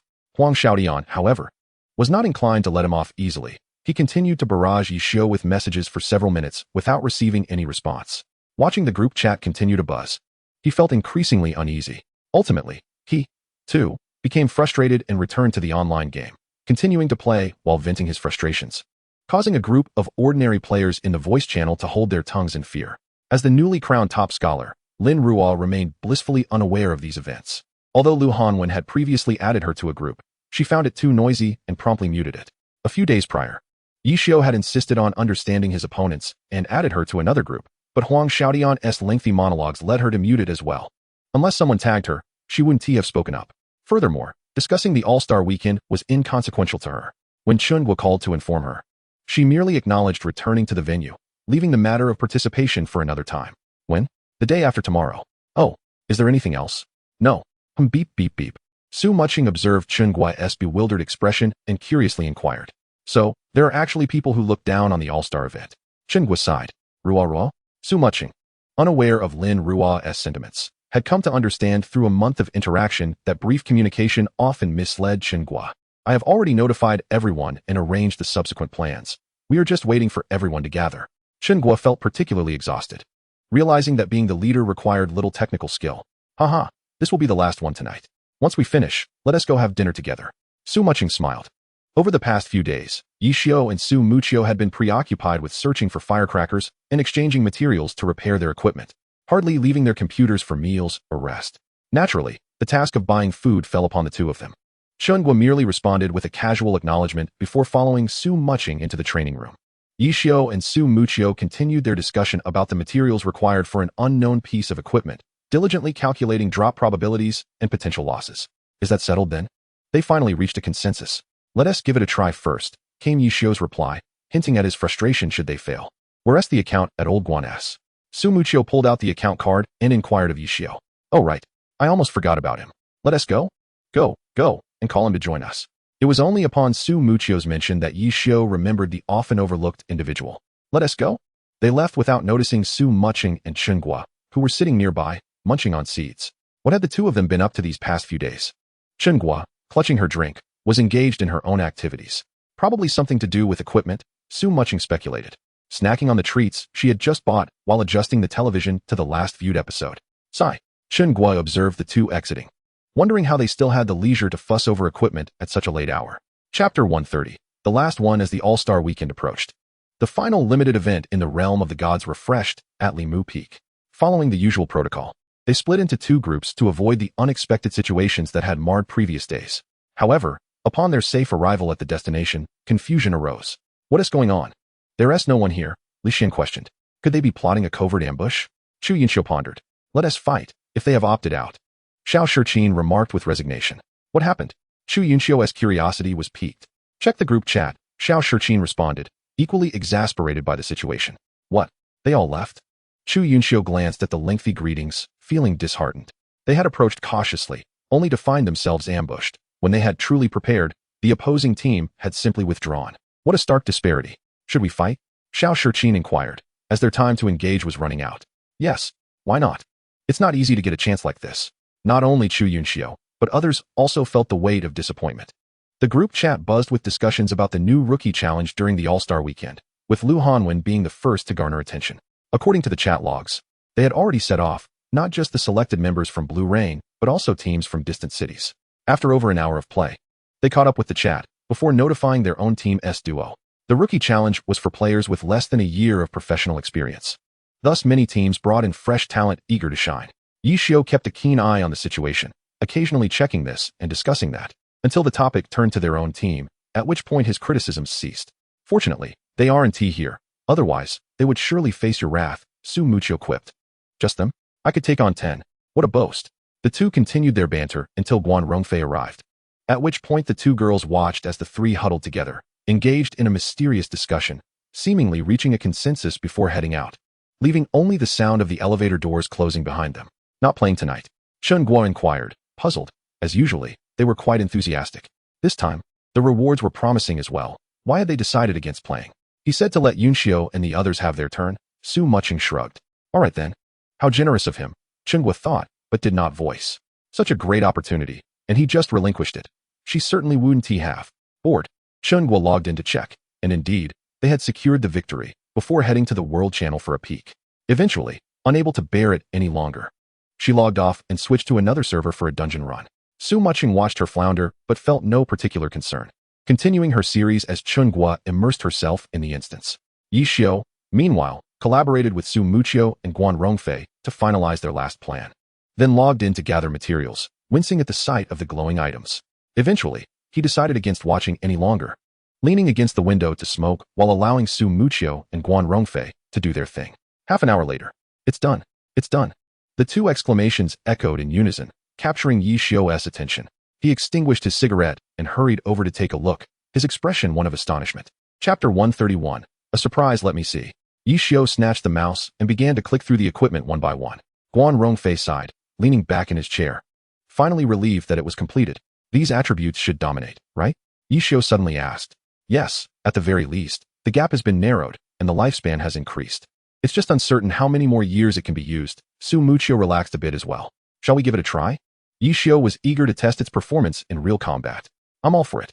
Su Muchio quickly dashed out to fetch the account card. 1 minute later, Su Muchio was defeated. Not bad, not bad. There's still an advantage. Yi Xiu nodded excitedly. Of course. Just look at who crafted it. Su Muchio, undeterred, gazed at the character on the screen with satisfaction. Shall we go eat? Guan Rongfei suddenly interrupted the two, having neglected his meals for several days in pursuit of this project. Eat, eat, eat. Let us go. My treat. Yi Xiu removed the account card, tidied it away, and led the two downstairs. Old Yi, where are you guys going?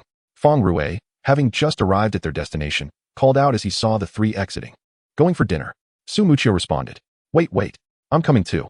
Feng Rue, naturally aware of the etiquette, was not about to miss out on a meal. Hurry. Guan Rongfei urged.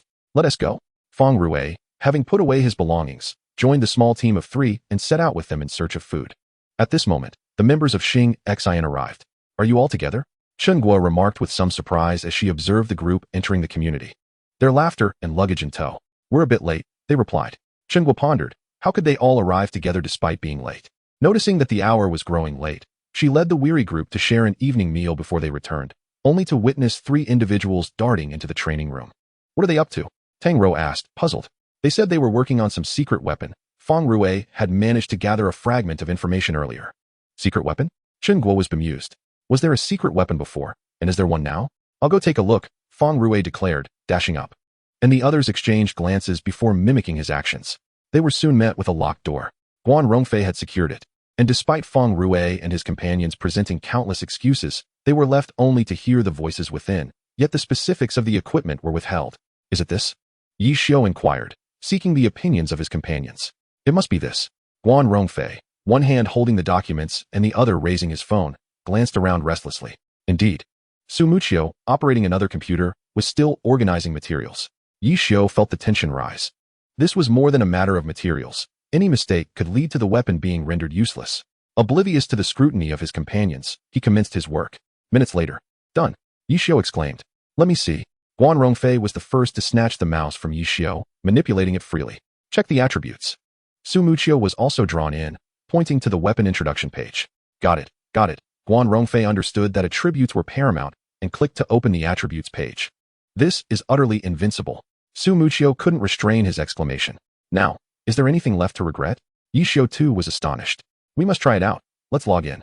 Although Guan Rongfei was surprised, he remained rational, concerned with more than just the attributes. Chapter 132. A unique way of welcome. I feel we have created a miracle. Su Muchio declared, prideful despite the defeat. This will surely astonish them. Yi Xiu concurred enthusiastically. I never knew it could be done this way. Guan Rongfei, not joining in the shared awe, jotted down the newfound knowledge in his notebook and randomly selected a piece of equipment to experiment with. Those waiting outside, already bored, casually found a computer to idly browse. Oh, what are you all doing here? Yi Xiu opened the door and was greeted by a kaleidoscope of lights from various screens. Surprised. What are you up to? Feng Rue turned his chair to face Yi Xiu and Su Muchio as they emerged, while Guan Rongfei continued his work. It's a secret. Yi Xiu felt it necessary to keep this hidden. A secret? Feng Rue retorted. Do you even have secrets left? He then recalled, by the way, did you really not ask anyone to boost votes? At this, the atmosphere shifted. All eyes turned to Yi Xiu. Is it really necessary? It's not me. Why would I ask anyone to vote? Yi Xiu was perplexed as to why they all assumed he was behind it. That's hard to explain, Feng Rue, sensing it had nothing to do with Yi Xiu, still felt inclined to tease him for not opening the door. TSK, Yi Xiu turned to leave, disinterested in Feng Rue, then seemingly remembered something and turned back. Have you completed the 100 repetitions from last time? Not done.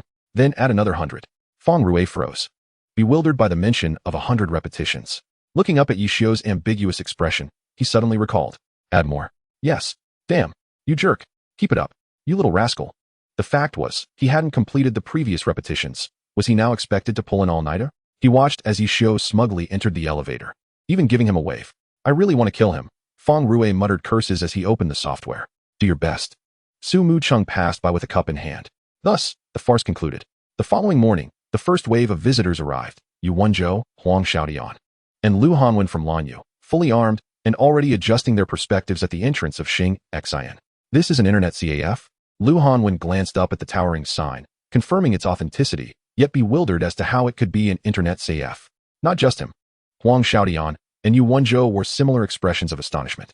Should we call and ask? Lu Hanwen pulled out his phone only to realize he didn't have Yishio's number. So he turned to the two seniors beside him. Yu Wenzhou discreetly assessed Xiaotian before suggesting, why not call? Sure. Huang Xiaodian, eager to vent his frustrations from the last few days, was more than willing.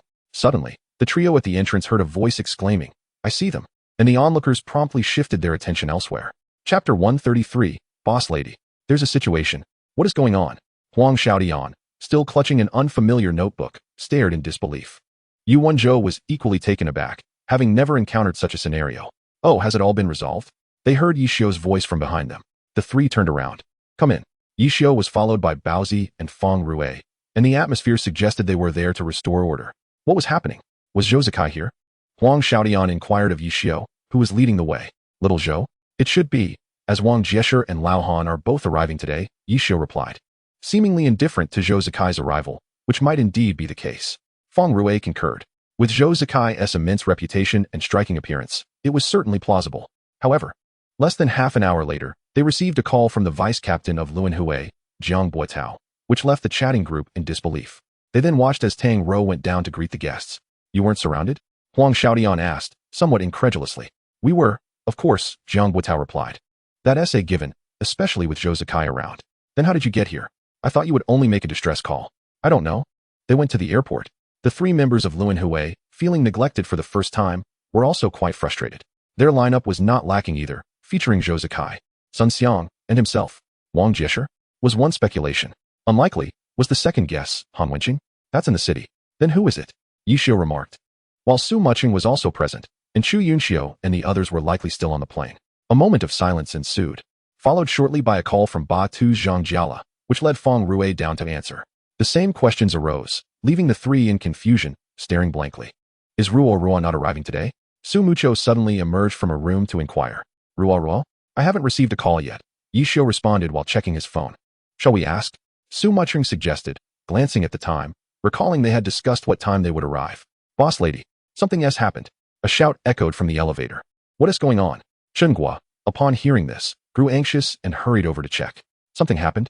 I'm going to. Baozi exclaimed. Baozi, calm down. And when you followed suit. I'll go take a look, Feng Rui added. Wait, I'll see what's going on, Yishio said earnestly before joining the commotion. Are you going to check? Is that really necessary? Someone seated asked uncertainly. I'm going to check. Huang Xiaodian was the first to leap down. Senior. I'm going to. Lu Hanwen jogged over. I'll go take a look, Zhang Jiala followed. This left a few less talkative individuals behind. About half an hour later. Little girl, why are you silent? Give us a smile. Have you eaten? Huang Xiaodian began his verbal harassment, hoping for a response. The others looked at him sympathetically, as if observing a fool. If she could speak, would she need to be prodded for half an hour? What is happening? Yu Wenzhou asked the arriving crowd. Nothing much. Just the entrance being congested. Yishio settled into a nearby seat. I even saw those girls who were so eager for my autograph, just now, Zhang Jiala said earnestly. Quite the coincidence, I did too, Huang Xiaodian agreed. I have now come to believe you are not soliciting votes. Huang Xiaodian leaned back in his chair. Am I such an unscrupulous person? Yishio chuckled, clarifying that he merely assisted with the registration. You have never been honorable, Zhang Jiala retorted. The group then exchanged glances. Bewildered. Why are you still setting up an internet CAF down there? Huang Xiaodian questioned. For that, you'll need to ask our boss. Yishio readily tossed the question to the quiet Chenghua. Chenghua was taken aback, then met with various gazes, ultimately responding with resignation. I just thought it would be better to make use of the empty space. Aren't you concerned about being watched while coming and going? Zhang Jiala was curious. You get used to it. Yishio initially had difficulty understanding, but eventually acclimated to the players below, no longer minding it. Silence ensued. We often go down to play. Baozi interjected, finding nothing unusual about it. More people made it more enjoyable. The main thing is that the fans are accustomed to it. And they've gotten used to it as well. So I just go with the flow. Chen Gui's primary aim was to foster camaraderie. These words startled them somewhat. Impressive, Zhang Jiala remarked when he found himself at a loss for words. By the way, arrangements have been made here. You can follow Feng Rui to take a look. And feel free to voice any needs. Chen Guo remembered the matter she had neglected upon seeing Lu Hanwen. Thank you for the trouble, Zhang Xinjia expressed politely. Feng Rui was more than happy to show them around Xingxin, and everyone except Han Wenqing followed him for a tour. Are you not planning to retire yet? Yi Xiu approached to inquire. Han Wenqing glanced at him, but refrained from responding. How many more years do you wish to play? Yi Xiu contemplated this rival silently. I only wish to lead Batu to the pinnacle. Han Wenqing was uncertain how many more years he could continue. But he understood his goal, to maintain Batu at the highest point, a pursuit he had steadfastly adhered to for a decade. He had brushed against victory several times. Each failure compensated with sweat. All he cared for, all he fought for, was the championship, that supreme glory. And now? Yi Xiu was acutely aware that Han Wenqing had reached his limit, much like that season, yet he continued to strive, doing his utmost to keep Batu at its peak. As always, Han Wenqing stated, keep it up, was all Yi Xiu could offer, admiring Han Wenqing's stubbornness. Even when aware that his reflexes and speed were inferior, he persisted. Han Wenqing simply replied, and Yi Xiu no longer pressed for more questions. So, do you wish to continue?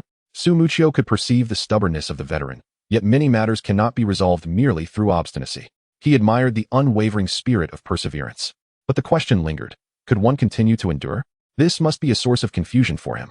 Experiencing a surprise encounter akin to Cheng Yaojin was sufficient for a lifetime. He too wished to persist, yet age was a formidable adversary. Yi Xiu let out a bitter smile. Chapter 135, The Future? It depends on them. What about you now? Su Mucheng continued to inquire. Now, there are still tasks to attend to. Yi Xiu deftly sidestepped the question. And in the future? Su Mucheng's gaze remained fixed on him. In the future? Yi Xiu hesitated. I am uncertain. Perhaps I shall let it unfold naturally. He had pondered this question numerous times, and his constant desire was simply to keep playing, nothing more. Why not both of you stay at Xingxin? Chen Guo interjected cautiously. Stay at Xingxin? Yi Xiu was momentarily taken aback, instinctively glancing at those present in the training room. I find it quite agreeable. Su Mucheng gradually developed a fondness for this place. Then shall we remain? Yi Xiu asked. Where else would you go? Do you hope to rebuild a team from scratch? Su Mucheng chuckled. Then let us stay. Yi Xiu seemed to find solace, casting a grateful glance at his surroundings. Perhaps they had aged, and their capabilities were limited, yet there remained tasks to undertake, did there not? As for the future, it would ultimately hinge on the performance of the golden generation. They could merely observe in silence. Yi Shun, someone is looking for you. Just as he finished his contemplation, a voice called out from the elevator. Looking for me. Yi Xiu's expression shifted, and he rose to approach. A few minutes later, he remarked, next time, just let those you recognize come up directly. He addressed the internet CAF manager he had known for a year. Oh, Shally nodded. It's just that the boss lady said not to let people in casually. What is the matter? Su Mucheng approached to investigate. Nothing serious. Wang Jieshi and the others have arrived, but they don't know the way. Yi Xiu dismissed the need for further explanation and took a seat. Wang Jieshi settled down, while Lu Xiaobia and Gao Yingjia casually found their places. Xiao Yifan, who was training, noticed his friend's arrival and gestured them in, as the two youths began to converse animatedly. Lu Xiaobia, initially bored, followed them inside, and soon spotted Tang rose still in training. To the left, Su Mucheng was engrossed in a drama on her computer, snacks strewn across her desk, accompanied by a seemingly young girl. He mused that this must be the one currently in the spotlight. Sensing something, Su Mucheng turned to glance back, recognizing him and greeting him warmly, inviting him to sit without ceremony. Lu Xiaobia instinctively felt a surge of admiration for this senior. Then he caught sight of the young girl's expressionless visage. She merely glanced at him before turning away, leaving him feeling somewhat discontented. However, he felt it inappropriate to voice anything in front of so many people and quickly sought out Gao Yingjia, where the three began discussing recent events. What is that young girl's name? Lu Xiaobia discreetly inquired. Lin Ruo, why do you ask? Xiao Yifan glanced over before returning his focus to Lu Xiaobia. Is she like this with everyone? He had been observing for some time and noted her indifferent demeanor toward all. She is not particularly adept at socializing. Xiao Yifan replied vaguely. The two understood each other and shifted the conversation to other topics. Before long, two familiar faces entered the training room. Song Yingqi from Batuan and Lu Hanwen from Lanyu, having come in out of boredom. In a different scene, Lu Hanwen and Song Yingqi engaged Lin Ruo in a discussion, to which she responded, not with mere brevity. However, the training room was quite crowded, making it difficult to hear the conversation. Chapter 136. All-Star 1. As teams continued to arrive in the city, Chengua busied herself with welcoming guests while managing the fans gathered at the building's base. Eventually, they all went out for a meal before dispersing to await the next day's event. By Friday, the dungeon records had all been cleared, the wild maps had not respawned, and the New Year event had concluded. With nothing to occupy their time, Yishio and Su Mucheng remained in the brightly lit training room, making final adjustments. They exchanged a glance and nodded slightly, then withdrew their account cards and retired to their rooms for the night. The following morning, the venue in the city was overflowing with attendees. Surrounded by a throng of security personnel, the Xingxin group felt bewildered. Is all this really necessary? Feng Rui thought back to their previous visit to Batuan. Because Yi Shun is here today, a security guard replied solemnly. Amidst the crowd, they noticed a mass of people at the entrance, with some individuals visibly displaying Batuan's insignia. Upon seeing them, the crowd erupted in derisive shouts. You shamelessly retired. Face me in a one-on-one. Goodness, what kind of grudge is this? Accompanying them were members of Lanyu. Batuan remains unchanged, lacking any innovation, Yishio sighed. Just as an unidentified object flew toward him, dousing the crowd in water. Are you out of your minds? Some security personnel began to lose their composure. On Yishio's side stood Lin Ruo, who, naturally, ended up drenched, and it was unclear whether she moved forward intentionally, shielding Su Mucheng in the process. Hanwen hesitated for a moment before rushing over to check. Lin Ruo, meanwhile, wore no other expression, merely furrowing her brow slightly. Do you not know how to dodge? He felt an urge to reprimand her. She must have seen that it was a bottle of open mineral water. Lin Ruo remained silent. Let us head inside. It's cold out here. We can deal with this later. Su Mucheng was naturally flustered. With the support of the security personnel, she entered the venue. Su Mucheng and Tang Rou took Lin Ruo to find a place to manage their attire. Although Lu Hanwen had followed Yu Wenzhou and Huang Xiaodian to their seats, his expression clearly indicated that he had yet to recover from the earlier chaos. After approximately half an hour, Su Mucheng, Tang Rou, and Lin Ruo emerged from the side passage. Despite Lin Ruo maintaining her usual impassive demeanor, Lu Hanwen noticed a hint of relaxation in her. As the three approached the seat of Xingxin, he hurried over to check on them, only returning once he confirmed there were no issues. Huang Xiaodian and Yu Wenzhou continued their conversation with those beside them, not commenting on Lu Hanwen's sudden departure, as they were well aware of his infatuation with his sister. No matter what they said, if Lin Ruo were to encounter any mishap, Lu Hanwen would immediately forget everything else. While they remained silent, the fans behind them became restless, rife with speculation and various versions of the story, which soon spread throughout the venue. Some even had the audacity to approach Lu Hanwen for inquiries, only to receive a bewildered response. That's my sister. What are you all doing? Shortly thereafter, members of Batuan and other teams began to arrive. Due to the involvement of Lanyu, the news spread rapidly. Before Batuan even entered the venue, they had already heard from Qiying. Upon entering, the Batuan fans witnessed Song Yingqi immediately rush to the player seats of Xingxin. I can't tolerate this, exclaimed the fans, who then rallied vigorously to cheer for Batuan. As the time approached, Song Yingqi bid farewell to a few seniors and returned to Batuan's player seats. This event was hosted at Xingxin's home ground, and the participants were familiar to Chengua. After exchanging pleasantries, the event truly commenced. First, Yishio, who had retired and returned in a new capacity, was introduced and received a fervent welcome from Batuan's fan group. Subsequently, they reviewed the all-star ranking and invited Zhou Zikai, who ranked second in the list, to say a few words. The fans of Xingxin began to express their discontent. While Zhou Zikai was undeniably handsome, Lin Ruo was equally impressive. She was the first. Why was she not invited to speak while Zhou Zikai was? Wei Shun, who was seated slightly further back, overheard this and jokingly approached Yishio to add to the tension. However, he was met with a cold glance that sent him back to his place as a silent observer. The host also took note of this. But Chengua had previously instructed not to shout, as it would not change the outcome. If Lin Ruo were to go up, she would not speak. So it was best not to waste their energy. However, the fans were unaware. In their minds, Lin Ruo was merely shy. They could only watch helplessly as Zhou Zikai ascended the stage, only to return in under a minute, at which point the host announced the subsequent arrangements. The first event of the All-Star Weekend commenced, the Rookie Challenge. The challengers were primarily players with less than a year of professional experience, though those with up to 2 years could also participate, albeit repeated participation was discouraged. The first contestant was Shu Kui from Yanyu, one of the players signed during last season's significant overhaul alongside her sister Shu Kursin, forming a duo of sharpshooters. This time, however, the younger sister was chosen. Likely a decision made by Chu Yunxiu. I challenged the illustrious Yi Xiu of Xingxin. Shu Kui's gentle voice instantly energized Batuan's fans. Yi Xiu. While Batuan's fans may dislike him, they never deny his prowess. A rookie with less than a year of experience, and a girl at that. How daring. We believe in you. Unfortunately for this contestant, she would be disappointed.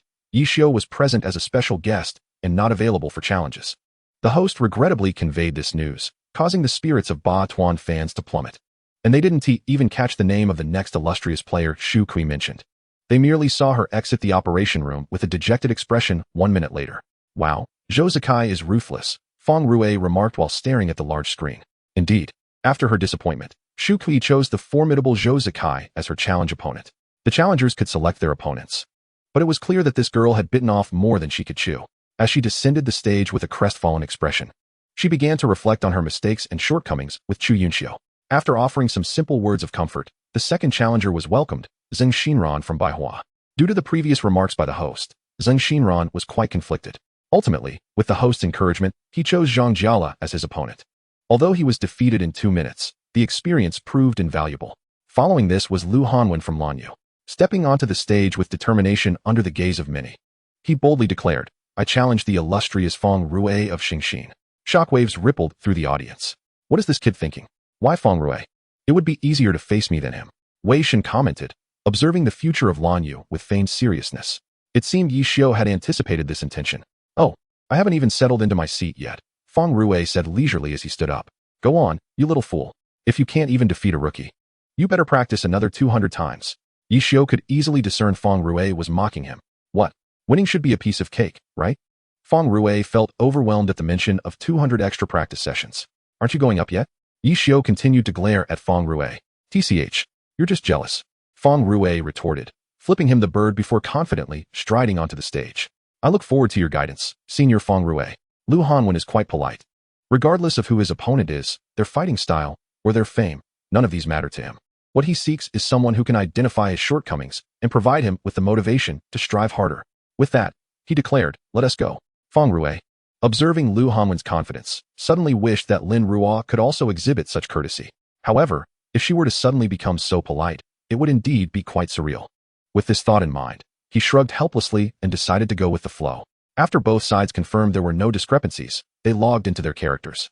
The maps chosen for the rookie challenge were all arena maps, characterized by their square edges and expansive fields devoid of any cover, presenting a simple yet challenging environment.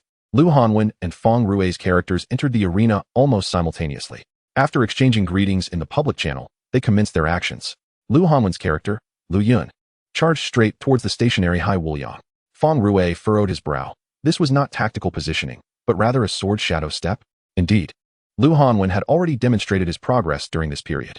The 8 nearly perfect Lu Yun movements stirred the atmosphere, eliciting an outpouring of admiration that enveloped the venue. Even Huang Xiaodian and Yu Wenzhou were subtly surprised. 8 sword shadow steps? Their concern lay not with the technique itself, but with Lu Hanwen's substantial improvement in such a short time. Feng Rui's initial astonishment was fleeting. Near perfection does not equate to perfection. While Lu Hanwen had evidently made significant strides and invested considerable effort in this area, one must not forget his opponent, Feng Rui, a man who would perish if he did not employ cunning tactics. Lu Hanwen's choice to challenge Feng Rui was likely an endeavor to assess his own reactions and adaptability. 8. I'm somewhat intimidated, Feng Rui remarked. Yet his movements betrayed no fear, mirroring Lu Hanwen's direct approach. Was this a straightforward battle for supremacy? Everyone pondered this. However, no one anticipated that, as Lu Yun approached, Feng Rui's Hai Wuliang would suddenly bend down, evading Lu Yun's basic attack. How cunning, murmured the spectators. Chapter 139, Afraid? He had never known fear. Following several seemingly straightforward yet exceedingly sly encounters, Lu Hanwen realized that this opponent was indeed formidable. Consequently, he abandoned tactical positioning and charged directly into battle. Feng Rui surmised Lu Hanwen's intent. Engaging head-on would not hinder his cunning approach. Thus, while Lu Yun attacked, he evaded and occasionally countered with his own strikes. Estimating that the time was right, Feng Rui stepped forward, ready to unleash his true strength and demonstrate to this rookie what it meant to be truly unexpected. In the ensuing moments, Feng Rui perfectly embodied the essence of surprise, once again igniting the audience's enthusiasm. A little over a minute later, Lu Hanwen was defeated. Yet, his defeat was not devoid of dignity. Although his advantages dwindled gradually, he was able to perceive his opponent's earnestness. Most importantly, he had identified his own deficiencies, prompting a decisive period of reflection upon his return. Upon exiting the operation room, Lu Hanwen stubbornly awaited Feng Rui, extending a handshake before departing contentedly. Hanwen, was that maneuver you just executed your own invention? Yu Wenzhou inquired. Not entirely, Lu Hanwen replied, well aware of the question's intent. Was it a suggestion from Ruo? Yu Wenzhou pondered another possibility. Actually, I was emulating, Lu Hanwen noted, shifting his gaze towards the Xinhui team. The maneuver he had inadvertently observed during the challenge match, sword shadow step paired with character jittering, enhanced movement speed, and created afterimages. Imitating, Yu Wenzhou murmured, ultimately shaking his head. Perhaps the level of competition in the league was about to ascend to a new echelon. Meanwhile, another rookie took the stage, a familiar face, Song Yingqi from Ba Tuesday. This time, the welcoming cheers were particularly loud, seemingly aimed at the Xinhui members. As Song Yingqi stepped forward, he boldly declared his challenge to Huang Xiaotian of Lanyu. This choice was far from wise. Everyone knew Huang Xiaotian's loquacious nature, and with voice chat still enabled, what was Song Yingqi thinking? Things seemed different this year. Fang Rui noted as he exited the stage, hearing Song Yingqi shouting Huang Xiaotian's name. He is acutely aware of his weaknesses, Yi Xiu assessed. Fang Rui then pressed Yi Xiu for his thoughts while also keeping an eye on the proceedings. Let us observe first, then we can discuss, Yi Xiu replied. Returning his focus to the electronic screen. Song Yingqi was a rational and composed young competitor, yet facing Huang Xiaotian's garrulous style would certainly be a trial. A realization he grasped almost immediately. Likewise, the flashy opening display had already powerfully showcased his relentless effort during this period. With the swift evasion post-collapse mountain followed by a lightning punch being a prime example. Huang Xiaotian was no novice. Although surprised, he maintained his composure, adjusting his tactics to thoroughly convey a harsh reality to Song Yingqi. Experience was always his shortcoming. At that moment, both engaged in direct assaults. Yet Huang Xiaotian's skill in evading attacks surpassed Song Yingqi's. Moreover, his ability to seize opportunities was unparalleled. Thus, amidst the dazzling light, Yi Yusheng Fan's sword fell from the sky, concluding the match. You performed admirably. However, I was simply more proficient, were the last words Song Yingqi heard. Indeed. How could he have forgotten that his opponent was none other than Huang Xiaotian, the sword saint, renowned for his ability to capitalize on opportunities? Thank you for your guidance. Senior Huang Xiaotian, was Song Yingqi's first utterance upon descending from the stage. Chapter 140, a secret weapon? Ha ha ha, quite good indeed. You've improved, but you're still a step behind me. Keep striving for the next time, Huang Xiaotian remarked succinctly before departing, leaving the remainder of the time to the host. What do you think? As Yu Wenzhou, the longtime partner of Huang Xiaotian, observed, the progress of Song Yingqi could not merely be summarized in a few words. Whether it be positioning, tactics, or style, there had been subtle changes. However, he still felt he could maintain control. Yet, there lingered an inexplicable sense that Song had yet to unleash his full potential. It was indeed peculiar that Huang Xiaotian expressed this sentiment. And Yu Wenzhou could sense it as well. It seemed that in the future, handling Batu would no longer be a simple matter. Yu Wenzhou smiled as he spoke. Huang Xiaotian responded, and then as if struck by a sudden thought, he pulled Lu Hanwen along to continue his discourse. The next individual introduced was a new member of Qiying, the top contender of the All-Star leaderboard, Lin Ruo. As the host's voice faded, two distinct forms of welcome resounded. The supporters of Qiying fervently shouted their encouragement, while the fans of Batu, unwavering in their disdain, declared that they would not afford any favorable expressions to those from Qiying, especially after Yi Xiu had returned in a different capacity. The venue was soon filled with deafening boos, drowning out the cheers from the Qiying supporters. Damn it, this is an affront. An indignant fan from Qiying shouted. What of it? Retorted a Batu supporter. The two sides quickly devolved into a heated argument, escalating into chaos. At that moment, Yi Xiu mysteriously slipped an account card into the hands of the still unintroduced Lin Ruo. She was taken aback, gazing at Yi Xiu, who merely smiled and patted her shoulder, signaling her to proceed to the stage. Lin Ruo, with an expression devoid of emotion, walked up. The host, who had previously exchanged pleasantries with her, asked her whom she wished to challenge, and then fell silent. Lin Ruo appeared to be in deep thought. Meanwhile, the audience grew anxious. Whom would she choose? They were unaware, having relied on Su Mucheng and Lu Hanwen for communication, that this young girl might not even recognize them. Whom did she actually know? They could only be certain of Lu Hanwen, Song Yingqi, and Su Mucheng. Yi Xiu occasionally offered her guidance, while the only other familiar face for her was Chao Yunxiu. Since they lived together, and she had a good rapport with Su Mucheng. Amidst the collective bewilderment, Lin Ruo called out a name that left everyone astounded. Wei Chao. Wang Jieshi. Instantly, the atmosphere became lively again. Did you tell her? Fang Rui inquired of Yi Xiu. No, Yi Xiu replied, glancing at Wei Chao's location, noting that Wang Jieshi's expression remained largely unchanged. Fang Rui fell silent, observing the puzzled faces around him. I just want to know how many she knows, he remarked. Is that your focus? Yi Xiao questioned. Shouldn't you be pondering whether she can win? Feng Rue studied Yi Xiao's expression and then glanced back at Lin Ruo, who stood emotionless on stage. What should he be concerned about? It wasn't merely a matter of winning or losing. This truly is uncertain, he mused. Could it be you possess a secret weapon? After a moment of hesitation, Feng Rue managed to voice this inquiry. Indeed, I do, Yi Xiao admitted without reservation.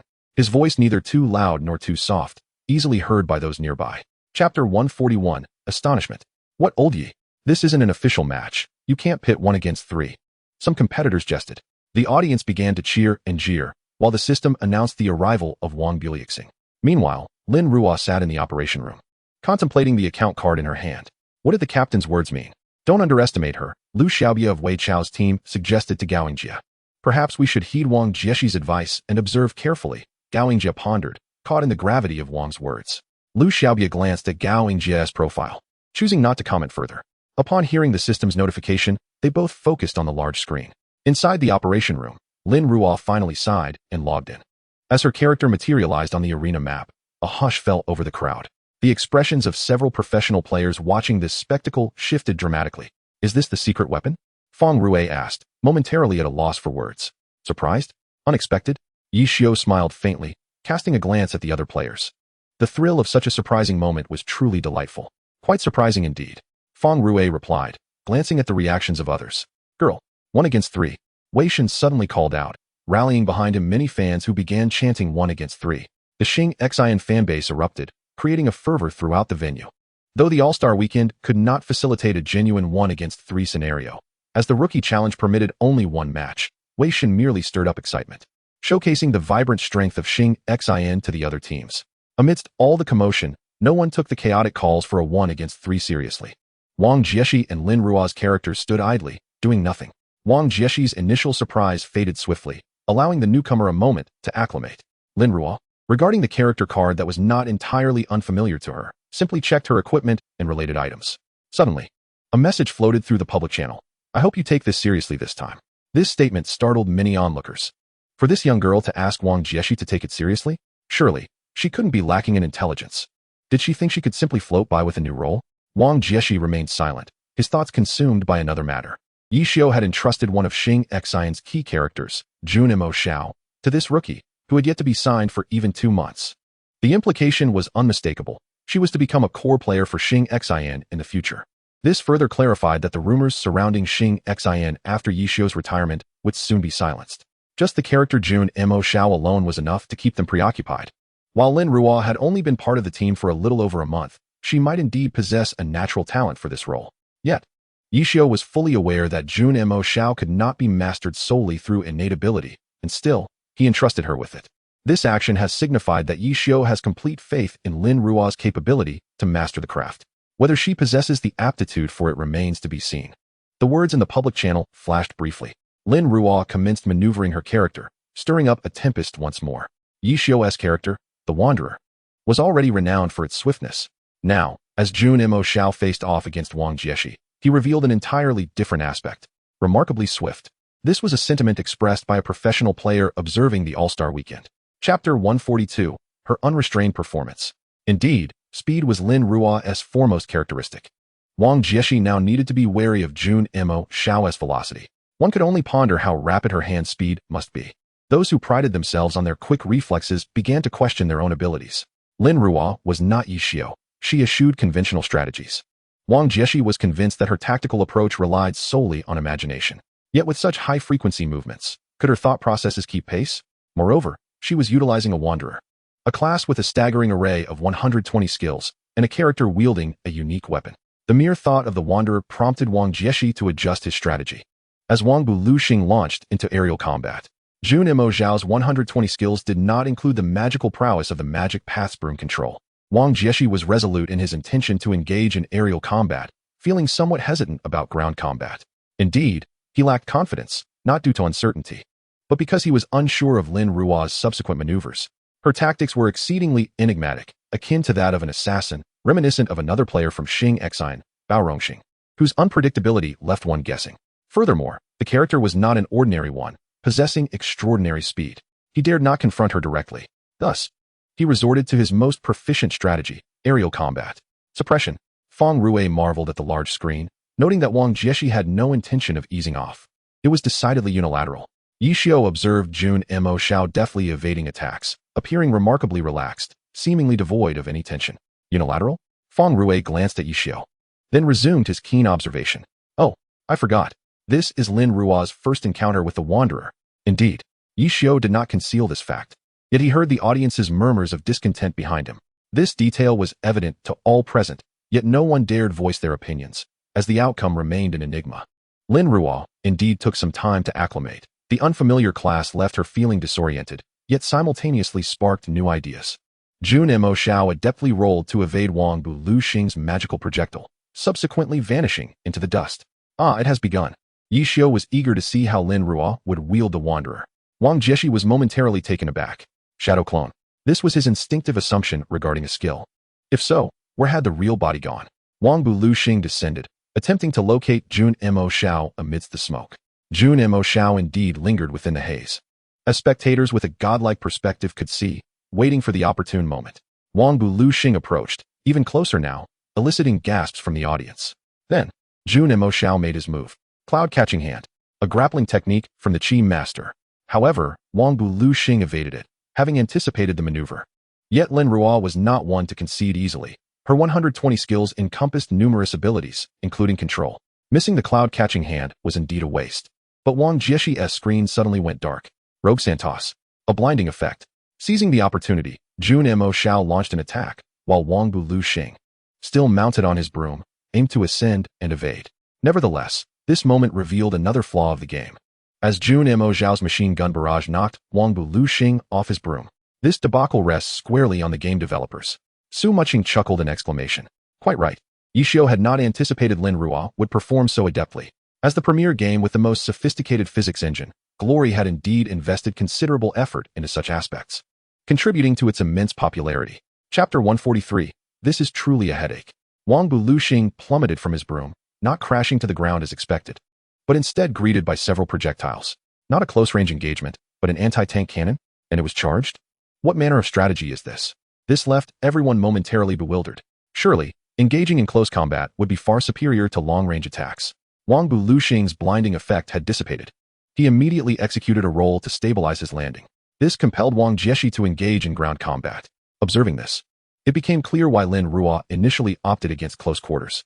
Battling against the magic path, one would be at a disadvantage, especially when facing the masterful techniques of Wang Jieshi. Thus, Lin Ruo effectively sealed off that avenue, drawing him into ground combat.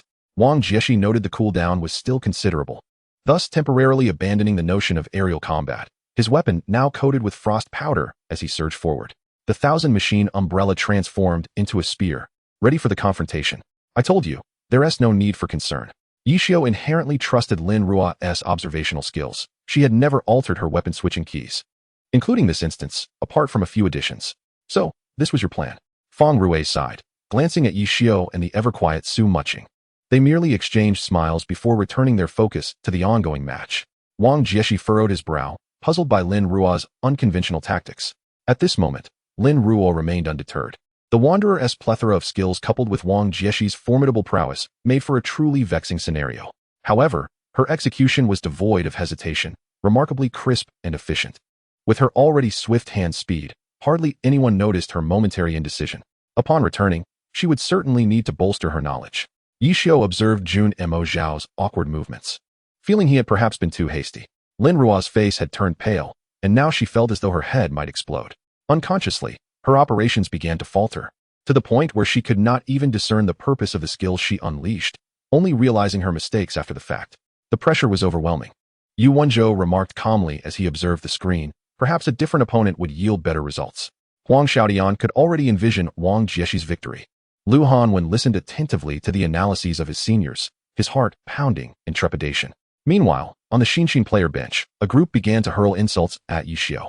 Those watching were baffled, yet the fervor of the atmosphere drowned out their words. Suddenly, a voice called out, redirecting everyone's attention back to the electronic screen.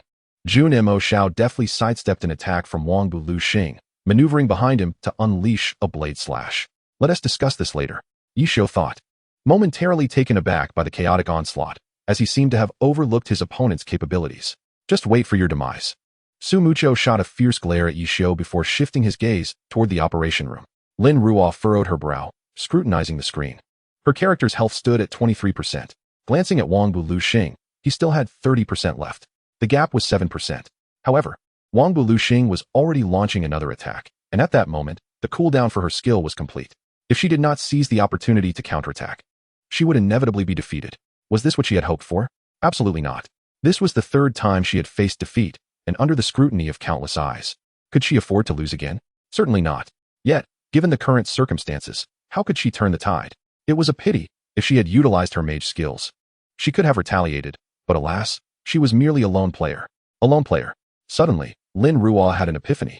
How could she forget that what she wielded was not an ordinary lone player, but rather, something miraculous that was always crafted anew? As she watched Jun Mo Xiao being relentlessly attacked by Wang Bu Luxing, a sense of discomfort settled in everyone's hearts, though none expressed their feelings. Only the Ba Tu fan club enthusiastically cheered for Wang Jieshi, relishing the chaos. Is he really going to be defeated like this? Feng Rue queried, clearly indignant. It seems this is the limit, Su Mucho sighed, initially believing they would select a less formidable opponent. Who would have thought she would challenge Wang Jieshi directly? Truly, it was a trial. No, Yishio had thought similarly, but when the system switched the perspective to Jun Mo Xiao, he discovered an opportunity. Both were momentarily stunned as they observed the screen. Jun Mo Xiao had 8% health left, a negligible figure against Wang Bu Luxing's 30%. Yet, this 5% health granted Lin Ruo a chance to counter. The national team players widened their eyes in disbelief at the deceptive maneuvering. Not only them, but Wang Jieshi also seemed to grasp Lin Ruo's intentions. As a professional, he could not afford to show leniency. Wang Bu Luxing suddenly accelerated, aiming to strike before Lin Ruo could act. Was Wang Jieshi anxious? Yishio smirked, estimating that while she might lack many things, speed was certainly not one of them. Soon enough, Yishio's assessment proved correct. Wang Jieshi was indeed slower than Lin Ruo, though a lone player lacked advanced skills. She possessed a repertoire of 120 basic skills.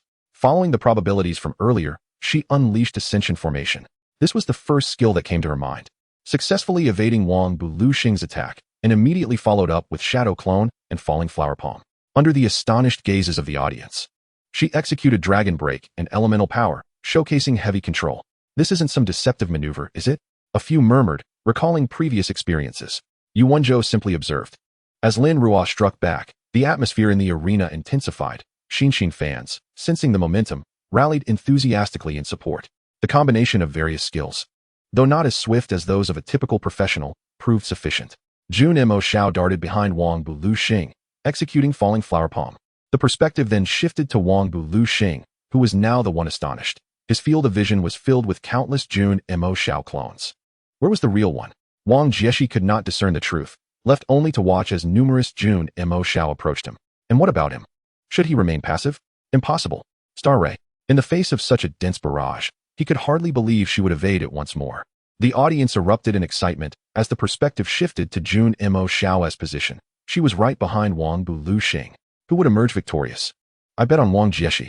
I'm placing my bets on Xinshin. At that moment, the outcome was uncertain.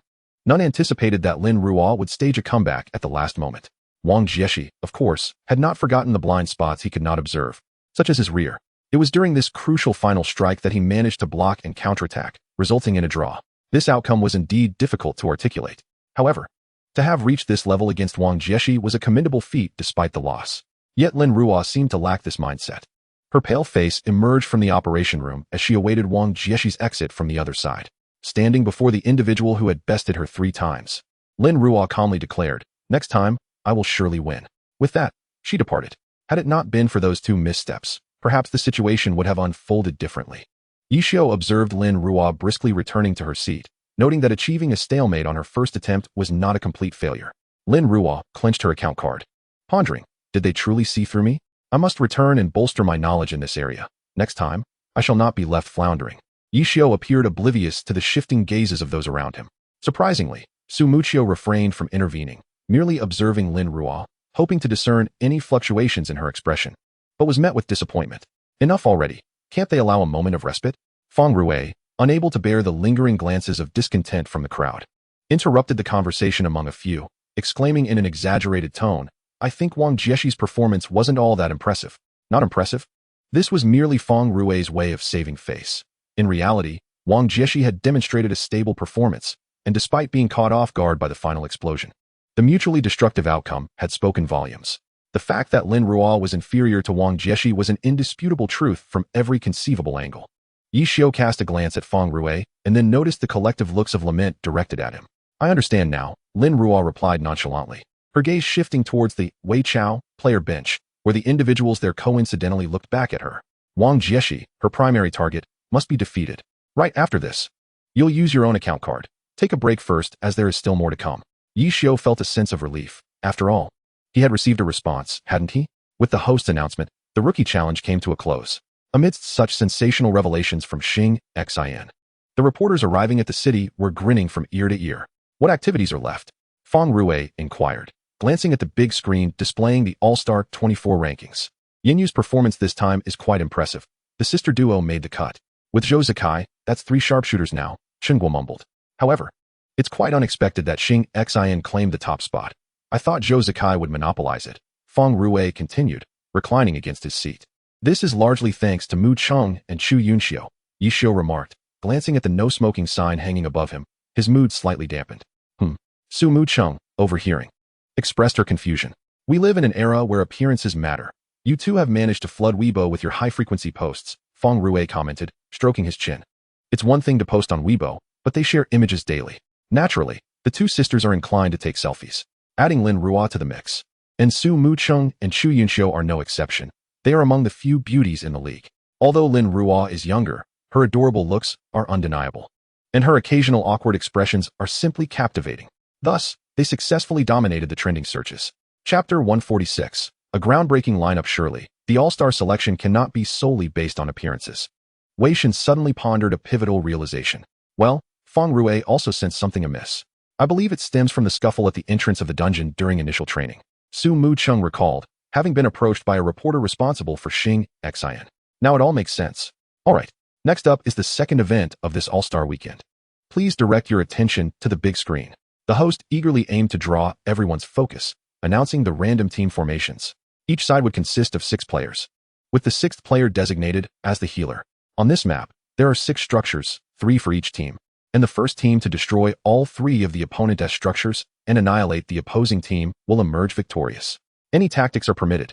Then, the screen unveiled the event's map, an oval shape, divided by a white fence in the middle, flanked by a scarecrow, a haystack, and a small wooden house on either side. If Yinyu's 2 sharpshooters team up, that would truly be a formidable combination, Feng Rui chuckled as he watched the screen.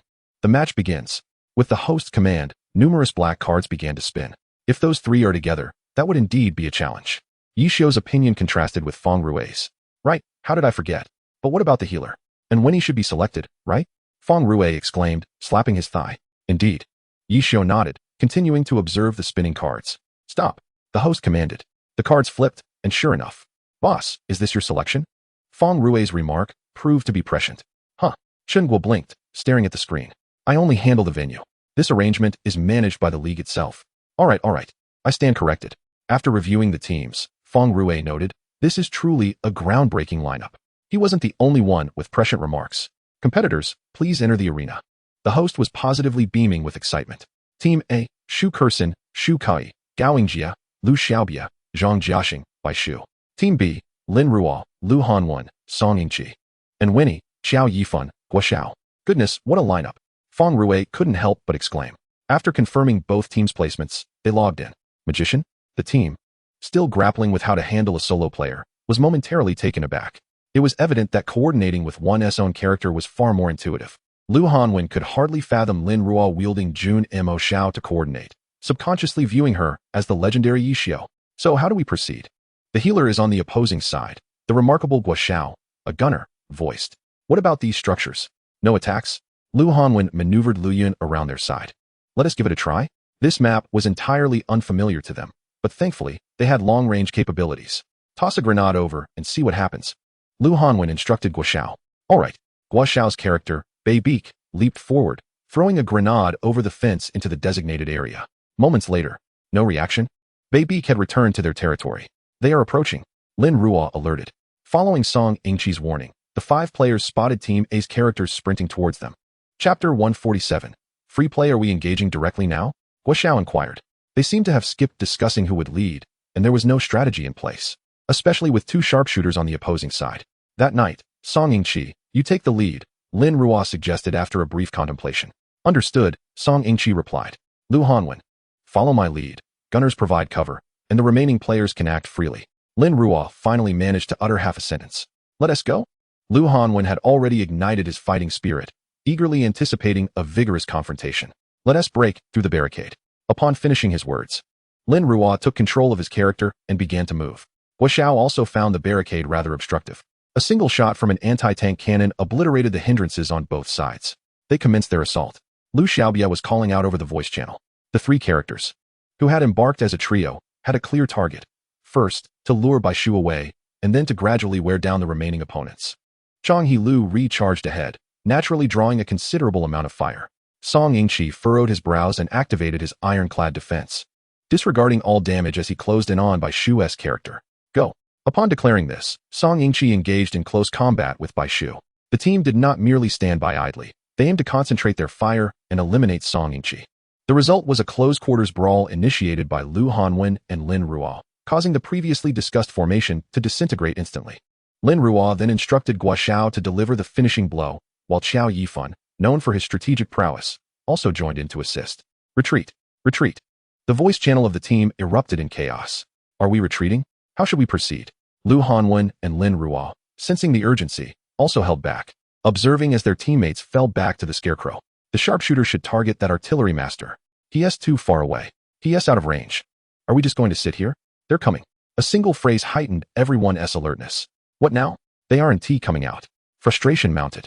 They had no desire to retreat under the scarecrow. Then let us go in. Lin Ruo shifted his character's perspective to target the artillery master's attack on the scarecrow. Let us move. With a powerful strike, Wei Moci Ruo charged in, initiating combat. Damn. The sudden strike disrupted their formation once more. Who can be faster? Lu Hanwen shouted and followed suit. Need I even say? It's obviously me. Song Yingqi activated his ironclad defense again, surging forward. Are they insane? They know the scarecrow can deal damage. Why are they rushing in? Be careful. Shu Kursin maneuvered her mouse to evade Lu Hanwen's attack. Focus fire on Bei Beek. Someone issued the command, and Bai Shu's knight charged forward, closely followed by the sister duo. Qiao Yifan appropriately unleashed an ice barrier, successfully halting the sisters. But Bai Shu, due to equipment issues, managed to breach the ice barrier. Bei Beek closed in on Guo Xiao. Push back. One of the knight's skills allowed for a brief displacement. In a splendid manner, he was sent away from the safety zone. Target the enemy's artillery master. Focus fire. A group of players completely disregarded their own damage as they concentrated their fire on Bei Beek. Subsequently, a system notification announced the simultaneous demise of Bei Beek and Chao Shi. Shift fire to Chang He Lu Ri. The moment he entered the fray, disregarding tactical positioning. Chang He Lu Ri absorbed nearly half of the incoming damage, becoming the character with the lowest health on the field, at merely 18%. This was akin to each sister wielding a Barrett sniper rifle. Chapter 148, a duel? However, in reality, the sisters had no time to focus on Song Yingqi's Chang He Lu Ri, as they were constantly engaged by Lu Hanwen and Lin Ruo in close combat. Hurry and help. Shu Kursin watched as her character's health dwindled, starting to panic. Amidst the chaos, Wei Moci Ruo soared into the air, unleashing a stellar ray against the team's first line of defense. Great! Someone shouted from the player's seat. What impeccable timing! With the slowdowns removed, the team appeared exceedingly ferocious. Lu Hanwen had already activated 8 shadow steps, while Song Yingqi faced 2 opponents. And Lin Ruo was engaged in a fierce battle with Gao Yingjia in midair, occasionally providing support to the duo. The most formidable was Qiao Yifan's ghost formation, which covered a vast area in the already cramped space. The team could only retreat, unable to advance, driving them to the brink of despair. Can we eliminate that ghost first? Lu Xiaobia suffered from a dark formation, feeling death was imminent. The sisters now wished to cast a disdainful glance at Lu Xiaobia. If they could reach him, why would they need to say anything? First, we must eliminate Chang He Lu Ri. This fellow had been clinging to them, making it impossible to assist others. All right. Gao Yingjia was forced back by Lin Ruo and immediately redirected his fire towards Chang He Lu Ri. What is wrong with you? Why are you targeting me? Song Yingqi muttered, only to realize he couldn't evade Gao Yingjia's assault. Damn, isn't that a death sentence? A pale yellow light surged forth, radiating glimmers. Beautiful. It was indeed beautiful. But with his health in the single digits, he certainly couldn't withstand it. Even with ironclad defense activated, An explosion resounded, and the team began to cheer. Perfect. Lu Xiaobia shouted. Once Chang He Lu Ri is down, we can push forward. He didn't die? Shu Qi exclaimed. A group of players stared in disbelief at the location of the explosion. He is still alive? Is he cheating? Not only them, but the audience outside also believed Chang He Lu Ri was doomed, yet he emerged unscathed. Who did that attack actually hit? Smoke filled the area, obscuring visibility. Sweep away. The skill of the mage. Then came the acid rain, dry ice, falling flower palm, and stellar zigzag. As the smoke dissipated, revealing the character before Chang He Lu Ri, the truth became clear. Wei Moci Ruo had absorbed all the damage meant for Chang He Lu Ri. Counterattack. Lin Ruo commanded, prompting Xiao Yifan to move Ecun Hui forward a few steps.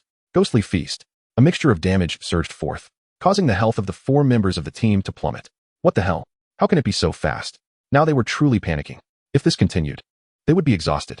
Shu Kursin could barely locate her team as characters. They understood the predicament, but the opposing ghost was already torturing them mercilessly. Not to mention Lu Hanwen, Song Yingqi, and Lin Ruo. Now that the slowdowns were gone, the 3 of them charged like unbridled horses, recklessly taking risks, all while shielding an almost useless martial artist from damage. These 3 individuals are utterly insane. The 4 members of Team C are oblivious to the chaos unfolding outside. The forceful control exerted by Wei Moci Ruo has provided Lu Xiaobia and Chang He Lu Ri with an excellent opportunity, following their usual tactic of complementary strikes. Alternating between left and right, coupled with Xiao Yifan's ghostly chain attack, it seems they are on the brink of a comeback. Wait, everyone halt. Lu Xiaobia, whose life is barely above that of Chang He Lu Ri, suddenly yells for a channel change. What are you doing? Lu Hanwen retorts. A duel. Lu Xiaobia exclaims unexpectedly. Chapter 149. Who will duel with you? A duel? Lu Xiaobia's sword is lowered. Chang He Lu Ri steps aside, and Ecun Hui sheathes his sword. The twin sisters return their dual guns to their bags. Indeed. Do you dare? Lu Xiaobia continues to shout. Lin Ruo falls silent for a moment before typing an ellipsis in the public channel. Why has it stopped? All the spectators are baffled as they see Lu Xiaobia's swordsman stepping forward. Team C remains unmoved. What is happening? Feng Rue stares at the electronic screen, equally curious. A duel? Su Mucheng interjects, recalling a similar situation from a few years ago. This is a reckless act. Feng Rue solemnly observes Lu Xiaobia's meager 12% health. What is Xiao Song doing? Su Muchiyu inquires. Everyone watches as Chang He Lu Ri cautiously retreats. Are they backing away? If they continue, they will surely enter the attack range of the grass stack. The members of Team C remain oblivious, as Chang He Lu Ri has already infiltrated enemy lines to restrain the twin sisters. Lu Xiaobia's shout for a duel has granted him an opportunity.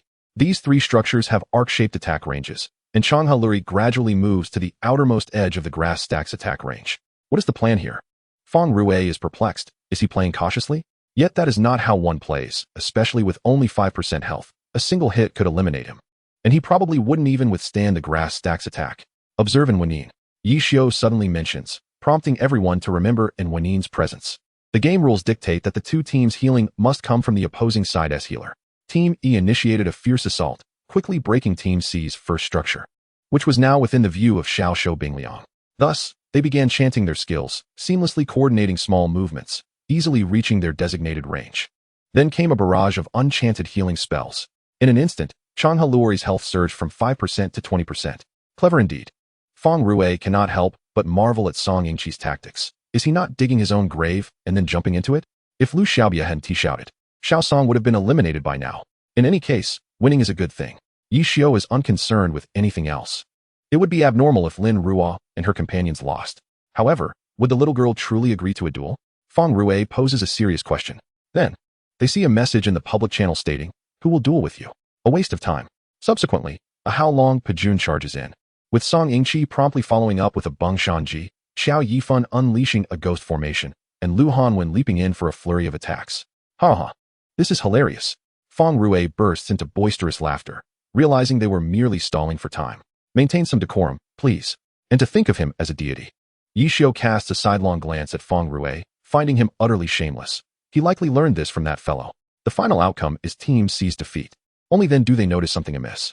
They had clearly focused their fire on Chang He Lu Ri, right? With just 5% health. Why isn't he dead? A glance at the screen reveals 10% health remaining. What on earth is going on? Then they glimpse the healing page, and Wenyin. Lu Xiaobia, I seriously suspect you are a spy sent by the opposing team, Shu Kursin queries. I am left speechless. Chapter 150. Just here for the spectacle. Qiying offers a reassuring glance to his teammate, indifferent to the outcome, for after all, all-star matches are all about the excitement. Well done.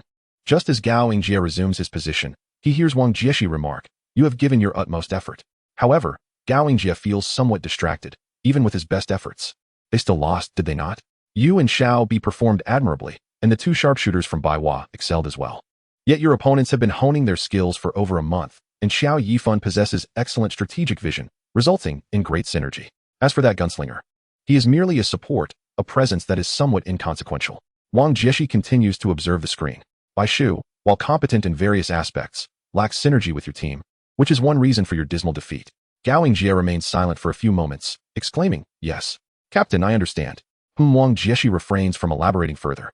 Confident in the boy's comprehension, this scene has certainly not gone unnoticed by other teams. Wang Jieshi truly puts in considerable effort, Fang Rui comments after watching the spectacle. Next season, we can expect a different iteration of Micro. Yi Xiu can empathize with Wang Jieshi's laborious efforts. Every captain has traversed this path. I foresee potential in these teams undergoing significant transformations. Wei Shin remarks as he fiddles with an unlit cigarette. The two sharpshooters from Yin demonstrate commendable synergy in their coordination, yet their tactics lack diversity. As for the knight from Sanling Yi, I need not articulate his strengths and weaknesses. Lu Hanwen and Song Yingqi are even more remarkable. They will undoubtedly be formidable opponents in the future. As for the micro lad, he is still overly reliant on Wang Jieshi. If this dependency is not addressed, achieving breakthroughs will be exceedingly difficult. Yi Xiu states, glancing at other competitors, I believe that unless something novel emerges from you all, prospects will be bleak. How can that be? Let Ruo participate in the solo competition and include her in team battles. I see great potential. Fang Rui responds with a cheeky grin. Can you manage that? What if her hand speed falters? Yi Xiu cast a glance at Fang Rui and said earnestly, that's impossible. Upon hearing that hand speed might falter, Fang Rui immediately dismissed the thought. Sun Xiang could manage. Yi Xiu reiterated his serious tone. I don't believe you can handle it well. The banter between Fang Rui and Yi Xiu continued. What? Are you still planning to watch the excitement? Yi Xiu inquired. What I'm watching is indeed the excitement. Fang Rui chuckled, oblivious to the fact that he belonged to the ranks of those who thrive on chaos. This is utterly pointless, Yi Xiu smiled. Indeed, Fang Rui echoed, falling silent as he awaited the next arrangements. In recent years, with the remarkable advancements in science and technology, the Alliance has shifted its focus from seasoned players to investing significant energy in nurturing newcomers. The All-Star Weekend serves as a vivid illustration of this shift, featuring minimal participation from veterans, predominantly showcasing fresh talent. The most active among them is Tang Rou, who has excelled in the defense challenge, leaving her still yearning for more as she stepped down from the stage. Yi Xiu merely cast her a fleeting glance before dismissively stating, just throw a bomb. What is there to compete with a bunch of newcomers? Win against Wang Jieshi first before you talk. Chapter 151. This is a secret. Tang Rou said nothing, merely glancing at Wang Jieshi, then fixating her gaze on the screen. The All-Star event is undoubtedly one of the liveliest scenes following official competitions. And this year it not only buzzes with excitement, but also showcases numerous talents. Various esports magazines are fiercely competing to draft their reports. With the conclusion of the All-Star Weekend, the formal competition is set to commence, with confirmed reports indicating that teams from various countries have arrived in cities across China today. Yi Xiu's team is slated to face Italy, ranked second in the challenge points, in the first round, followed by Denmark against Korea, Japan against Switzerland, all the way to New Zealand against Colombia. In light of this, a throng of reporters flocked to interview the national team members. Can we begin? Chongxian asked, his face alight with excitement yet cautious. These are all great gods. It's a feeling that no one can truly understand to see these revered figures gathered here.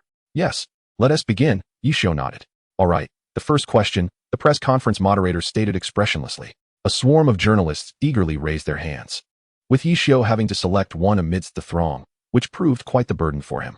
The first reporter stood up amidst the envious gazes of his colleagues. I would like to interview Yi Shun.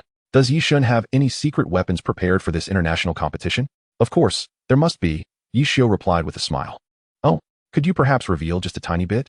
The reporter pressed on eagerly.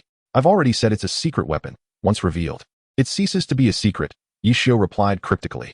The reporter fell silent. Next, the moderator called out. I would like to interview the captain of the national team. You team, another reporter said, seemingly excited. You swept the challenge with a score of 10-0. Will the team continue to perform at that level in the upcoming matches? Yu Wenzhou, always good-natured, wore a smile as he responded. That depends on the situation. After all, matches are often unpredictable. He neither agreed nor disagreed. Yet this statement held different meanings for the assembled reporters. Thank you, team. The reporter acknowledged, knowing when to move on to the next question. Another round of inquiries ensued until the last reporter asked their final question, after which the talented individuals were finally dismissed. Upon returning to the accommodations arranged by Qiying, the first order of business was to seek Yi Xiu for information. The first round against Italy begins in 3 days, so prepare well, Yi Xiu informed them. And what else? Huang Xiaodian, skeptical, pressed, refusing to believe that was all there was to it. Well, it's too late today, we'll discuss specifics tomorrow. Yi Xiu replied, shutting the door and ignoring Huang Xiaodian's protests from the other side. He then sat in his room, perusing materials on the Italian team. Before revisiting the video from the previous challenge for further study, Italy specializes in a fluid style, adeptly controlling each skill and delivering devastating blows at critical moments. Yi Xiu recalled what Su Mucho had once said, fluidity relies solely on powerful singular skills to strike opponents. Given the lengthy cooldown of ultimate skills, they cannot be used consecutively. Therefore, when employing this strategy, once the ultimate is spent, one must rely on positioning or other means to stall for time until the ultimate is ready for reuse, and repeat this cycle. Chapter 152, Countering Fluid Strategies. That's the result of my research from last night, Yi Xiu announced, tapping on the whiteboard. Fluidity. Should we choose a few explosive strategies? Someone inquired. It's merely fluidity. It's nothing new. Yi Xiu seemed unconcerned. Fluidity? The domestic league hardly employs this strategy anymore. As for the videos, they still felt it necessary to review them further. Yi Xiu scanned the group for a moment before pulling up the footage. Half an hour later. This isn't just fluidity, is it? They observed the screen strategy. Almost the same, just a bit more refined. I refuse to believe you can't handle it. Yi Xiu chuckled, met with the collective gaze of his teammates. All right then, let us discuss the lineup. The youth group will arrange themselves. First match, Feng Rui, second. Tang Hao, Wang Jieshi will defend. If you let a point slip, expect to face the consequences, Yi Xiu casually remarked, pulling up a map. Our first match is at home, and based on their strategy, I've selected a favorable map. Look here. Initially, they were still pondering whether Yi Xiu's remark about facing consequences for a lost point was serious, but upon hearing him outline the strategy, they immediately perked up. Yi Xiu's textbook knowledge of glory was not to be taken lightly. In just half an hour, he imparted a wealth of insights. With Xiao Shiqin being the most exhilarated, he had not forgotten his strengths, and after absorbing this lesson, he felt his entire being ignited with inspiration, instantly concocting new ideas. Since it is a competition, the youth group and the adult group are bound to be similar. You three must pay attention. Do not underestimate your opponents simply because they are not well known. Many have faltered due to such complacency. After discussing the tactics for the adult group, Yi Xiu continued to provide guidance to Lin Ruo and the others. However, making such a statement in front of so many people left some individuals feeling embarrassed, especially since a similar incident had occurred not long ago, where a championship was lost due to overconfidence. Nevertheless, Yi Xiu was right. They currently lacked knowledge about these countries, just as those countries were unfamiliar with them. Their strengths likely lay in their diverse strategies. And you all, do not become complacent just because you possess some skills. Remember, this is not abroad. This is China, where all your information is most comprehensive. Instead of standing idly like a utility pole, you should be thinking of ways to improve yourselves. If you let points slip away, you will be subjected to an additional 500 training exercises. When Yi Xiu began to lecture, he transformed entirely, shedding his usual laziness, and his serious demeanor revealed a different side of him to the group. It turns out he can speak like a normal person. This is truly a rare sight. After Yi Xiu finished speaking, he observed how the group would respond. Locking eyes with them for 10 seconds. Should we have additional training before the competition? Yi Xiu suddenly suggested with a smile. The group was stunned for 3 seconds. No, this is just fine. Zhang Jiala quickly stepped in to defuse the situation. We are just waiting for you to arrange it. Feng Rui chimed in. Yes. What comes next? Li Xian continued. If we do not complete our practice before lunch, do not even think about eating. Yi Xiu declared. Let us do it. Right away. Do not dawdle. Hurry. Feng Rui immediately took the lead. Finally, the group was engaged in training, and Yi Xiu sighed, pondering why the league assembled such a chaotic group for the competition. The morning practice consisted of basic drills, and as professional players, they completed these exercises swiftly. Yi Xiu then handed them the map for familiarization. The youth group was somewhat slower, but Lin Ruo was notably quicker. Indeed, having quick reflexes is advantageous. Yi Xiu quietly admired this and continued to observe. Throughout the morning, the team participating in the match shared their insights. After the youth trio finished their training, Yi Xiu called them to the arena for practice. Lu Hanwen and Song Yingqi frequently switched perspectives, but no matter how they looked at it, they felt that Yi Xiu was more ruthless when facing Lin Ruo than when battling them. Is it just an illusion? Song Yingqi couldn't help but mutter. I don't believe so. Lu Hanwen's lips twitched slightly. It was indeed harsh, and the words spoken were equally severe. This senior is quite ruthless, Song Yingqi remarked, unable to bear watching any longer. Do you think you have the right to speak? Lu Hanwen glanced at Lin Ruo, who was frowning in front of the computer, feeling a pang of sympathy. Song Yingqi fell silent, quietly observing Lin Ruo endure repeated defeats before reviving and charging back in for more punishment. The two watched as Yishio employed various methods to defeat Lin Ruo, prompting her to return for more, over and over again, until they became desensitized to it. How many variations has that been? Lu Hanwen asked, resting his chin on his hand. 20? Song Yingqi was uncertain. They continued their discussion, oblivious to the fact that the group discussing the map had concluded and gathered to watch the spectacle. This old Yi is far too ruthless, Zhang Jela remarked, glancing at Yishio, who was wearing headphones. A forced transformation? Wang Jieshi recognized this method, recalling how he had employed it when sealing the magician. But there was no need to be so harsh, Feng Rue silently lamented, feeling that Yishio was being overly cruel to pick on a young girl, employing different approaches to help her experience various battles, thereby evolving new strategies, controlling her reflexes while expanding her imagination and awareness, and most importantly, remembering to conceal her trump cards until a critical moment. Wang Jieshi continued. Everyone listened intently, realizing that perhaps only he could understand the situation. But is there still time? Chu Yunxiu disagreed with Yishio's current approach, expressing concern that sudden changes right before the competition might hinder their performance. He must have confidence. And Lin Ruo is putting in a lot of effort. Su Mucheng glanced at the two, feeling slightly reassured, knowing that Yishio never undertook endeavors without certainty. Let us hope everything goes smoothly. They all wish that Lin Ruo's reflexes wouldn't falter at a crucial moment. Speaking of reflexes, Sun Xiang, why don't you give it a try? Someone suggested. Sun Xiang's expression darkened. This is merely a minor issue. There is no need for that. Sun Xiang should be able to handle it. A minor issue? Xiao Shiqin burst into laughter, while Sun Xiang suddenly laughed heartily. He was met with bewildered stares, unable to comprehend what was amusing about a homophone. How embarrassing. Intelligence is a flaw. 6 walnuts. Don't stop. Don't let anyone say you're part of the Chinese team. I, Xiao Shiqin, am looking at Sun Xiang. This isn't the first time, right? On this side, while banter ensued, on the other side, those wearing headphones remained undisturbed, watching the arena, where Lin Ruo was repeatedly defeated by Jun Mo Xiao. Leaving her in tatters, the group began to question the appropriateness of Yishio's methods. Alright, that will be all for today. Reflect carefully on the mistake you just made. In an official match, even this minor slip could lead to your downfall, Yishio said, still wearing his headphones. Although they were in the same room, some actions relied on sound, and since both were wearing headphones, they naturally had no voice restrictions, so Lin Ruo heard his words. As expected, there was no response, and Yishio chose not to continue, accustomed as he was to this silence. The girl absorbed his words. There was no need for him to elaborate further. The morning training concluded in this manner. After finishing their lunch, they would reconvene. Yishio removed his headphones and said, "Oh." A group of individuals nodded in agreement and turned to exit. Simultaneously, teams arriving in China began gathering information from various sources to better understand this Chinese team.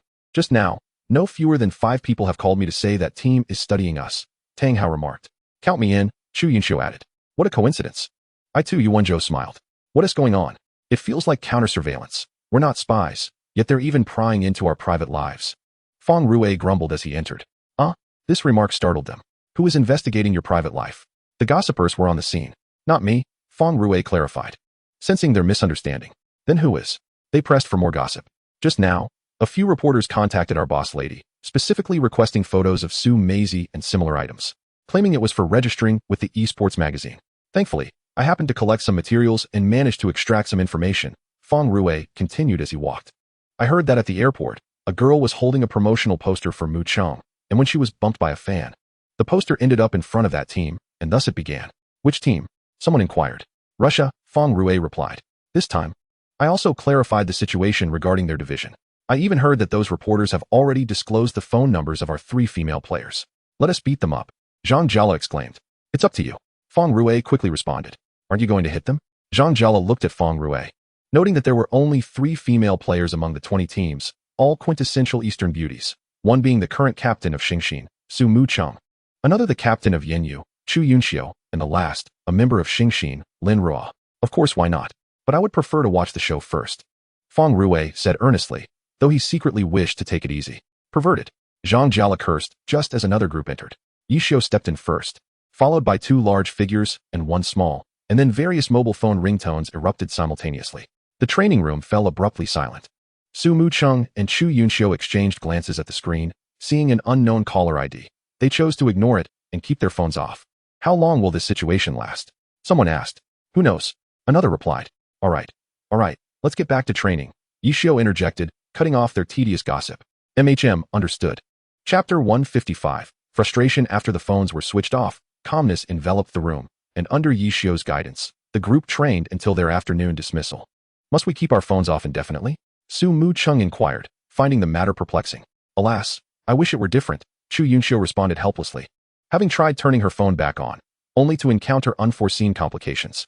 Let us go eat, Su Mucheng suggested, once again pulling Chu Yunxiu to explore the local delicacies. Late at night, Yishio continued organizing materials, scrutinizing the videos at hand, joined by Su Mucheng and Yu Wenzhou. The Italian team might be worth some attention. That rogue is possibly significant, Yu Wenzhou stated after watching a recent match video from Italy. That priest's techniques are quite exquisite, Su Mucheng remarked. The knight is also commendable, managing skills effectively and demonstrating impressive positioning, though regrettably, he employs a flow style. Otherwise, his technique could be further refined. Yu Wenzhou paused. The sharpshooter controlled the field perfectly, while the assassin displayed a lack of caution, solely fixated on delivering a single lethal strike. Their team synergy is lacking. Perhaps this could serve as a point of attack. Su Mucheng suddenly proposed. Regarding the assassin, they have likely recognized this weakness. The hope is minimal. Yu Wenzhou, eager to identify a vulnerability in this team, felt powerless due to the limited material. The assassin was evidently the second in command, with minimal tasks assigned during team matches, rendering this avenue for exploitation unlikely. The other four members, regardless of their positioning and coordination, performed exceptionally, leaving no discernible flaws. However, they appeared overly tense, consistently remaining grouped together. If they could be separated, it might reveal an opportunity. Their primary force appears to be this sharpshooter. The others merely assist, Yishio observed after waiting for the two to finish. Additionally, this priest orchestrates the tempo for the entire match. Then let's devise a strategy to disrupt their formation, Yu Wenzhou suggested. Indeed, I shall bring up the map. Yishio responded, opening the folder that had been active on his computer. The three settled in front of the screen, discussing their ideas. I believe this location could serve as an excellent ambush point, ideal for a gunner. Yu Wenzhou pointed to a concealed spot on the map. And here as well, suddenly. They were startled by a noise. What was that sound? Su Mucheng asked. From next door? Yishio, trusting his hearing, inquired. Let me take a look. Su Mucheng stood to peer out the window at the glowing object on the grass outside. Yishio and Yu Wenzhou, intrigued, gathered closer to observe. Is it a phone? Yu Wenzhou speculated, uncertain due to the darkness. Who threw it? Such a lack of civic responsibility, Yishio grumbled as he returned to his seat. Shortly thereafter, a knock at the door resounded. Who is it? Yishio asked. It's me, Zhang Jiala. What do you want? Yishio questioned, surprised that Zhang Jiala was still awake. Zhang Xinjia asked me to inform you to keep the noise down, Zhang Jiala continued. It wasn't us, Yishio replied. If it wasn't you, then who else?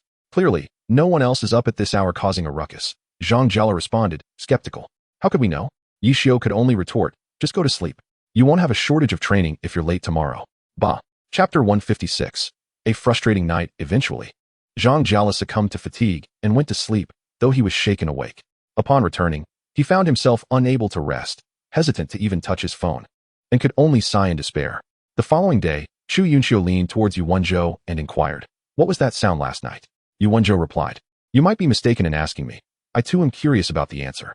I could have sworn it sounded like glass shattering, Xiao Shiqin remarked. I share that sentiment. Tang Hao concurred. Who on earth is so bored at night as to make such a ruckus, disrupting our peace? It's utterly detrimental to societal decorum. I'm a competitor amidst hundreds of thousands. This is taxing on the mind. Huang Xiaotian chattered incessantly. Enough, just be quiet. Feng Rue could no longer tolerate the noise. Hey, I barely slept a wink last night. Now I can't even vent my frustrations. If I underperform, I'll be in for it, Huang Xiaotian retorted. As he stepped backward while speaking, suddenly exclaiming, what the hell? Startled, Feng Rue shouted, what are you yelling about? What on earth is this? Huang Xiaotian exclaimed.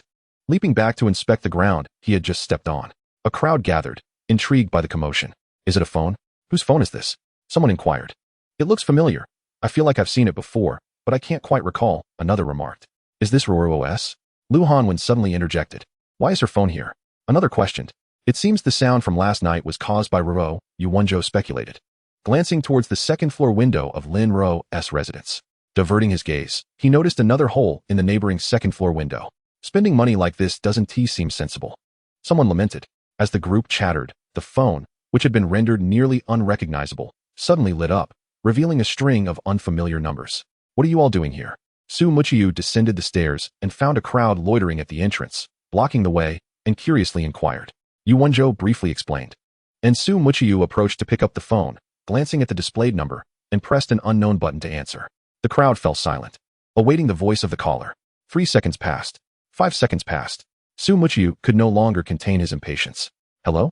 Another 3 seconds elapsed. I dialed the wrong number. Beep, beep, beep. They stood in bewilderment. The accent clearly indicated the caller was not Chinese. I think I might understand what is going on, Su Mucheng reflected.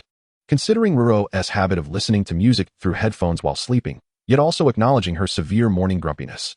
Thus, he pondered how her phone number had become common knowledge among so many. Su Mucheng felt disheartened by the 20-plus missed calls. Let me explain, Fang Rue stepped forward. At a loss for words, Su Mucheng could only pull Su Mucheng aside for a brief admonition before urging them to hurry to training to avoid penalties for tardiness. Why are you all so late? Yi Xiu inquired while organizing his materials. A little mishap. The group chimed in, returning to their seats to commence training on their computers. Chapter 157. The first round. After an intense final training session, the Chinese team arrived at the venue for their first battle. At 8 in the morning, the Shaoshan Sports Hall was already packed with spectators, predominantly fans from various regions of China, proudly displaying banners for their favorite teams, effectively blocking several entrances to the venue. How does it feel? Yi Xiu queried as he led the group out of the preparation room. It feels like playing away against the Batu, Fang Rue mused. Zhang Xinjie surveyed the interior of the Shaoshan, noting the commendable renovations. Stick to the plan. If we lose, we'll face the consequences. Yi Xiu pointed towards the large screen showcasing Song Yingqi, who was set to compete first. Understood. Song Yingqi nodded vigorously, stepping into the operation room under the watchful eyes of his teammates and fans. The pressure isn't too intense for the first match, but what about the subsequent rounds? A familiar voice chimed in from behind Yi Xiu. I believe Xiao Song can handle it. Isn't he supposed to be the successor to Hanwen? Another familiar voice added. Hey, old Lin. Lin Jingyan. Upon hearing Fang Rue's exuberant call, Yi Xiu turned to see Lin Jingyan, who had been retired for some time. Old Yi. Lin Jingyan waved amicably. What brings you here? Yi Xiu inquired. Just bored. Thought I'd come take a look. Lin Jingyan replied with a smile. And I'm not the only one here. Oh. Yi Xiu was taken aback, scanning the surroundings, only to be greeted by various greetings from different corners. Are you all here just to make noise?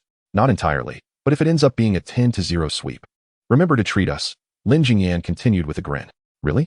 Are they all here to take advantage of him? Let us watch the match. Let us watch the match. Lin Jingyan gestured towards the holographic projection.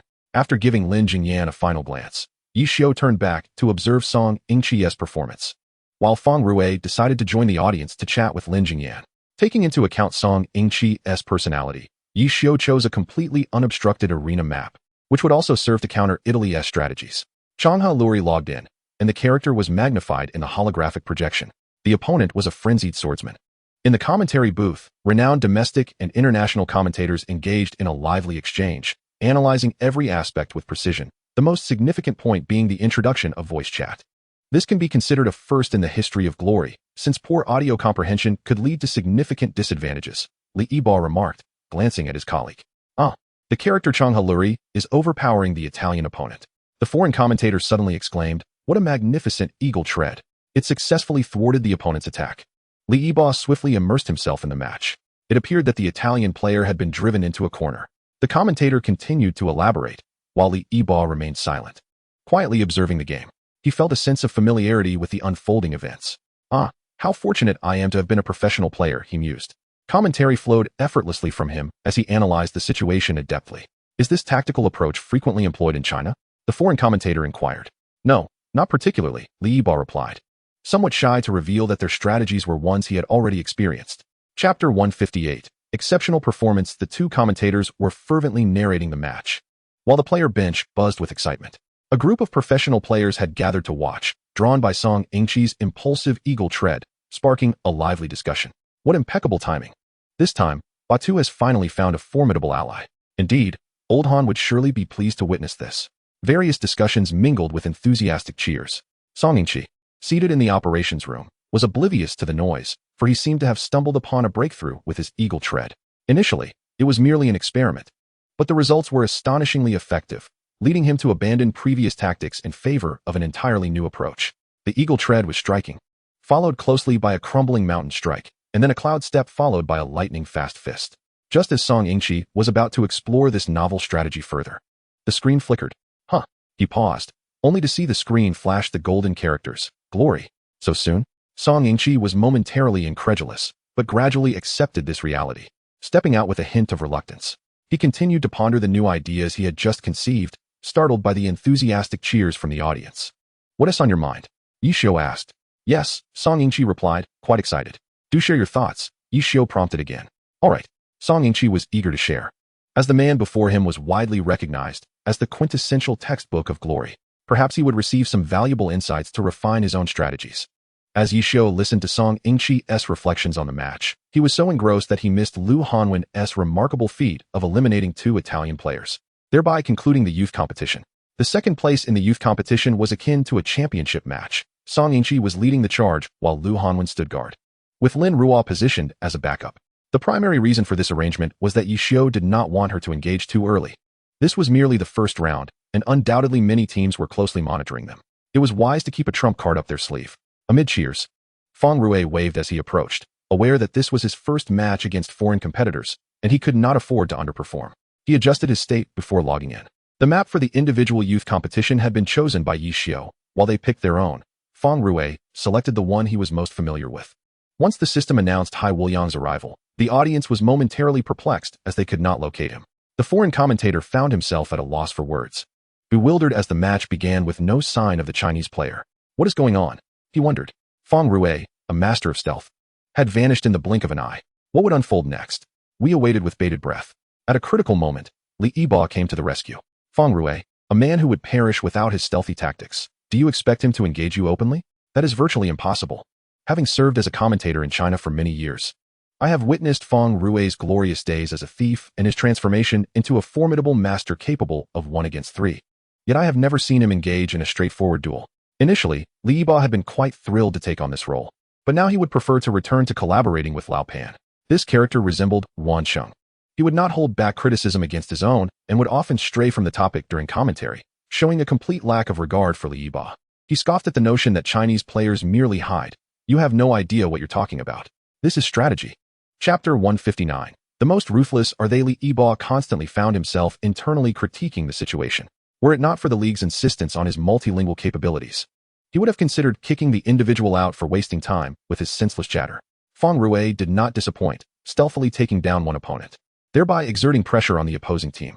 A sudden strike left the adversary nearly ready to smash their computer in frustration. When it came time for the second contestant in the championship match, Feng Rue exchanged a knowing glance with Tang Hao, silently communicating his confidence. However, Tang Hao was so unsettled by Feng Rue's earnest gaze that he kicked him off the stage. After Lin Jingyan's retirement, Tang Hao undoubtedly emerged as the top rogue in the league, and his selection for the national team was a testament to his technical prowess, as he eliminated an opponent with only 30% of his health remaining within 2 minutes. Next came the final Italian player, who was likewise dispatched with 40% of his health intact, successfully achieving a 1 against 2 victory.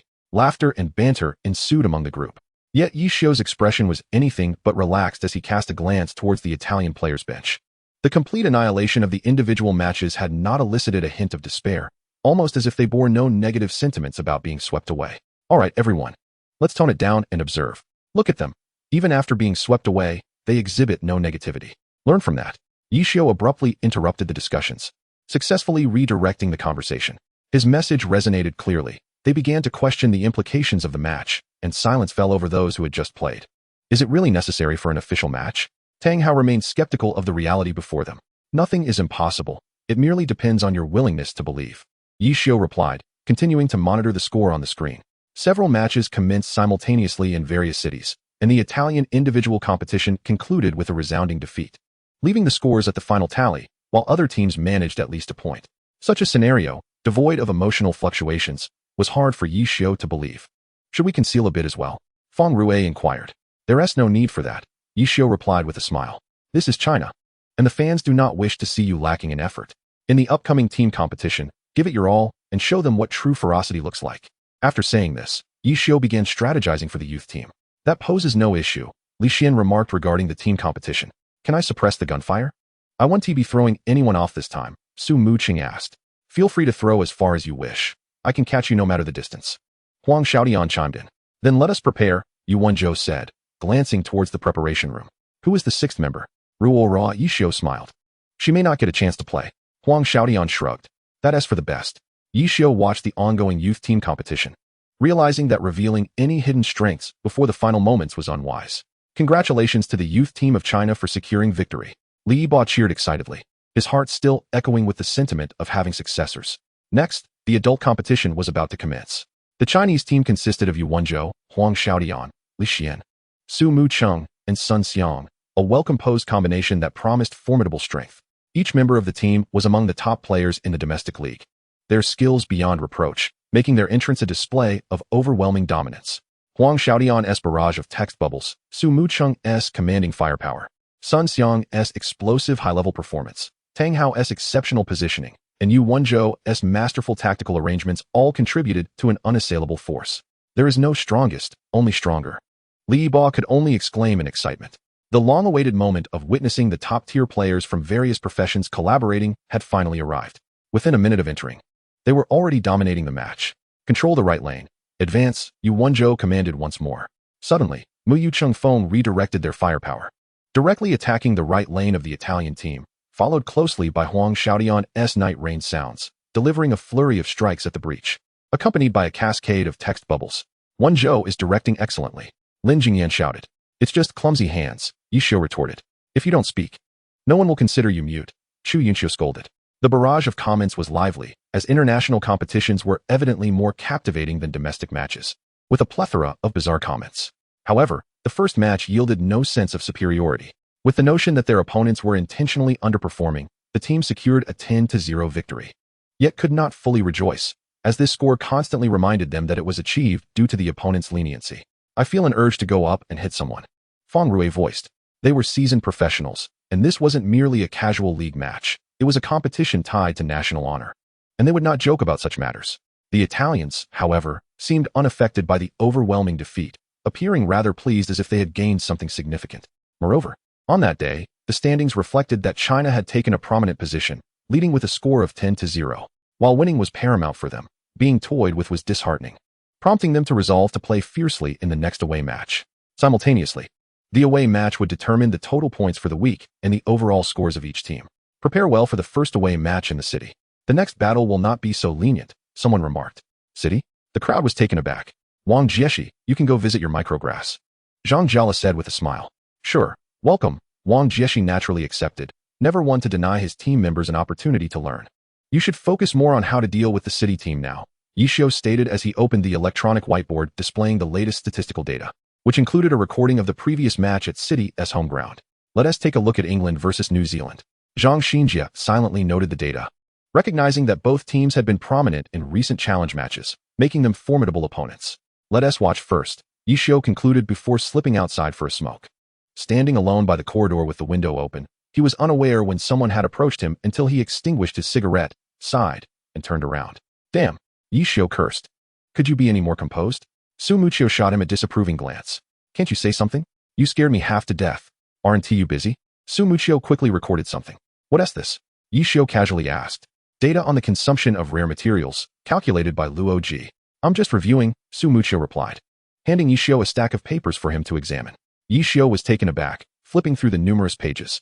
In order to cope with future challenges, Mucheng felt a sense of helplessness. Initially, the expectations were not as overwhelming. Yishio was still unable to come to terms with the situation. Having reached this stage, would he truly have the resolve to stop? Mucheng remarked that there would likely be no updates to the level cap in the first half of this year. But once the international competition concluded, no one could guarantee whether the gaming company would raise the level cap. By that time, they might not have enough time to prepare. Sighing, Yishio glanced at the densely packed list of rare materials on the paper in his hand, feeling quite unsettled. What is the success rate? Yishio inquired. With Guan Rongfei and me, it's about 80 to 90%, Mucheng responded. Then we should continue, Yishio said, handing the data back to Mucheng. They had come this far, and moving forward was challenging, yet stopping was equally difficult. However, the notion of giving up was never in their vocabulary. So they might as well take a chance. Who knows, success might be within reach. For now, let Jun Mo Shao stay here until everything is fully crafted. I will notify you when it's ready, Su Muchio said, looking at Yishio. All right, Yishio replied, promptly handing Jun Mo Zhao's account card to Su Muchio. Previously, the three of them had been busy with this account. In just 7 days, they had upgraded all forms of the Qiying, sand to silver. Though this achievement was primarily due to the contributions of various players in the guild, otherwise, they would not have been able to gather so many rare materials on their own. However, there were still flaws, and it was not perfect. The next task for Su Muchio and Guan Rongfei would be to continue upgrading the Qiying San and Jun Mo Zhao's entire equipment. When Yishio had Lin Ruo ascend to the All-Star Rookie Challenge as Jun Mo Zhao, he informed everyone that Lin Ruo would henceforth be the operator of the first ace character of Xingxin, Jun Mo Zhao. Of course, it was possible that he would also be utilized in future competitions. Keep it up, Yishio said, patting Su Muchio on the shoulder. He was not only helping to guide the Xingxin team members, but also managing equipment. It was indeed a considerable endeavor for him. You too. If you don't secure a championship, I might look down on you, Su Muchio replied with a hearty laugh. Championship, guaranteed, Yishio responded with a smile. Don't forget to supplement their knowledge, Su Muchio continued. Yes, I will, Yishio said, glancing at the location of the national team training room. Go ahead. Su Muchio nodded, watching Yishio walk inside. Chapter 162. Will your conscience not hurt? Huh, look at my golden right hand. As soon as Yishio entered, he heard Feng Rue exclaim, only to see him throw an empty mineral water bottle towards the trash can. Oh no. It missed and landed just beside it. Is this what you call a golden right hand? Came the mocking voice of Huang Xiaotian. What a surprise, Feng Rue chuckled awkwardly, slowly walking over to pick up the bottle and throw it improperly. Extra training, 100, Yishio's voice rang out unexpectedly behind him. Huh. Feng Rue was taken aback. I didn't make any mistakes, did I? He was certain of it. Poor sense of direction, wrong angle, and also, if you're not satisfied, keep it to yourself. Yishio glared at Feng Rue. I didn't ask you to watch the match footage, just for fun. Aren't you all grown-ups? Can you not be a bit more mature? Feng Rue looked at Yishio. Doesn't your conscience hurt at all? How many times have I been penalized since we started training? Can't you just pretend you didn't see? What's the discussion about? Our time is limited. Yishio inquired. We roughly devised a plan, Yuanzhou replied. So what do you think of the Team S situation? Yishio asked. Not very optimistic. Zhang Xinjie stated. The main players are out of sync with the other team members, and there's almost no chemistry. They might win against weaker teams due to the main player's strength, but if they face a team with good coordination, they will surely lose points. What you said is too vague. It means they will directly lose. A team like that, I doubt they can even make it into the top 15, Zhang Jela commented. We can't afford to be complacent. If we don't widen the score gap now, it will be difficult to play later. Yishio had already deduced the Italian team's intentions for this round, emphasizing that everyone must not hold back. There's no way we will hold back. But playing like this is indeed pointless. If we sweep them with a score of 10-0 every time afterward, it will be utterly predictable, Li Xian muttered. I don't think that will happen, Xiao Shiqin said, glancing at Yishio, who showed no signs of worry. Don't get complacent. Nothing ever goes smoothly. While it's true that the opposing team has obvious flaws, don't forget there are individual matches too. If they get swept, then you won't have a place to hide. Yishio pointed out a crucial aspect that they had overlooked. Should we continue watching the footage? Feng Rue suggested. Good idea. Someone immediately chimed in. Yishio took the initiative to rewind to the beginning, and the group watched it again. This group of individuals represented the pinnacle of technical prowess in the country. Just seeing their names was enough to convey their excellence across all aspects, yet they lacked patience. Perhaps to everyone else, this team seemed invincible, with every character and operator in glory having achieved godlike status. However, in Yishio's eyes, they were missing one key element, humility. They charged in with full force, treating their opponents like novices in an online game, unleashing their ultimate skills at the slightest provocation. It was simply too fitting for them. As Feng Rue put it, why bother with so much talk? Regardless, they would just go in and fight. So it would be better to finish quickly and move on to the next match. He agreed with this notion. At least the morale didn't seem so dire. With the first match already a sweep, there was no turning back, and they could only continue to fight with their full power. Chapter 163. Experts. What they needed to do next was to conceal a few key players and refrain from revealing their strengths, unless absolutely necessary. The ranking statistics of the 20 teams were quickly released, creating quite a buzz on Weibo regarding the first round's 10-0 sweep, with various opinions emerging. This gossip was not enough to pique the curiosity of the masses, yet it was evidently advantageous for Chu Yunxiu. Thus, a clandestine photograph was captured of Yishio imparting knowledge to Lin Ruo, aptly titled Serious Yishun, which once again sparked a new wave of gossip. Observing Lin Ruo's maneuvers, Yishio could not help but marvel at the child's intelligence, subsequently emphasizing several key points, seemingly eager to observe her next course of action. Others occasionally cast glances in their direction. The concepts Yi Xiu elucidated were familiar even to ordinary players, yet his patience in detailing every nuance, from the grand to the minuscule, was nothing short of remarkable. Gradually, even those who were already aware of certain aspects found themselves inclined to listen once more. To give it another try, Yi Xiu continued his discourse, and Lin Ruo diligently adhered to his recent instructions. What is going on? Chu Yunxiu suddenly leaned over to inquire at Feng Rue's computer. Feng Rue fell silent. Ah, that has quite the beating. Chu Yunxiu chuckled. Unexpected. Everyone stumbles occasionally. Feng Rue was adamant in rejecting Chu Yunxiu's assertion, insisting that he had merely let up. Stop chattering. It's starting again. Chu Yunxiu shot a glare at Feng Rue, who was still grappling with his emotions, not fully focused as a practice partner. After reviewing the match footage and training, they found themselves momentarily idle until Yi Xiu selected them to assist the youth trio in gaining experience. Upon hearing this, Feng Rue quickly refocused to continue playing. Who could comprehend his plight? This girl was reckless with her speed, surpassing even Tang Rou. He knew he could contain her, yet somehow, he was unable to muster any thoughts to counter her. They were formidable. Come on, I'll concede this position to you. It's free. A few minutes later, Feng Rue, don't hold back. Yi Xiu shouted. Feng Rue was taken aback. Why don't you let someone else try? Yi Xiu cast a glance at Feng Rue. Sensing no deceit. Who is up? Yi Xiu surveyed the room. I'll do it. Zhang Jiala declared as he sought out the room number where Lin Ruo and Yi Xiu were located. After several rounds, Zhang Jiala, don't let up. Yi Xiu reprimanded. This isn't my fault, Zhang Jiala replied with a wry smile. At first, it was manageable, but by the end, I couldn't contain her. This revelation startled everyone. Switch it up? Let me give it a try, Yi Xiu said, addressing Zhang Jiala. Come on. Zhang Jiala eagerly welcomed the opportunity to rest while Yi Xiu took the stage. Under the scrutiny of many eyes, they played several more rounds. Identifying the crux of the issue, hand speed, Yi Xiu uttered a few words that drove them to the brink of madness. They were aware of the hand speed dilemma, yet it transcended mere speed. Initially, they could overpower her, but now, it felt like their control was slipping, and could they not bypass this hand speed conundrum? Wang Jieshe. It's your turn, Yi Xiu called after a brief moment of contemplation. Wang Jieshe exchanged a glance with Yi Xiu before heading to find Lin Ruo and the others. How is it going? What are your thoughts? Yi Xiu inquired. Wang Jieshe likely perceived Lin Ruo's progress with greater clarity, marking a significant growth he had witnessed. He felt Yi Xiu was asking a question he already knew the answer to.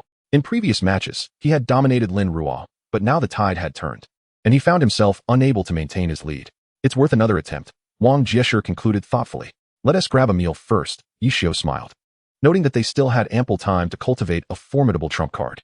After being ushered out by Yi Xiu, the group delved into fresh gossip, albeit it was merely the elevation of technical prowess within the domestic professional scene. This naturally led to discussions about the current golden generation. Chu Yunxiu, brimming with gossip, began with a token mention of her own Shu Ku Xian and Shu Ku Yi, before veering into tales of Song Yingqi, Lu Hanwen, and Zheng Xinran.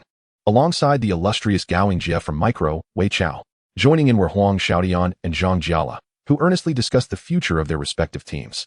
What is wrong with our blue ring? We have a championship. Do you, Batu? Huang Xiaodian remarked discontentedly towards Zhang Jiala. You're the only one who is brash. Zhang Jiala shot back, irked by the reminder. Better than you having none at all. Huang Xiaodian continued his jests. Are you comparing yourself to old Yi? Zhang Jiala laughed. He has 4 championships. He'd decrush you. Huang Xiaodian paused. Are you really comparing yourself to that shameless man? Championships? Can you two be serious for once? Chu Yunxiu wished she could toss the pair out, for neither Batu nor Yin Yu had a championship to brag about, yet they dared to mock. Zhang Jiala glanced at Chu Yunxiu. How can you forget there's another without a championship here? Oh, where were we? Huang Xiaodian asked. Xing Xian, Chu Yunxiu prompted. Oh, right, Xing Xian. Huang Xiaodian recalled. That old Yi sure knows how to stir up trouble. One Jia sure wasn't he enough? So he brought in Xing Xian too. If he brings in one, he'll bring in another, and even a casual player, and now he even has a successor after retirement. What kind of world is this? Why wasn't Ti this fortunate? Listening to Huang Xiaotian's complaints, Chu Yunxiu lost interest in continuing the gossip. Realizing this topic had piqued her own interest in Xing Xian. When Yi Xiu was around, Xing Xian was a significant hassle. After Yi Xiu's retirement, no one paid attention to Xing Xian, but now that he had returned, albeit not as an active player for Xing Xian, it was still due to him that Xing Xian had found a successor among casual players. This cool yet warm-hearted, quick-witted girl would undoubtedly become a formidable opponent in the future professional realm. During this time, Yi Xiu's busyness had already validated their thoughts, as he even contemplated having Lin Ruo lead Jun Mo Xiao to participate in national competitions. At present, the likelihood seems rather slim. Setting aside technicalities, based solely on the young lady's understanding of the game and her familiarity with the skills of various professions, Yishio would never permit her to continue engaging with the Sanren. On the day of the All-Star event, Lin Ruo fervently battled Wang Jieshi using the Sanren, and although they ultimately perished together, Lin Ruo herself paid a considerable price, falling ill with a fever the next day and missing several subsequent activities. Chapter 165. Every endeavor incurs a cost. Every action demands a sacrifice. The advantages of the Sanren are evident, yet so are their drawbacks. Their knowledge is limited to this. However, they remain oblivious to the fact that Yishio has entrusted Junimo Shao to Su Mucho and Guan Rongfei for reconstruction. With 120 low-level skills, not including the myriad skills acquired with each transformation of the Qingji-san, only Yishio has managed to master them all coherently thus far. Yet, how much will the Sanren ultimately consume? Yishio refrained from disclosing this. However, it became apparent from Lin Ruo's initial appearance wielding Junimo Shao, followed by her absence for several days, that the expenditure was substantial. As not only Wang Jieshi emerged with a pale complexion at that time, this aspect might serve as the breakthrough for all of them. An overwhelming headache can lead to irritation, progressively causing one to abandon their most familiar self. Could the intricate tactics of the Sanren inadvertently prompt Lin Ruo to instinctively reject them? Yishio had indeed contemplated this. Yet a remark from Su Mucho completely dispelled such thoughts. A blank sheet of black paper may obscure the clarity of any words inscribed upon it, whereas a white sheet does not. Whatever color one chooses to write with, the words remain crystal clear. She is akin to a blank canvas, untouched by any professional techniques, allowing her to determine the hue of her expressions freely. Thus, one can boldly pursue their endeavors without fear of her acceptance, whatever she deems worthy. She will pursue with unwavering resolve, even at the cost of her own life. This, in part, accounts for the unexpected speed at which she can unleash her abilities. Yishio felt a sense of relief, wishing he were younger so he could continue to indulge in his passions, yet he recognized the impossibility of that wish. However, he discovered an alternative. Although he could no longer compete, he could still contribute to the team he had nurtured. Therefore, he decided to hand the Sanren over to Lin Ruo. Firstly, he recognized her exceptional hand speed. Many intricate operations with the Qingji-san require swift execution, and Lin Ruo's speed precisely met Yishio's requirements, enhancing not only the weapon's rapid transformations, but also significantly accelerating her attack speed. Secondly, her adaptability is remarkable. While many possess the ability to adapt, few can perfect it. She alters her tactics based on initial instincts, employing different strategies in varying situations, progressing steadily. In truth, her understanding may be limited, yet this trait can mislead her opponents. Thirdly, her imaginative thinking parallels that of Wang Jieshi and resembles his magician's style, potentially prolonging the existence of the Sanren. What is the status? Yishio inquired as he entered Guan Rongfei's office. The current situation appears satisfactory. Su Mucho replied while stretching. Let us test whether this newly added attribute is effective, Guan Rongfei urged. Indeed, Su Mucho quickly gathered his focus, entering a room to study the matter further. Observing the interaction between the two, Yishio approached Su Mucho's computer to discern the details of the new attribute Guan Rongfei had mentioned. Old Yi, don't just stand there, help me find this, Guan Rongfei ordered, handing a scrap of paper from the table to Yishio before returning to his work. What is this? Yishio queried after glancing at the paper. Materials, Su Mucho answered without a moment's hesitation. Do we need this many? Yishio lamented. Stop dawdling and hurry up, Guan Rongfei pressed. Chapter 166. Refinement reluctantly. Yishio made his way to the current guild department of Xingxin to gather the materials. Is this sufficient? Too lengthy, he replied. What about this? A bit too thick. I think it looks great. Then shall we proceed with this? Let us go with that. Where's Old Yi? Why hasn't he returned? What is the matter? Yishio overheard his name as he approached the door, initially fearing he was being summoned again for materials. Take a look at this, Su Mucho said, handing over the revised draft. Looks good, Yishio remarked after a quick glance, astonished at the weapon depicted on the blueprint. What kind of weapon is this? It's a secret. You've brought the materials, right? Su Mucho would not disclose anything at that moment. Yes, Yishio handed over the account card. Oh, then you can return to your tasks, Su Mucho said as he began to delve into his work. Yishio observed the two engrossed in their endeavors, feeling somewhat dismissed.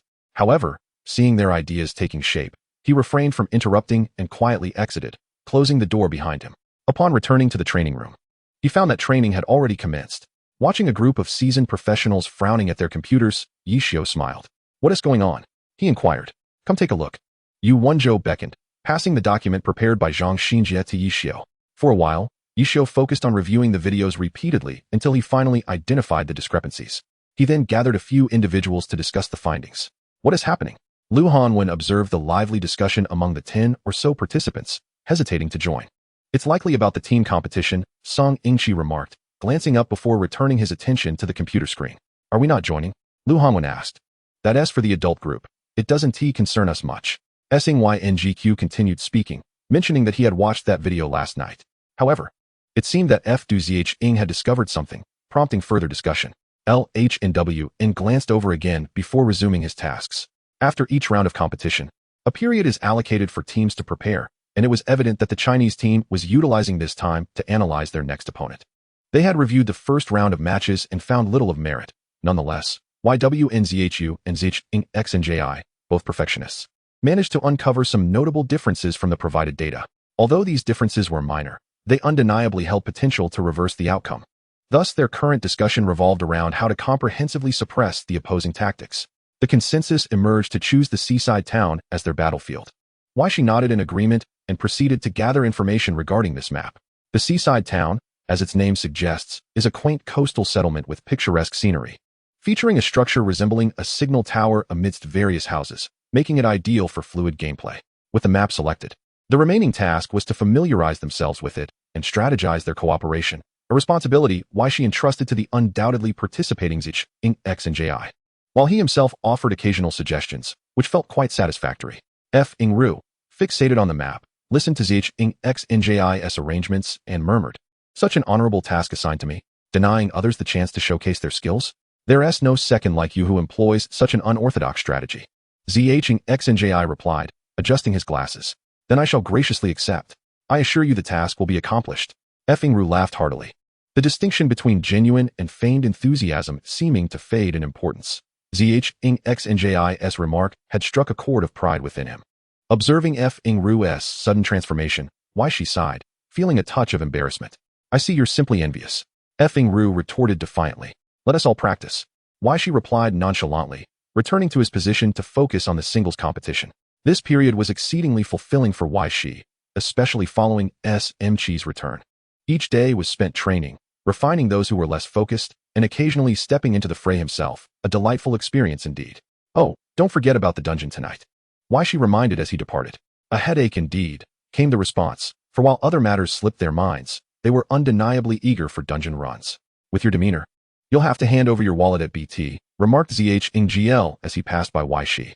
Taken aback, Weishi wondered if he was being foolish. "With your disposition at LNY, you'll be sent to have a heart-to-heart with SHOTN. YWNZHU chimed in before Weishi could react.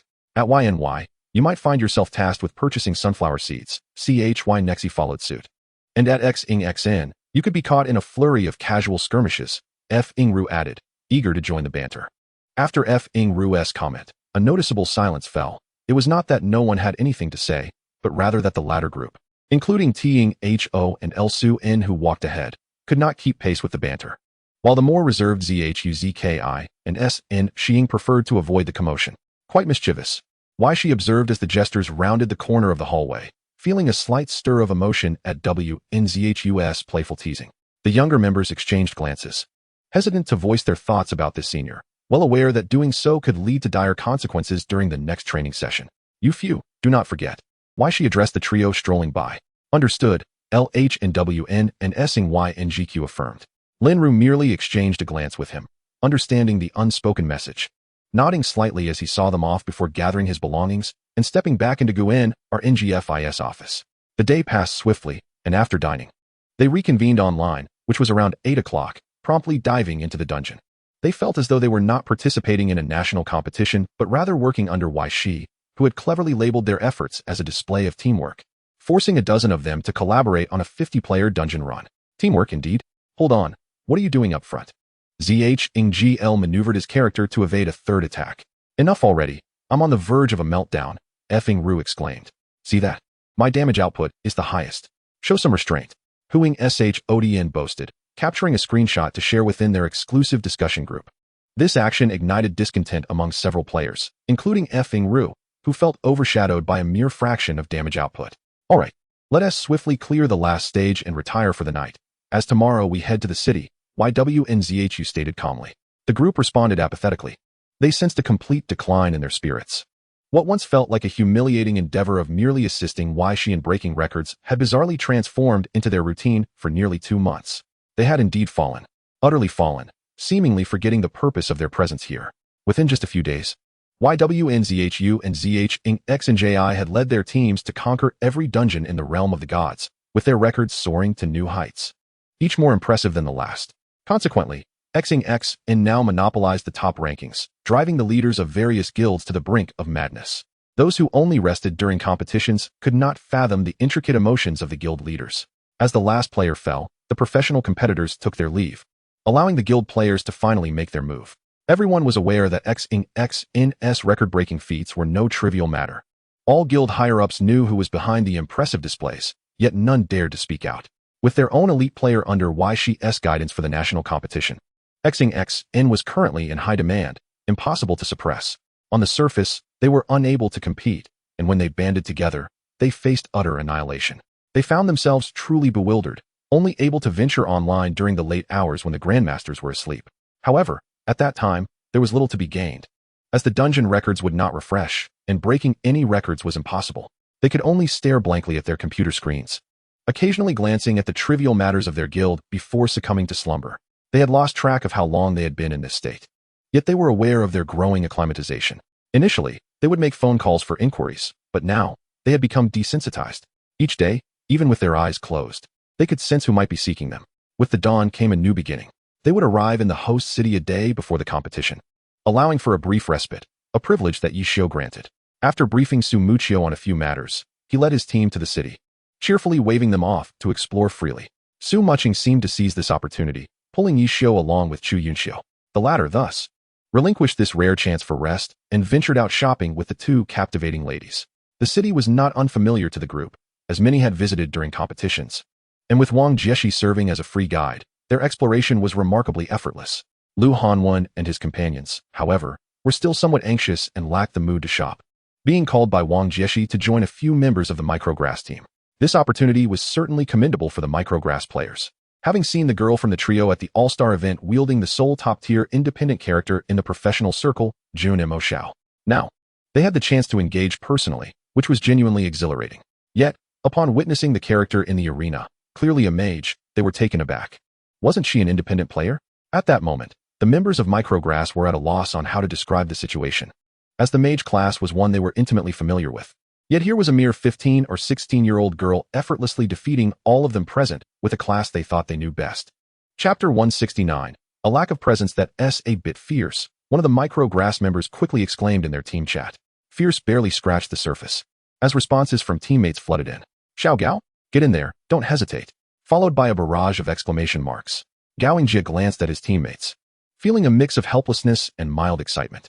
All eyes were fixed on him with expressions of unwavering support. Yet upon seeing the opponent's stoic demeanor, his confidence wavered. Should we fight? Lin Ruo finally broke the silence, unable to contain his impatience. Fight! Fight! Lu Xiaobia was the first to react, shouting while nudging Gao Yingjie toward his seat. Feeling like he was being pushed into the fray, Gao Yingjie was still somewhat flustered, thinking, I can't handle this. He cast another glance at his teammates, who silently encouraged him. Lu Xiaobia mouth, you got this. To which Gao Yingjie responded with a hesitant look of determination. Unsurprisingly, within 2 minutes, Gao Yingjie was defeated. This turn of events rendered the atmosphere awkward, as Micrograss was left speechless.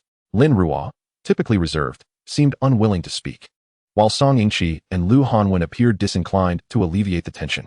I'm leaving, Lin Ruo declared, observing that the group had lost interest. It seemed pointless for him to remain, so he opted to follow Su Mucheng. Lu Hanwen was taken aback, not having processed Lin Ruo's departure before he had already retrieved his account card and walked out. Where are you going? You're unfamiliar with the area, Song Yingqi inquired. Just wandering around, Lin Ruo replied, and with that, the door to the Micrograss training room closed behind him, leaving the others in a state of confusion.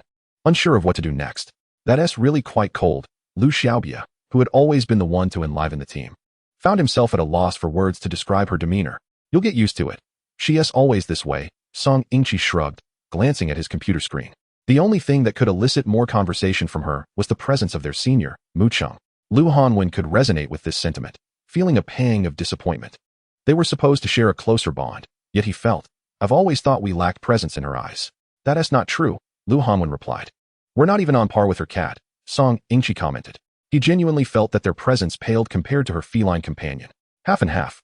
Lu Hanwen refused to concede that his presence was less significant than that of a cat, believing he should rank higher as her brother. You're still her brother. Song Yingqi seized the opportunity to tease Lu Hanwen, not letting him off the hook. Feeling a bit arrogant? Lu Hanwen asked coldly. Indeed, Song Yingqi nodded. Does your senior, Hanwenqing, know about your shamelessness? Lu Hanwen unexpectedly shot back. Let us not stray from the topic. It's not the same issue. Song Yingqi chuckled. Next time you spar with Hanwenqing, I bet he'll subconsciously mistake you for Yishio, Lu Hanwen continued. Under Yishio's guidance, both Lu Hanwen and Song Yingqi had learned the art of banter, and engaging in playful exchanges was immensely enjoyable. Now, Song Yingqi found himself at a loss for words, questioning whether he would maintain his current conversational style. Chapter 170. Poor physical condition. Are we still fighting? Gao Yingjie was now uninterested in their banter. Of course. Why wouldn't we? Lu Hanwen responded, already logging into his account, not forgetting the purpose of his visit. Learning. The group observed as Song Yingqi and Lu Hanwen exchanged computers in their preparation. Qiying has arranged quite a commendable reception for the foreign teams in the city, comparable even to the treatment afforded to the national team at Qiying XN. However, the atmosphere lacks the warmth typically exuded by Gu, with some players expressing discontent about being drawn into the city to serve their country's rivals, which dampened their spirits somewhat. Yet, mindful of the media's scrutiny, they refrained from making a scene, opting instead to manage the usual arrangements and delegate responsibilities to the manager, thus enjoying a relatively relaxed existence. Consequently, encountering foreign players within Qiying has become an unremarkable occurrence. The training room for the Qiying team is located on the 5th floor, while the guild occupies the 4th.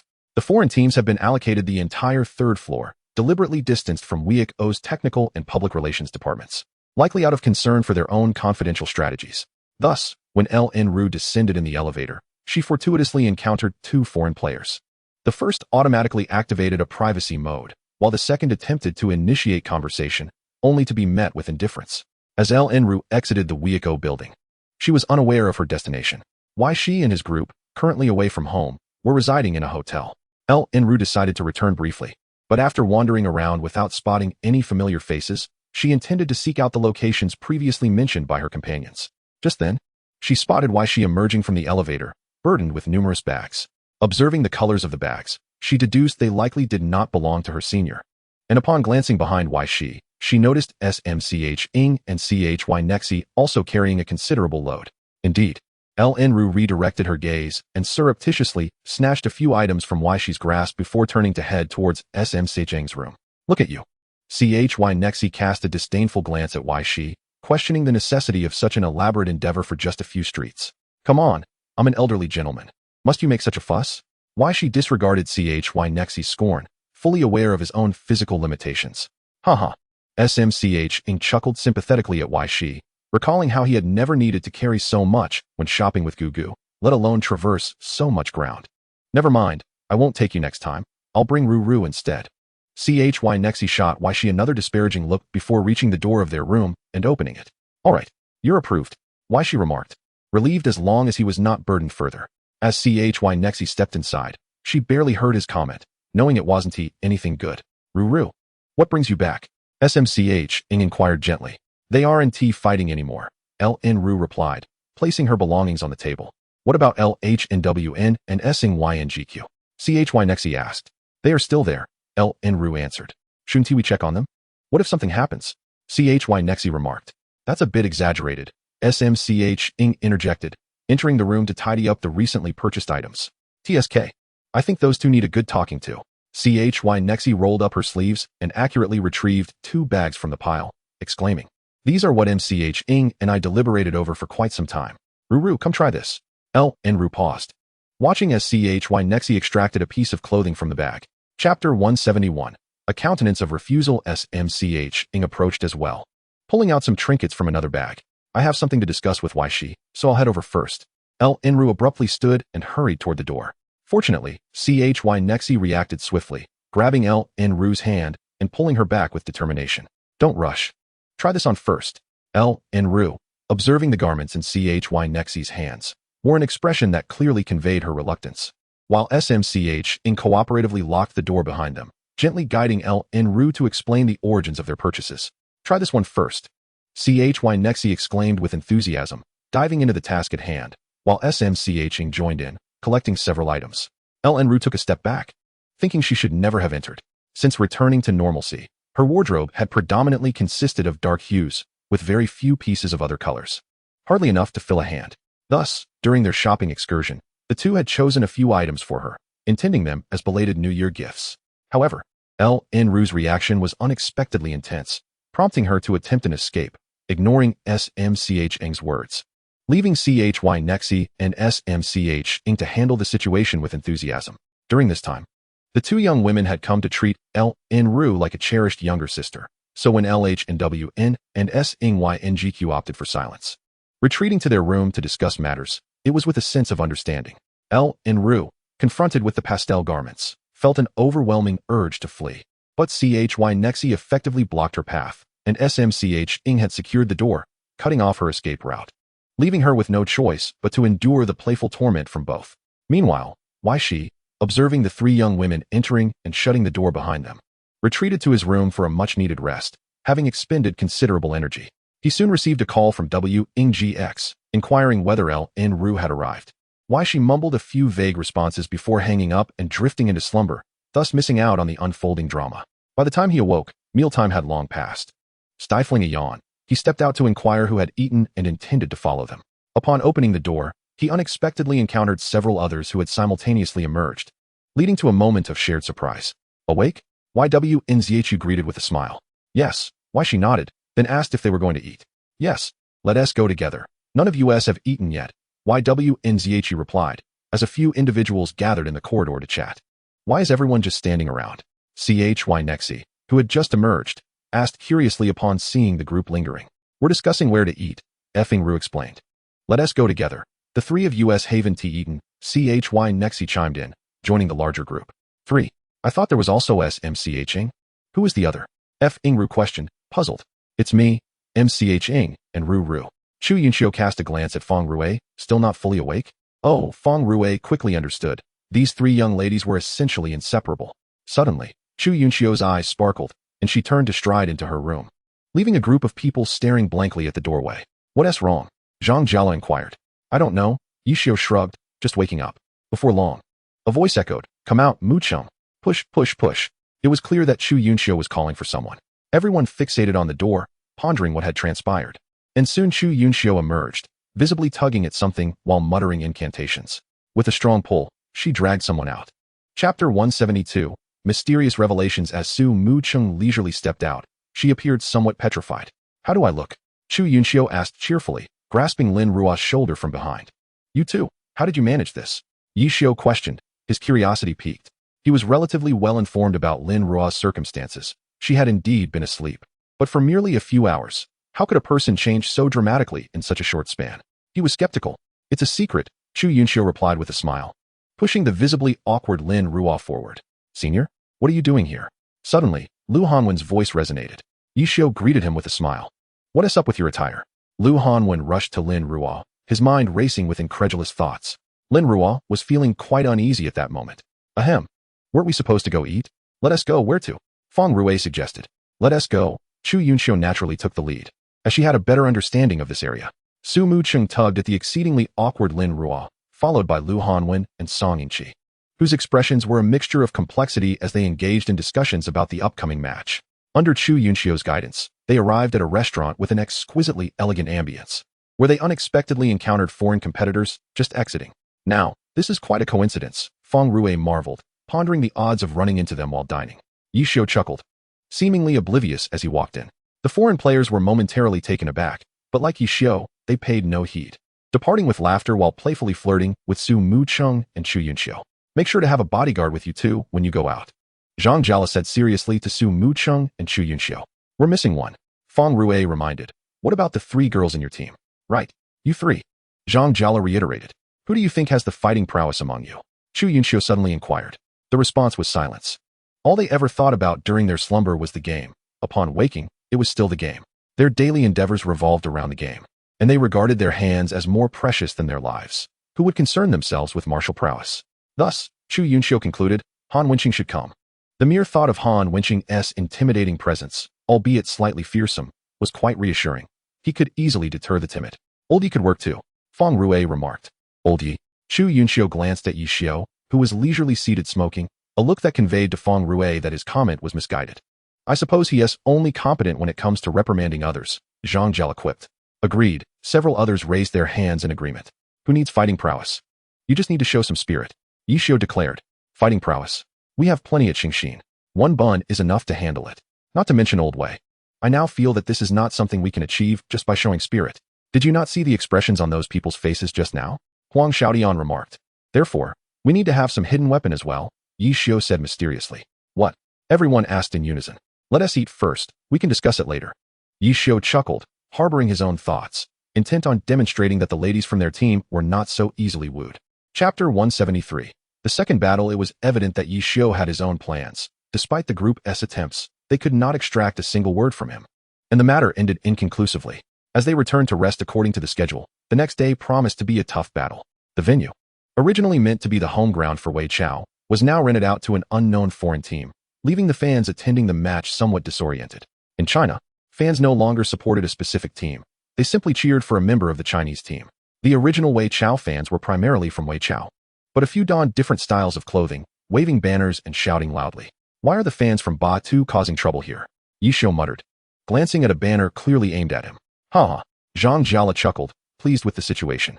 The Ba2 fans, upon catching sight of Yi Xiao's forlorn expression, cheered even louder, insisting they were merely there to support their team, though they did not refrain from mocking Yi Xiao. As a team leader, guiding his team towards victory was his duty. If any mistakes or unforeseen events occurred, the blame would rest squarely on his shoulders. Victory was undoubtedly the ultimate goal, but it had nothing to do with that despicable fellow. The results were solely due to the team's efforts. He hadn't even participated. Why should he receive cheers? They could only hope that nothing went awry. Otherwise, if they went to Ba2, they would surely boo him off the stage. The pressure was immense. Feng Rue approached Yi Xiao with a grin. Even in retirement, you still have such a grudge? Is it really necessary? Yi Xiao, perplexed, failed to grasp this aspect. Your existence is enough to provoke dissent. What? Are we not allowed to voice our concerns? Zhang Jiala challenged. Yi Xiao shot him a glance, momentarily speechless. Why aren't you going up? He queried.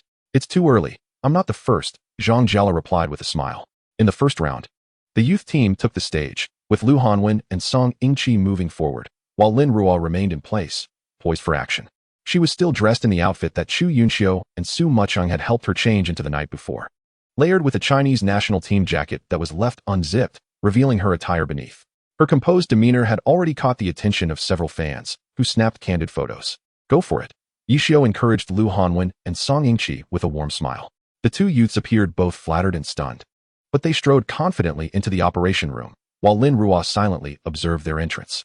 Lu Hanwen was the first to compete, with Song Yingqi standing by, his gaze shifting to the large screen as Lu Hanwen entered. After focused training over the past few days, Lu Hanwen was expected to secure a victory in this initial match. At that moment, a sense of tension hung in the air. As this was no longer the first round, the team had been deemed formidable during discussions between Yi Xiao and Deputy Captain Zhang. In just half a minute, Song Yingqi discerned the stakes.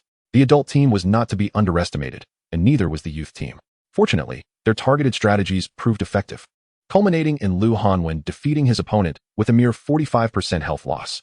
Emerging from the operation room with a somber expression, Lu Hanwen addressed Song Yingqi, appearing dissatisfied with his performance. Watch me, Song Yingqi replied, taking a deep breath before stepping inside.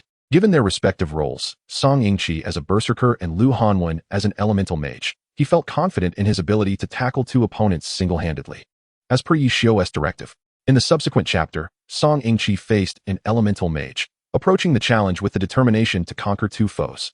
Quickly dispatching the adversary while sustaining only a 20% health loss, he felt optimistic. However, when the next berserker stepped up, the battle concluded even more swiftly, leaving Song Yingqi momentarily bewildered, as it seemed he had incurred no health loss at all. How surprising, Lu Hanwen chuckled. If I had known, I would have taken the stage myself. Let us go. We're done here. Time for a replacement, Song Yingqi said, patting Lu Hanwen on the shoulder as they exited the operation room. All right, Lu Hanwen nodded, no longer concerned about the prospect of facing two opponents. Knowing that plenty of opportunities lay ahead, it was still only the second round. As the two youths stepped outside, they were met with thunderous applause, startling them momentarily. However, they quickly regained their composure and waved to the enthusiastic fans before leaving the stage. If you don't take on three opponents, I'll have to tease you, Yi Xiao remarked with a grin. Zhang Jiala froze at this, questioning if it was a personal vendetta. Yi Xiu's voice, though moderate, was clearly audible to the nearby fans. 3 opponents. Someone shouted, igniting a chorus of enthusiastic chants throughout the venue. The thought of Zhang Jiala facing 3 opponents seemed daunting, yet the crowd rallied behind it, unafraid of placing additional pressure on him, even before he had entered the operation room. Come on, Yi Xiu, Zhang Jiala muttered under his breath, hastening his pace while gritting his teeth. This incident had not been instigated by Yi Xiu, but rather by Feng Rui, who had merely intended to tease Zhang Jiala, unwittingly stirring the audience's excitement, leaving Yi Xiu to bear the brunt of the consequences.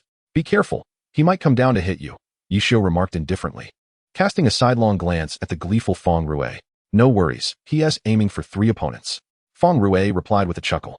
Yi Xiu sighed, realizing that the possibility of Zhang Jiala facing 3 opponents was highly improbable, not just due to capability, but also considering whether his reaction speed was up to par. Feng Rui, seemingly unperturbed by the potential repercussions, continued to rally the fans' enthusiasm. 3 opponents. The crowd erupted again. Yi Xiu was taken aback, noticing that Zhang Jiala had won a match and appeared to be performing well, seemingly with no intention of stepping down. Could it be? Is he truly going for 3 opponents? Feng Rui pondered, though ultimately concluded it was unlikely, opting instead to wait for Zhang Jiala to exit, aware that each match allowed for a brief respite. As a minute passed, then 3, the 5th match was nearly underway. What?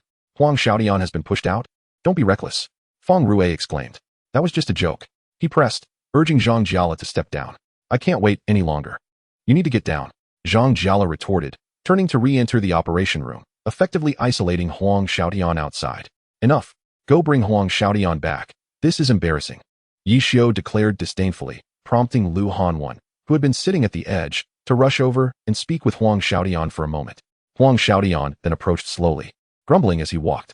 Are they really going to let him take on 3 opponents? What if he loses points? Huang Xiaotian fretted. You're not the one who will be penalized for lost points, so why are you worried? Feng Rui responded. Keep talking nonsense, and you'll find yourself in trouble, Yi Xiu exclaimed, momentarily at a loss for a reason to call Zhang Jiala down, especially since the second match had commenced.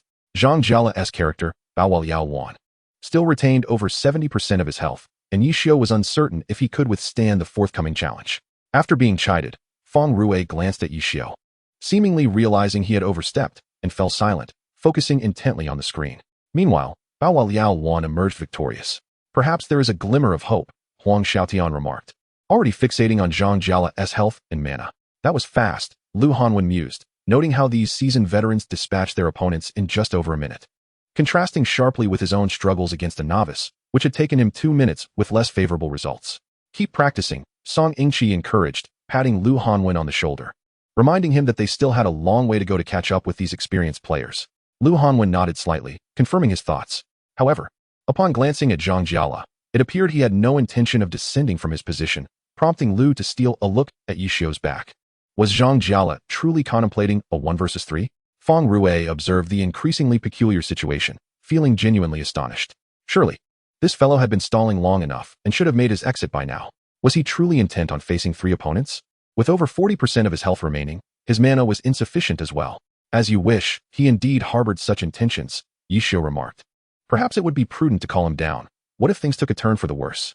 Feng Rui, watching the mana depleted by Hua Liao Wan positioned at the refresh point, felt a twinge of fear. Aren't you the one who was so vocal about a 1 versus 3? Yi Xiu shot him a cold glance. Feng Rui fell silent. He would not engage in futile banter with this individual. Trust him. He had already taken out 2 of the opposing team, yet still lacked confidence? Yi Xiu cast a casual glance at the opponent's player bench. As for Zhang Jiala, he sat calmly in the operations room, observing his character, with less than 30% mana remaining. It was evident that he would need to employ cunning strategies moving forward. Just as he contemplated this, the system announced that both sides were prepared. Zhang Jiala took a deep breath, rubbed his hands together, and grasped the mouse, beginning to move towards the adversary. His reluctance to exit was not due to Feng Rui's words or the shouts of fans. Rather, it stemmed from his desire to prove that he was not merely the oldest member of the team dragging them down. He had never been concerned with others' opinions, even if they labeled him as the eternal second place. Despite his efforts, he remained trapped in the realm of second place. Regardless of the activity, he was always there. Yet what did it signify? Was he inferior to the first place? No, perhaps he was indeed not as skilled, but his position as second place remained steadfast and unyielding, which could be considered a form of permanence. What was there to boast about in a 1 versus 3? Zhang Jiala murmured to himself, as Bai Hua Liao Wan leapt atop a structure to conceal itself. A stealthy approach? Some were left in disbelief. Insulting him? A certain master of stealth protested. With insufficient mana, one must rely on strategy. It seemed that a 1 versus 3 was essential. Yu Wenzhou smiled. You three, prepare yourselves. Yi Xiao had already begun to usher Lin Ruo and the others into the preparation room. Chapter 176. She is the most important. As he made the arrangements, Zhang Jiala had already secured victory, leaving behind a message in the public channel. I can do it too. In truth, everyone was aware that he was not without his struggles. With only 8% health left and depleted mana, the subsequent attacks would likely rely on his tenacity and experience. At this moment, no one felt inclined to jest at Zhang Jiala's expense. He needed rest, which was their first thought. Thus, Chu Yunxiu thoughtfully handed him a bottle of water. The rest is up to you, Zhang Jiala said with a smile, acknowledging that he was capable now, which was his greatest achievement. No problem, Yu Wenzhou replied, having already participated in the arena match. He chose not to wander around the team competition, but instead leaned back in his chair, relaxing his hands while observing the upcoming youth match. In the league, these three would undoubtedly pose a considerable headache. Tang Hao remarked. Huang Xiaodian sighed for the first time. If it weren't for Ruo, it wouldn't be so daunting. Yu Wenzhou noted. Indeed, Zhang Xinjie agreed, stating that if it weren't for that young lady maintaining her remarkably high speed and support, Lu Hanwen and Song Yingqi would undoubtedly have faltered. Yi Xiao, listening to their discussion, couldn't help but smile. This unexpectedly arrived young lady had indeed provided them with a different kind of surprise, while also representing a significant threat. Their professional combination might not be the best, but having a player with extraordinary speed compensated for all shortcomings, enhancing their limited advantages and creating more opportunities. Lin Ruo was undoubtedly the most crucial among the three. However, despite her consistent appearance as a support, Yi Xiao felt that it would not be long before Lin Ruo stepped onto the solo arena stage for the first time, claiming that honor. As he mused, Lin Ruo and her companions returned, having secured victory. Let's add 2 hours of training, Lin Ruo coldly declared, then sat back down in her seat, her expression remaining stoic. Lu Hanwen and Song Yingqi exchanged bewildered glances, but said nothing, quietly returning to their places. Observing the tense atmosphere among the three, someone began to approach to pry for gossip. She will be an excellent leader, Yu Wenzhou commented. However, her temperament is quite similar to Han Wenqing's, Chu Yunxiu added. That's not a bad thing. Yi Xiao chuckled. The members of Xingxin were generally unreserved, and having additional deterrence was beneficial. Moreover, after spending several days together, Yi Xiao had gleaned some understanding of Lin Ruo's character. She was likely a descendant of military lineage, holding herself to strict standards and exhibiting a strong sense of self-discipline.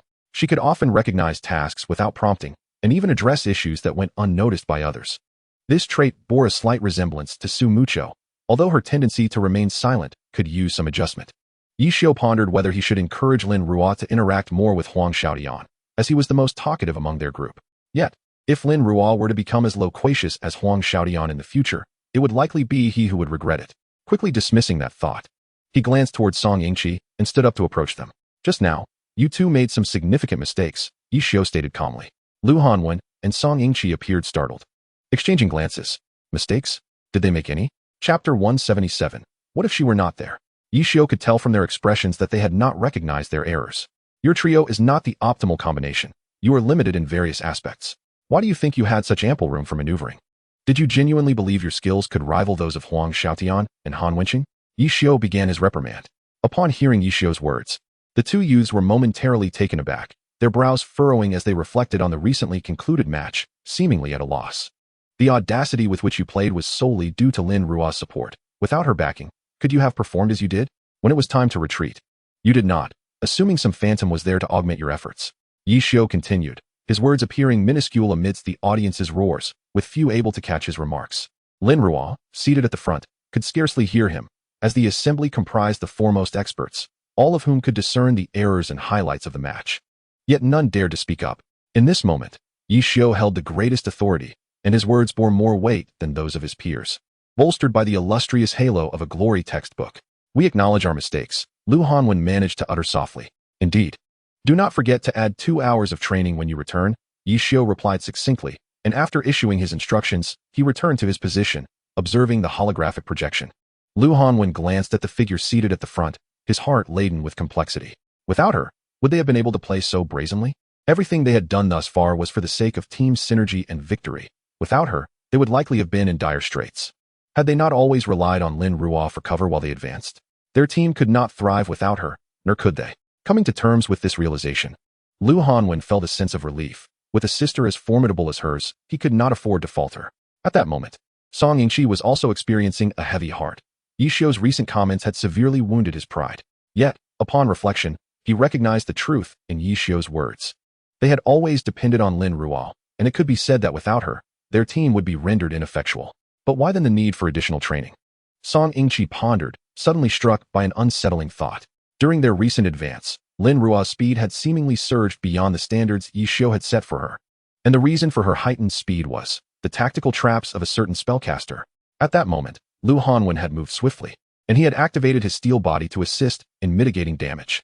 As he maneuvered through a specific position, a flurry of light beams suddenly shot forth, launching them into the air, revealing those traps.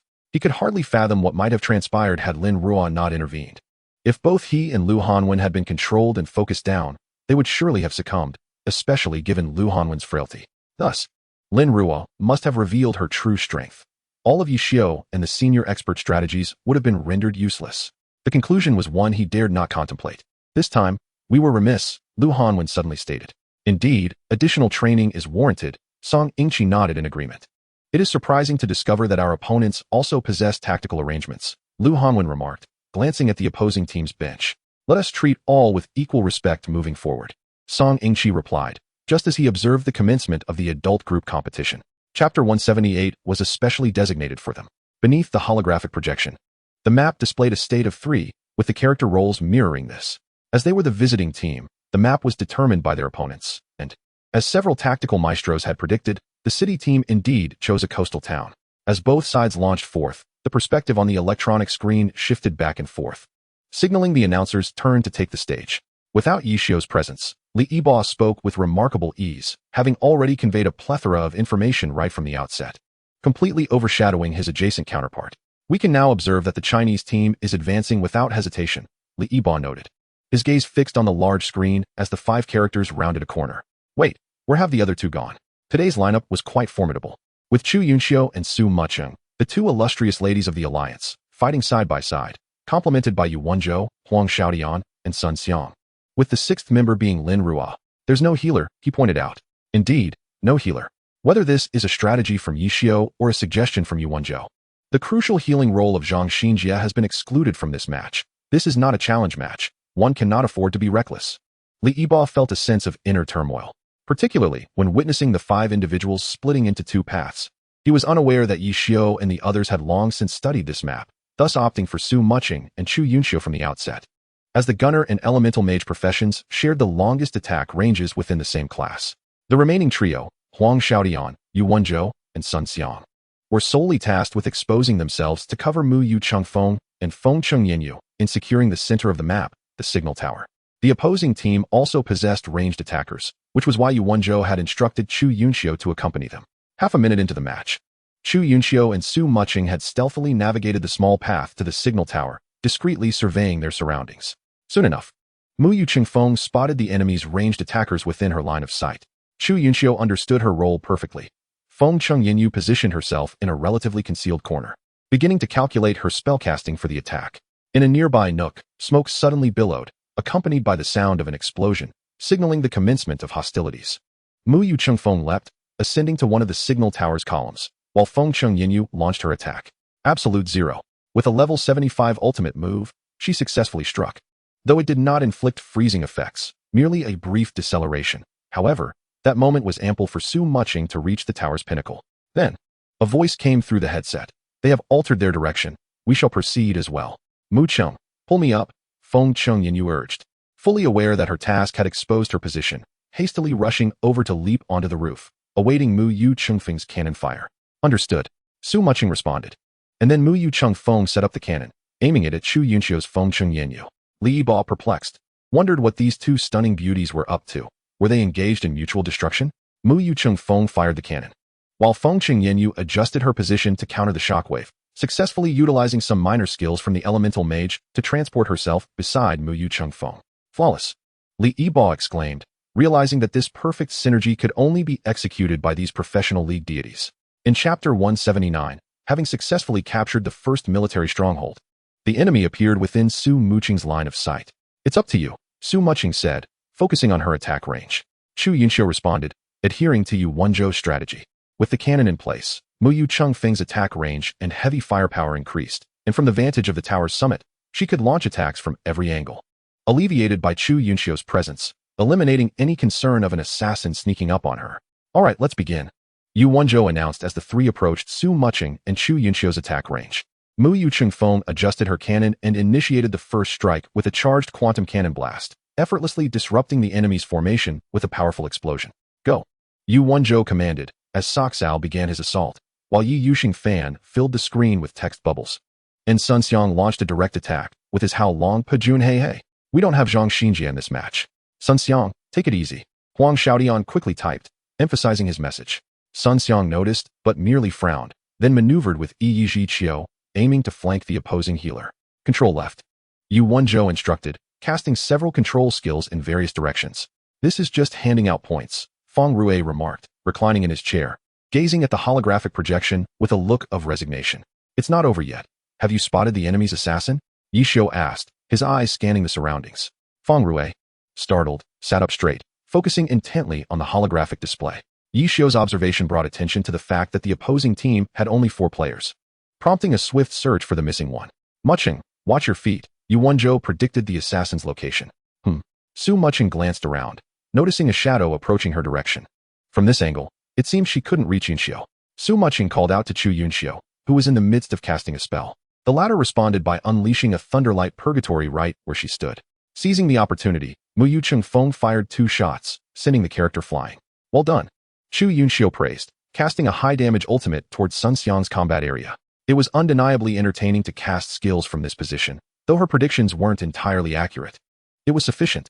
Make the attacks denser, Yu Wenzhou commanded, guiding his skills toward the designated attack point. Sigh, this is utterly tedious. If it's all like this, I might as well return to league matches. Oh, nearly hit me. Su Meizi, can you take care of that assassin? He's being quite bothersome.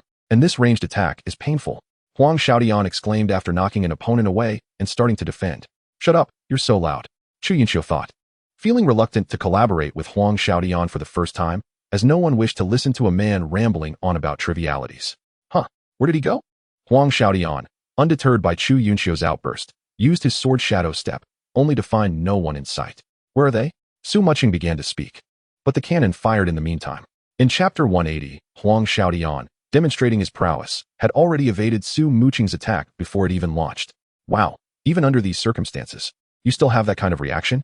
Huang Xiaodian mused as Yi Yuxing Fan changed direction to defend near Soxal. Don't let your guard down, Yu Wenzhou cautioned. Mindful of the enemy assassin's disappearance and the potential for a lethal strike, he reiterated the danger of the assassin class, known for their fragile health, yet formidable damage, particularly with their ultimate ability. Without a healer, a successful hit could mean losing a 6th member. Signal Tower, Sun Xiang suddenly called out. Su Mucheng was attentively aware, as her character possessed the broadest vision among them. 9 o'clock, Mu Chengfeng directed her fire toward a likely position. Feng Chengyanyu stood beside Mu Chengfeng, beginning to chant a skill. Suddenly, a flash of red light appeared to the right. Chu Yunxiu's heart raced. Was it coming? Fortunately, Su Mucheng was also vigilant around Chu Yunxiu, and as the red light materialized, Mu Chengfeng swiftly adjusted her cannon to focus fire and buy time. With 2 of them here, they were unsure which assassin was targeting whom, so they had to cover each other as Chu Yunxiu completed her spellcasting. Blizzard, a large area spell attack with a slowing effect. Found it. Mu Chengfeng retracted the cannon and unleashed a barrage from the rooftop, leaving only faint bloodstains in its wake. She promptly stowed her heavy artillery, listening intently to the surrounding sounds. Each profession's attack sounds were distinct, and the assassin's was the sound of blades slicing through the air. The spectators outside felt their hearts race. Although Mu Chengfeng stood atop the signal tower with her cannon, she couldn't disregard the damage. Several attacks from the opposing sharpshooters had landed, leaving her with around 60 to 70% health. Without a healer, a single strike from the assassin could indeed spell disaster. They beheld Mu Chengfeng standing quietly behind Feng Chengyanyu, their anxious hearts consuming their thoughts, for they had spotted the assassin, just beneath the signal tower, at Mu Chengfeng's feet. However, the assassin's predicament was far from favorable, having just withstood the assaults of Feng Chengyanyu and Mu Chengfeng. He was now the player with the lowest health in the arena, at a mere 43%. He was searching for an opportunity to eliminate this bothersome gunner. Su Mucheng furrowed her brows. Could he be absent? After enduring so much damage, he must be on the verge of collapse. With this thought, Su Mucheng became more vigilant, certain that the assassin was still present, cloaked in the dust, seeking a chance to strike her or Chu Yunxiu. 1 second. 2 seconds. As the dust began to settle, Mu Yucheng regained his vision and saw the trembling figure still at the base of the signal tower, ultimately unable to resist the urge to adjust his perspective. At that moment, a flash of red light appeared from the side. Su Mucheng recognized this skill. Arc light. With her hands already executing the necessary maneuvers, a new flash of red light caught her attention. Su Mucheng swiftly moved her mouse, intercepting the silver blade with the skill swallowing the sun. As the dust cleared, the assassin was fully revealed within her sight. Chapter 181. The Resolute Su Mucheng. Heart-piercing stab. Mu Yucheng retreated slightly, while Chu Yunxiu sensed the situation on Su Mucheng's side and quickly sidestepped, intending to secretly chant a spell to assist Mu Yucheng. The assassin, seeing himself exposed, remained calm. He retracted his dual blades and retreated to the edge of the signal tower before launching another assault. The dark figure moved with incredible speed, arriving before Mu Yucheng in the blink of an eye. Su Mucheng could not afford to remain stationary as a target. Mu Yucheng immediately withdrew to the opposite side of the signal tower. Yet, she was met with another flash of red light, causing Su Mucheng's heart to race. She had been closed in on. In that moment of heightened tension, a piercing scream suddenly erupted from within the city, indicating a player with poor mental fortitude. Yishio observed the scene calmly. Being closed in by an assassin, renowned for their high damage, was perilous. A single careless strike could deplete significant health, especially after having previously tormented the assassin, who was likely harboring a grudge and would retaliate. Just as everyone anticipated Mu Yucheng would be the first to be eliminated, they were surprised to see the female character suddenly leap backward, directly off the signal tower, narrowly evading the assassin's attack. Seizing this opportunity, Chu Yunxiu swiftly cast a flame impact within the confines of the signal tower. The dark figure was instantly launched into the air, and Mu Yucheng reappeared in their line of sight. This evasion technique was a serendipitous discovery during practice, thanks to the game's physics engine, which allowed her to dodge the assassin's swiftest skill and counterattack. Mu Yucheng propelled herself back with a flying cannon. Li Yibo exclaimed in astonishment. While this maneuver was not extraordinary, as any player familiar with ranged attack classes could achieve it, the ability to react so quickly was commendable. Su Mucheng observed the character's health and maneuvered Mu Yucheng to execute another flying cannon, landing steadily on the signal tower. The character's body suddenly retreated slightly. Was this a charge? Quantum cannon. The previously airborne assassin was struck by the quantum cannon, causing his health to plummet and sending him flying. Well executed. Chu Yunxiu did not hesitate to praise Su Mucheng. Feng Chengyanyu emerged from her previous casting position, adjusting her perspective, only to spot that flash of red light again. Mucheng, Chu Yunxiu called out urgently. But it was too late. The red light was quicker than her voice. Was this a desperate strike? A mutual demise? Su Mucheng was startled by this sudden turn of events, yet fortunately, she was not positioned at the center of the signal tower, allowing her to replicate her earlier maneuver. However, this time, Mu Yucheng's landing point was not on the signal tower but on the nearest rooftop beside it. Heat-seeking missile. Relying on her foresight, Su Mucheng directed Mu Yucheng to launch her skill at the location of the smoke. The fiery shell soared in, resulting in a tremendous explosion that sent debris flying, and amidst the shockwave stood Chu Yunxiu's Feng Chengyanyu. But where was the assassin? Everyone was searching. Su Mucheng's eyes gleamed as she deduced the assassin's location. Chapter 182. Impressive speed. The moment the smoke cleared, they saw a figure standing behind Mu Yucheng, the very assassin who had incited the climax of the battle. Both players were low on health. Yet it appeared the assassin held the upper hand, being a close combat class, while Mu Yucheng was at a disadvantage in this regard. Moreover, he was positioned behind her, capable of chaining together several skills to swiftly eliminate Mu Yucheng. Impressive speed, Su Mucheng suddenly remarked. Then, Mu Yucheng opened fire with the anti-tank cannon. A perfect hit. It turned out Su Mucheng had anticipated every movement of her opponent, having preemptively aimed the cannon behind her. Li Yibo was exhilarated. It had been ages since he had witnessed such an exhilarating duel. The close-range attack forced Mu Yucheng to retreat once more, adjusting her cannon's aim to reposition herself. Su Mucheng understood that her previous attack was insufficient to eliminate the assassin. It merely served to push him back. An explosion erupted again as the assassin charged recklessly toward the still-adjusting Mu Yucheng. Su Mucheng had foreseen this, swiftly adjusting her cannon's aim to unleash her ultimate weapon, heavy fire control. In the air, executing this skill was undeniably inconvenient. The recoil sent Mu Yucheng flying, almost to the very edge of the signal tower's summit. Su Mucheng seized this opportunity to ascend the tower once more, yet this time, she was prepared to descend at any moment. Truly, she deserved the title of the league's foremost gunsmith. Li Yibo exclaimed loudly in admiration. Su Mucheng's performance elevated the atmosphere to a crescendo, with spectators completely engrossed in her display, neglecting the struggling members of Team China nearby. Goodness, here we go again? Chu Yunxiu found herself begrudgingly impressed by this opponent.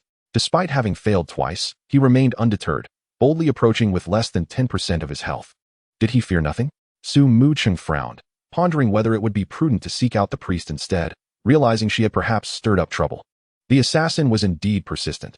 They were aware that China boasted 2 female competitors, one of whom had garnered considerable acclaim, namely the operator of the gunsmith before them. He had volunteered for the challenge, vowing to eliminate this competitor, especially since she was a woman. Failing to do so would mean conceding that he was inferior to her, jeopardizing his position as captain. Even if he met a valiant end, he faced 2 opponents, leaving little room for rebuttal. However, this fellow seemed to have overlooked a crucial detail. Though Chu Yunxiu and Su Mucheng were indeed 2, they were both fragile characters, easily toppled by Yi Xiu alone. Were others to learn of his thoughts, they would likely advise him against such self-deprecation. Defeat is simply defeat, devoid of excuses. Leave it to me. You provide support, Su Mucheng stated, already in motion. Understood, Chu Yunxiu replied, glancing at Yuan Zhou's situation, which appeared grim, especially with the opposing healer still in play. Hence, she hastily repositioned to offer assistance. Mu Yucheng Feng retreated once more, awaiting the assassin's advance. Before long, he indeed approached, both characters standing still, but in the blink of an eye, the assassin made his move. Chapter 183, Suppressing Fire. Su Mucheng observed the approaching assassin without a hint of panic. Was he employing reverse thunder to switch fire, coupled with blade storm? She had anticipated his strategy. Planning to execute the same tactic that had succeeded twice before, Mu Yucheng Feng leaped back, only to see the shadow above drawing closer. Oh, it seems he has learned, Su Mucheng mused, adjusting her cannon's aim. What is she doing? Li Yibo exclaimed, taken aback by Su Mucheng's audacious maneuver, suppressing fire in midair. No one expected her to perform this feat, something only Yi Xiu had managed in the league. Suppressing fire was already a godlike operation, and doing so in midair was on a transcendent level. This spectacle once again stirred considerable excitement, even surprising Yi Xiu, who had not anticipated Su Mucheng's progress to such heights. Well done, Su. Zhang Jialu applauded, smacking his thigh in approval. Blood mingled with explosive fragments, scattering across the azure sky, as a woman wielding heavy artillery stood atop the eaves, gracefully tossing her hair before dashing off to provide support on the other side. With Chu Yunxiu's addition, Yuan Zhou and his companions, who had previously felt at ease, now had to remain vigilant, as they lacked a healer and had to tread carefully with each step. Yi Yusheng Fan and Yi Zhiqiu charged into the opposing formation, and after several exchanges, Yi Yusheng Fan successfully neutralized their sharpshooter, waiting for him to fall into the trap set by Yuan Zhou. Yet, amidst the cannon fire, the sharpshooter met his demise. Did Su handle it? Huang Xiaotian seemed oblivious to the loss on the opposing side. Need assistance? Su Mucheng inquired. Let us wrap this up quickly, Huang Xiaotian replied, feeling the pressure of their earlier struggles and the relentless harassment from the opposing priest, who seemed to target him specifically with holy fire. Understood, Su Mucheng acknowledged, sensing Huang Xiaotian's reluctance to continue battling. Likely fearing he might lash out at the priest, she resolved to eliminate the remaining opponents. With 2 adversaries dispatched, the remaining foes posed little threat, and any healer would be inconsequential. The 6th member? They could be easily dealt with. An inexperienced rookie would be swiftly dispatched, allowing everyone to return and rest. With this shared sentiment, amidst the high-damage spells of Feng Cheng Yanyu, the bothersome priest finally fell, prompting Huang Xiaotian to nearly shout with joy, "Take that. Enjoy your moment of arrogance." From that point on, he seemed to gain a second wind, unleashing a barrage of messages that thoroughly vexed the remaining opponents, leading Team China to victory in the team match. Well done. The 5 emerged from the operation room to the enthusiastic cheers of the fans. Su Mucheng, often a subject of controversy, had proven her prowess with skill, ensuring that in future competitions, such harassment would no longer occur. Chu Yunxiu also received commendable evaluations, thus escaping the usual annoyances, save for Lin Ruo, who had yet to replace her broken phone and remained unreachable. In the subsequent interviews, Su Mucheng offered only perfunctory remarks, choosing not to elaborate. Only she understood her true desires and the motivations behind her actions. Chapter 184, Teamwork Afterward. Yi Xiu dismissed all journalists seeking interviews. The reporters, witnessing his cheerful demeanor, struggled to persist, but Yi Xiu, focused on preparing for the next match, silenced them. Reluctantly, they departed. By the time the match concluded, it was already late, and there was no rush to return to the city. In a hotel conference room, Yi Xiu was explaining the video of the recent competition, first addressing the performances of everyone present. He then pulled up the statistical data, which consisted of two groups, one led by Lin Ruo in the youth category and the other by Yu Wenzhou in the adult category. The youth group prominently featured the character Wei Moci Ruo, while the adult group undeniably showcased Su Mucheng's character, Mucheng Feng, adorned with a large golden emblem for securing the first blood. After sharing his thoughts on the match, Yishio accurately pinpointed each individual's mistakes, prompting a moment of surprise among the attendees. Feelings? They wondered. Watching a match and participating in one were two entirely different experiences. Suggestions could be offered, but feelings? What aspect were they supposed to reflect upon? Yishio glanced at the gathered professional players, merely inquiring about their genuine emotions from participating in this match.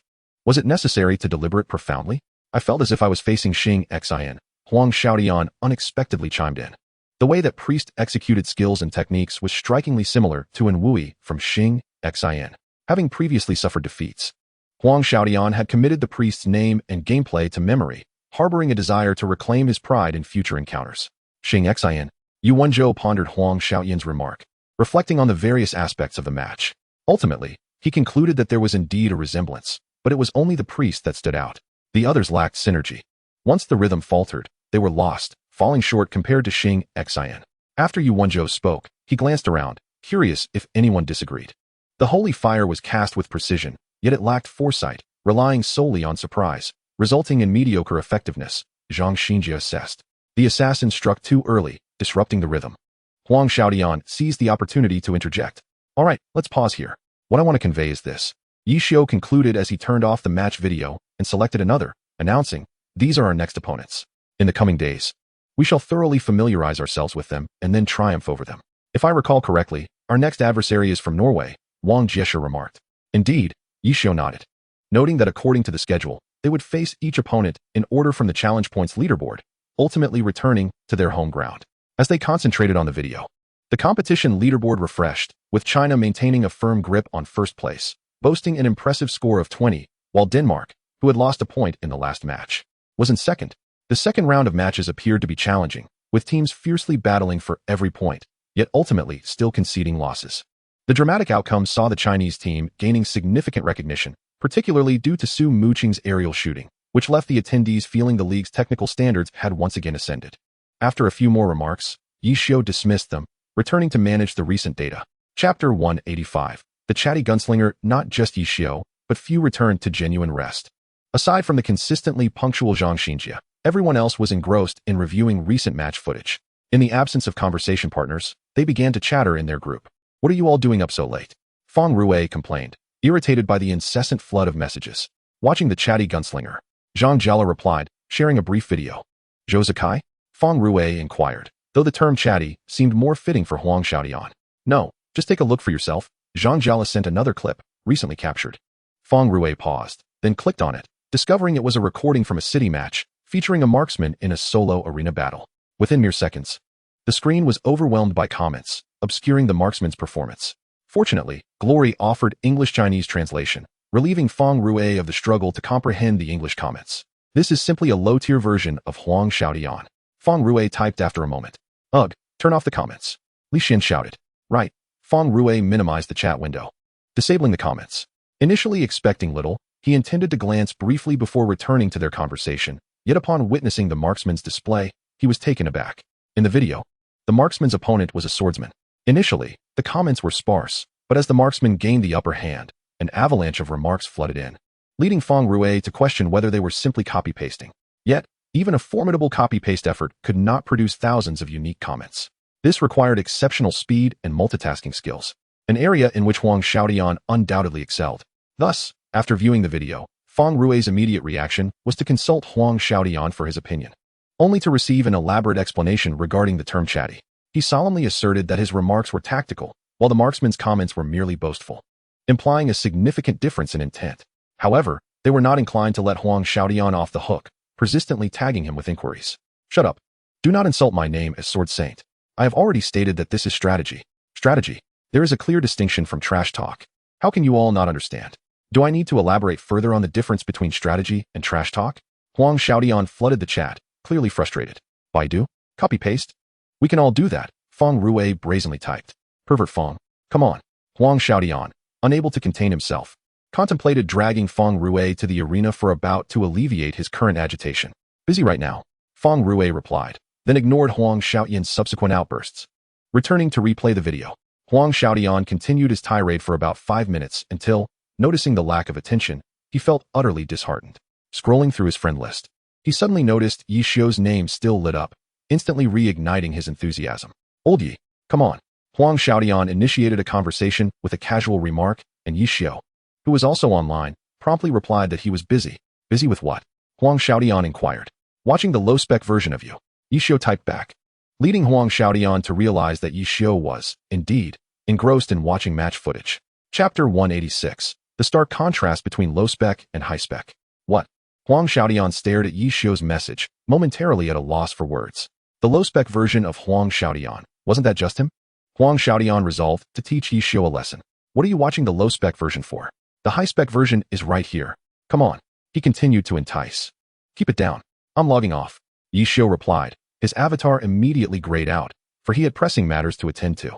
Huang Xiaoyan paused, glancing at Yi Xiu's avatar. Incredulous. He really logged off? After sending a few more messages without receiving a response, Huang Xiaoyan's frustration peaked. He hastily typed an onslaught of messages, the quantity unknown. Yet still no reply. Eventually, he conceded and redirected his attention to the group chat to see what others were discussing. His flurry of messages managed to summon a few people minutes later. Scanning through the message history, he noted that most of it was dominated by Chu Yunxiu's contributions. And to his surprise, the rarely seen Zhou Zikai had also joined the fray, only to soon realize that he had been tagged by others. It seemed that teasing Zhou Zikai was far more entertaining than poking fun at Huang Xiaoyan, for the latter had been entirely forgotten amidst the lively chatter. Huang Xiaoyan chose not to intervene, finding Zhou Zikai's reactions amusing, and decided to spectate instead. Most of the conversation revolved around Zhou Zikai's monosyllabic responses of uh-huh and mm. Is it truly fair to tease Xiaozhou like this? Yi Xiu suddenly interjected. What is wrong with it? Chu Yunxiu retorted. Then came Huang Xiaoyan's barrage of messages, predominantly lamenting Yi Xiu's abrupt reappearance after claiming he would log off. If you all had the capability, why not tag Ruo as well? Yi Xiu continued. Mucheng, go. Chu Yunxiu quickly tagged Su Mucheng. Mucheng is busy, Yi Xiu replied, mentioning that Su Mucheng had been called away by Su Muchio for practice. Chu Yunxiu sent a message filled with ellipses, realizing how awkward the situation had become. Lin Ruo, known for her aloofness, rarely responded to tags, only surfacing for significant matters and then promptly disappearing again, her avatar never lighting up, likely having muted notifications for all groups. Thus, coaxing Lin Ruo into participation proved to be quite a challenge. The atmosphere grew slightly tense, and while Chu Yunxiu was still energetically searching for topics, she noticed a new message bubble. Isn't she here? Feng Rue teased. A moment of silence ensued, all due to Lin Ruo's single question mark, which left everyone momentarily speechless. Lin Ruo sat in front of her computer, momentarily puzzled about who had tagged her. After glancing at the chat and seeing nothing urgent, she returned to leveling up her character, a task assigned by Yi Xiu. In addition to her 4 existing classes, he had provided her with 20 account cards, instructing her to reach maximum level before the national competition concluded. Having only recently leveled 1, she was now working on a new character from District 10. After confirming that there were no pressing matters in the chat, she logged off to continue her training. Meanwhile, Su Mucheng was making swift progress. Having identified all of Su Muchio's concerns within half an hour, he granted her a break, allowing her to rest. It was then that Su Mucheng took a closer look at the recent messages in the group chat. However, knowing that Lin Ruo's secret mission was primarily known only to her and Feng Rue, she chose not to bring it up, simply chiming in casually before indulging in a television series. Chapter 187. Understanding the next opponent. The chatter continued until the early hours of the morning, with the group gradually bidding each other goodnight, as they needed to prepare for their journey back to the city the following day to familiarize themselves with their next opponent. Yi Xiu, poring over the report compiled by Su Muchio, felt the weight of responsibility as he scrutinized the materials within his account cards. Logging into the game, he noticed Lin Ruo's character was still active. Checking the time, he found it was already 1 o'clock. Aren't you going to sleep? He pondered, opening the chat and messaging her to take a break, emphasizing the importance of her health. After nearly 10 minutes of waiting, Lin Ruo finally replied. Almost 30. Just a moment. After typing that, she suppressed her drowsiness and opened another dungeon.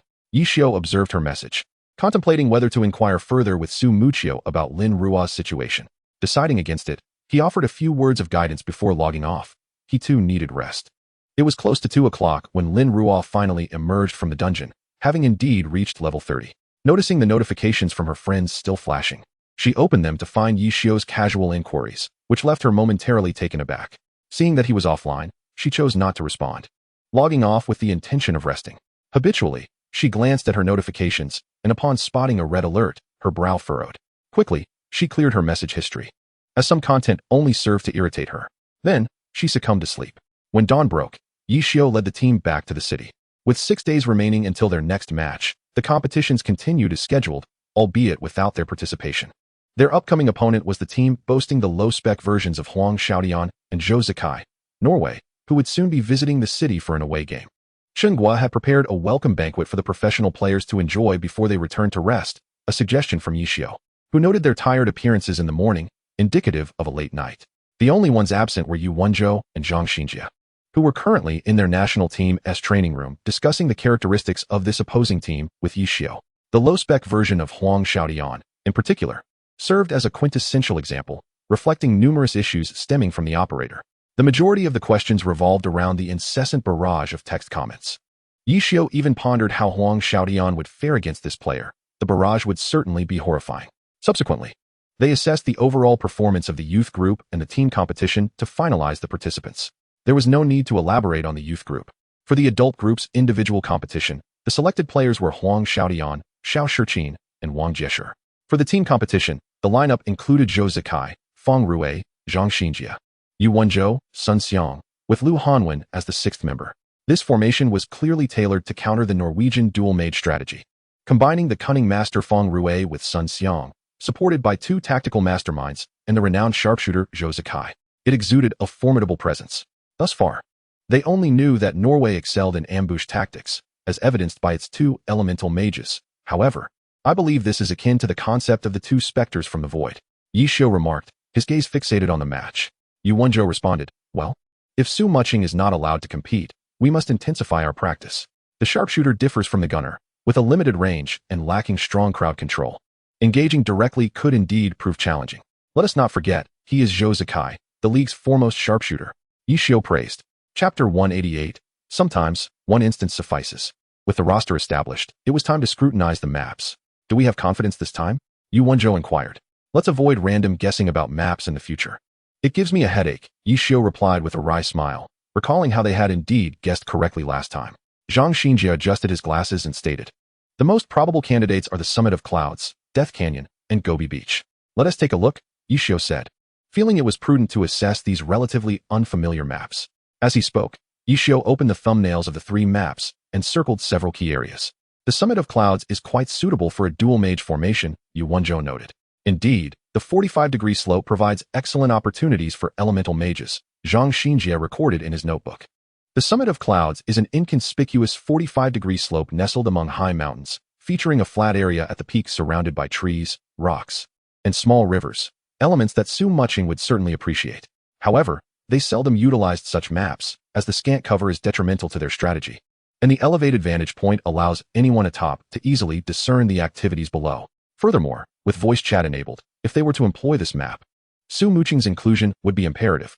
The second map is Death Canyon, which refers not to the canyon itself, but rather the desolate black terrain above it, dotted with various rocks.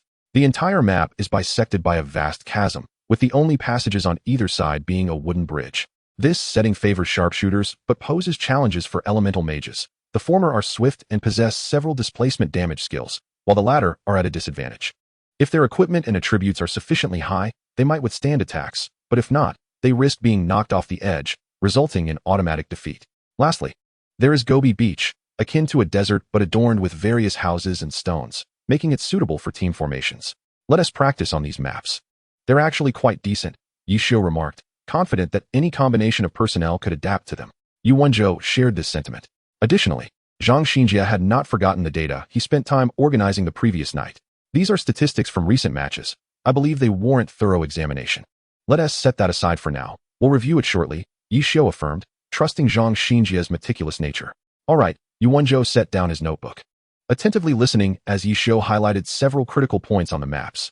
A team with elemental mages and a profession that can enforce control would be advantageous. Hence Yu Wenzhou would also compete this time. The Warlock is an unbeatable choice for control, coupled with Yu Wenzhou's accurate predictions and his status as a tactical mastermind, along with Zhang Xinjie's assistance, would make their efforts seamless. Norway is not a foe to be taken lightly, Yi Xiu mused, momentarily lost in thought as he watched the video. Our goal is the championship, Yu Wenzhou replied with a smile, likely aware that Yi Xiu was reminiscing about his younger days. Indeed, we aspire to victory, Yi Xiu smiled back, while Zhang Xinjie remained silent. Such declarations were better kept to oneself. Unless they held an absolute advantage, he would not voice such ambitions. Championship? They should aim for a top 5 finish first. Chapter 189. The goal is the championship. Alright, Zhang Xinjie could no longer bear to watch. Let us tidy this up quickly, Yi Xiu chuckled. For some, proclaiming victory seemed utterly unrealistic. Yu Wenzhou merely smiled, circling a few remaining key points before noting them in his notebook. We shouldn't think our aspirations are mere empty words. Remember when Xingxin first emerged, we were chanting the same phrase and ultimately claimed the championship, Yi Xiu remarked, typing away at his keyboard. Zhang Xinjie remained silent. He chose not to respond to unfounded statements, but that did not imply a lack of belief in himself. He would strive to minimize risks to the best of his ability. As for the championship, he would not utter such words until they were within the top 5. Given the unpredictability of competitions, have some confidence. After all, you are a professional master. Don't perpetually wear a worried expression. The situation hasn't escalated to that level yet, Yi Xiu continued, having finalized the document. Is that all? Yu Wenzhou inquired, glancing at the document Yi Xiu had sent to the group. Yes, the critical points are included. Let the others review the videos for the rest, Yi Xiu replied, shutting down his computer. You two should rest early. You've worked hard this time. With that, Yi Xiu stretched and departed, leaving Zhang Xinjie, who was still uncertain about what to write, and Yu Wenzhou, deep in thought. Yi Xiu stepped out and turned left, heading directly to the office of Guan Rongfei and Su Mucheng. Upon noticing the slightly ajar door, he gently pushed it open, only to find the two of them slumped over their desks in slumber. Yi Xiu paused for a moment, although the central air conditioning was running. Such disregard for one's health seemed excessive. Glancing at the time displayed on the computer, he noticed 2 jackets casually tossed onto the nearby chairs and instinctively draped them over the sleeping figures before inspecting their research results. The computer in front of Su Mucheng was still active, showcasing the character he was most familiar with, Jun Ma Xiao. It appeared to have undergone significant alterations, as Su Mucheng and Guan Rongfei had been diligently crafting unique equipment tailored for the character over the past few days, aside from the essential gear for the Qingji-san. However, upon reviewing the attributes, Yi Xiu discerned that it was still a work in progress, and he refrained from retrieving the account card to test it, fearing it might fall apart. The temptation to handle the account card had been unbearable these past few days, yet observing the exhaustion of both individuals, he sighed and quietly exited the room. Old Yi, are you going to eat? As he descended the stairs, Yi Xiu heard someone calling his name. Peering out, he saw Feng Rue standing at the entrance of the community, waving to him, accompanied by a few others. Wait, Yi Xiu thought it prudent to join them for a meal. What target are we setting this time? Inquired Tang Rou, who had followed along. Winning the championship, of course. What else could it be? Yi Xiu replied nonchalantly, seemingly oblivious to the change in expression on the faces of the others at the table.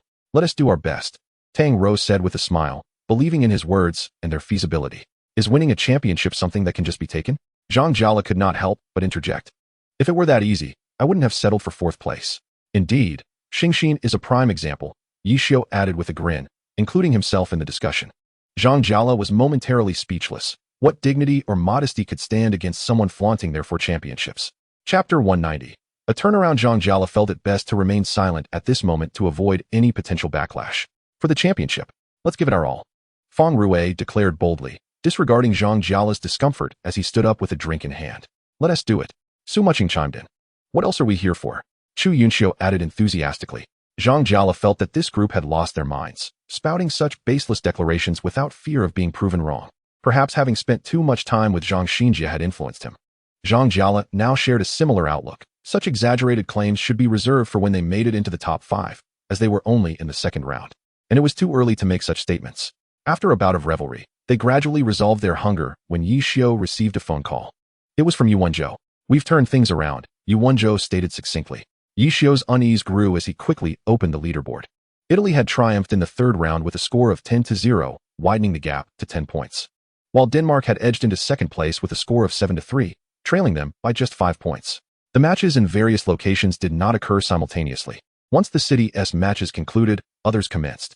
This arrangement, purportedly to avoid delays, was actually the league's subtle maneuver to keep the pressure on, compressing the schedule to leave them no time to breathe.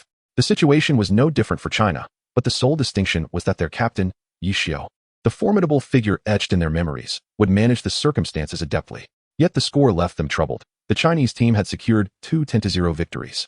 Yet other teams remained relentless, narrowing the gap to 5 points, neither negligible nor insignificant.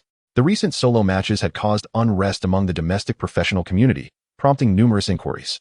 However, the team members firmly asserted that there were no issues, leaving the inquirers at a loss. This slight distance quickly stirred a tempest on Weibo, with many expressing concern for the Chinese team's predicament. Yishio found himself feeling a bit anxious as well. This crowd truly thrives on drama, critiquing everything. Feng Rue remarked disdainfully as he glanced at his phone. Therefore, we must secure a championship to show them, Yishio firmly declared, dispelling his momentary apprehension. TCH. I already know that without you saying it, Feng Rue retorted with a roll of his eyes. If I become famous in this battle, I, Feng Rue, will also be regarded as a person of renown. They laughed heartily, though their mirth did not resonate with the others. Chu Yunxiu shot a meaningful glance at Feng Rue before covering her eyes in embarrassment. What a shame, Zhang Jiala remarked, unable to bear it any longer. Let us just ensure no one thinks we're from the same team, or they might believe we're all lunatics. Yishio added without hesitation. Feng Rue surveyed the group, feeling compelled to show them a little bit of reality. However, this also meant that the upcoming match would not be easy. It merely accelerates the pace of the matches. It's nothing significant, Zhang Jiala shrugged. I wonder how well they organized the data, mused Su Mucheng, the only one with a refreshing demeanor, glancing at her phone just as she spotted the document Yishio had sent. Chapter 191. Stuck in between. What is this? Chu Yunxiu leaned in to take a look. It should be the organized data, Su Mucheng replied, clicking to open it, revealing a dense array of text. Let me see. Chu Yunxiu leaned in closer, her eyes scanning the content. Moments later, she exclaimed, wow, even this kind of spot can be found. Whose skill is so impressive? Su Mucheng followed Chu Yunxiu's gaze to the section she was pointing at. Could it be that my brother found it? He often sought such spots for hiding when we played together before. Chu Yunxiu, oblivious to the fleeting expression that crossed Su Mucheng's face, continued to scrutinize the document on her phone. The situation was precarious, as they found themselves caught in a bind. From this point onward, victory was the only acceptable outcome. Feng Rue gazed contemplatively at the scoreboard. The true competition had only just begun. Zhang Jiala reclined in his chair, staring at the ceiling, reminiscent of the time when his team was dominated during the regular season. The second-place team was a mere 5 points away. Yet their spirits felt as though they were burdened by a heavy stone, for several consistently strong teams lay between them and the top. The most prominent were Japan and South Korea, the two nations closest to China, and the first to spread the glory of the game. At this moment, they found themselves ranked 5th and 6th, respectively, in alphabetical order, sharing the same score. We cannot afford to be idle. Let us return and see what Lao Yi has sent, Zhang Jiala sighed, rising to stretch and make his way out. Indeed, Feng Rue nodded, feeling compelled to study the map more thoroughly. After settling the bill, they hurried back to their rooms, engrossed in watching videos and discussing their insights, quickly forgetting the tension that had enveloped them. In contrast, Lu Hanwen and Song Yingqi were still somewhat anxious, sitting together with serious expressions as they watched the video. Lu Hanwen repeatedly rewound a particular position change, focusing on the footage from the Norwegian youth competition. Their main interest centered on a player who specialized in the rogue profession. While they were not unfamiliar with this role, as they had a master of it within their own team, they felt overwhelmed by the situation and preferred not to complicate matters further. Thus, Lu Hanwen and Song Yingqi remained in their room, repeatedly replaying the video without identifying any crucial points. Should we keep watching? Lu Hanwen expressed his frustration with the endless replaying. Song Yingqi remained silent, unable to discern anything but hesitant to trouble their senior, Tang Hao. After a moment of resolution, he abruptly stood up, addressing the bewildered Lu Hanwen. Let us give it a try. All right, Lu Hanwen responded, quickly copying the video onto a drive before following Song Yingqi out of the room to seek out Tang Hao. At that moment, Tang Hao was also reviewing a document just shared by Yishio. Hearing the knock at the door, he was momentarily taken aback, followed by the somewhat conflicted voices of Lu Hanwen and Song Yingqi. What is it? Tang Hao inquired as he opened the door. We would like to consult you about something, senior, Lu Hanwen said, relieved to see no signs of impatience on Tang Hao's face. Come in, Tang Hao said courteously, welcoming both into his room. Inside, Lu Hanwen observed the computer screen displaying recent competition footage, with a smartphone illuminating the keyboard. What brings you here? Tang Hao asked, puzzled by their sudden visit. There is a player from the Norwegian youth competition who uses the rogue profession. However, after watching for quite some time, Lu Hanwen and I could not discern any differences. Yet something felt amiss, Song Yingqi admitted, scratching his head, clearly unfamiliar with the rogue. Is that so? Tang Hao replied in surprise. Let me take a look. Perhaps somewhat confused by the situation, he preferred to assess the footage before drawing any conclusions. Certainly, Lu Hanwen said, moving forward to connect the drive and play the video, highlighting the areas they found questionable for Tang Hao to see. In the video, the rogue initially concealed himself behind a small structure, discerning the opponent's location through the sounds of nearby objects, an ability Tang Hao envied, as foreigners often possess superior hearing. Seizing the opportunity when the opponent turned, the rogue darted behind another building, wielding various items and seemingly determining and canceling skills. Ultimately, he appeared to make a decisive move, launching a brick at the opponent's head, successfully stunning him. Stop! Tang Hao suddenly commanded. Lu Hanwen quickly paused the video, observing as Tang Hao pressed a key on the keyboard, rewinding to the moment the rogue threw the brick. Look here. Tang Hao pointed to a faint purple hue at the edge of the screen, revealing that the rogue had not merely used one skill, but two, combining the brick's stunning effect with a poison needle that diminished the opponent's health, setting the stage for subsequent attacks. Glancing at the expressions of the two young men, Tang Hao realized they had deduced that the rogue's poison needle had a certain probability of inflicting bleeding effects and could shatter defenses, lasting a minimum of 5 seconds and a maximum of 10 seconds. After clarifying this point, Lu Hanwen resumed playback, quickly reaching the next point of confusion. Song Yingqi preemptively signaled, prompting Tang Hao to call for another pause and patiently explain. First, he used a headshot, then intimidation, followed by a powerful finishing move. Impressive speed, Tang Hao remarked, momentarily losing himself in the analysis. First stunning the opponent, then lowering their defenses, and finally unleashing a high-damage ultimate? Song Yingqi simplified the skill's implications. Yes, but he also used a paralysis needle, Tang Hao added, rewinding to examine that moment again. Oh, Lu Hanwen exclaimed, realization dawning upon him. This explained why the damage was so substantial in the end. Finally, when it appeared that their opponent was cornered, did that foolish player not consider taking one last gamble? Tang Hao noted, observing the flickering red light on the opponent. I see it, Lu Hanwen replied, leaning in closely alongside Song Yingqi to discern the detail. That's a tit-for-tat move, that lad shows promise. Tang Hao praised generously. With no alternatives left, why not go down fighting? Lu Hanwen remarked, recognizing the skill's name. Chapter 193. Seeking guidance from the elders. 2 Eye for an Eye, a status-based skill that vanishes upon receiving damage, yet allows the character to retain knowledge of the skill, making it visible in their skill list. The efficacy of this skill, as well as the number of times it can be used, is determined by the skill's rank. Utilizing this skill requires double the mana cost of the original. Thank you for your guidance. Lu HNWN felt a surge of excitement upon hearing the conclusion. They had indeed made the right choice. It's nothing, Tang Ho chuckled, having learned a few things himself. It was a mutual assistance. Farewell, senior. Lu HNWN and SNYNGQ bid their goodbyes, intending to return to their rooms for further study. All right, Tang Ho waved his hand, closing the door as he proceeded to organize his belongings. This visit had yielded substantial gains, and Lu HNWN along with SNYNGQ diligently noted their insights, while their computer replayed the earlier video, which, through Tang Ho's professional commentary, had begun to seem less daunting. Eager to seize this momentum, they glanced at the following videos. Downstairs, Enru was taking a group of cats and dogs for a walk, her brow slightly furrowed as if deep in thought. Oh, planning to head out? Yuanzhou, just exiting the elevator, inquired upon noticing the leash in Enru's hand. Yes, Enru snapped back to reality and nodded, casting a glance at Yuanzhou, who smiled faintly. Have you eaten? Yuanzhou checked his watch, realizing it was already 7 o'clock. Enru shook her head. Would you like to join us? We haven't eaten either, Yuanzhou offered. Enru looked at the leash in her hand, pondered her numerous tasks, and ultimately declined. I'll go for a walk first. Very well. Yuanzhou glanced at Zhang Xinjie beside him, then sighed as he observed Enru walking away. This child probably still struggles with social interactions, Zhang Xinjie remarked, observing Enru's retreating figure. Ask why she if he has had dinner, Yuanzhou suggested, already glancing towards the XNGX and dormitory, where the others should have finished their meal by now. Indeed, Zhang Xinjie took out his phone to contact Wai Shi. Yuanzhou flipped through his notebook, when suddenly familiar voices echoed from the corridor.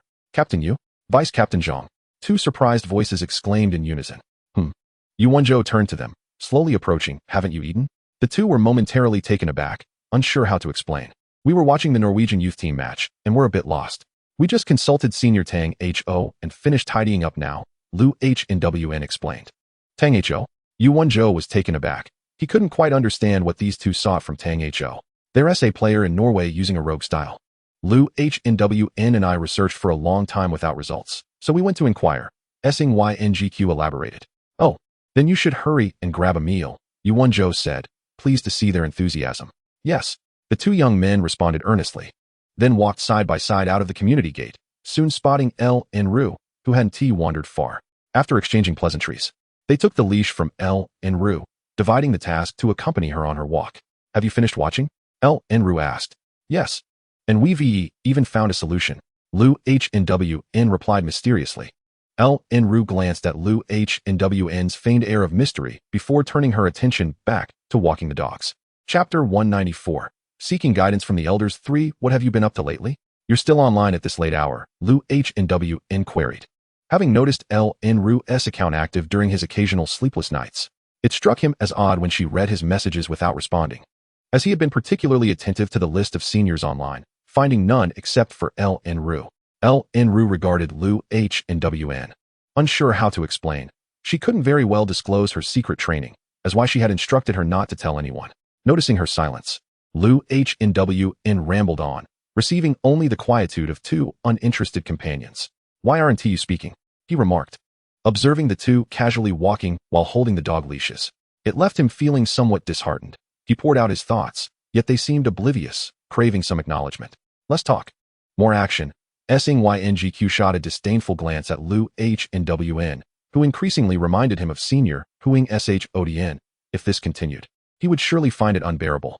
Receiving a cold stare, Lu H and W N quieted somewhat, but L and Ru remained unresponsive, piquing his curiosity. Typically, this little girl would have delivered a sharp retort by now. Why the lack of reaction? Ultimately, Lu H and W N asked, what are you thinking? L and Ru paused, then earnestly turned to SNYNGQ. Does the rogue's long-range control skill have the ability to break through invulnerability effects? Would it work against the steel-like resilience of martial artists? SNYNGQ was evidently taken aback by her question, yet it compelled him to contemplate. Recalling his discussion with Tang Ho, he mused that theoretically, breaking through for 3 to 5 seconds should be feasible, but under maximum skill conditions. It would be limited to 10 seconds at most. 10 seconds? L and Ru absorbed the response, lowering her head to ponder further. Why do you ask? SNYNGQ queried curiously. L and Ru remained silent. You're not considering a job change, are you? Lu H and W N asked in surprise. No, just curious. L and Ru finally managed to articulate after a prolonged pause, prompting a shared glance between SNYNGQ and Lu H and W N, who sensed she was being truthful. Well, you might want to ask Senior why she more about such queries. He doesn't seem particularly busy these days and would likely be happy to guide you, Lu H and W N continued.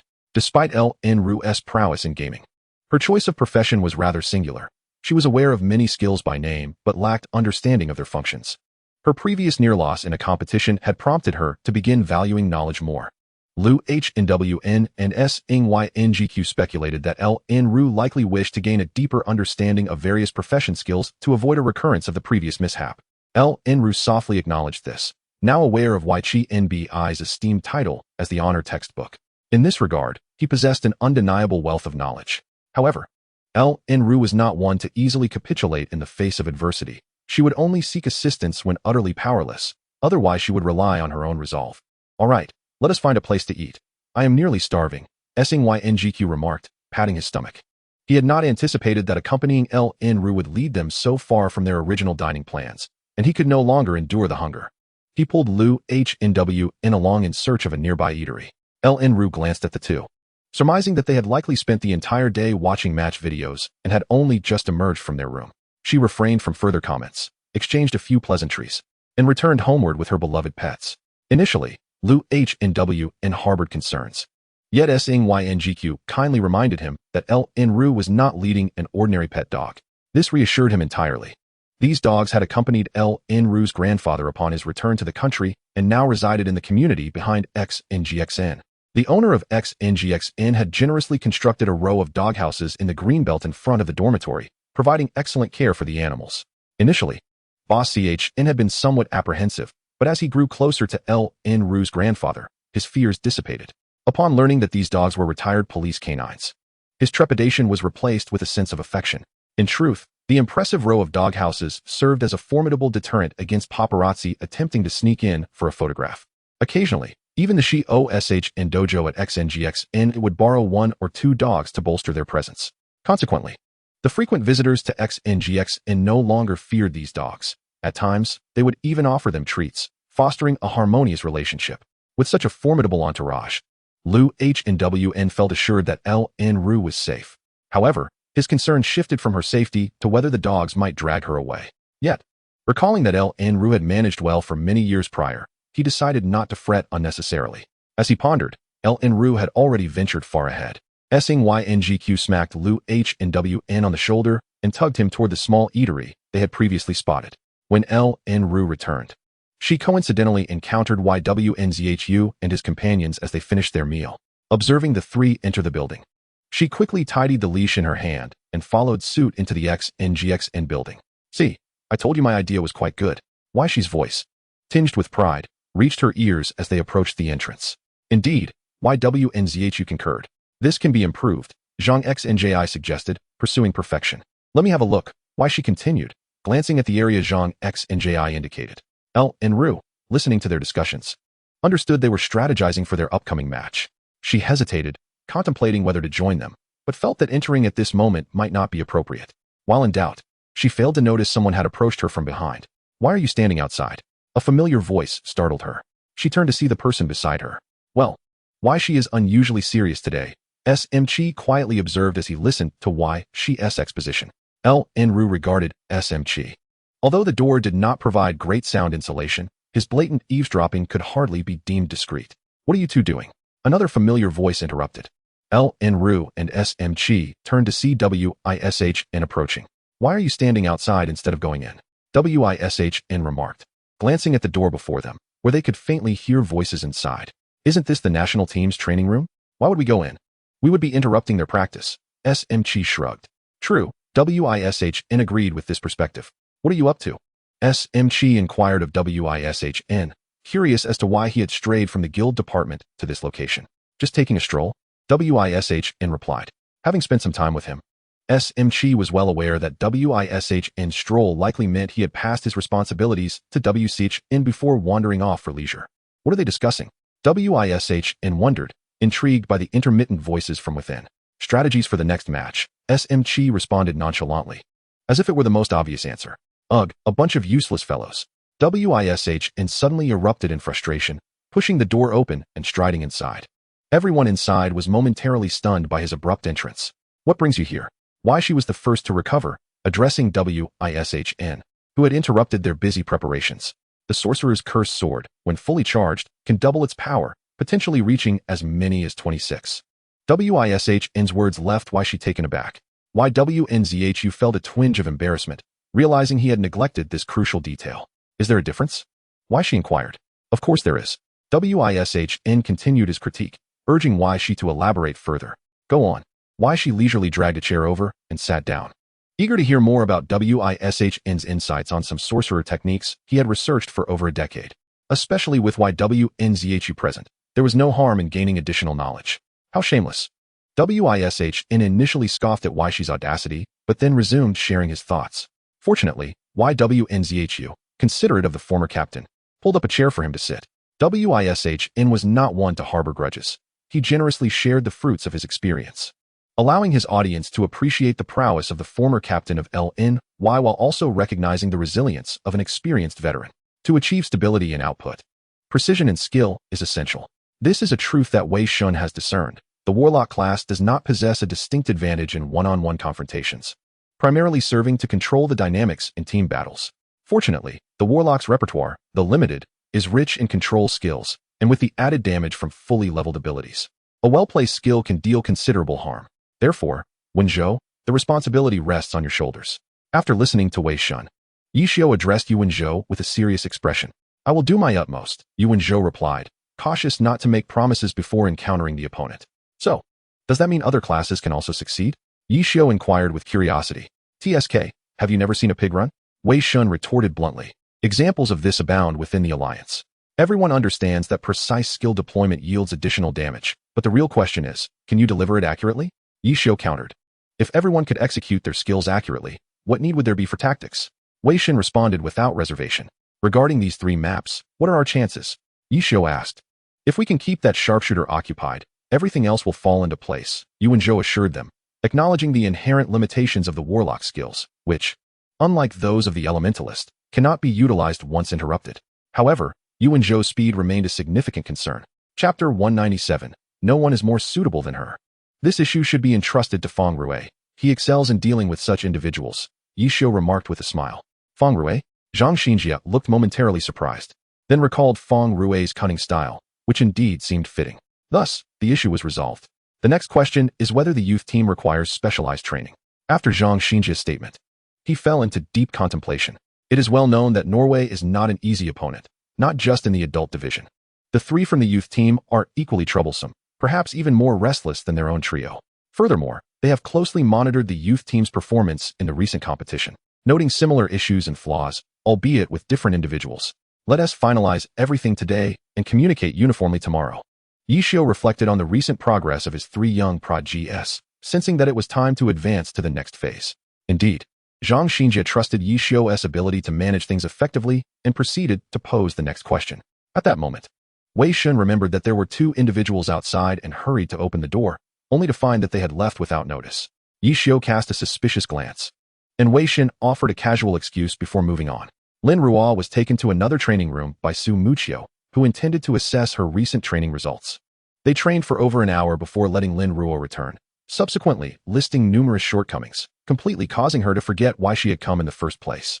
After receiving advice, she hurried back to continue practicing. Watching Lin Ruo depart, Su Mucheng headed to the training room where Yi Xiu and the others were.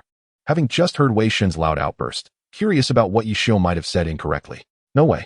Before entering, Su Mucheng overheard Yi Xiu's uncertain voice. The warlock is indeed a commendable class choice, but it is unsuitable for Ruo, Yi Xiu typed. So, a free spirit would suffice? Wei Shun questioned, reminding Yi Xiu of the last all-star event when the young girl appeared pale and nearly fainted. Was that not the first occurrence? Yi Xiu shot a glance at Wei Shun. Are you suggesting that when facing Wang Jieshi, you would employ an unfamiliar class? Even struggling to recall the names of the skills you used? Would you manage to endure? Yi Xiu's gaze brimmed with sarcasm, convinced that his judgment had never faltered. What?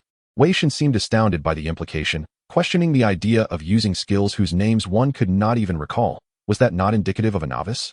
My heart isn't in great shape. Don't scare me. Would it benefit you if I did? Yi Xiu replied coolly, casting a sidelong glance at Wei Shun. He had not misspoken. Su Mucheng had painstakingly introduced Lin Ruo to the game of glory and had invested considerable effort in helping her select a character. Yet she had remained fixed on that role.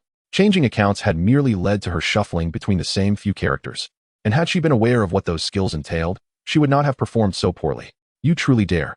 Wei Shun exploded, appalled that a novice would be allowed to operate a free spirit. Was she not courting disaster? What is there to fear? No one is more suitable than her. Yi Xiu paused his typing, gazing at the computer screen, recalling a conversation Su Mucheng had shared with him previously. Chapter 198, the first in the alliance. Are you serious? Wei Shun scrutinized Yi Xiu's impassive expression, beginning to doubt whether he was jesting. Do I strike you as someone who speaks untruths? Yi Xiu shot Wei Shun an annoyed glare. Wei Shun plopped down onto a chair, observing the still typing Yi Xiu, suddenly struck by an idea. He pondered for a moment before asking, You're not thinking of placing another bet, are you? Bet? Yi Xiu was taken aback, then shook his head, stating he could not afford to. Remarkably, Wei Shun refrained from continuing the conversation, leaving the already sparse training room even quieter. What is going on? Su Mucheng breezily pushed the door open. The two looked at Su Mucheng's entrance with a hint of confusion, but ultimately, it was Yi Xiu who spoke first. Did you sleep enough? Where is Guan Rongfei? He is still asleep. He went to bed later than I did. Su Mucheng closed the door, pulled up a chair, and sat down, glancing at Wei Shun and Yi Xiu with curiosity. What were you discussing? Nothing of great importance, Yi Xiu replied, redirecting his attention to the computer. Indeed. Wei Shun nodded in agreement. Su Mucheng observed the two, well aware that he had overheard their previous conversation but chose not to expose them. Have you resolved your matters? In the absence of a topic, Su Mucheng shifted the conversation. For the time being, yes, Yi Xiu confirmed, saving the document he had just finished and stretching in his chair. Norway will not be easy to handle, Su Mucheng teased.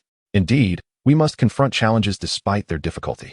For our aspiration is to attain the championship, Yi Xiu remarked. A 5-time champion? Su Mucheng suddenly recalled past events. The other two were momentarily taken aback. Yi Xiu, wasn't it 4 consecutive championships that brought us here? Wei Shun muttered, rising to leave, fearing that remaining would incite him to strike that cunning old fox. Deliberate? Yi Xiu raised an eyebrow, fully aware that Su Mucheng was indeed being intentional. Of course, I bring you good news, Su Mucheng smiled. What good news? Yi Xiu inquired, seemingly unfazed, as he had already reviewed any equipment matters previously. You have finally guided Ruo in a positive direction, Su Mucheng suddenly stated. Yi Xiu was taken aback by this comment. What did it mean to say he had finally led her positively? Hadn't he always done so? This time, she no longer relies solely on her speed to tackle problems, Su Mucheng continued. Yi Xiu shot him a glance, wondering if this fellow could not complete a thought in one go. She is indeed clever, which is a fact. It's just that the previous guidance was lacking, making her training somewhat challenging, especially due to the language barrier, Yi Xiu said, shaking his legs dismissively. Su Mucheng discerned the sarcasm in Yi Xiu's tone. Yet he acknowledged it was true. He had not effectively guided Lin Ruo in a positive manner. Otherwise, he would not need to chase after her account card daily in search of variety. How does it feel? Yi Xiu mused, contemplating that he had not engaged in competitive matches with Lin Ruo recently, and he wondered when he might find time to assess her current progress. Didn't I just say, previously she played without thought. Now she plays with strategy, making her less predictable, Su Mucheng sighed, noting not only Lin Ruo's speed, but also his own lagging reflexes. Chapter 199. 3 monsters. So you admit that you are aging? Yi Xiu queried. Of course. One cannot deny it, especially when facing that little monster, Su Mucheng replied with a smile. I can already envision the scene of us, Xingxin, sweeping the league after the international competition. Yi Xiu seemed somewhat gratified. You must have forgotten there are still 2 others, Su Mucheng reminded him timely. This was no jesting matter. Not only should Lin Ruo not be underestimated, but neither should Lu Hanwen and Song Yingqi in the future, particularly on this occasion. Their rapid progress was evident, as observed in their recent approaches to challenges. Little Lu has been working diligently. During the last test, his speed even surpassed 600. Little Song has also become more composed, and his speed has improved as well. Remarkably, that group didn't hoard knowledge, sharing everything they knew, Yi Xiu reflected, recalling how a group had engaged Lin Ruo and the others in lively conversation during a recent meal. That child, Little Lu, might experience a significant leap in skill by the next level cap update. This version has imposed quite a few restrictions. Su Mucheng expressed optimism for Lu Hanwen, particularly admiring his splendid maneuvers. The gaming company has been hesitant to make drastic updates to the level cap recently, so it will depend on the child's own understanding. Mastering 7 sword shadows is still somewhat challenging, Yi Xiu remarked, picking up a notebook left by Zhang Xinjia and perusing several records. Little Song, too, with his composed nature, will surely become a commendable leader. He possesses both talent and diligence. By the next update, it's hard to predict how much he will have grown, Su Mucheng added, not forgetting to praise Song Yingqi, all of which he had witnessed firsthand. When Yi Xiu mentioned Song Yingqi's name, he was momentarily startled. He could always see through this boy the enduring efforts of Hanwen. This group of newcomers is remarkable, Su Mucheng sighed, acknowledging their aging. Their reflexes and skills were lagging, indicating that a generational shift was imminent. Listening to Su Mucheng's sentiments, Yi Xiu could not help but feel a sense of nostalgia. After years of toil, witnessing these newcomers strive brought him a measure of solace. After all, this realm was forged by their endeavors. What do you think it would be like if, after the national competition, we let those 3 young ones participate in the league matches? Su Mucheng inquired, a hint of curiosity in his tone. However, having never participated in competitions himself, he could not truly fathom that sensation and could only prompt Yi Xiu to ponder it. Those 3? Yi Xiu paused, sensing the tinge of melancholy in Su Mucheng's voice. Perhaps this fellow's wish was simply to experience a league match, with Ruo among them. The league's skills should have been on the rise. If adding in the other 2, would it not represent a tripartite equilibrium? Immovable as a mountain. Yi Xiu seriously analyzed the situation. The presence of Lin Ruo alone was significant, and if Lu Hanwen and Song Yingqi were to join, it would be utterly daunting. Following what Chu Yunxiu remarked the other day, if this were the case, it might indeed be better to disband. These 2 boys, learning peculiar strategies under Lin Ruo's guidance, had absorbed much that was of little use to those with established tactics. Lin Ruo, while innocent of strategy, merely retaliated against damage with double the force, employing imaginative thinking. Her operations were second nature.